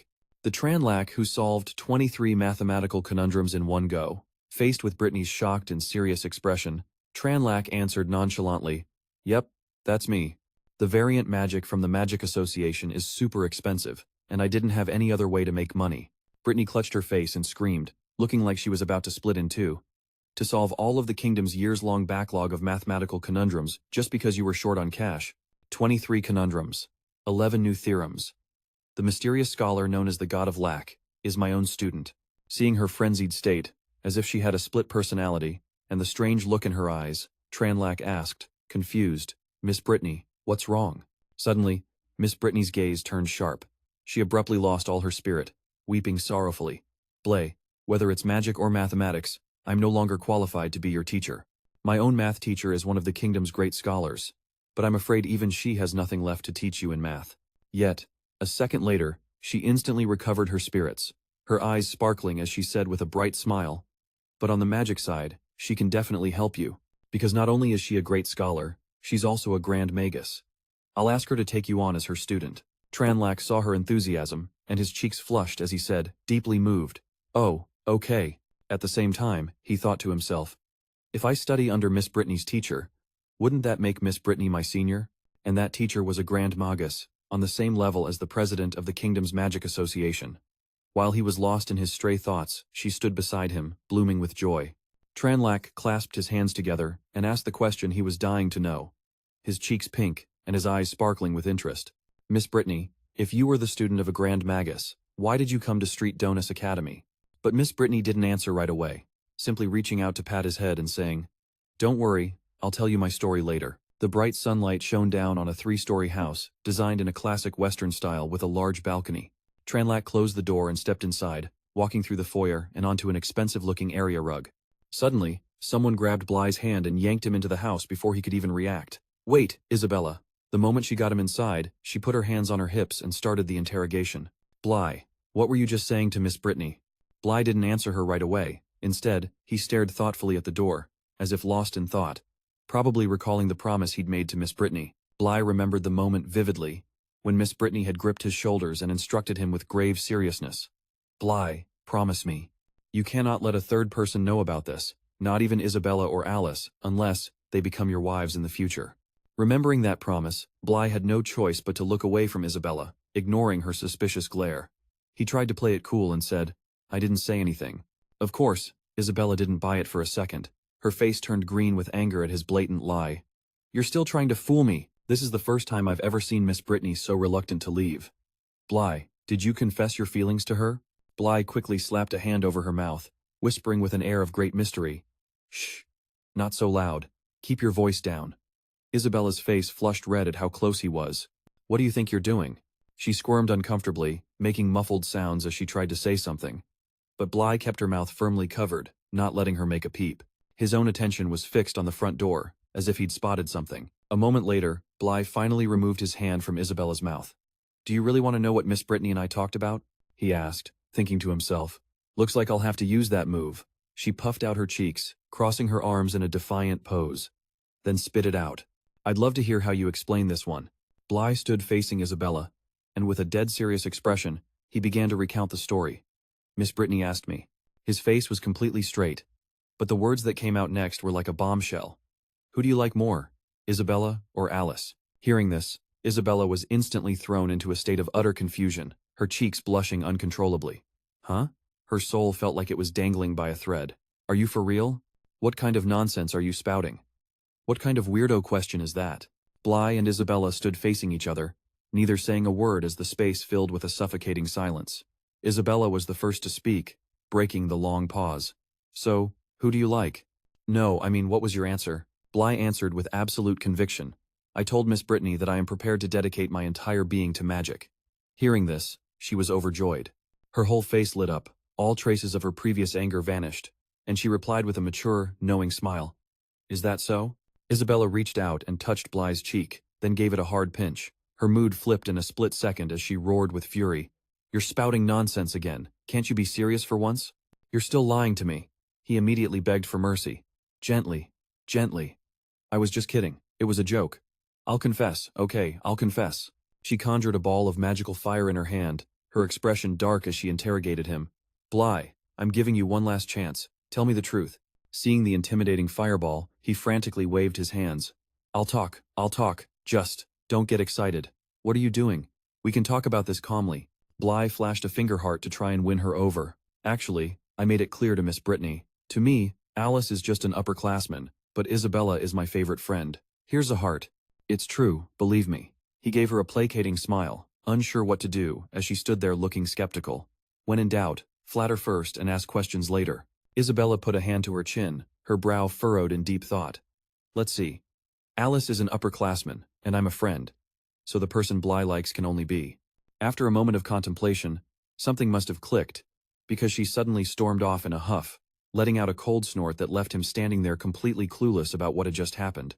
Isabella stomped away, her head down and her thoughts dark and furious. What is this? Of course, he likes Miss Brittany more. Bly scratched his head, completely baffled by her behavior. Why did she get mad at a compliment? Oh well, at least I got through that ordeal. I'm just glad I survived. At the academy, students were packed tightly outside the classroom. An upperclassman in the crowd pointed inside and announced, Look, that's Bly. During the last practical training, he was the one who saved Senior Alice and Senior Isabella from a high-level mage. Bly sat inside, feeling utterly helpless. I'm not a monkey in a zoo. What's so interesting to look at? The chatter outside the window continued unabated. I know, right? So that's Bly? Hey, did you guys hear about the exam day? You know about his fireball spell from back then. Just then, a beautiful girl emerged from the crowd, her long legs striding purposefully toward the classroom where Bly was sitting. The newcomer was none other than Alice. She entered the classroom with a graceful smile, thinking to herself, Bly is as popular as ever. Noticing the sudden silence outside the door, Bly looked up in confusion. Why'd it get so quiet all of a sudden? Did they finally leave? But they hadn't left. A new person had arrived. Alice walked straight to Bly's desk and pulled up the chair next to him. His vision blurred for a second, and the next thing he knew, his face was buried in something incredibly soft and plush. This feeling was. Before Bly could even process what happened, Alice chirped happily. Bly, are you always this enthusiastic with everyone? His face turned beet red with embarrassment. Knowing exactly where his face had just been, Bly frantically tried to explain. I didn't do it on purpose. It was an accident. Alice continued her teasing. You hurt me, you know. And you still say it wasn't on purpose. He quickly clasped his hands together, begging for forgiveness. I'm sorry. I'm so sorry. I'm sorry I hurt you. Alice covered her mouth with her hand, a smile blooming on her face as she pulled out a book. Just teasing you. But I do have a question for you, Bly. She smiled sweetly as she pushed the book towards him. It's this. There are two problems I can't figure out. I hate to bother you again. Thanks for your hard work. Bly took the book, forcing a strained smile. No bother at all. It's a small thing. The students outside started gossiping again. Did you see that? Senior Alice and Bly were practically glued together just now. An even larger crowd now swarmed the window. I saw it. Bly truly is the senior slayer. His luck with the ladies is off the charts.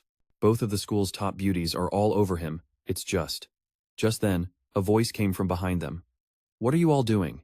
Several male students turned around, and every one of them blushed when they saw Isabella had arrived. Someone spoke up. Isabella, are you here to see Bly? She glanced in his direction, her pretty eyebrows knitting together in annoyance. Duh. You know the answer, so why ask? Isabella stood face to face with Alice. The moment the two women saw each other, sparks flew. Isabella shot back defensively. Aren't you doing the same thing?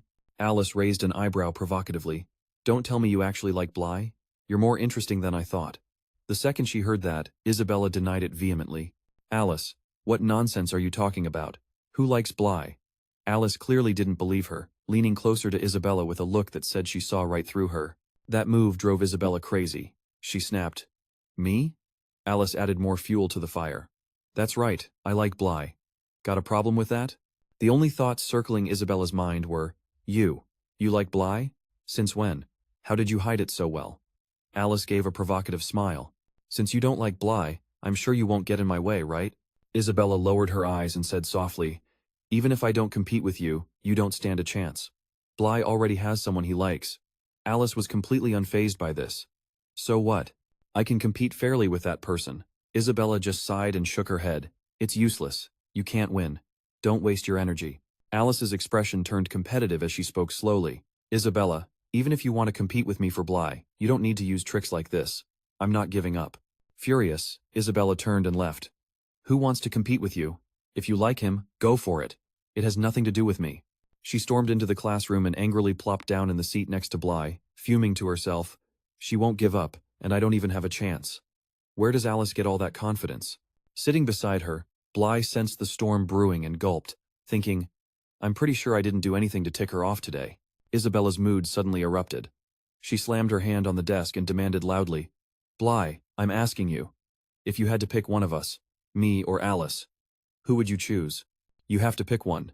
Bly's face went blank as he groaned internally. Here we go again. Why do they always ask these pointless questions? But Isabella's expression made it clear. If you don't answer, you're not leaving here in one piece. Answer me. Don't you dare try to weasel your way out of this. Bly held up his hands in a gesture of confusion. Why do I have to choose between the two of you? Isabella slammed the desk again and yelled, Just pick one. Stop asking so many questions. He slammed his head on the desk in agony. I choose magic. She shot that down instantly. Not an option. There's no magic choice. You can only pick me or Alice. He suddenly shot up from the desk, his eyes sparkling with a new idea. So, can we add another option? Isabella snapped. Who else do you want to add? Should I throw Miss Brittany in the mix for you too? Brian scratched his head with a goofy grin. That wouldn't be right. That'd be blasphemous to Miss Brittany. She frowned. Then just hurry up and say it. But then he dropped an unexpected bomb.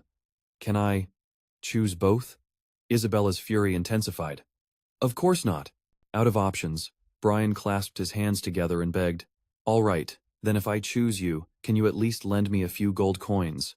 Isabella couldn't hold it in any longer, her face flushed red with rage, her eyes practically shooting fire. Brian, take this seriously for once.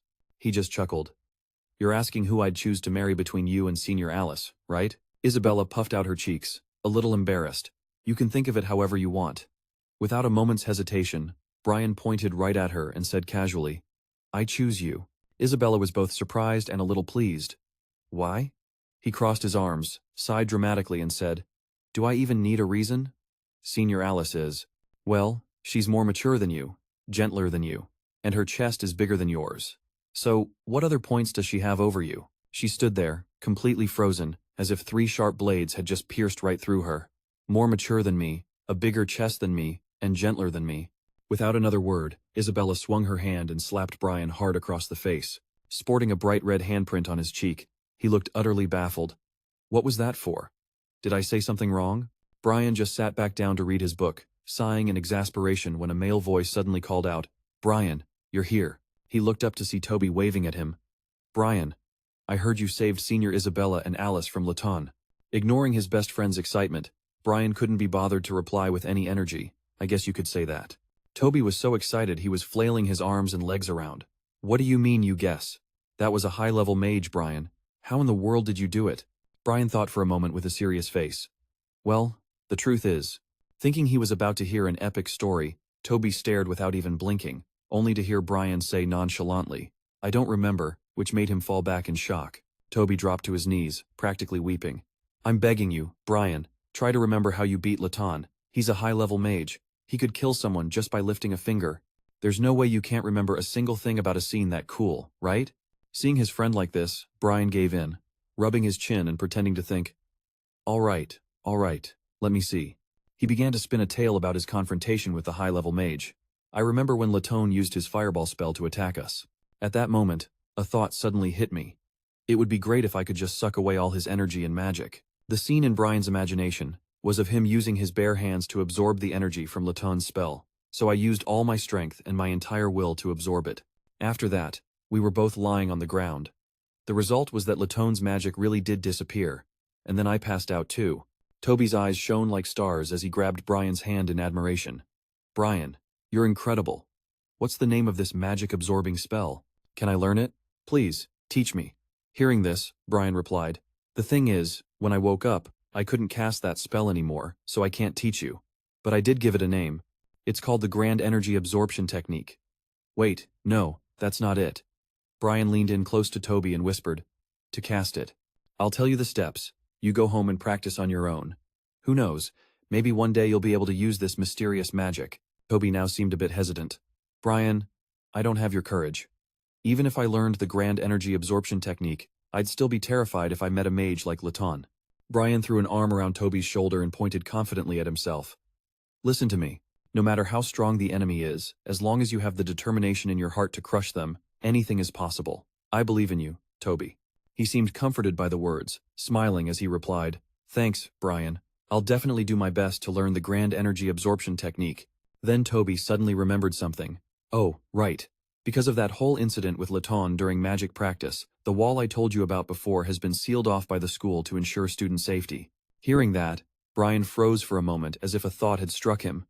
Then, to Toby's bewilderment, he suddenly stood up and started to leave. Brian, what's wrong? As he rushed off, Brian called back. I'm going to the Magic Association. No, wait, I'm going to buy some food. Toby just stood there, scratching his cheek in confusion. That Brian. Since when do you need to be in such a hurry to buy food? At the pristine white door of the Magic Association, Brian, wearing a black mask and a black cloak, entered the main hall. He approached the receptionist and said, I'm looking for Deacon Lily. The receptionist greeted him warmly. Please follow me. I'll take you to Deacon Lily's office. She glanced at the medal pinned to Brian's cloak and thought to herself, an honorary member's medal from the Magic Association. He must be a distinguished guest who has made a huge contribution to the association. I absolutely cannot afford to make another mistake. She led him right to the door and bowed. Master Mage, this is Deacon Lily's office. I will take my leave now. Please, make yourself at home. I know, you can go. Brian pushed the door open, and the first thing he saw were beautiful, fully bloomed white flowers, followed by a soft cry. A girl with blue hair and an adorable face was sitting on the floor, staring at Brian with sparkling blue eyes, surrounded by the pure, beautiful white flowers. For a long moment, the two of them, one standing and one sitting, just looked at each other. Brian politely knelt on one knee and offered his hand to help her up. Are you all right? Jasmine took his hand, using it to stand up. Mr. Brian, what brings you here? Brian replied, I came to see you. That's a very nice outfit. And congratulations on becoming Deacon Lily last month. The girl smiled shyly and replied, Thank you. It's just that the new shoes are a bit too high, and I'm still not used to them. Suddenly, Brian grabbed Jasmine's hand and pulled her toward him, which accidentally revealed a scrape on her arm. He held her injured arm with both hands and asked, Did you fall because of the new shoes? She quickly pulled her hand back, explaining awkwardly, I just carelessly missed a step. The high heels are to make myself look more reliable. Mr. Brian doesn't need to worry. Brian pointed a finger at Jasmine, smiling with admiration. You're trying very hard. Just as I'd expect from the girl I've got my eye on, Manager Lily. She adjusted her glasses shyly. It's nothing, really. He leaned in close to Jasmine and asked with a grin, So, my humble and reliable financial manager, how much profit have we made from the improved magic spell so far? She handed him a report. This is the profit chart for your improved water system magic, just sent from the royal capital. The total is 800 gold coins. Brian stared at the report, his eyes practically glowing as he thought, I can't believe it. Even an improved water system spell could sell for this much. Too bad this kind of money can only be made once. He studied the report so intently it looked like he was trying to burn a hole through it. Once everyone realizes you can't learn combination magic without a special talent, not many people will be willing to buy it anymore. Brian folded the paper, rolled it up, and held it in his hand. Where are the gold coins now? I'm taking it all home today, Jasmine replied. They're right here in the office. I'll open the magic circle to retrieve the gold for you now. With that, she began to open the magic circle. The space around them started to glow with the brilliant gold of magic, and from within the circle, gold coins began to fly out one by one. The coins piled up on one side, looking like a small mountain of gold. Brian was stunned looking at the pile. It's that much? He stared wide-eyed at the pile of gold coins, thinking to himself, if I bring this home, Isabella will definitely find out. How am I going to explain it then? Seeing him silent for so long, Jasmine asked with concern, What's wrong? Is there a problem with the gold? Brian rested his chin on his hand, deep in thought. No problem. It's just too much money. I don't have anywhere to put all this if I take it home. Seeing this, she offered a suggestion. If you don't mind, I can hold on to that for you. Just leave the gold coins here, and the time you spend at the association can be deducted directly from this amount. Chen Luo's eyes crinkled into a smile as he agreed. That works. Since I'll be spending it at the Magic Association anyway, you can hold it for me. Jasmine reached out her hand to collect the gold coins. All right, Mr. Chen Luo. He waved his hand as he turned to leave. My business here is done. I'm heading out now. Jasmine quickly said. Then I'll see you to the first floor. Chen Luo smiled in reply. No need. We'll be seeing each other again soon. After all, this place holds the treasure that I'm most attached to. He practically drooled at the thought. After all, the Magic Association had his two favorite things, magic and gold coins. He'd just wait for the pot to get fatter before coming back. But Jasmine was unaware of his inner thoughts. She heard his words and took them a different way, her face blushing a deep red with embarrassment. Treasure? What is he talking about? Chen Luo went home, tossing and turning in bed, unable to sleep. It seems the combination magic isn't going to earn me any more gold coins. He rolled over, burying his face in the blanket. I've already collected the reward for solving those 23 difficult problems. What other ways are there to make money? It's so hard to think. I can't sleep. Just as he had that thought, he let out a huge yawn and then drifted off into a dream. In his dream, Chen Luo went to the Magic Association once again and met the same receptionist. But this time, he wasn't wearing a cloak with a medal, nor was he wearing a mask. Chen Luo stood right in front of the reception desk in the main hall and declared loudly, "It was I who took down Laton. Now, hand over the reward." The receptionist's reaction was very calm, but the reward is immense. Are you sure you want to take it all? Chen Luo stood in the middle of a mountain of gold coins, laughing gleefully. I'll take it all. There's no amount of gold I can't handle. Suddenly, a gold coin grazed his cheek. Standing in the middle of the pile, Chen Luo felt money raining down from the sky and was a little confused. Gold coins falling from the sky? Then, the gold coins gradually began to freeze over. He lay there, hugging the pile of freezing cold gold, determined not to let go. So cold. So cold. I have to go ask Isabella for help. His vision grew narrower. A ribbon, a hand patting his face, trying to wake him up. But Chen Luo, still half asleep, mumbled, so cold. He opened his eyes and saw Isabella right in front of him. Chen Luo was so startled he shot upright in bed, yelling, "My gold coins!" which scared her as well. Now fully awake, he sat on the bed, contemplating the cruel reality. A huge pile of gold coins like that. All gone. My gold coins. A moment later, Blige rubbed his eyes and asked, Isabella, what are you doing in here? She replied anxiously. What do you think? I'm here to wake you up. You have guests who've been waiting forever. Isabella watched him yawn without a care in the world. Even though he'd been muttering about gold coins, he was definitely having some kind of greedy nightmare. Blige swung his legs over the side of the bed and sat up. Guests? This early in the morning?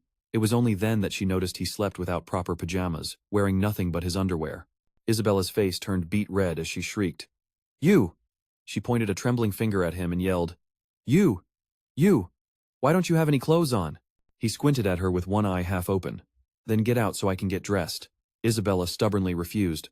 I will not. Hurry up and put something on. I'll stay right here and supervise you. There are people waiting outside. She made a show of covering her face with her hands, but secretly peeked through the gaps in her fingers to watch Blige get dressed. Asterisk. Wow. When did Blige get in such good shape? And those muscles are. Asterisk. Suddenly, he turned his head and asked, What are you still doing zoning out in my room? Let's go. In the living room, Miss Brittany and two men from the Magic Association were waiting. As soon as Blige arrived, President Kevin quickly stood up to greet him, Lord Blige. The five of them sat in the living room, with Blige and the two young women on one side of the coffee table, and the two representatives from the Magic Association on the other. President Kevin spoke first. I've come to congratulate you, Lord Blige and Lady Brittany. You two are this year's recipients of the Edwin Award. He turned to Vice President Audrey with a cheerful laugh. I've been on the Edwin Award selection committee for many years, and this is the first time I've ever seen the judges in such complete agreement. I barely had to argue or persuade anyone at all. Hearing the president's words, Vice President Audrey readily agreed. Indeed. Lord Blige's submission was truly monumental. Even the Grand President himself couldn't stop singing your praises. Blige glanced over at Isabella, who was giggling happily beside him, and smiled to himself. Asterisk. Without a cash prize, this award is less useful than just cheering up Isabella. Asterisk. Asterisk, I should have just focused on her from the start.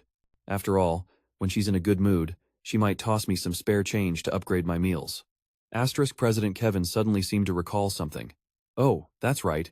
I noticed that Lady Brittany recently solved two of the prize problems. The application of logic in those solutions felt very familiar to me. Hearing this, Brittany turned and patted Blige on the shoulder.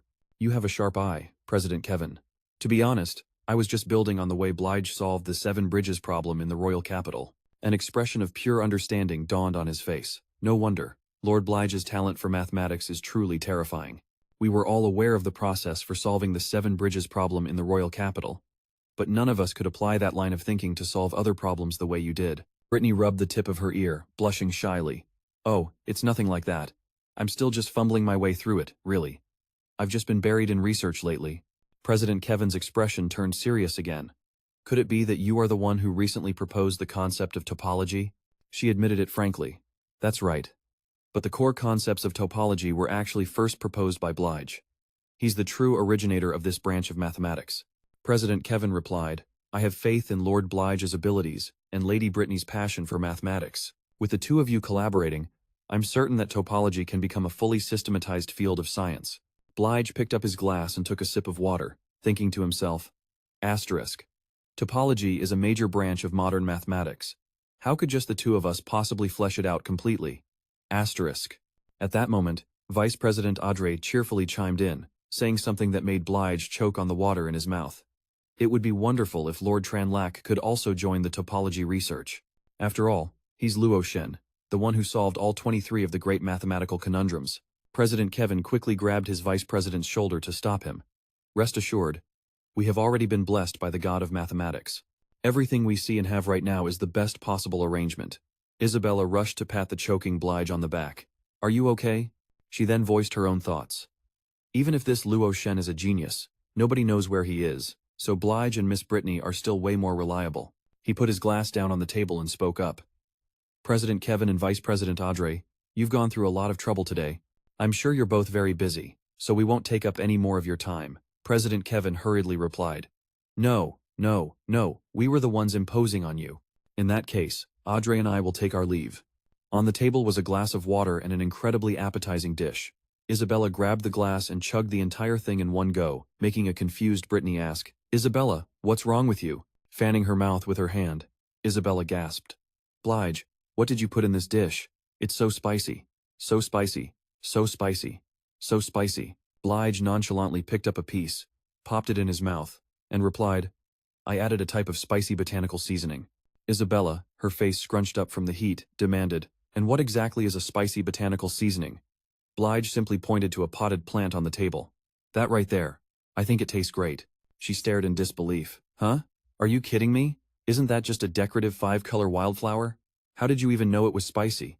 Brittany offered a weak smile. Blige, if you're short on money lately, you have to tell me. It's a good thing this plant was actually edible.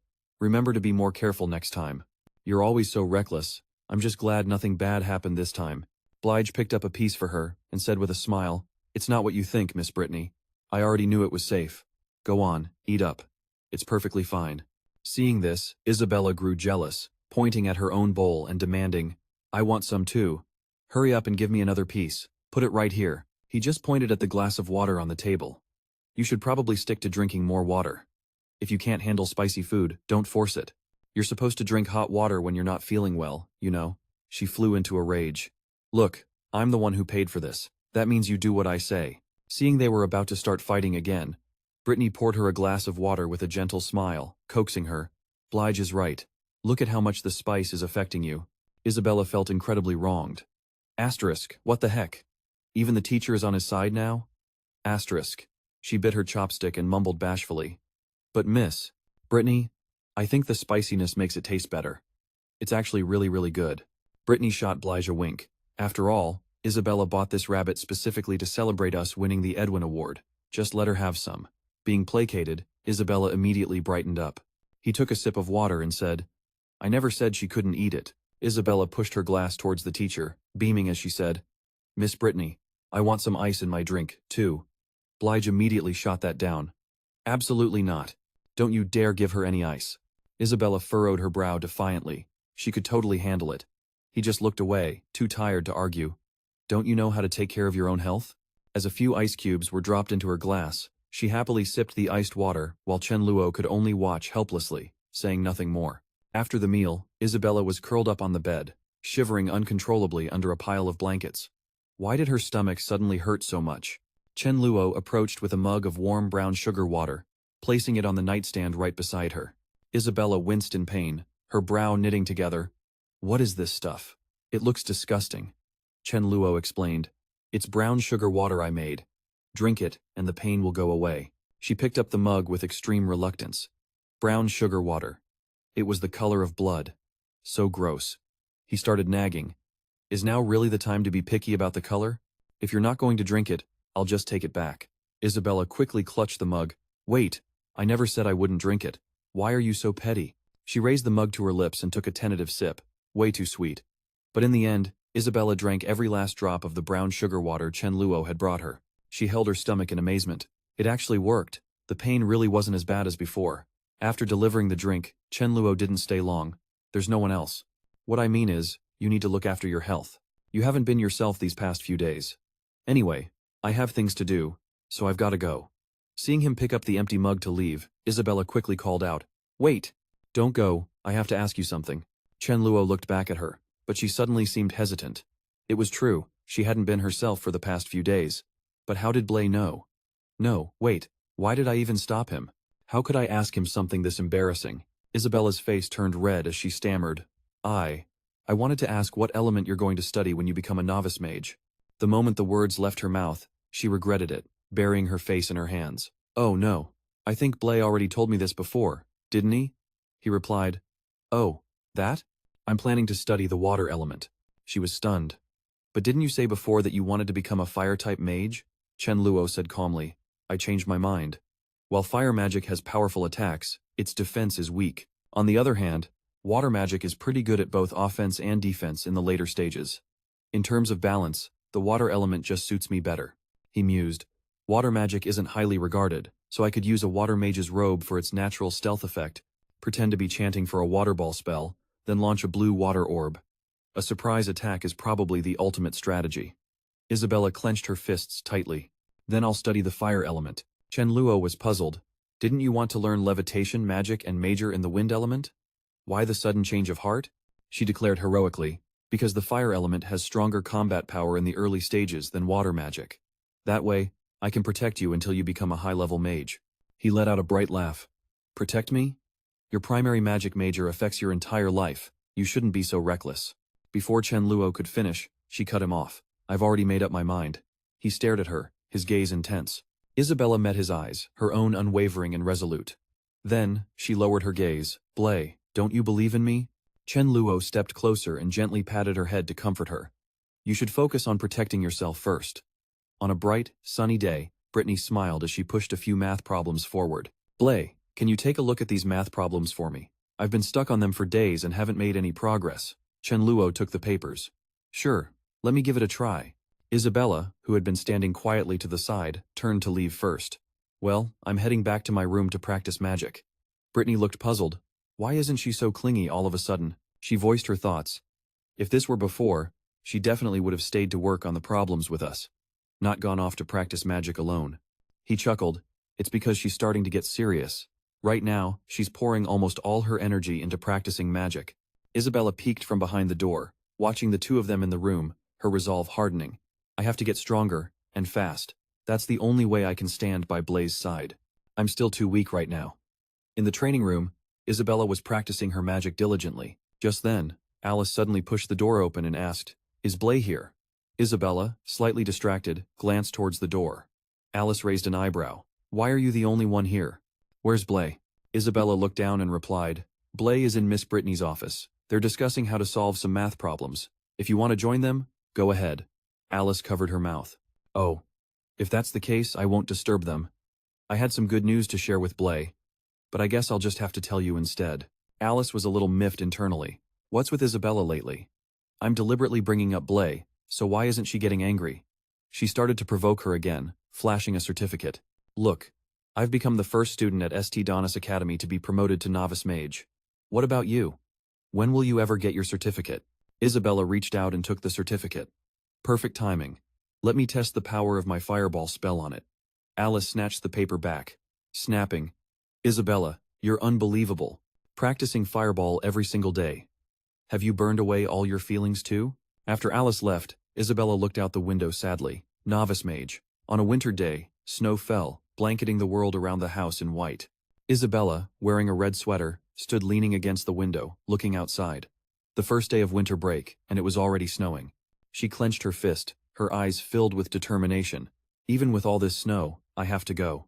Chen Luo, already wearing a red scarf, was waiting in front of the house. Isabella pushed the door open, stepping out into the snow. He turned around. I knew you'd go. Let's go, I'll come with you. She tried to stop him. You don't have to, it's so cold out here, you should stay inside. I can go by myself. Chen Luo just smiled. It's fine, I was planning on getting my novice mage certification anyway. Let's go together. Isabella gasped in surprise, covering her mouth. Your spiritual power is already strong enough to cast novice-level spells? He demonstrated a simple water spell for her and said, Yeah. I finished learning the novice spells for all 4 elements a few days ago. Chen Luo thought to himself, honestly, the novice mage certificate isn't all that useful, but at least it's a form of identification, and will let me get a water element cloak. Isabella trudged along, shuffling her feet behind him. She called out softly, Blay! Chen Luo turned his head back, looking confused. What's wrong? I need to ask you something, Isabella said, her tone dead serious. A chill went down his spine that had nothing to do with the snow. Asterisk. Oh no, not this again, asterisk, he thought, breaking into a cold sweat. The two of them just stood there, facing off in the blizzard, the tension thick enough to cut with a knife. Blay, Isabella demanded, how has your magical power grown so ridiculously fast? Her mind was racing with questions. When they first met, the guy couldn't even conjure a basic fireball. And it's only been a single semester. Isabella's expression grew somber. He wasn't just ready to get his novice mage certification. He had already mastered the elementary magic of all 4 elements. She clenched her fists, thinking, asterisk, once he becomes a certified novice mage, the gap between us is just going to get wider and wider. Asterisk. Blay just smiled reassuringly. Hey. Everyone learns magic at their own pace. Don't sweat it. He stepped closer and ruffled her hair playfully. Just you wait. Once I become a high-level mage, I'll be the one protecting you. Blushing, Isabella slapped his hand away. Who needs you to protect them? I'll probably be the first one to become a high-level mage. He shot back. No way, it's totally gonna be me first.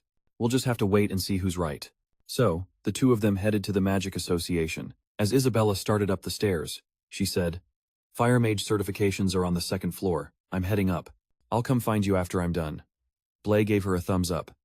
Good luck. The young woman guiding him offered a pleasant smile. Master Brady has been away on business for a few days. Because of that, the novice water mage certifications will be handled by Lord Jules.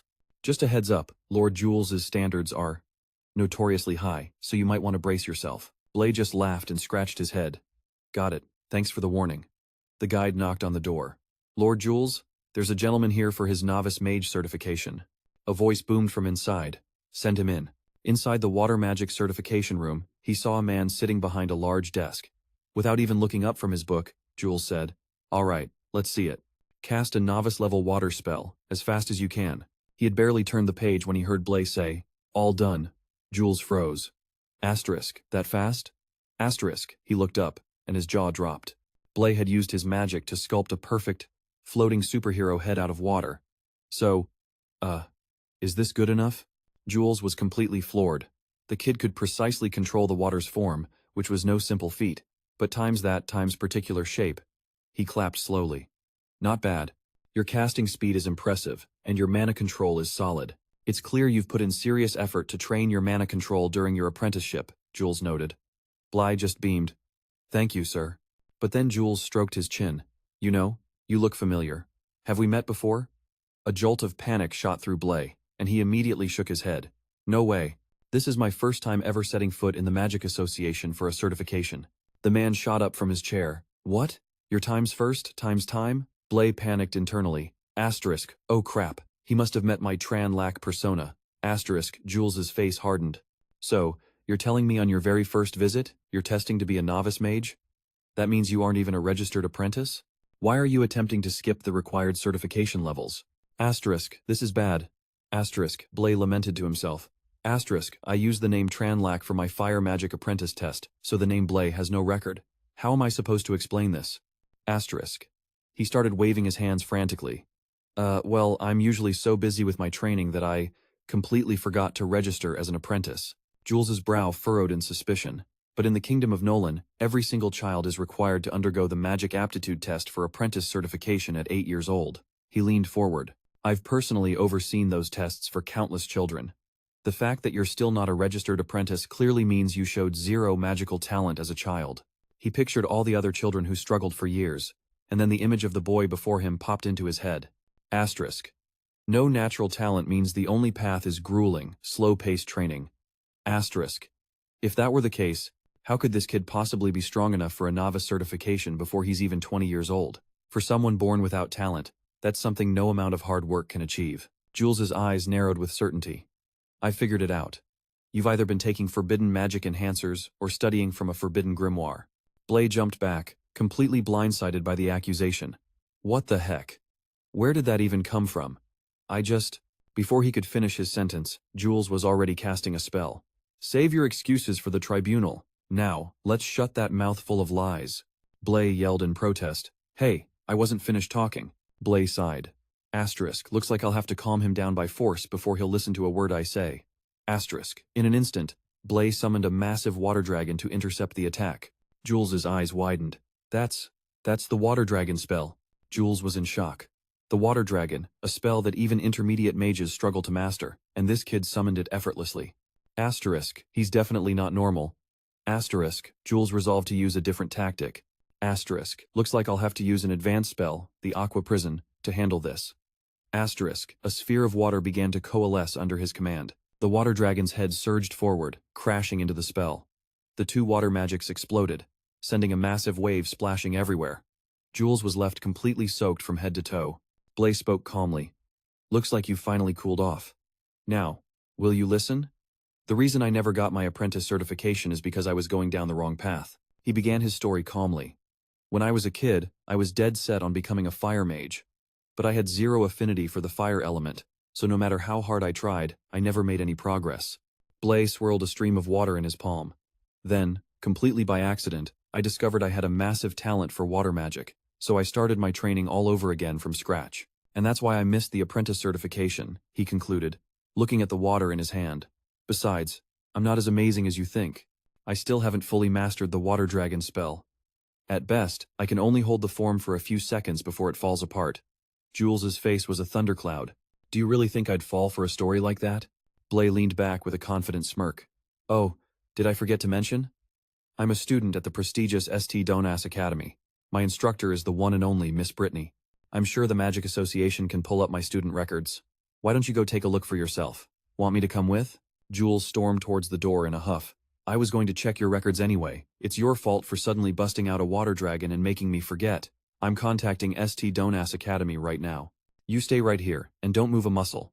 As Jules walked, he thought, asterisk, to get into St. Donas Academy, you have to be either from a noble house or a certified genius. Could I actually be wrong about him? Asterisk. Still, to be safe, he decided he'd better have someone pull the kid's records. The door slammed shut behind him. Blay let out a huge sigh of relief. Asterisk man, that Jules guy has a serious ego. Heh, why did I think also? Asterisk, a moment later, the doorknob turned again. Asterisk, what? Is he back already? Asterisk, Blay thought, surprised. But the person who walked in wasn't Jules. It was Jasmine, struggling under a huge stack of papers. Lord Jules, here's the list of candidates who passed the novice water mage certification yesterday. Blay quickly spoke up. Lord Jules just stepped out for a minute. I'm sure he'll be right back. Jasmine froze. That voice. It was Mr. Tranlax. She looked up, her face lighting up with a smile. Mr. Tranlax, what are you doing here? He panicked. Wait, I'm not. Startled, she dropped her entire stack of papers, which fluttered to the floor. She took a step back in shock. Blay? Her cheeks turned bright red. Asterisk, but that was definitely Mr. Tranlax's voice just now. I know I didn't imagine it. Asterisk. Jasmine closed the distance between them, pressing him. Blay, are you, Mr. Tranlax? Blay frowned, backing away. You've got the wrong guy. I'm not Blay, and I'm definitely not some Tranlax. Just then, a cold voice cut through the air. What do you two think you're doing? Both of them jumped, startled by Isabella's sudden appearance. Blay saw the stormy look on her face and asked tentatively, Isabella? What are you doing here? She clenched her fists. What do you mean? What am I doing here? Am I not allowed to be? Just then Jasmine cut in, saying, I can let you off the hook for today, but you have to promise me you'll tell me the truth with your own mouth next time we meet. He hesitated, and oh boy. Isabella immediately erupted, pointing at them. And another thing. Why are you two hugging? Are you hiding something from me? They looked at each other and said in unison, We. Isabella unleashed her fire magic, and fierce flames began to swirl around her. Blee, you've got a lot of nerve, flirting with a deaconess from the Magic Association right behind my back. All the while, Jasmine was still clinging tightly to Tranlak's arm, making him even more flustered. Stop pulling me. Hurry up and explain this for me, he pleaded. Jasmine, let go of my arm. If this keeps up, Isabella is going to turn me into a human charcoal briquette. Tranlak yelled helplessly. Come on, say something. Jasmine finally spoke up. Hold on. Greetings, Lady Isabella.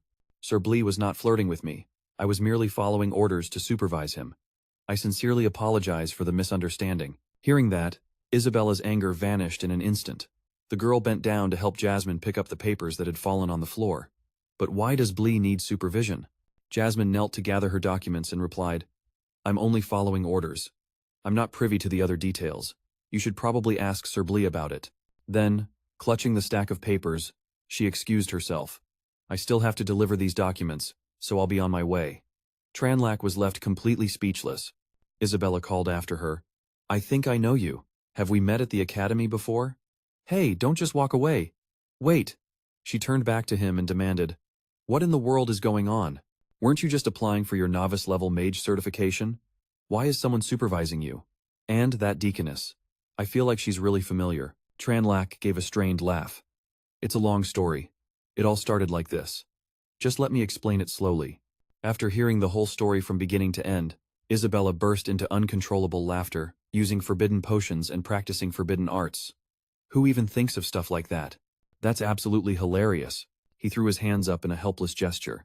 So, he was afraid I'd run off. And that's why he called that deaconess to keep an eye on me. See what I mean? She just smiled knowingly. Okay, I get it. The sound of a doorknob turning echoed once more. Seeing the newcomer, Tranlak immediately asked, Master Zeus, what did your investigation find? The man adjusted his glasses and said, Sir Bright, I sincerely apologize for my earlier misjudgment. There are absolutely no issues with your identity. I hope you can forgive my rudeness. Regarding this matter, our president would also like to have a word with you.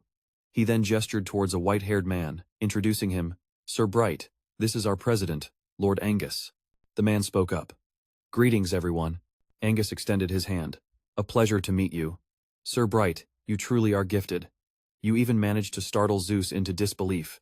And to think this whole misunderstanding happened, it just goes to show you're not only a genius mage but also a renowned mathematician. He quickly shook his hand. You're too kind, President Angus. I'm just an ordinary person. Angus then looked toward Isabella and said with a smile, Lady Isabella, what brings you here? Isabella answered smartly. President Angus, have you forgotten I'm also a student at Street Donus Academy? You just invited me to join the Magic Association a little while ago. Your memory is so bad. How could you have forgotten all about me so quickly? Angus chuckled gently. I wouldn't dare. Lady Isabella, please don't tease me. I was just wondering why you were here. Could it be that you and Sir Bright are in that kind of relationship? Tranlak asked in surprise. You're already a member of the Magic Association? Isabella raised an eyebrow confidently. Of course. President Angus said I have extremely high magical talent, and that I'm destined to become a Saint Magus. What's wrong? Feeling the pressure yet? Angus quickly chimed in. So you two already know each other. No wonder. Anyone who can be friends with Lady Isabella couldn't possibly be an ordinary person. I would like to invite you, Sir Bright, to join our Magic Association. What do you say? He smiled brightly. Thank you for the invitation. Of course, I'd be delighted. So, does this mean my novice-level mage certification has been approved? Zeus handed him a cloak and spoke. My oversight. Here is your novice-level mage's cloak and an honorary member's medallion. It should go perfectly with your outfit. The medallion pinned to the cloak was adorned with a water droplet, representing the water system. He was now an official novice-level water mage. As Tranlak took the cloak, the feeling of the magic fabric in his hands finally made it feel real, that he was living in this world. After the two had left, Angus turned to Zeus. Don't you find this, Sir Blee, a bit familiar? Now that you mention it, my lord, I do feel like I've seen him somewhere before. I just can't for the life of me remember where. Tranlak walked down snowy 12th Street, thinking that while a novice mage was a step up from a magic apprentice, The magic tomes sold by the association were also much more expensive. It looked like he'd have to use all of his Edwin prize money just to have a shot at leveling up to an intermediate mage. He looked up at the sky. If magic tomes were already this costly, then for intermediate, advanced, or even transcendent level mages, the amount of money required must be an astronomical figure. Tranlac pressed his lips together. Learning magic is a serious money pit. I've got to find another way to make a living. As he was lost in thought, a snowball suddenly flew through the air and smacked him right on the head. From a distance, Isabella let out a mischievous laugh. That's what you get for spacing out. I got you, you big dummy. Tranlac used his magic to conjure an even bigger snowball. Oh, you just wait. I'm about to show you what happens when you mess with a water mage, she countered by using her fire magic. Who's afraid of who? I'm a fire mage, you know. Get ready to be defeated. Tranlac licked his lips with excitement. You said it, so don't you regret it. After their little game, Tranlac stood under the shower with a dazed expression, washing himself. I'm totally scorched. Isabella really doesn't hold back at all. He walked out into the living room, drying his hair. Miss Brittany, where's Isabella? School's on break, so she just went home. She smiled and inquired. Speaking of which, when are you planning on going home? Tranlac replied. Ever since my father passed away, my mother has been constantly sad and depressed. She can't stop crying whenever she sees me. I don't want to make her any sadder. So, can I continue staying here for a while? Tranlac thought to himself. Even though I have a mother in this world, I'm not the real Blee. Going home would not only be easy to get exposed, but it would also be incredibly awkward. Brittany immediately pulled him into a comforting hug. Of course you can. Blee, you poor thing. You can stay with me as long as you need. I would never have the heart to kick you out. Tomorrow, I'll go with you to the market to buy groceries. Tranlac was bewildered. Wait, when did I say I was going to the market for groceries tomorrow? Miss Brittany gave him a mysterious smile. I said it. Since the school cafeteria is closed for the break, you'll be in charge of my 3 meals a day. On the bustling street, the two of them were shopping together when Brittany pointed to a building and instructed, Blee, I just remembered I have a paper to submit. You wait here, I'll be right back. Okay, you go ahead. Tranlac obediently sat down to wait on the side, where he overheard a few voices complaining. So annoying. He heard 2 passers-by talking. Ever since Godlac solved those prize questions, we've been waiting forever for a new one, only for someone else to solve it first. The other person added, Yeah, the new question was pushed up to 100 gold coins. I just found a few clues yesterday. His friend was even angrier. You don't know the half of it. I already proved the result. I just hadn't submitted the solution process to claim the prize yet. I'm so mad I could spit. Listening to them, Tranlac felt a jolt of inspiration and shouted excitedly, I've found a way to make money. Tranlac looked like he had discovered a new path, his face beaming with enthusiasm. The 2 guys who heard him shout looked back at him like he was a complete idiot. Tranlac rubbed his head in embarrassment. Guess I got a little too excited there. Miss Brittany returned, holding a tomato in her hand. Why are these vegetables all over the ground? I almost stepped on them just now. Tranlac then realized he had knocked over their groceries. Oh, I just dropped them by accident. The 2 of them then bent down to pick everything up. Brittany picked up a tomato and said, Well, hurry up and get them before someone steps on them. He juggled a tomato in his hand. Don't worry, I'll get them right now. But as soon as he said that, Miss Brittany cried out, Bly, you carelessly stepped on and broke an egg and a tomato. Tranlac slapped his hands to his face in horror. I'm doomed. I've ruined Miss Brittany's favorite dish, scrambled eggs with tomatoes. She angrily crushed a tomato in her hand, but her voice was still smiling dangerously. It's fine. Come here, she said. I'm not mad at all. Tranlac's eyes twitched. Survive first, make money later. After the meal, Miss Brittany sat on her chair and praised him. Bly, you're amazing. Tranlac wiped the sweat from his face with his sleeve. Really? As long as you're satisfied, Miss Brittany. She licked her fingers with satisfaction. The flavor is absolutely divine. Can I have just one more bite? He immediately stopped her. No way. The other day you ate 3 servings of roasted chicken and potatoes. I had 1 plate of stir-fried potato slivers with green peppers and 2 bowls of rice with egg drop soup. You can't eat anymore. Brittany didn't say anything else and simply turned to leave. Fine. Then you'd better go wash the dishes. I have to start on these math problems, she said, leaving him completely bewildered. What's going on? Tranlac called after her. Are you mad? Did I not make enough for you to eat? I can just cook more tomorrow then. Miss Brittany stepped back out and said, Wait. As Tranlac was washing the dishes, she approached and handed him a small pouch. This is for you. Keep it to buy groceries tomorrow. Tranlac grabbed the pouch, grinning. Awesome. Tomorrow, I'm making 5 servings of roasted chicken and potatoes. I've finally figured out a way to make some cash. He dumped the gold coins onto the table, his eyes sparkling at the glittering pile. Talk about a lifesaver. Back at the Mathematics Association, I came up with a brilliant money-making scheme. I was just worried about the startup capital, and now, here it is. He picked up a single gold coin, a sly grin spreading across his face. Tomorrow, I'll use this one gold coin to post a bounty on a super hard math problem. As long as no one can solve it, other people will start chipping in to raise the prize money. Once the bounty hits, say, 10 gold coins, I'll swoop in and solve it myself. Boom. An easy 9 gold coins profit. Tranlak placed the coin back onto the pile. No, why stop at just 10 gold coins? I need to think bigger. The more people who get hooked on finding the answer, the more cash I'll rake in. Tranlak slammed his hand on the table, fired up. Let's do this now. He grabbed a quill, pondering, what kind of problem would be perfect for a bounty? Suddenly, inspiration struck. He dipped the quill and began to write. I've got it. I'm an absolute genius. He scribbled a problem on the paper. What could be more fitting than a proof for the butterfly theorem? The math nerds around here love flowery-sounding problems like that one. The bounty is bound to get huge. The next day, in front of the Mathematics Association, Tranlak exclaimed, What do you mean? Why won't you take my money? The clerk quickly waved his hands in defense. My apologies, sir, but the association has a rule. The minimum bounty for a difficult problem is 10 gold coins. You should probably just put that 1 coin away. He begrudgingly agreed. Fine, 10 gold coins it is. Just take it. The clerk reluctantly grabbed the pouch. Okay, sir, but could you please let go? The two were in a tug of war over the money right at the entrance when Brittany suddenly appeared. What are you two doing? The clerk lost his balance and tumbled over. Tranlak immediately started pushing her away. Nothing. It's nothing. Let's just hurry home and make dinner. You still want that roasted chicken and potatoes, right? She eyed him suspiciously. What are you up to? In their basket were just 2 chicken legs and 2 potatoes, but it looked like today's roasted chicken and potatoes would have to be a more conceptual version. As they walked through the market, Tranlak called out, Hey Brittany, how about some scrambled eggs with tomatoes tonight? While secretly thinking, I just blew 10 gold coins at the Mathematics Association, and now I'm down to my last silver coin. I'll just have to suck it up and keep Brittany happy for now. He smirked to himself.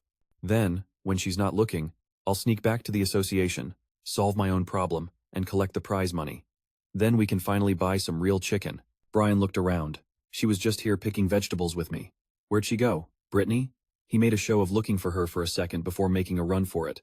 The gods are on my side. With Brittany gone, now's my chance to dash over to the Mathematics Association.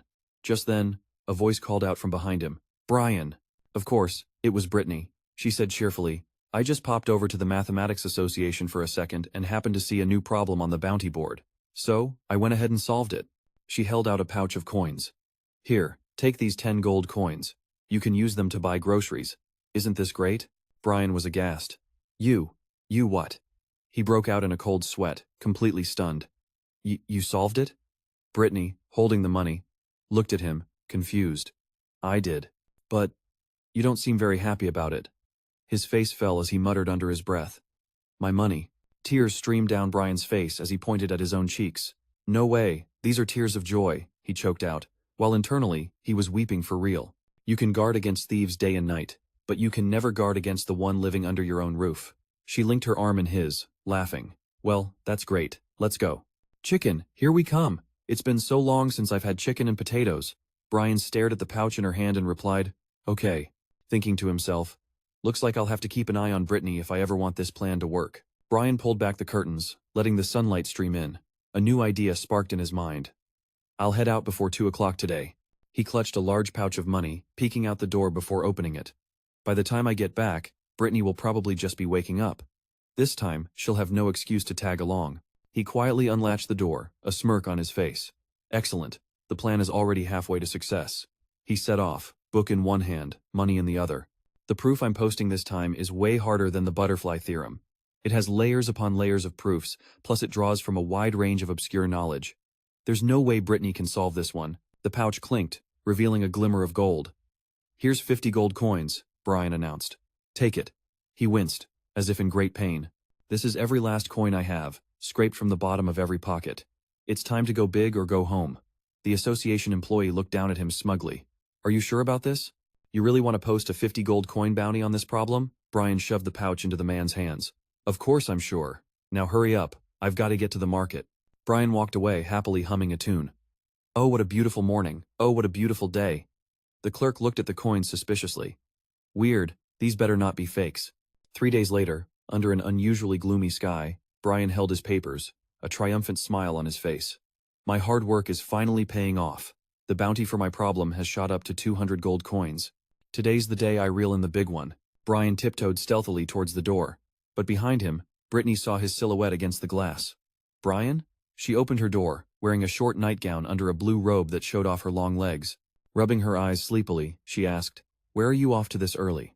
Clutching his papers, Brian turned and blurted out, "Just getting groceries. Gotta go early to get the freshest stuff. Can't talk. If I'm late, everything will be gone." He rushed out the door, leaving a very confused Brittany behind. That's weird.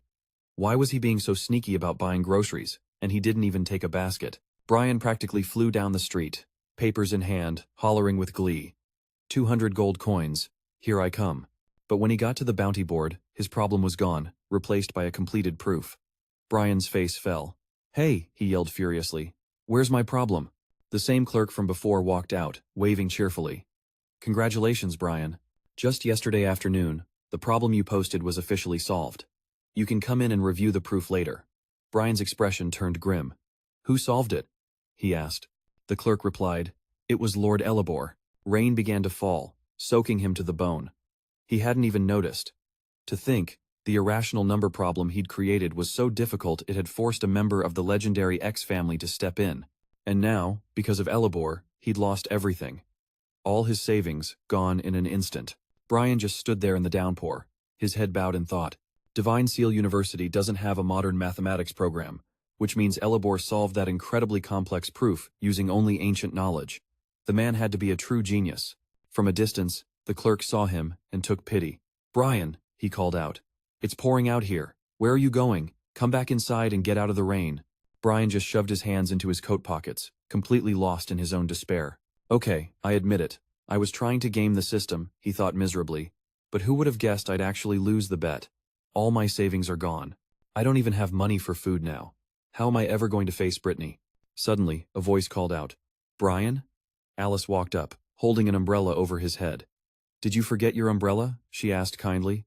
"I was just heading into the Mathematics Association to submit a paper for my aunt, Kea. Why don't you come inside with me and wait out the storm?" He turned to her. "Okay." A warmth spread through his chest. "It's true what they say. When God closes a door, he opens a window." Maybe all hope wasn't lost. Once they were inside, Alice closed her umbrella. "Brian, you seem so flustered today. Is there something you want to tell me?" Brian turned to her, his face flushing. "Okay, I'll just come right out and say it. I hope you won't get mad, and even if you say no, I hope we can still be friends, okay?"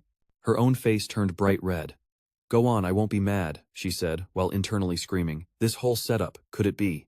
Inside her head, Alice was ecstatic. "Brian, have you finally realized that I'm the one for you?" Brian took both of her hands in his and said with great passion, "Alice, will you?" Before he could even finish the sentence, she squeezed her eyes shut, face beat red, and yelled, "I will." He beamed at her. "That's great. I knew you were the most generous person, Alice. So, can you lend me 20 gold coins?" Alice's eyes snapped open. "Wait a minute," she said, her voice flat. "You just want to borrow money?" Brian nodded eagerly. "Yep, but if 20 is too much, I'd be happy with just 6 gold coins." She angrily flung his hands away and stormed off. With the money now in his hand, Brian looked down and sighed to himself. "See, money really does ruin friendships. I only asked Alice for 6 gold coins, and look how upset she got." Suddenly, a voice boomed. "Is that him? Is that Brian?" President Kevin replied, "Indeed. This is the winner of this year's Edwin Award, the discoverer of irrational numbers, Lord Brian." Brian looked up to see a group of unfamiliar faces staring at him. A man named Duong. Anne smiled, his voice laced with sarcasm. "So, the Edwin Award winner from the Great Nolan Kingdom has to borrow money just to survive. How? Eye-opening." Kevin quickly tried to explain. "No, it's just that Brian cut him off, annoyed." "And who are you?" Duong An ignored him and addressed his entourage. "Let's move. We're here to see the last stop in the Nolan Kingdom. Let's see if the bounty board of the Aba City Mathematics Association has any real surprises for us." The group behind him replied in unison, "Yes, leader." Brian, feeling completely disrespected, clenched his fists. Hey, don't you people have any manners? He fumed internally. Is this officially the worst day of my life? Why is every random stranger trying to kick me while I'm down? President Kevin grabbed Brian's arm, his voice filled with desperation. Lord Brian, please listen to me. Right now, you're the only one who can save me. No, save the entire Nolan kingdom. Chen Luo closed his eyes and sighed. Sir Kevin, I'm in no mood for jokes. Forget saving the Lac Land kingdom. I can barely save myself right now. He clasped his hands together and retorted. No, I'm not joking. If you don't step in, the honor of the entire Lac Land kingdom will be utterly destroyed, and I'll go down in history as a national traitor. He looked puzzled. A traitor? What on earth happened? President Kevin dropped to his knees, desperately grabbing Chen Luo's hand. Lord Luo, I'm begging you, please save me. Startled, he said. Don't be ridiculous, get up first. With shimmering, pleading eyes, Kevin said, You have to agree to help me first. Only then will I stand. Chen Luo asked awkwardly, Since when did you learn how to strong-arm people? Get up, tell me the whole story, and then I'll know how I can help you. Brittany, who was nearby, saw them and pointed in astonishment. Bright, what in the world are you and Kevin doing?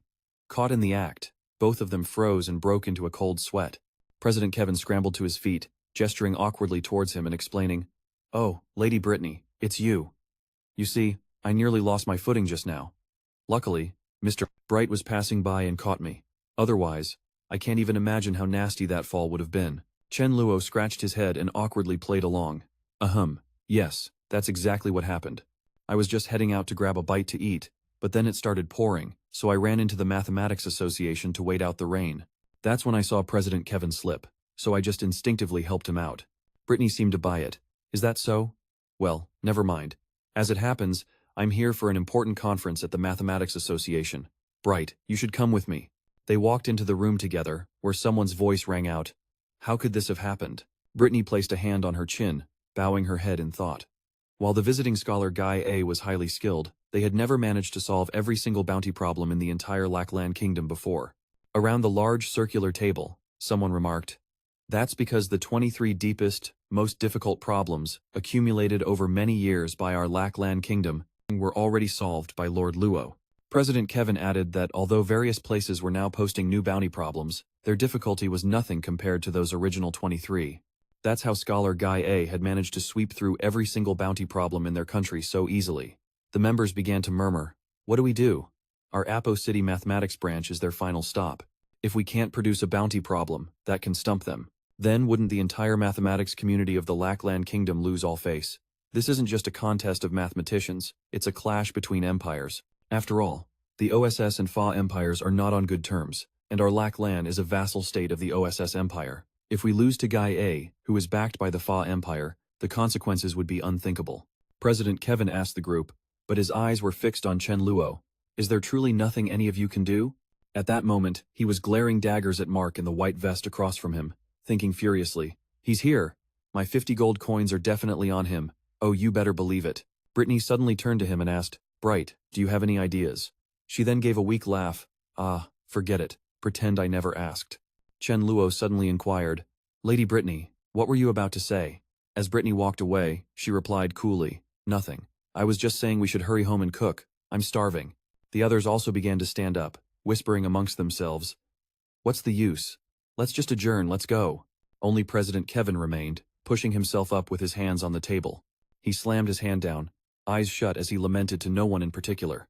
What a waste of the 5,000 gold coins the king himself has offered as a reward. Can no one truly stop this scholar, Guy A? Hearing the word money, his eyes immediately lit up. Kevin continued, Must I really give up just like this? Chen Luo spun around and declared, No, I can do it. Hearing this, Brittany exclaimed with delight, Bright, you. Apo also turned his head to look. President Kevin grabbed Chen Luo's hand and said earnestly, I knew you would have a way, Sir Bright. He turned his head slightly. Of course, but what you said just now, as long as I can stop that group of scholars led by Guy A, the king will award 5,000 gold coins? He smiled, placing a hand on his chest as he continued, Naturally, the money is unimportant. What truly matters is restoring the glory of Lac Land. This is a duty I absolutely cannot refuse. The president, still looking grim, said, Indeed. His Majesty the King is deeply concerned about the situation in Apo City. If we can make scholar Guy A leave Lac Land just like this, our kingdom will become the laughingstock of the mathematics world for years to come, Sir Bright. If Lac Lan is to win, we must win with dignity. We can't maliciously try to stump the visiting scholar Guy A. Do you truly have a perfect plan? Chen Luo placed a hand on Kevin's shoulder and replied, Rest assured, stopping that arrogant scholar Guy A in his tracks is absolutely not a problem. In fact, I'm confident I can make it so they can never leave Apo City. A smile finally returned to the president's face. That's wonderful, he exclaimed. Tell me your plan, quickly. Chen Luo raised a single finger and said, Not so fast. I have one more condition. He pointed towards Apo, who looked a bit skeptical and said, Sir Bright, please, speak your mind. He announced, I want him. I want Apo to give me 50 gold coins. Apo extended his hand politely and replied, You truly live up to your reputation as the demon, Sir Bright. Your methods are always unconventional. How about this? If you can truly salvage the honor of Lac Lan's mathematics community, I am willing to gift you an additional 200 gold coins. Chen Luo shook Apo's hand. Thank you for the kind offer, but I only need the 50. He conceded. Very well, I agree. Chen Luo thought to himself. I only need to get back the 50 gold that belongs to me. Only then can I finally let this go. He held out his hand to President Kevin. All right, bring me some paper. Chen Luo sat down and quickly wrote out 3 problems. Kevin picked them up and read, Sir Bright, are you serious? The construction methods for these 3 problems are far too simple. Brittany snatched the paper from his hands, saying, Let me see. She read aloud, Trisect any given angle. Given the area of a circle, construct a square with an equivalent area. Given a cube, construct another cube whose volume is exactly double the original. Everyone crowded around, murmuring that these were just simple geometric construction problems, far too easy to challenge scholar Guy A. Brittany asked worriedly, Bright, they're right. These 3 problems really aren't complex enough. Should you maybe think of something else? Chen Luo just smiled, picked up his pen, and said, Lady Brittany, esteemed scholars, don't be so quick to dismiss these 3 problems. Please, pick up your pens and give them a try. Images of geometric shapes appeared on the paper, and the scholars from the east stood there, debating as piles of attempted solutions stacked up. He thought, trisecting the angle, squaring the circle, and doubling the cube. These are the 3 famous, difficult problems of ancient Greek geometry. They only look simple. Once you actually try to solve them, you discover their terrifying nature. Since they were first proposed, mathematicians throughout the ages have tried to find perfect solutions for these 3 problems. But it wasn't until 2,000 years later that a mathematician finally proved that these 3 deceptively simple problems are impossible to solve using only a compass and straight edge. Chen Luo was immensely satisfied with the problems he had set. Time flew by, and soon it was late at night. Brittany and the others sat at the round table, surrounded by piles of paper. She rubbed her temples, muttering, How can this be? The calculations should be right. So why isn't it working? Suddenly, a voice called out, Lady Brittany. Chen Luo draped a coat over her shoulders and said, It's getting very late. Let's head back and rest for now. Scholar Guy A will be here for a few more days anyway, so tackling this tomorrow won't be too late. Brittany replied, All right, I'll listen to you this time. As the 2 were about to leave, Apo suddenly stood up and called from behind, Sir Bright, please wait a moment. The atmosphere instantly grew tense. Apo held up the problem sheet and asked, Sir Bright, these 3 problems seem simple, but are they in fact unsolvable? Chen, Luo, and Brittany turned to look at him. What did you say? He then turned away and tossed out a curt phrase, Keep thinking about it. Apo furiously crumpled the paper in his hand, his face darkening as he muttered, Just who in the world are you? As Chen Luo and Brittany walked down the street, she suddenly spoke up, Bright, are those 3 problems really unsolvable? He replied, That's right. Using only standard geometric construction tools, those 3 problems can't be solved. Whether it's Herbal or Scholar Ya, they're about 2,000 years too early to solve them. She repeated in a daze, 2,000 years? Back at their house, Brittany poured herself a glass of water. She placed it against her face and sighed in contentment. I'm so full. Bright, your cooking skills are as amazing as ever. Chen Luo, who was forced to clean up, grumbled. You mean I'm being treated like a personal chef? Suddenly, a knock echoed through the room, and a voice called out, Sir Bright. He glanced towards the door and muttered, Who's knocking at this hour? Brittany immediately stood up and explained, It seems President Kevin couldn't wait any longer. I'll go get the door for him. He was welcomed in warmly. Chen Luo poured a cup of warm water. Speak slowly. Have a drink and warm up. President Kevin grabbed Chen Luo's hand, which was still holding the hot kettle, and pleaded, Sir Bright, tell me the truth. Those 3 problems, are they really? He put the kettle down and replied, President Kevin, I know what you're worried about, but please, trust me. Chen Luo stated decisively, those three problems cannot be solved. Kevin let out a huge sigh of relief. Good, good, so it's true. That sets my mind at ease. He stood up and bowed deeply before Chen Luo, thanking him. Thank you, Sir Bright. You are truly the great benefactor of our Lockland kingdom. After this whole mess is wrapped up, I'm marching right up to the king for a little chat. He hurriedly extended a hand to help Kevin to his feet. Trenlack just laughed it off. No, no, I wouldn't dare. As long as the king keeps his word, I'm happy. The rest is just details, so you do you. President Kevin started to walk away, then turned back with a confident smile and a wave. You can count on it. The king of the Lackland Kingdom is a man of his word. Now, it's getting late, and I need to go see how those scholars from Jianya are doing. I'll be off. Trenlack nodded. Sure, go handle your business. As President Kevin strode down the hall, a voice called out, President Kevin! A man with curly hair scurried up to him, wringing his hands. President Kevin, what's the situation? Are we seriously going to use those times problems? What happens if the Jianya scholars actually solve them? Kevin calmly placed a hand on his shoulder. Relax. With these three, there's no what if. Or have you forgotten exactly how Bly earned his demonic reputation? President Kevin held out his hand, catching the falling snowflakes as he continued. It's time for those arrogant fools to experience firsthand just how terrifying Bly the demon can be. Snow blanketed the mathematics building as President Kevin pushed open the doors. Ah, my friends from Jianya, he called out. And where might you all be headed in such a hurry? The group, now near the exit, turned to face him. Dungan stepped forward. We've imposed on your association for far too long. Seeing as we've completely solved every difficult problem your APO City Mathematics branch has to offer, there's simply no reason for us to linger. He then announced with a flourish, we're preparing to head back to our home country today. President Kevin held out a hand, a sly grin spreading across his face. How can you call it a bother? Your visit has been a blessing. The entire Lackland mathematics community can't thank you enough for solving so many of our toughest challenges. Dungan replied, You flatter us. We were merely earning some pocket change for the trip home. As they shook hands, Kevin's eyes glinted. Well, what a coincidence. The scholars of APO City just posted a few new prize problems. The rewards are quite generous. Surely our friends from Jianya wouldn't mind earning a little extra travel money, would you? His interest was obviously piqued. Well, that sounds absolutely perfect. Kevin handed them the papers. Be my guest. Dungan took the paper and read the problems as they appeared, one by one. Trisect any given angle. Given a circle of a known area, construct a square with an equal area. And finally, given a cube, construct a second cube with a volume that is precisely double the first. After reading, the entire group was baffled. Dungan scoffed. Are you being serious, President Kevin? Just these three problems? You're actually offering prize money for problems this simple? With a subtle glance, President Kevin signaled his secretary, who was already preparing paper and pens. Deadly serious. Your writing materials are all set. Please, enlighten us with your solutions. Dungan let out a derisive laugh. Naturally. But President Kevin, before we depart, I have one tiny request. I hope your esteemed association might indulge me. He thought to himself, *ha, trotting out these old chestnuts. Looks like the scholars of APO City have finally thrown in the towel. Doesn't matter though.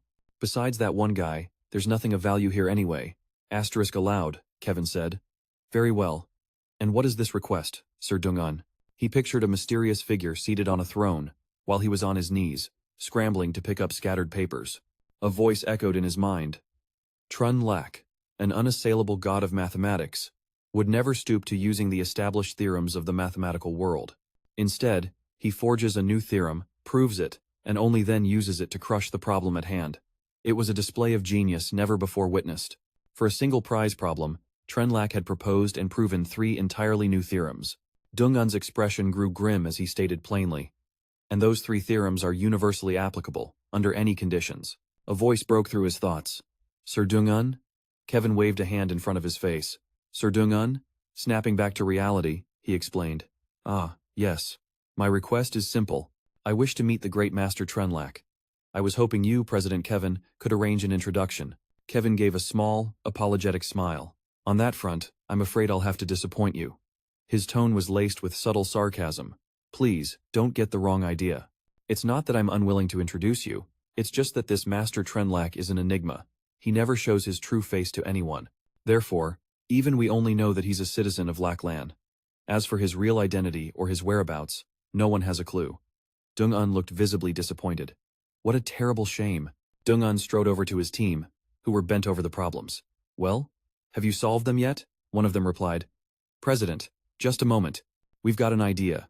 We'll have it cracked in no time. Dung-un snapped. Then make it quick. Don't you dare delay our departure. Kevin asked with a smirk. So, Sir Dung-un, you're truly set on leaving today?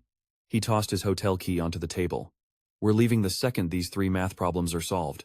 Oh, and here's the hotel key. I'll trouble you to return it for us, President Kevin. Kevin simply replied, Of course. Kevin took the key to the front desk, a sly grin on his face. Go ahead and extend their booking for another month, he told the clerk. Hours bled into night. A frantic Dung-un sat at the table, clutching his head. What in the world are these 3 problems? He screamed. He shot up, slamming his fists on the table. President Kevin. He scanned the room. Where is President Kevin? Vice President Audrey approached, holding out a sealed envelope. Sir Dung-un, President Kevin was called away on urgent business. He asked me to give this to you before he left. Dung-un eyed him suspiciously. And you are? Forgive my rudeness, the man said. My name is Audrey.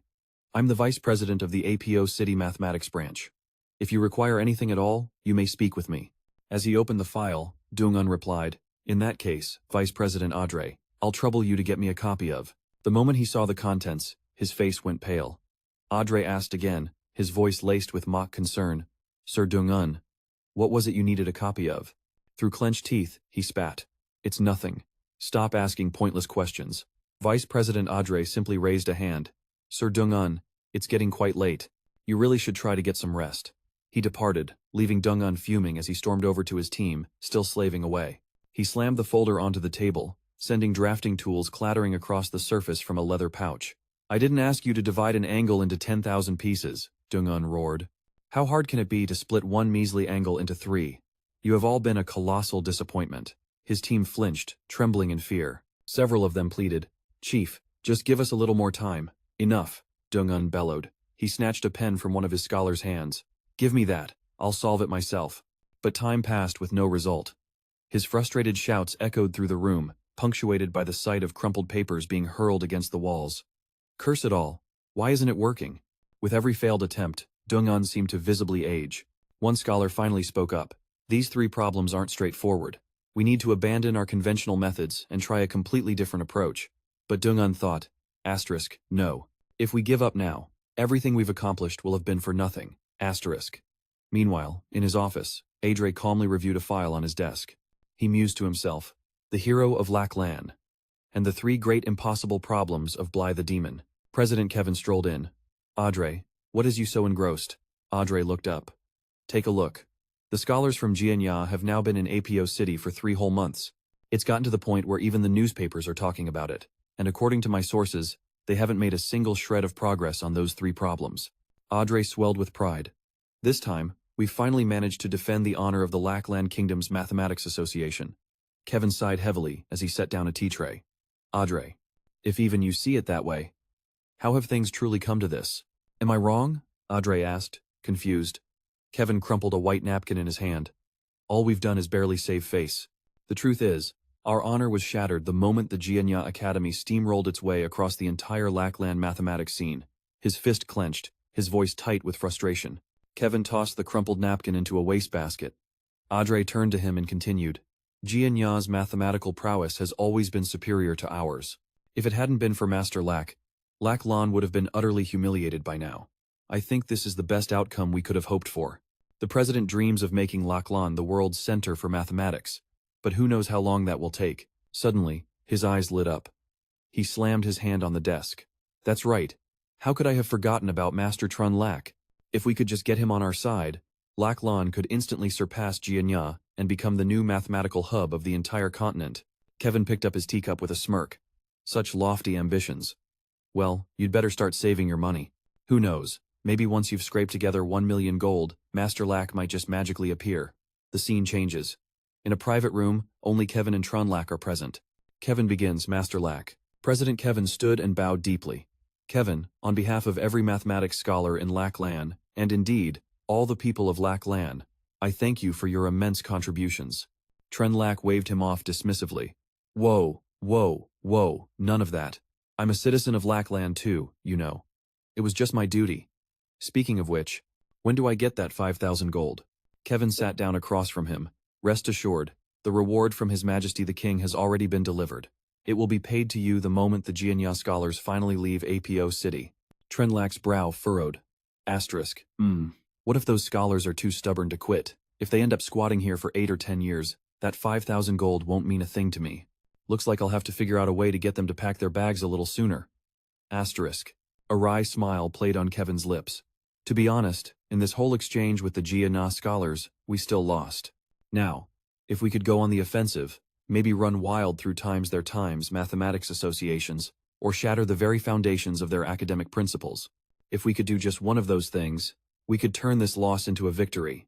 Trenlak grinned. Why didn't you say so sooner? That's no problem at all, he thought to himself. Asterisk, I'm not exactly equipped to go tear up their math clubs, but shattering the foundations of their entire academic world? Now that is my specialty. Asterisk. President Kevin shot to his feet, overjoyed.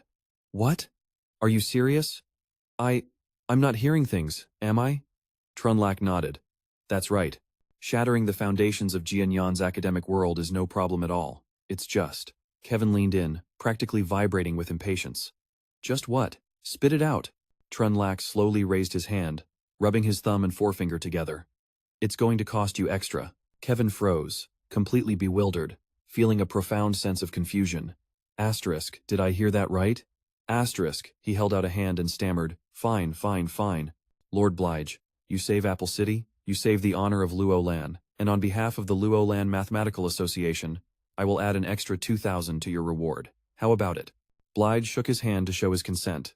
Deal. That night, President Kevin stood before a drafty window, muttering to himself. Truly terrifying. By dawn, time had seemed to warp and twist in his thoughts. The problem that the great Lord Trenlak had proposed was no longer a simple matter of mathematics. It delved into philosophy, science, and even the very nature of space and time. Once it was made public, not just Jiaya, but the entire continent's mathematical world would be hit by an unprecedented shockwave. Kevin raised his hand, staring at it as he replayed the word, deal, asterisk. Suddenly, the door to the room flew open. Andre strode in holding a letter and exclaimed, This is terrifying. Startled, Kevin turned to look just as a powerful hand slammed down on the table with a dull thud. Beneath it was a piece of paper, likely a securely sealed envelope. Andre announced loudly to the man across from him, This letter is from the royal capital. It says the kingdom of Jiaya is plastering their scholars' achievements all over the major newspapers, bragging about how they're steamrolling the mathematical world of Luo Lan. No one even considers Apple City an obstacle for them anymore. Hearing this, President Kevin picked up the letter and muttered, Jiaya wins. Luo Lan loses. Meanwhile, Andre was still seething with anger, clenching his fists and growling, We've still lost. If we had just presented these 3 difficult problems when the Jiaya delegation first entered Luo Lan, we could have stopped them. The papers would be saying Luo Lan wins, Jiaya loses. Who said we've lost? The sudden question made him look up in shock, only to see that Kevin had, at some point, crumpled the letter into a ball, his face dark and grim. What? Kevin's expression was dead serious, his brows furrowed. The competition hasn't concluded yet. How can you admit defeat so easily? If Jiaya wants to make the first move, then they shouldn't blame me for being ruthless. With that, President Kevin turned and walked away, his hand still clenched into a tight fist. He didn't forget to leave behind a parting shot. Then they can go straight to hell. Back at the academy, the sun cast a golden glow over the roof tiles, and the air was strangely silent. A young man was sitting quietly to one side, scribbling in his notes, when a crumpled ball of paper suddenly flew out of nowhere and hit him on the head, making him cry out, Arg! This is so annoying! It's still not right. From behind, Van Sam walked over, leaned down, and began to reason with him. If you keep calculating, you'll just be wasting your time. You'd be better off going home, taking a shower, and getting some sleep. At that, Luo An brushed off his colleague's good intentions and snapped irritably, What do you know? I'm just one step away, just this one little thing. Van Sam weakly retorted, You said the same thing yesterday. At that, Luo An started tearing at his hair again, his mood plummeting as he sighed in frustration. Why can't I solve such a simple problem? I'm seriously going to lose my mind. Apparently unable to watch this scene play out any longer, another person waved his hand dismissively. All right, just have Van Sam take him for a walk. If this keeps up, none of us will be able to focus. Without waiting for a response, Van Sam sprang into action, grabbing Luo An's shirt and dragging him away. Let's go. But the one being dragged resisted fiercely, wailing in protest. No, leave me here. I can still solve it. As the two left the room, they passed by the Jianya notice board. While being dragged along, La'an bumped into something and immediately let out a yelp. Van Sam, stop. Look, there's a new problem on the bounty board. His words successfully caught his friend's attention. Van Sam stopped and walked over to the board to investigate. Let me see. If a tortoise is given a head start on Achilles, how long will it take for Achilles to catch up? How can such a ridiculously simple question even make it onto the bounty board? La'an's face was a mask of pure confidence as he mocked the person who posted it. All you need is the tortoise's speed. Achilles' speed. And the distance between them. Give it to my 8-year-old nephew, and he'd solve it in minutes. Who posted this? It's so elementary. But Van Sam, standing to the side, stroked his chin thoughtfully as he studied the problem. The name written below was Tyler Tran of Apple City, which meant this was definitely not that simple. Take a closer look, he urged. But the other boy wasn't convinced. What kind of trick could there be in such a basic problem? Suddenly, a gust of wind swept past, gently flipping the paper on the board to reveal the writing on the back. See? There is a trick. Van Sam reached out, turned the paper over completely, and began to read. The esteemed Tranlock says that no matter how fast Achilles is, he will never catch the tortoise. The moment he heard this, La'an couldn't hold it in anymore, and burst out laughing. That's absurd, he howled. Forget the great wind archmage Achilles of the Jianya kingdom. Even my 8-year-old nephew could catch a tortoise. But Van Sam didn't agree. He slapped La'an hard across the face, shouting angrily, You idiot. An 8-year-old kid knows that. So you think the demon Tranlack doesn't? That finally snapped him out of it. Rubbing his stinging cheek, La'an mumbled, You have a point, but that doesn't make any sense. Just then, a voice called out from behind them. Friends of Jianya. It was President Kevin, holding a small tortoise in his arms. He walked up to them with a pleasant smile. Are you two having some trouble?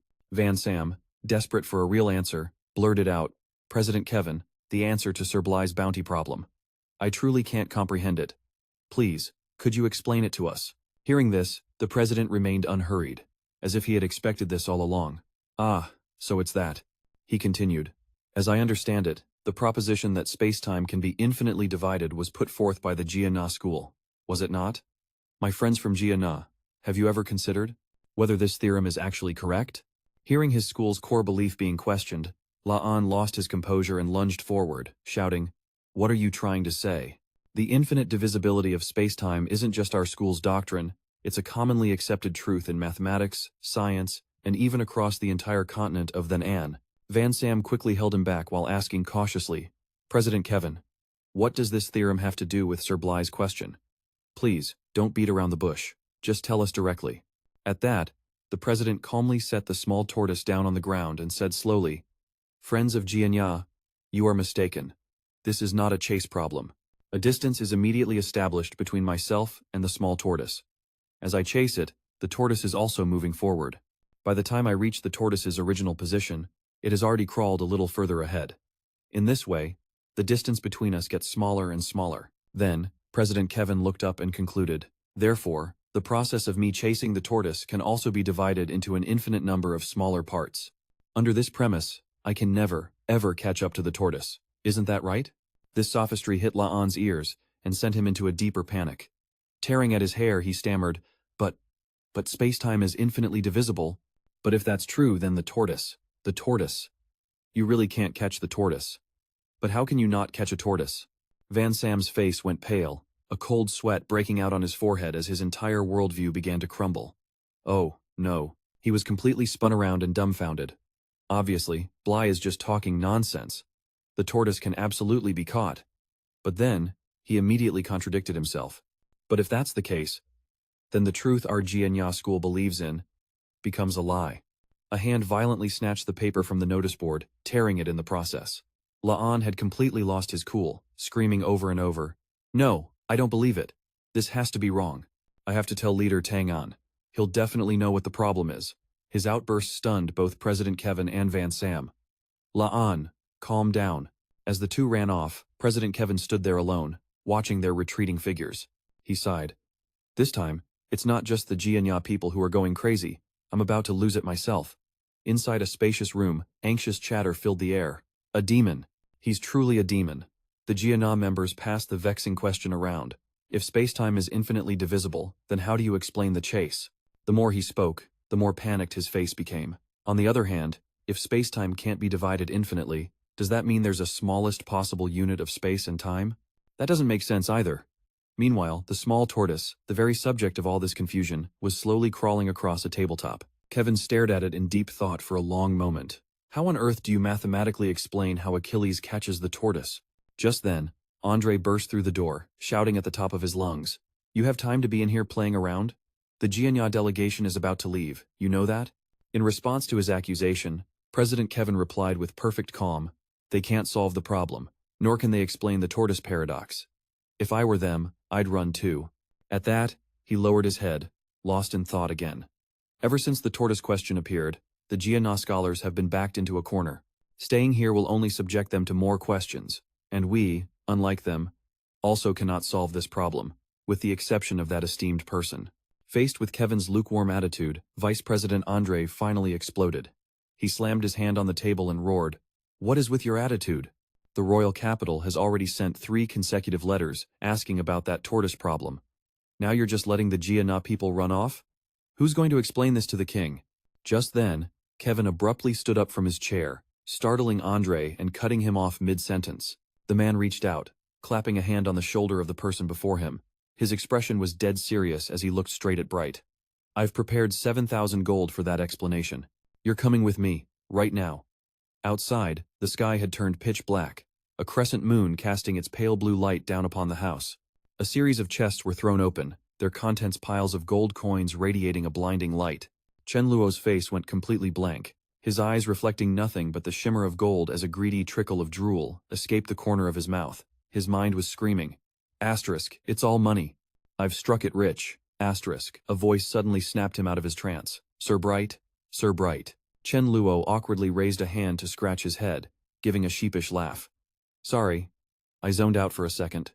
President Kevin then got straight to the point, the very purpose of his visit. "Sir Chen Luo, I must know. What on earth is the answer to that turtle question?" Chen Luo, sitting on the sofa, lowered his head and sank deep into thought. Zeno's paradox, the infamous turtle question, was tricky because it wasn't purely a mathematical problem. Even if you could provide a mathematical answer, it wouldn't truly explain the nature of the issue.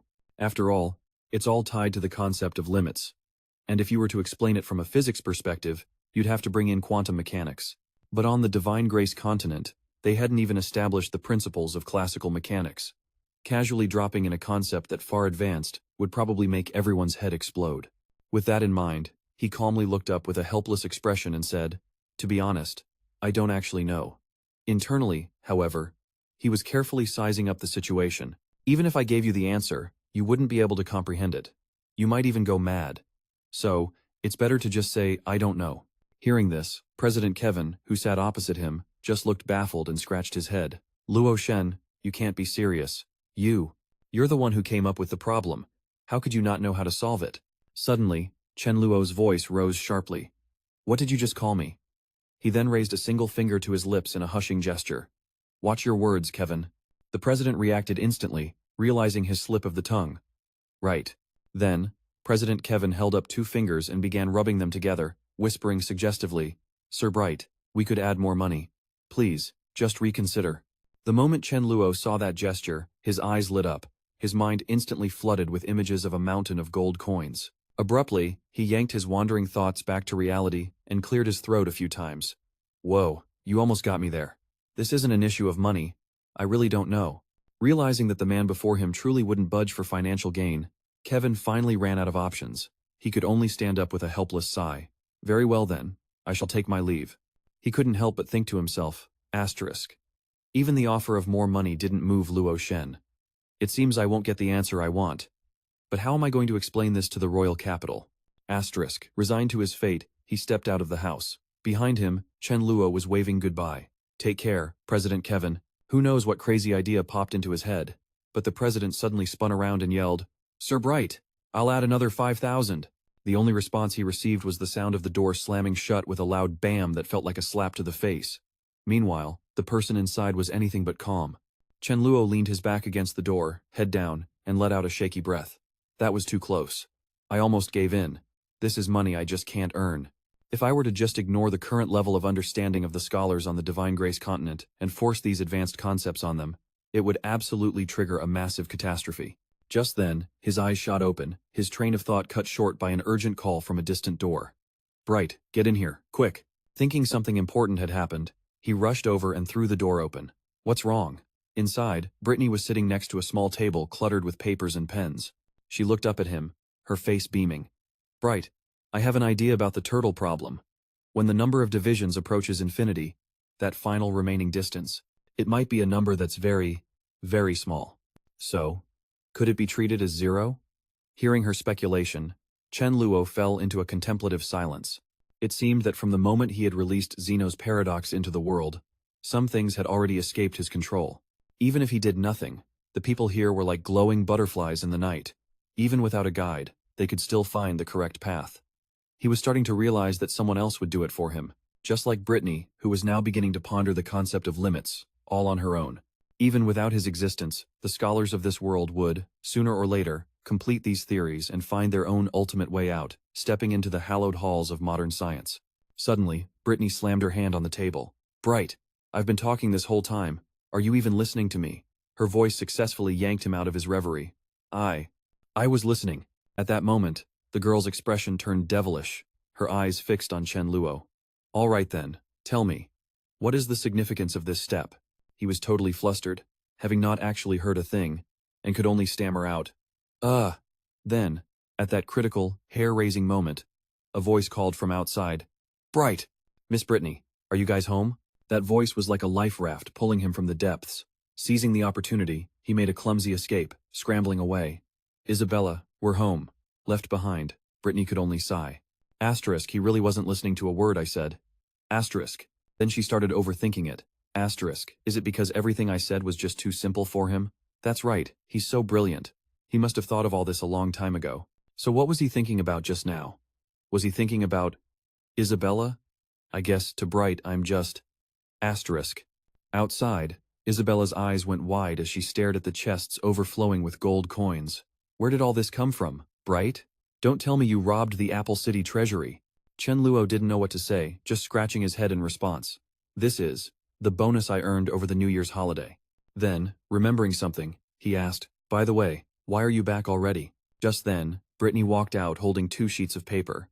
Isabella, you're back. I think I might have discovered a new kind of number. Her words sent a jolt of panic through Chen Luo, who immediately coughed a few times. He quickly jumped in to stop her, puffing out his chest to divert the 2 girls' attention. Since tomorrow is the first day of school, then, on the last day of our New Year's holiday, let's not stay cooped up at home. Let's go out on the town. And today, everything for you, Miss Brittany and Isabella, is on me. Hearing this, Isabella's interest was instantly piqued. Who cared about some new discovery? She lunged forward and grabbed Brittany excitedly. Miss Brittany, let's go. A chance to spend Bright's money? An opportunity this rare is a miracle. Hurry, hurry. If we wait any longer, he might change his mind. The girl in front was flustered by this sudden enthusiasm. Wait, I haven't finished my calculations yet. But in the end, she was dragged away anyway, leaving Chen Luo behind to yell in frustration. Hey, wait for me.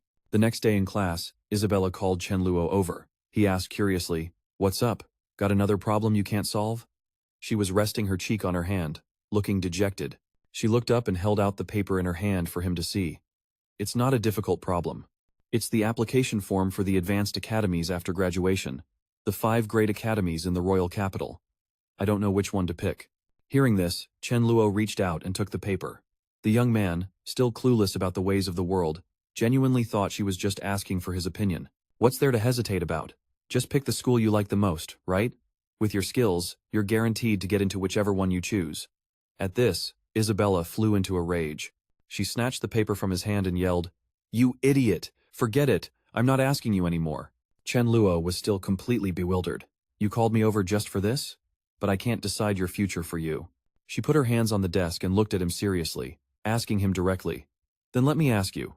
After you graduate next year, which school are you going to? Chen Luo just looked helpless, not getting it at all. I already told you. I'm not going to any of them. I want to stay. Before he could finish, Isabella abruptly turned away, cutting him off. Forget it. I can see you only have eyes for Miss Brittany. Just go. I want to be alone for a while. A small, vulnerable Chen Luo stepped out into the hallway, still completely lost. What was all that about? So weird. Don't tell me it's that time of the month for her again? Just then, A voice called from behind him, grabbing his attention. Bright senpai. It was the beautiful Alice, her entire face flushed red as she stammered. I have something I want to tell you. Alice walked up and stopped in front of Chen Luo, shyly explaining, Bright senpai, I have to go to the royal capital for the academy enrollment exams. We might not see each other for a long time, but I'll be waiting for you in the royal capital.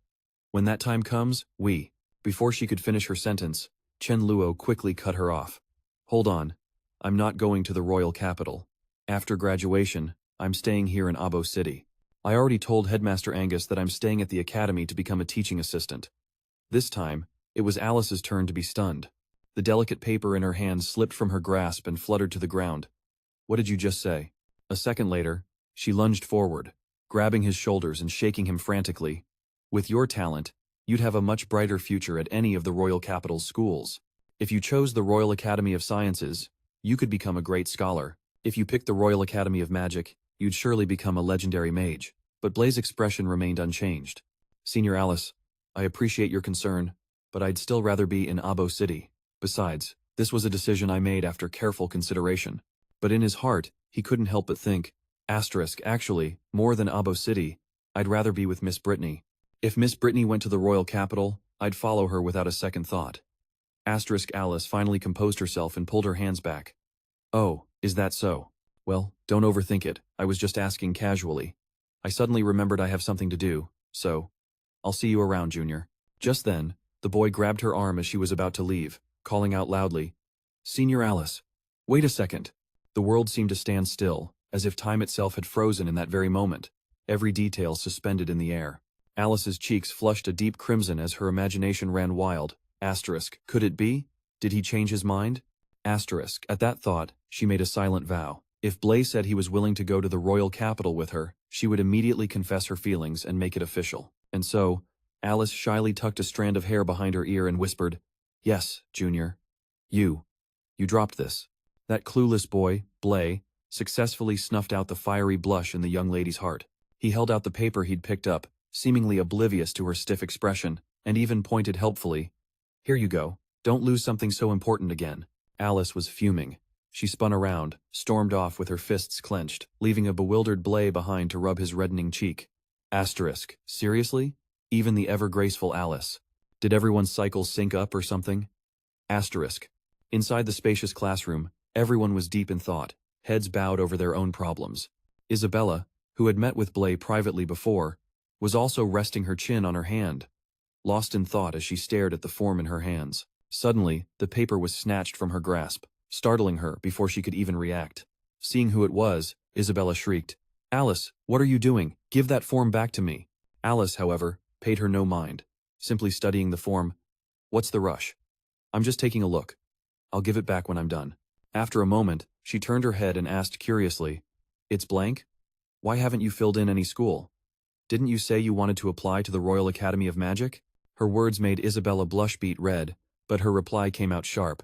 Is that any of your business? I don't want to go to the royal capital anymore. Is that a problem? Her answer seemed to confirm the suspicion in Alice's mind. With a soft sigh of understanding, she murmured, I never thought you'd be willing to go this far for Blaze. I admit it, you win. Her secret thoughts exposed, the young lady became flustered, her cheeks burning as she stammered, what? In another scene, on a street in Abo City, the gentle golden sunlight bathed the road. Just then, a blood-curdling scream shattered the peaceful atmosphere. Ow, ow, ow, Isabella, what are you doing? Isabella was viciously twisting Blaze's ear, her hand on her hip as she interrogated him. What's wrong with you? Alice has been gone for over half a month, and you still have your head in the clouds? His ear turning red from the pinch, he yelped and weakly denied it. I was just spacing out. What does that have to do with Senior Alice? Isabella refused to release his poor ear, continuing, Oh, I'm not so sure about that. At the farewell party, Alice hugged you for nearly a full minute, and you were the only boy she hugged.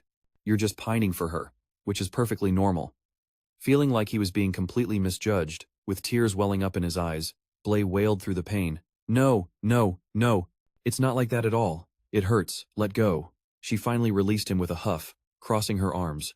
Liar. Now that he could think straight, Blaze rubbed his ear and grumbled. What crazy idea are you getting now? Senior Alice's hug was just a polite farewell. I was just thinking. He trailed off, adding silently in his head, About how to make a lot of money. Asterisk. With that thought, Blay put on an appeasing smile, pointed to a nearby stall and asked, "See any books you like? I'll buy one for you." Still sulking, Isabella mumbled curtly, "Whatever." Hearing that, he quickly grabbed a book and cheerfully asked the stall owner the price. "How much for this one?" Instantly, the owner clasped his hands together, his eyes crinkling with a grin. "You've got a good eye, son. This is our most recent bestseller, and with this gorgeous cover, it's the perfect gift for the beautiful young lady beside you. A mere 20 gold coins." Behind them, Isabella cleared her throat. "Well, I suppose this book does look pretty good, Blay." But just then, a certain someone shattered the warm atmosphere with a horrified shriek. "What?" he angrily yelled right in the vendor's face. "For this one book? 20 gold coins? Why don't you just rob me while you're at it?" The shopkeeper, not one to back down, exploded. He snatched the book from Blay's hands and shot back. "Go ask around somewhere else. Selling it to you for 20 coins is the lowest price you'll find. If you can find it cheaper anywhere else, I'll eat this book. Besides, am I just selling a book? No. This is knowledge, and knowledge is priceless." Blay mumbled the words back to himself. Knowledge is priceless. The phrase struck a chord deep inside him. Isabella, unable to watch any longer, tugged on Blay's sleeve and held up her coin purse. "Forget it, Blay. How about I just pay for it?" Suddenly, he grabbed her arm and pulled her along forcefully. "Come with me." Being dragged away, Isabella had no idea what was happening and asked dazedly, "What's gotten into you?" Left in their wake, the sweating shopkeeper waved his hands desperately, calling out, "Hey, don't go. 10 coins then. If that's not enough, 5 coins it is." Unable to reel his customers back in, the stall owner could only cross his arms and sigh dramatically. "Kids these days, what's wrong with them? If you had just haggled a little more, I would have sold it to you. Why'd you just leave?" Meanwhile, the two of them had already arrived at another shop, one that seemed to cater mostly to young women. Blay happily pointed to a lovely pink hat on a shelf. "That one?" Isabella tried it on and then looked at him shyly, asking, "Well, does it look good on me?" Without a moment's hesitation, Blay flashed a huge, generous grin. "It's beautiful. Shopkeeper, I'll take this hat." After he paid, the owner waved from behind the counter, "Thank you for your business." Isabella was completely puzzled. "Blay, this hat also cost 20 gold coins. Why wouldn't you buy that cheaper book?" As Blay led her through the bustling street, he said something that would make anyone blush. "This hat suits you better. As for the money, I don't care." She looked overjoyed, her eyes sparkling as she looked at him. "Blay, you can be really sweet sometimes." But the person in question had already retreated into his own thoughts. Asterisk. That merchant might have been shady, but he wasn't wrong. Books have a price, but knowledge is priceless. And in this world, what could be more valuable than mathematical knowledge? Asterisk. With that realization, his mood brightened and he said cheerfully, "Let's go, it's time to head home for dinner." But his eyes held a steely resolve. Blay had just figured out his path forward. It was time to make some serious cash. His thoughts were crystal clear now. The Divine Grace continent had intellectual property protections that were more than a century ahead of the 21st centuries. Scholars who wrote books were held in the same regard as nobility. That's why books here were so expensive that only a select few wealthy individuals could afford them. For many years, countless people had been executed for infringing upon the intellectual property rights of scholars. Advanced copyright awareness combined with severe punishments made this place a paradise for the creators of knowledge.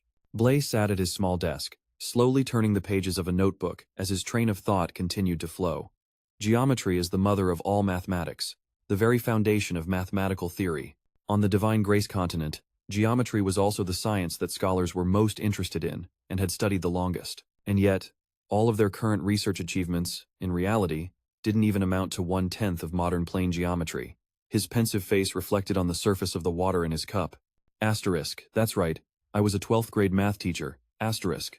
When it came to plane geometry, not only could he follow its logical progression from lines to circles and polygons, but he could also provide detailed proofs for every single theorem and corollary within it. On top of that, back then, just so his gifted students couldn't stump him, he had put in the effort to study obscure formulas and non-standard theorems, including concepts that went far beyond the high school curriculum. He had researched it all in depth. Looking at it this way, writing a book with all the geometry I know would probably be a massive hit with the scholars on the Divine Grace continent. That way, I can not only sit back and rake in the royalties, but also help the scholars here start from the most basic mathematical principles and level up their research skills. The young man held a quill in his hand, gently setting each word down on the blank page. Tranlak thought to himself, "It's decided. I'll use the ancient Greek geometry original as a reference. strip out all the historical fluff, and adapt it into a more authoritative textbook. This will be my final masterpiece in the field of mathematics. Half a month later, Tranlac was slumped over a small desk, the warm glow of a lamp filling the room, its occupant seemingly lost in a deep slumber. Sure enough, he was slumped over, asleep at his desk, surrounded by a chaotic mess of papers, likely the fruits of his recent labor. At that very moment, he suddenly shot upright, waking up without any warning. It turned out to be Isabella's loud shout. She seemed to be yelling with all her might. "Locke, wake up!" From outside, Isabella unceremoniously shoved the door open and stormed in to confront him. "I've been calling you for ages. Why didn't you answer?" She didn't even finish her sentence before her completely shut her up. Tranlac was shirtless, looking as if he was just about to put on a shirt. "I'm changing. I'll be right out." "Is there a problem?" Isabella was once again blushing furiously as she stammered, You, just hurry up." Just as the door slammed shut with a deafening bang, Tranlac, inside the room, let out a huge sigh of relief. That was way too close. If I hadn't reacted that fast, Isabella would have definitely barged in to ramble on, and she absolutely cannot see my little treasure. He slipped on a black mask that covered half of his face, his determined gaze fixed on the manuscript in his hand. Half a month of hard work has finally paid off. Geometry is complete, a culmination of the wisdom of countless predecessors and the creative genius of Euclid. My precious creation, you are a one-of-a-kind existence in this world. Don't you worry, in this place, no one will be able to resist you. As Tranlac departed, the tail of his cloak fluttered with his steps. One persona is a demon, specializing in shattering the foundations and destroying the beliefs of others. But Tranlac is different. He is a god, and a god's purpose is to spread knowledge and guide humanity. So today, Tranlac will take the stage. President Cavan's quiet office was suddenly disturbed by a steady knocking at the door. He frowned slightly and called out, "Come in." President Cavan didn't even turn to see who had entered, still lost in his calculations. Even though Luo Shen helped us defeat the scholar Iran and saved us some face last time, the reality is that Iran is still the center of the mathematical world.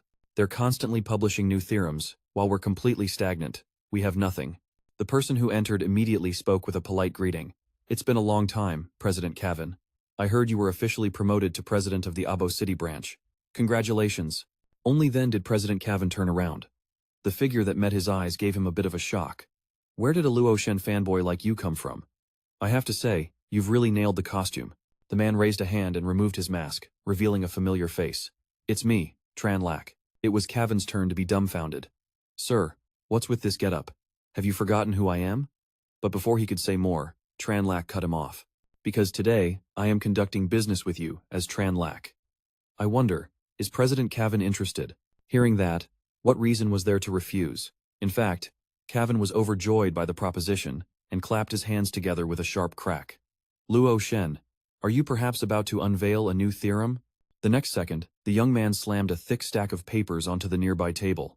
Tranlac looked up, correcting the man's words. "You're half right, I wrote a book." Cavan's eyes immediately began to sparkle as he clasped his hands together and asked, "May I please have the honor of reading your work first?" Tranlac quickly agreed to this small request. "Go ahead. Read it quickly. I have something I need to ask you." He picked up the pages and began to read. The very air around Cavan filled with countless geometric forms, spatial figures, right angles, triangles, circles, polygons, cylinders. This book contained all the recent geometry problems that scholars in the mathematics world were currently researching. The more he read, the more brilliantly Cavan's eyes shone. And these theorems, they are all brand new theorems that I have never seen before. From behind, Tranlac spoke again. "You read fast. So, what do you think of the book?" A loud thud echoed through the silent room. President Cavan dropped to one knee, his eyes glowing as he reverently placed a hand over his heart, successfully freaking a certain someone out. Luo Shen. You will forever be my Luo Shen." The next second, his eyes welled with tears as he lunged forward to hug Tranlac's leg amidst his cries of protest. "Whoa, don't touch me. Get up, you're getting it all dirty." And yet, Cavan paid him no mind, continuing to ramble on incessantly. This book is the path Luo Shen has shown us mortals to ascend to the highest peak of mathematics. With it, Luo Lan will become the #1 kingdom of mathematics in the world. He even cheered with excitement. "Luo Shen, this is truly a book of miracles. Every scholar on the Divine Grace continent, no, every person who can read should read this. This is a work of divine genius." But Tranlac was horrified, his expression turning pale. "Oh no. I'm getting the feeling he's starting to see me as something other than human again." A while later, once the man had calmed down, He continued to explain the purpose of his visit. All right, let's get down to business. I want the Mathematics Association to publish this geometry book for me. If we print it, what do you think would be a suitable price? In Cavan's eyes, Tranlac was a god, and a god's creation couldn't possibly be cheap. He yelled, "My lord, this book is priceless. I think a price of 10,000 gold coins wouldn't be too much. No, it must be 100,000. But Tranlac shook his head vigorously in protest. 10 gold coins will do. This statement left the president utterly flabbergasted, and he stammered back, 10 gold coins? Tranlac sighed and began his performance. President Cavan, in your eyes, do I seem like someone who cares so much about money? My purpose in writing this book is not for profit, but to allow the light of mathematics to shine in every corner of the divine grace continent, so that everyone can experience the beauty of mathematics. As the man across from him stared with ever-widening eyes, his steady voice continued. If we price it at 100,000, as you suggest, how many people could possibly afford it? How could the light of mathematics bless every single person? His words successfully elevated his own image in Cavan's eyes to the heavens. The president was in absolute awe, 2 streams of tears flowing down his cheeks in his emotional state. My thinking, compared to Luo Shen's, is so selfish and childish. He's right. Compared to the light of mathematics that this miracle book brings, what is money, really? But in his heart, Tranlac held no such noble thoughts. Every action, every word, had been carefully calculated by him. Cavan is still too green in the world of business. He doesn't know the principle of high volume, low margin. I've already done the calculations. The sales from a 10 gold coin price point will bring in far more than selling it at a high price to the nobility. Then he raised a hand to his mouth to cover a cough. Right, there's something I wanted to tell you. This geometry book is Tranlac's final work. From now on, I will no longer concern myself with the affairs of the mathematics world. I'll be focusing on my magic research. Upon hearing this, President Cavan immediately shot back. But without Luo Shen's guidance, how will we in the mathematics world ever advance? This dependency made Tranlac pensive. You think too highly of me. You see me as a god, but in truth, I am just an ant standing on the shoulders of giants from another world. The people in that world also once faced mathematics with confusion and a lack of direction, but with the effort and exploration of one generation after another, they were finally able to reach the heights of today and witness the miracles of the Great Hall of Mathematics. Saying this, he quickly reached out and patted the man's shoulder reassuringly. I believe that sooner or later, the scholars here will also, through their own efforts, find their own path. Finally, Tranlac departed. Behind him, Cavan, supported by 3 others, was brought out to see him off, watching his retreating back. His eyes were filled with admiration, along with small sparks of awe. Luo Shen. No, Sir Tranlac.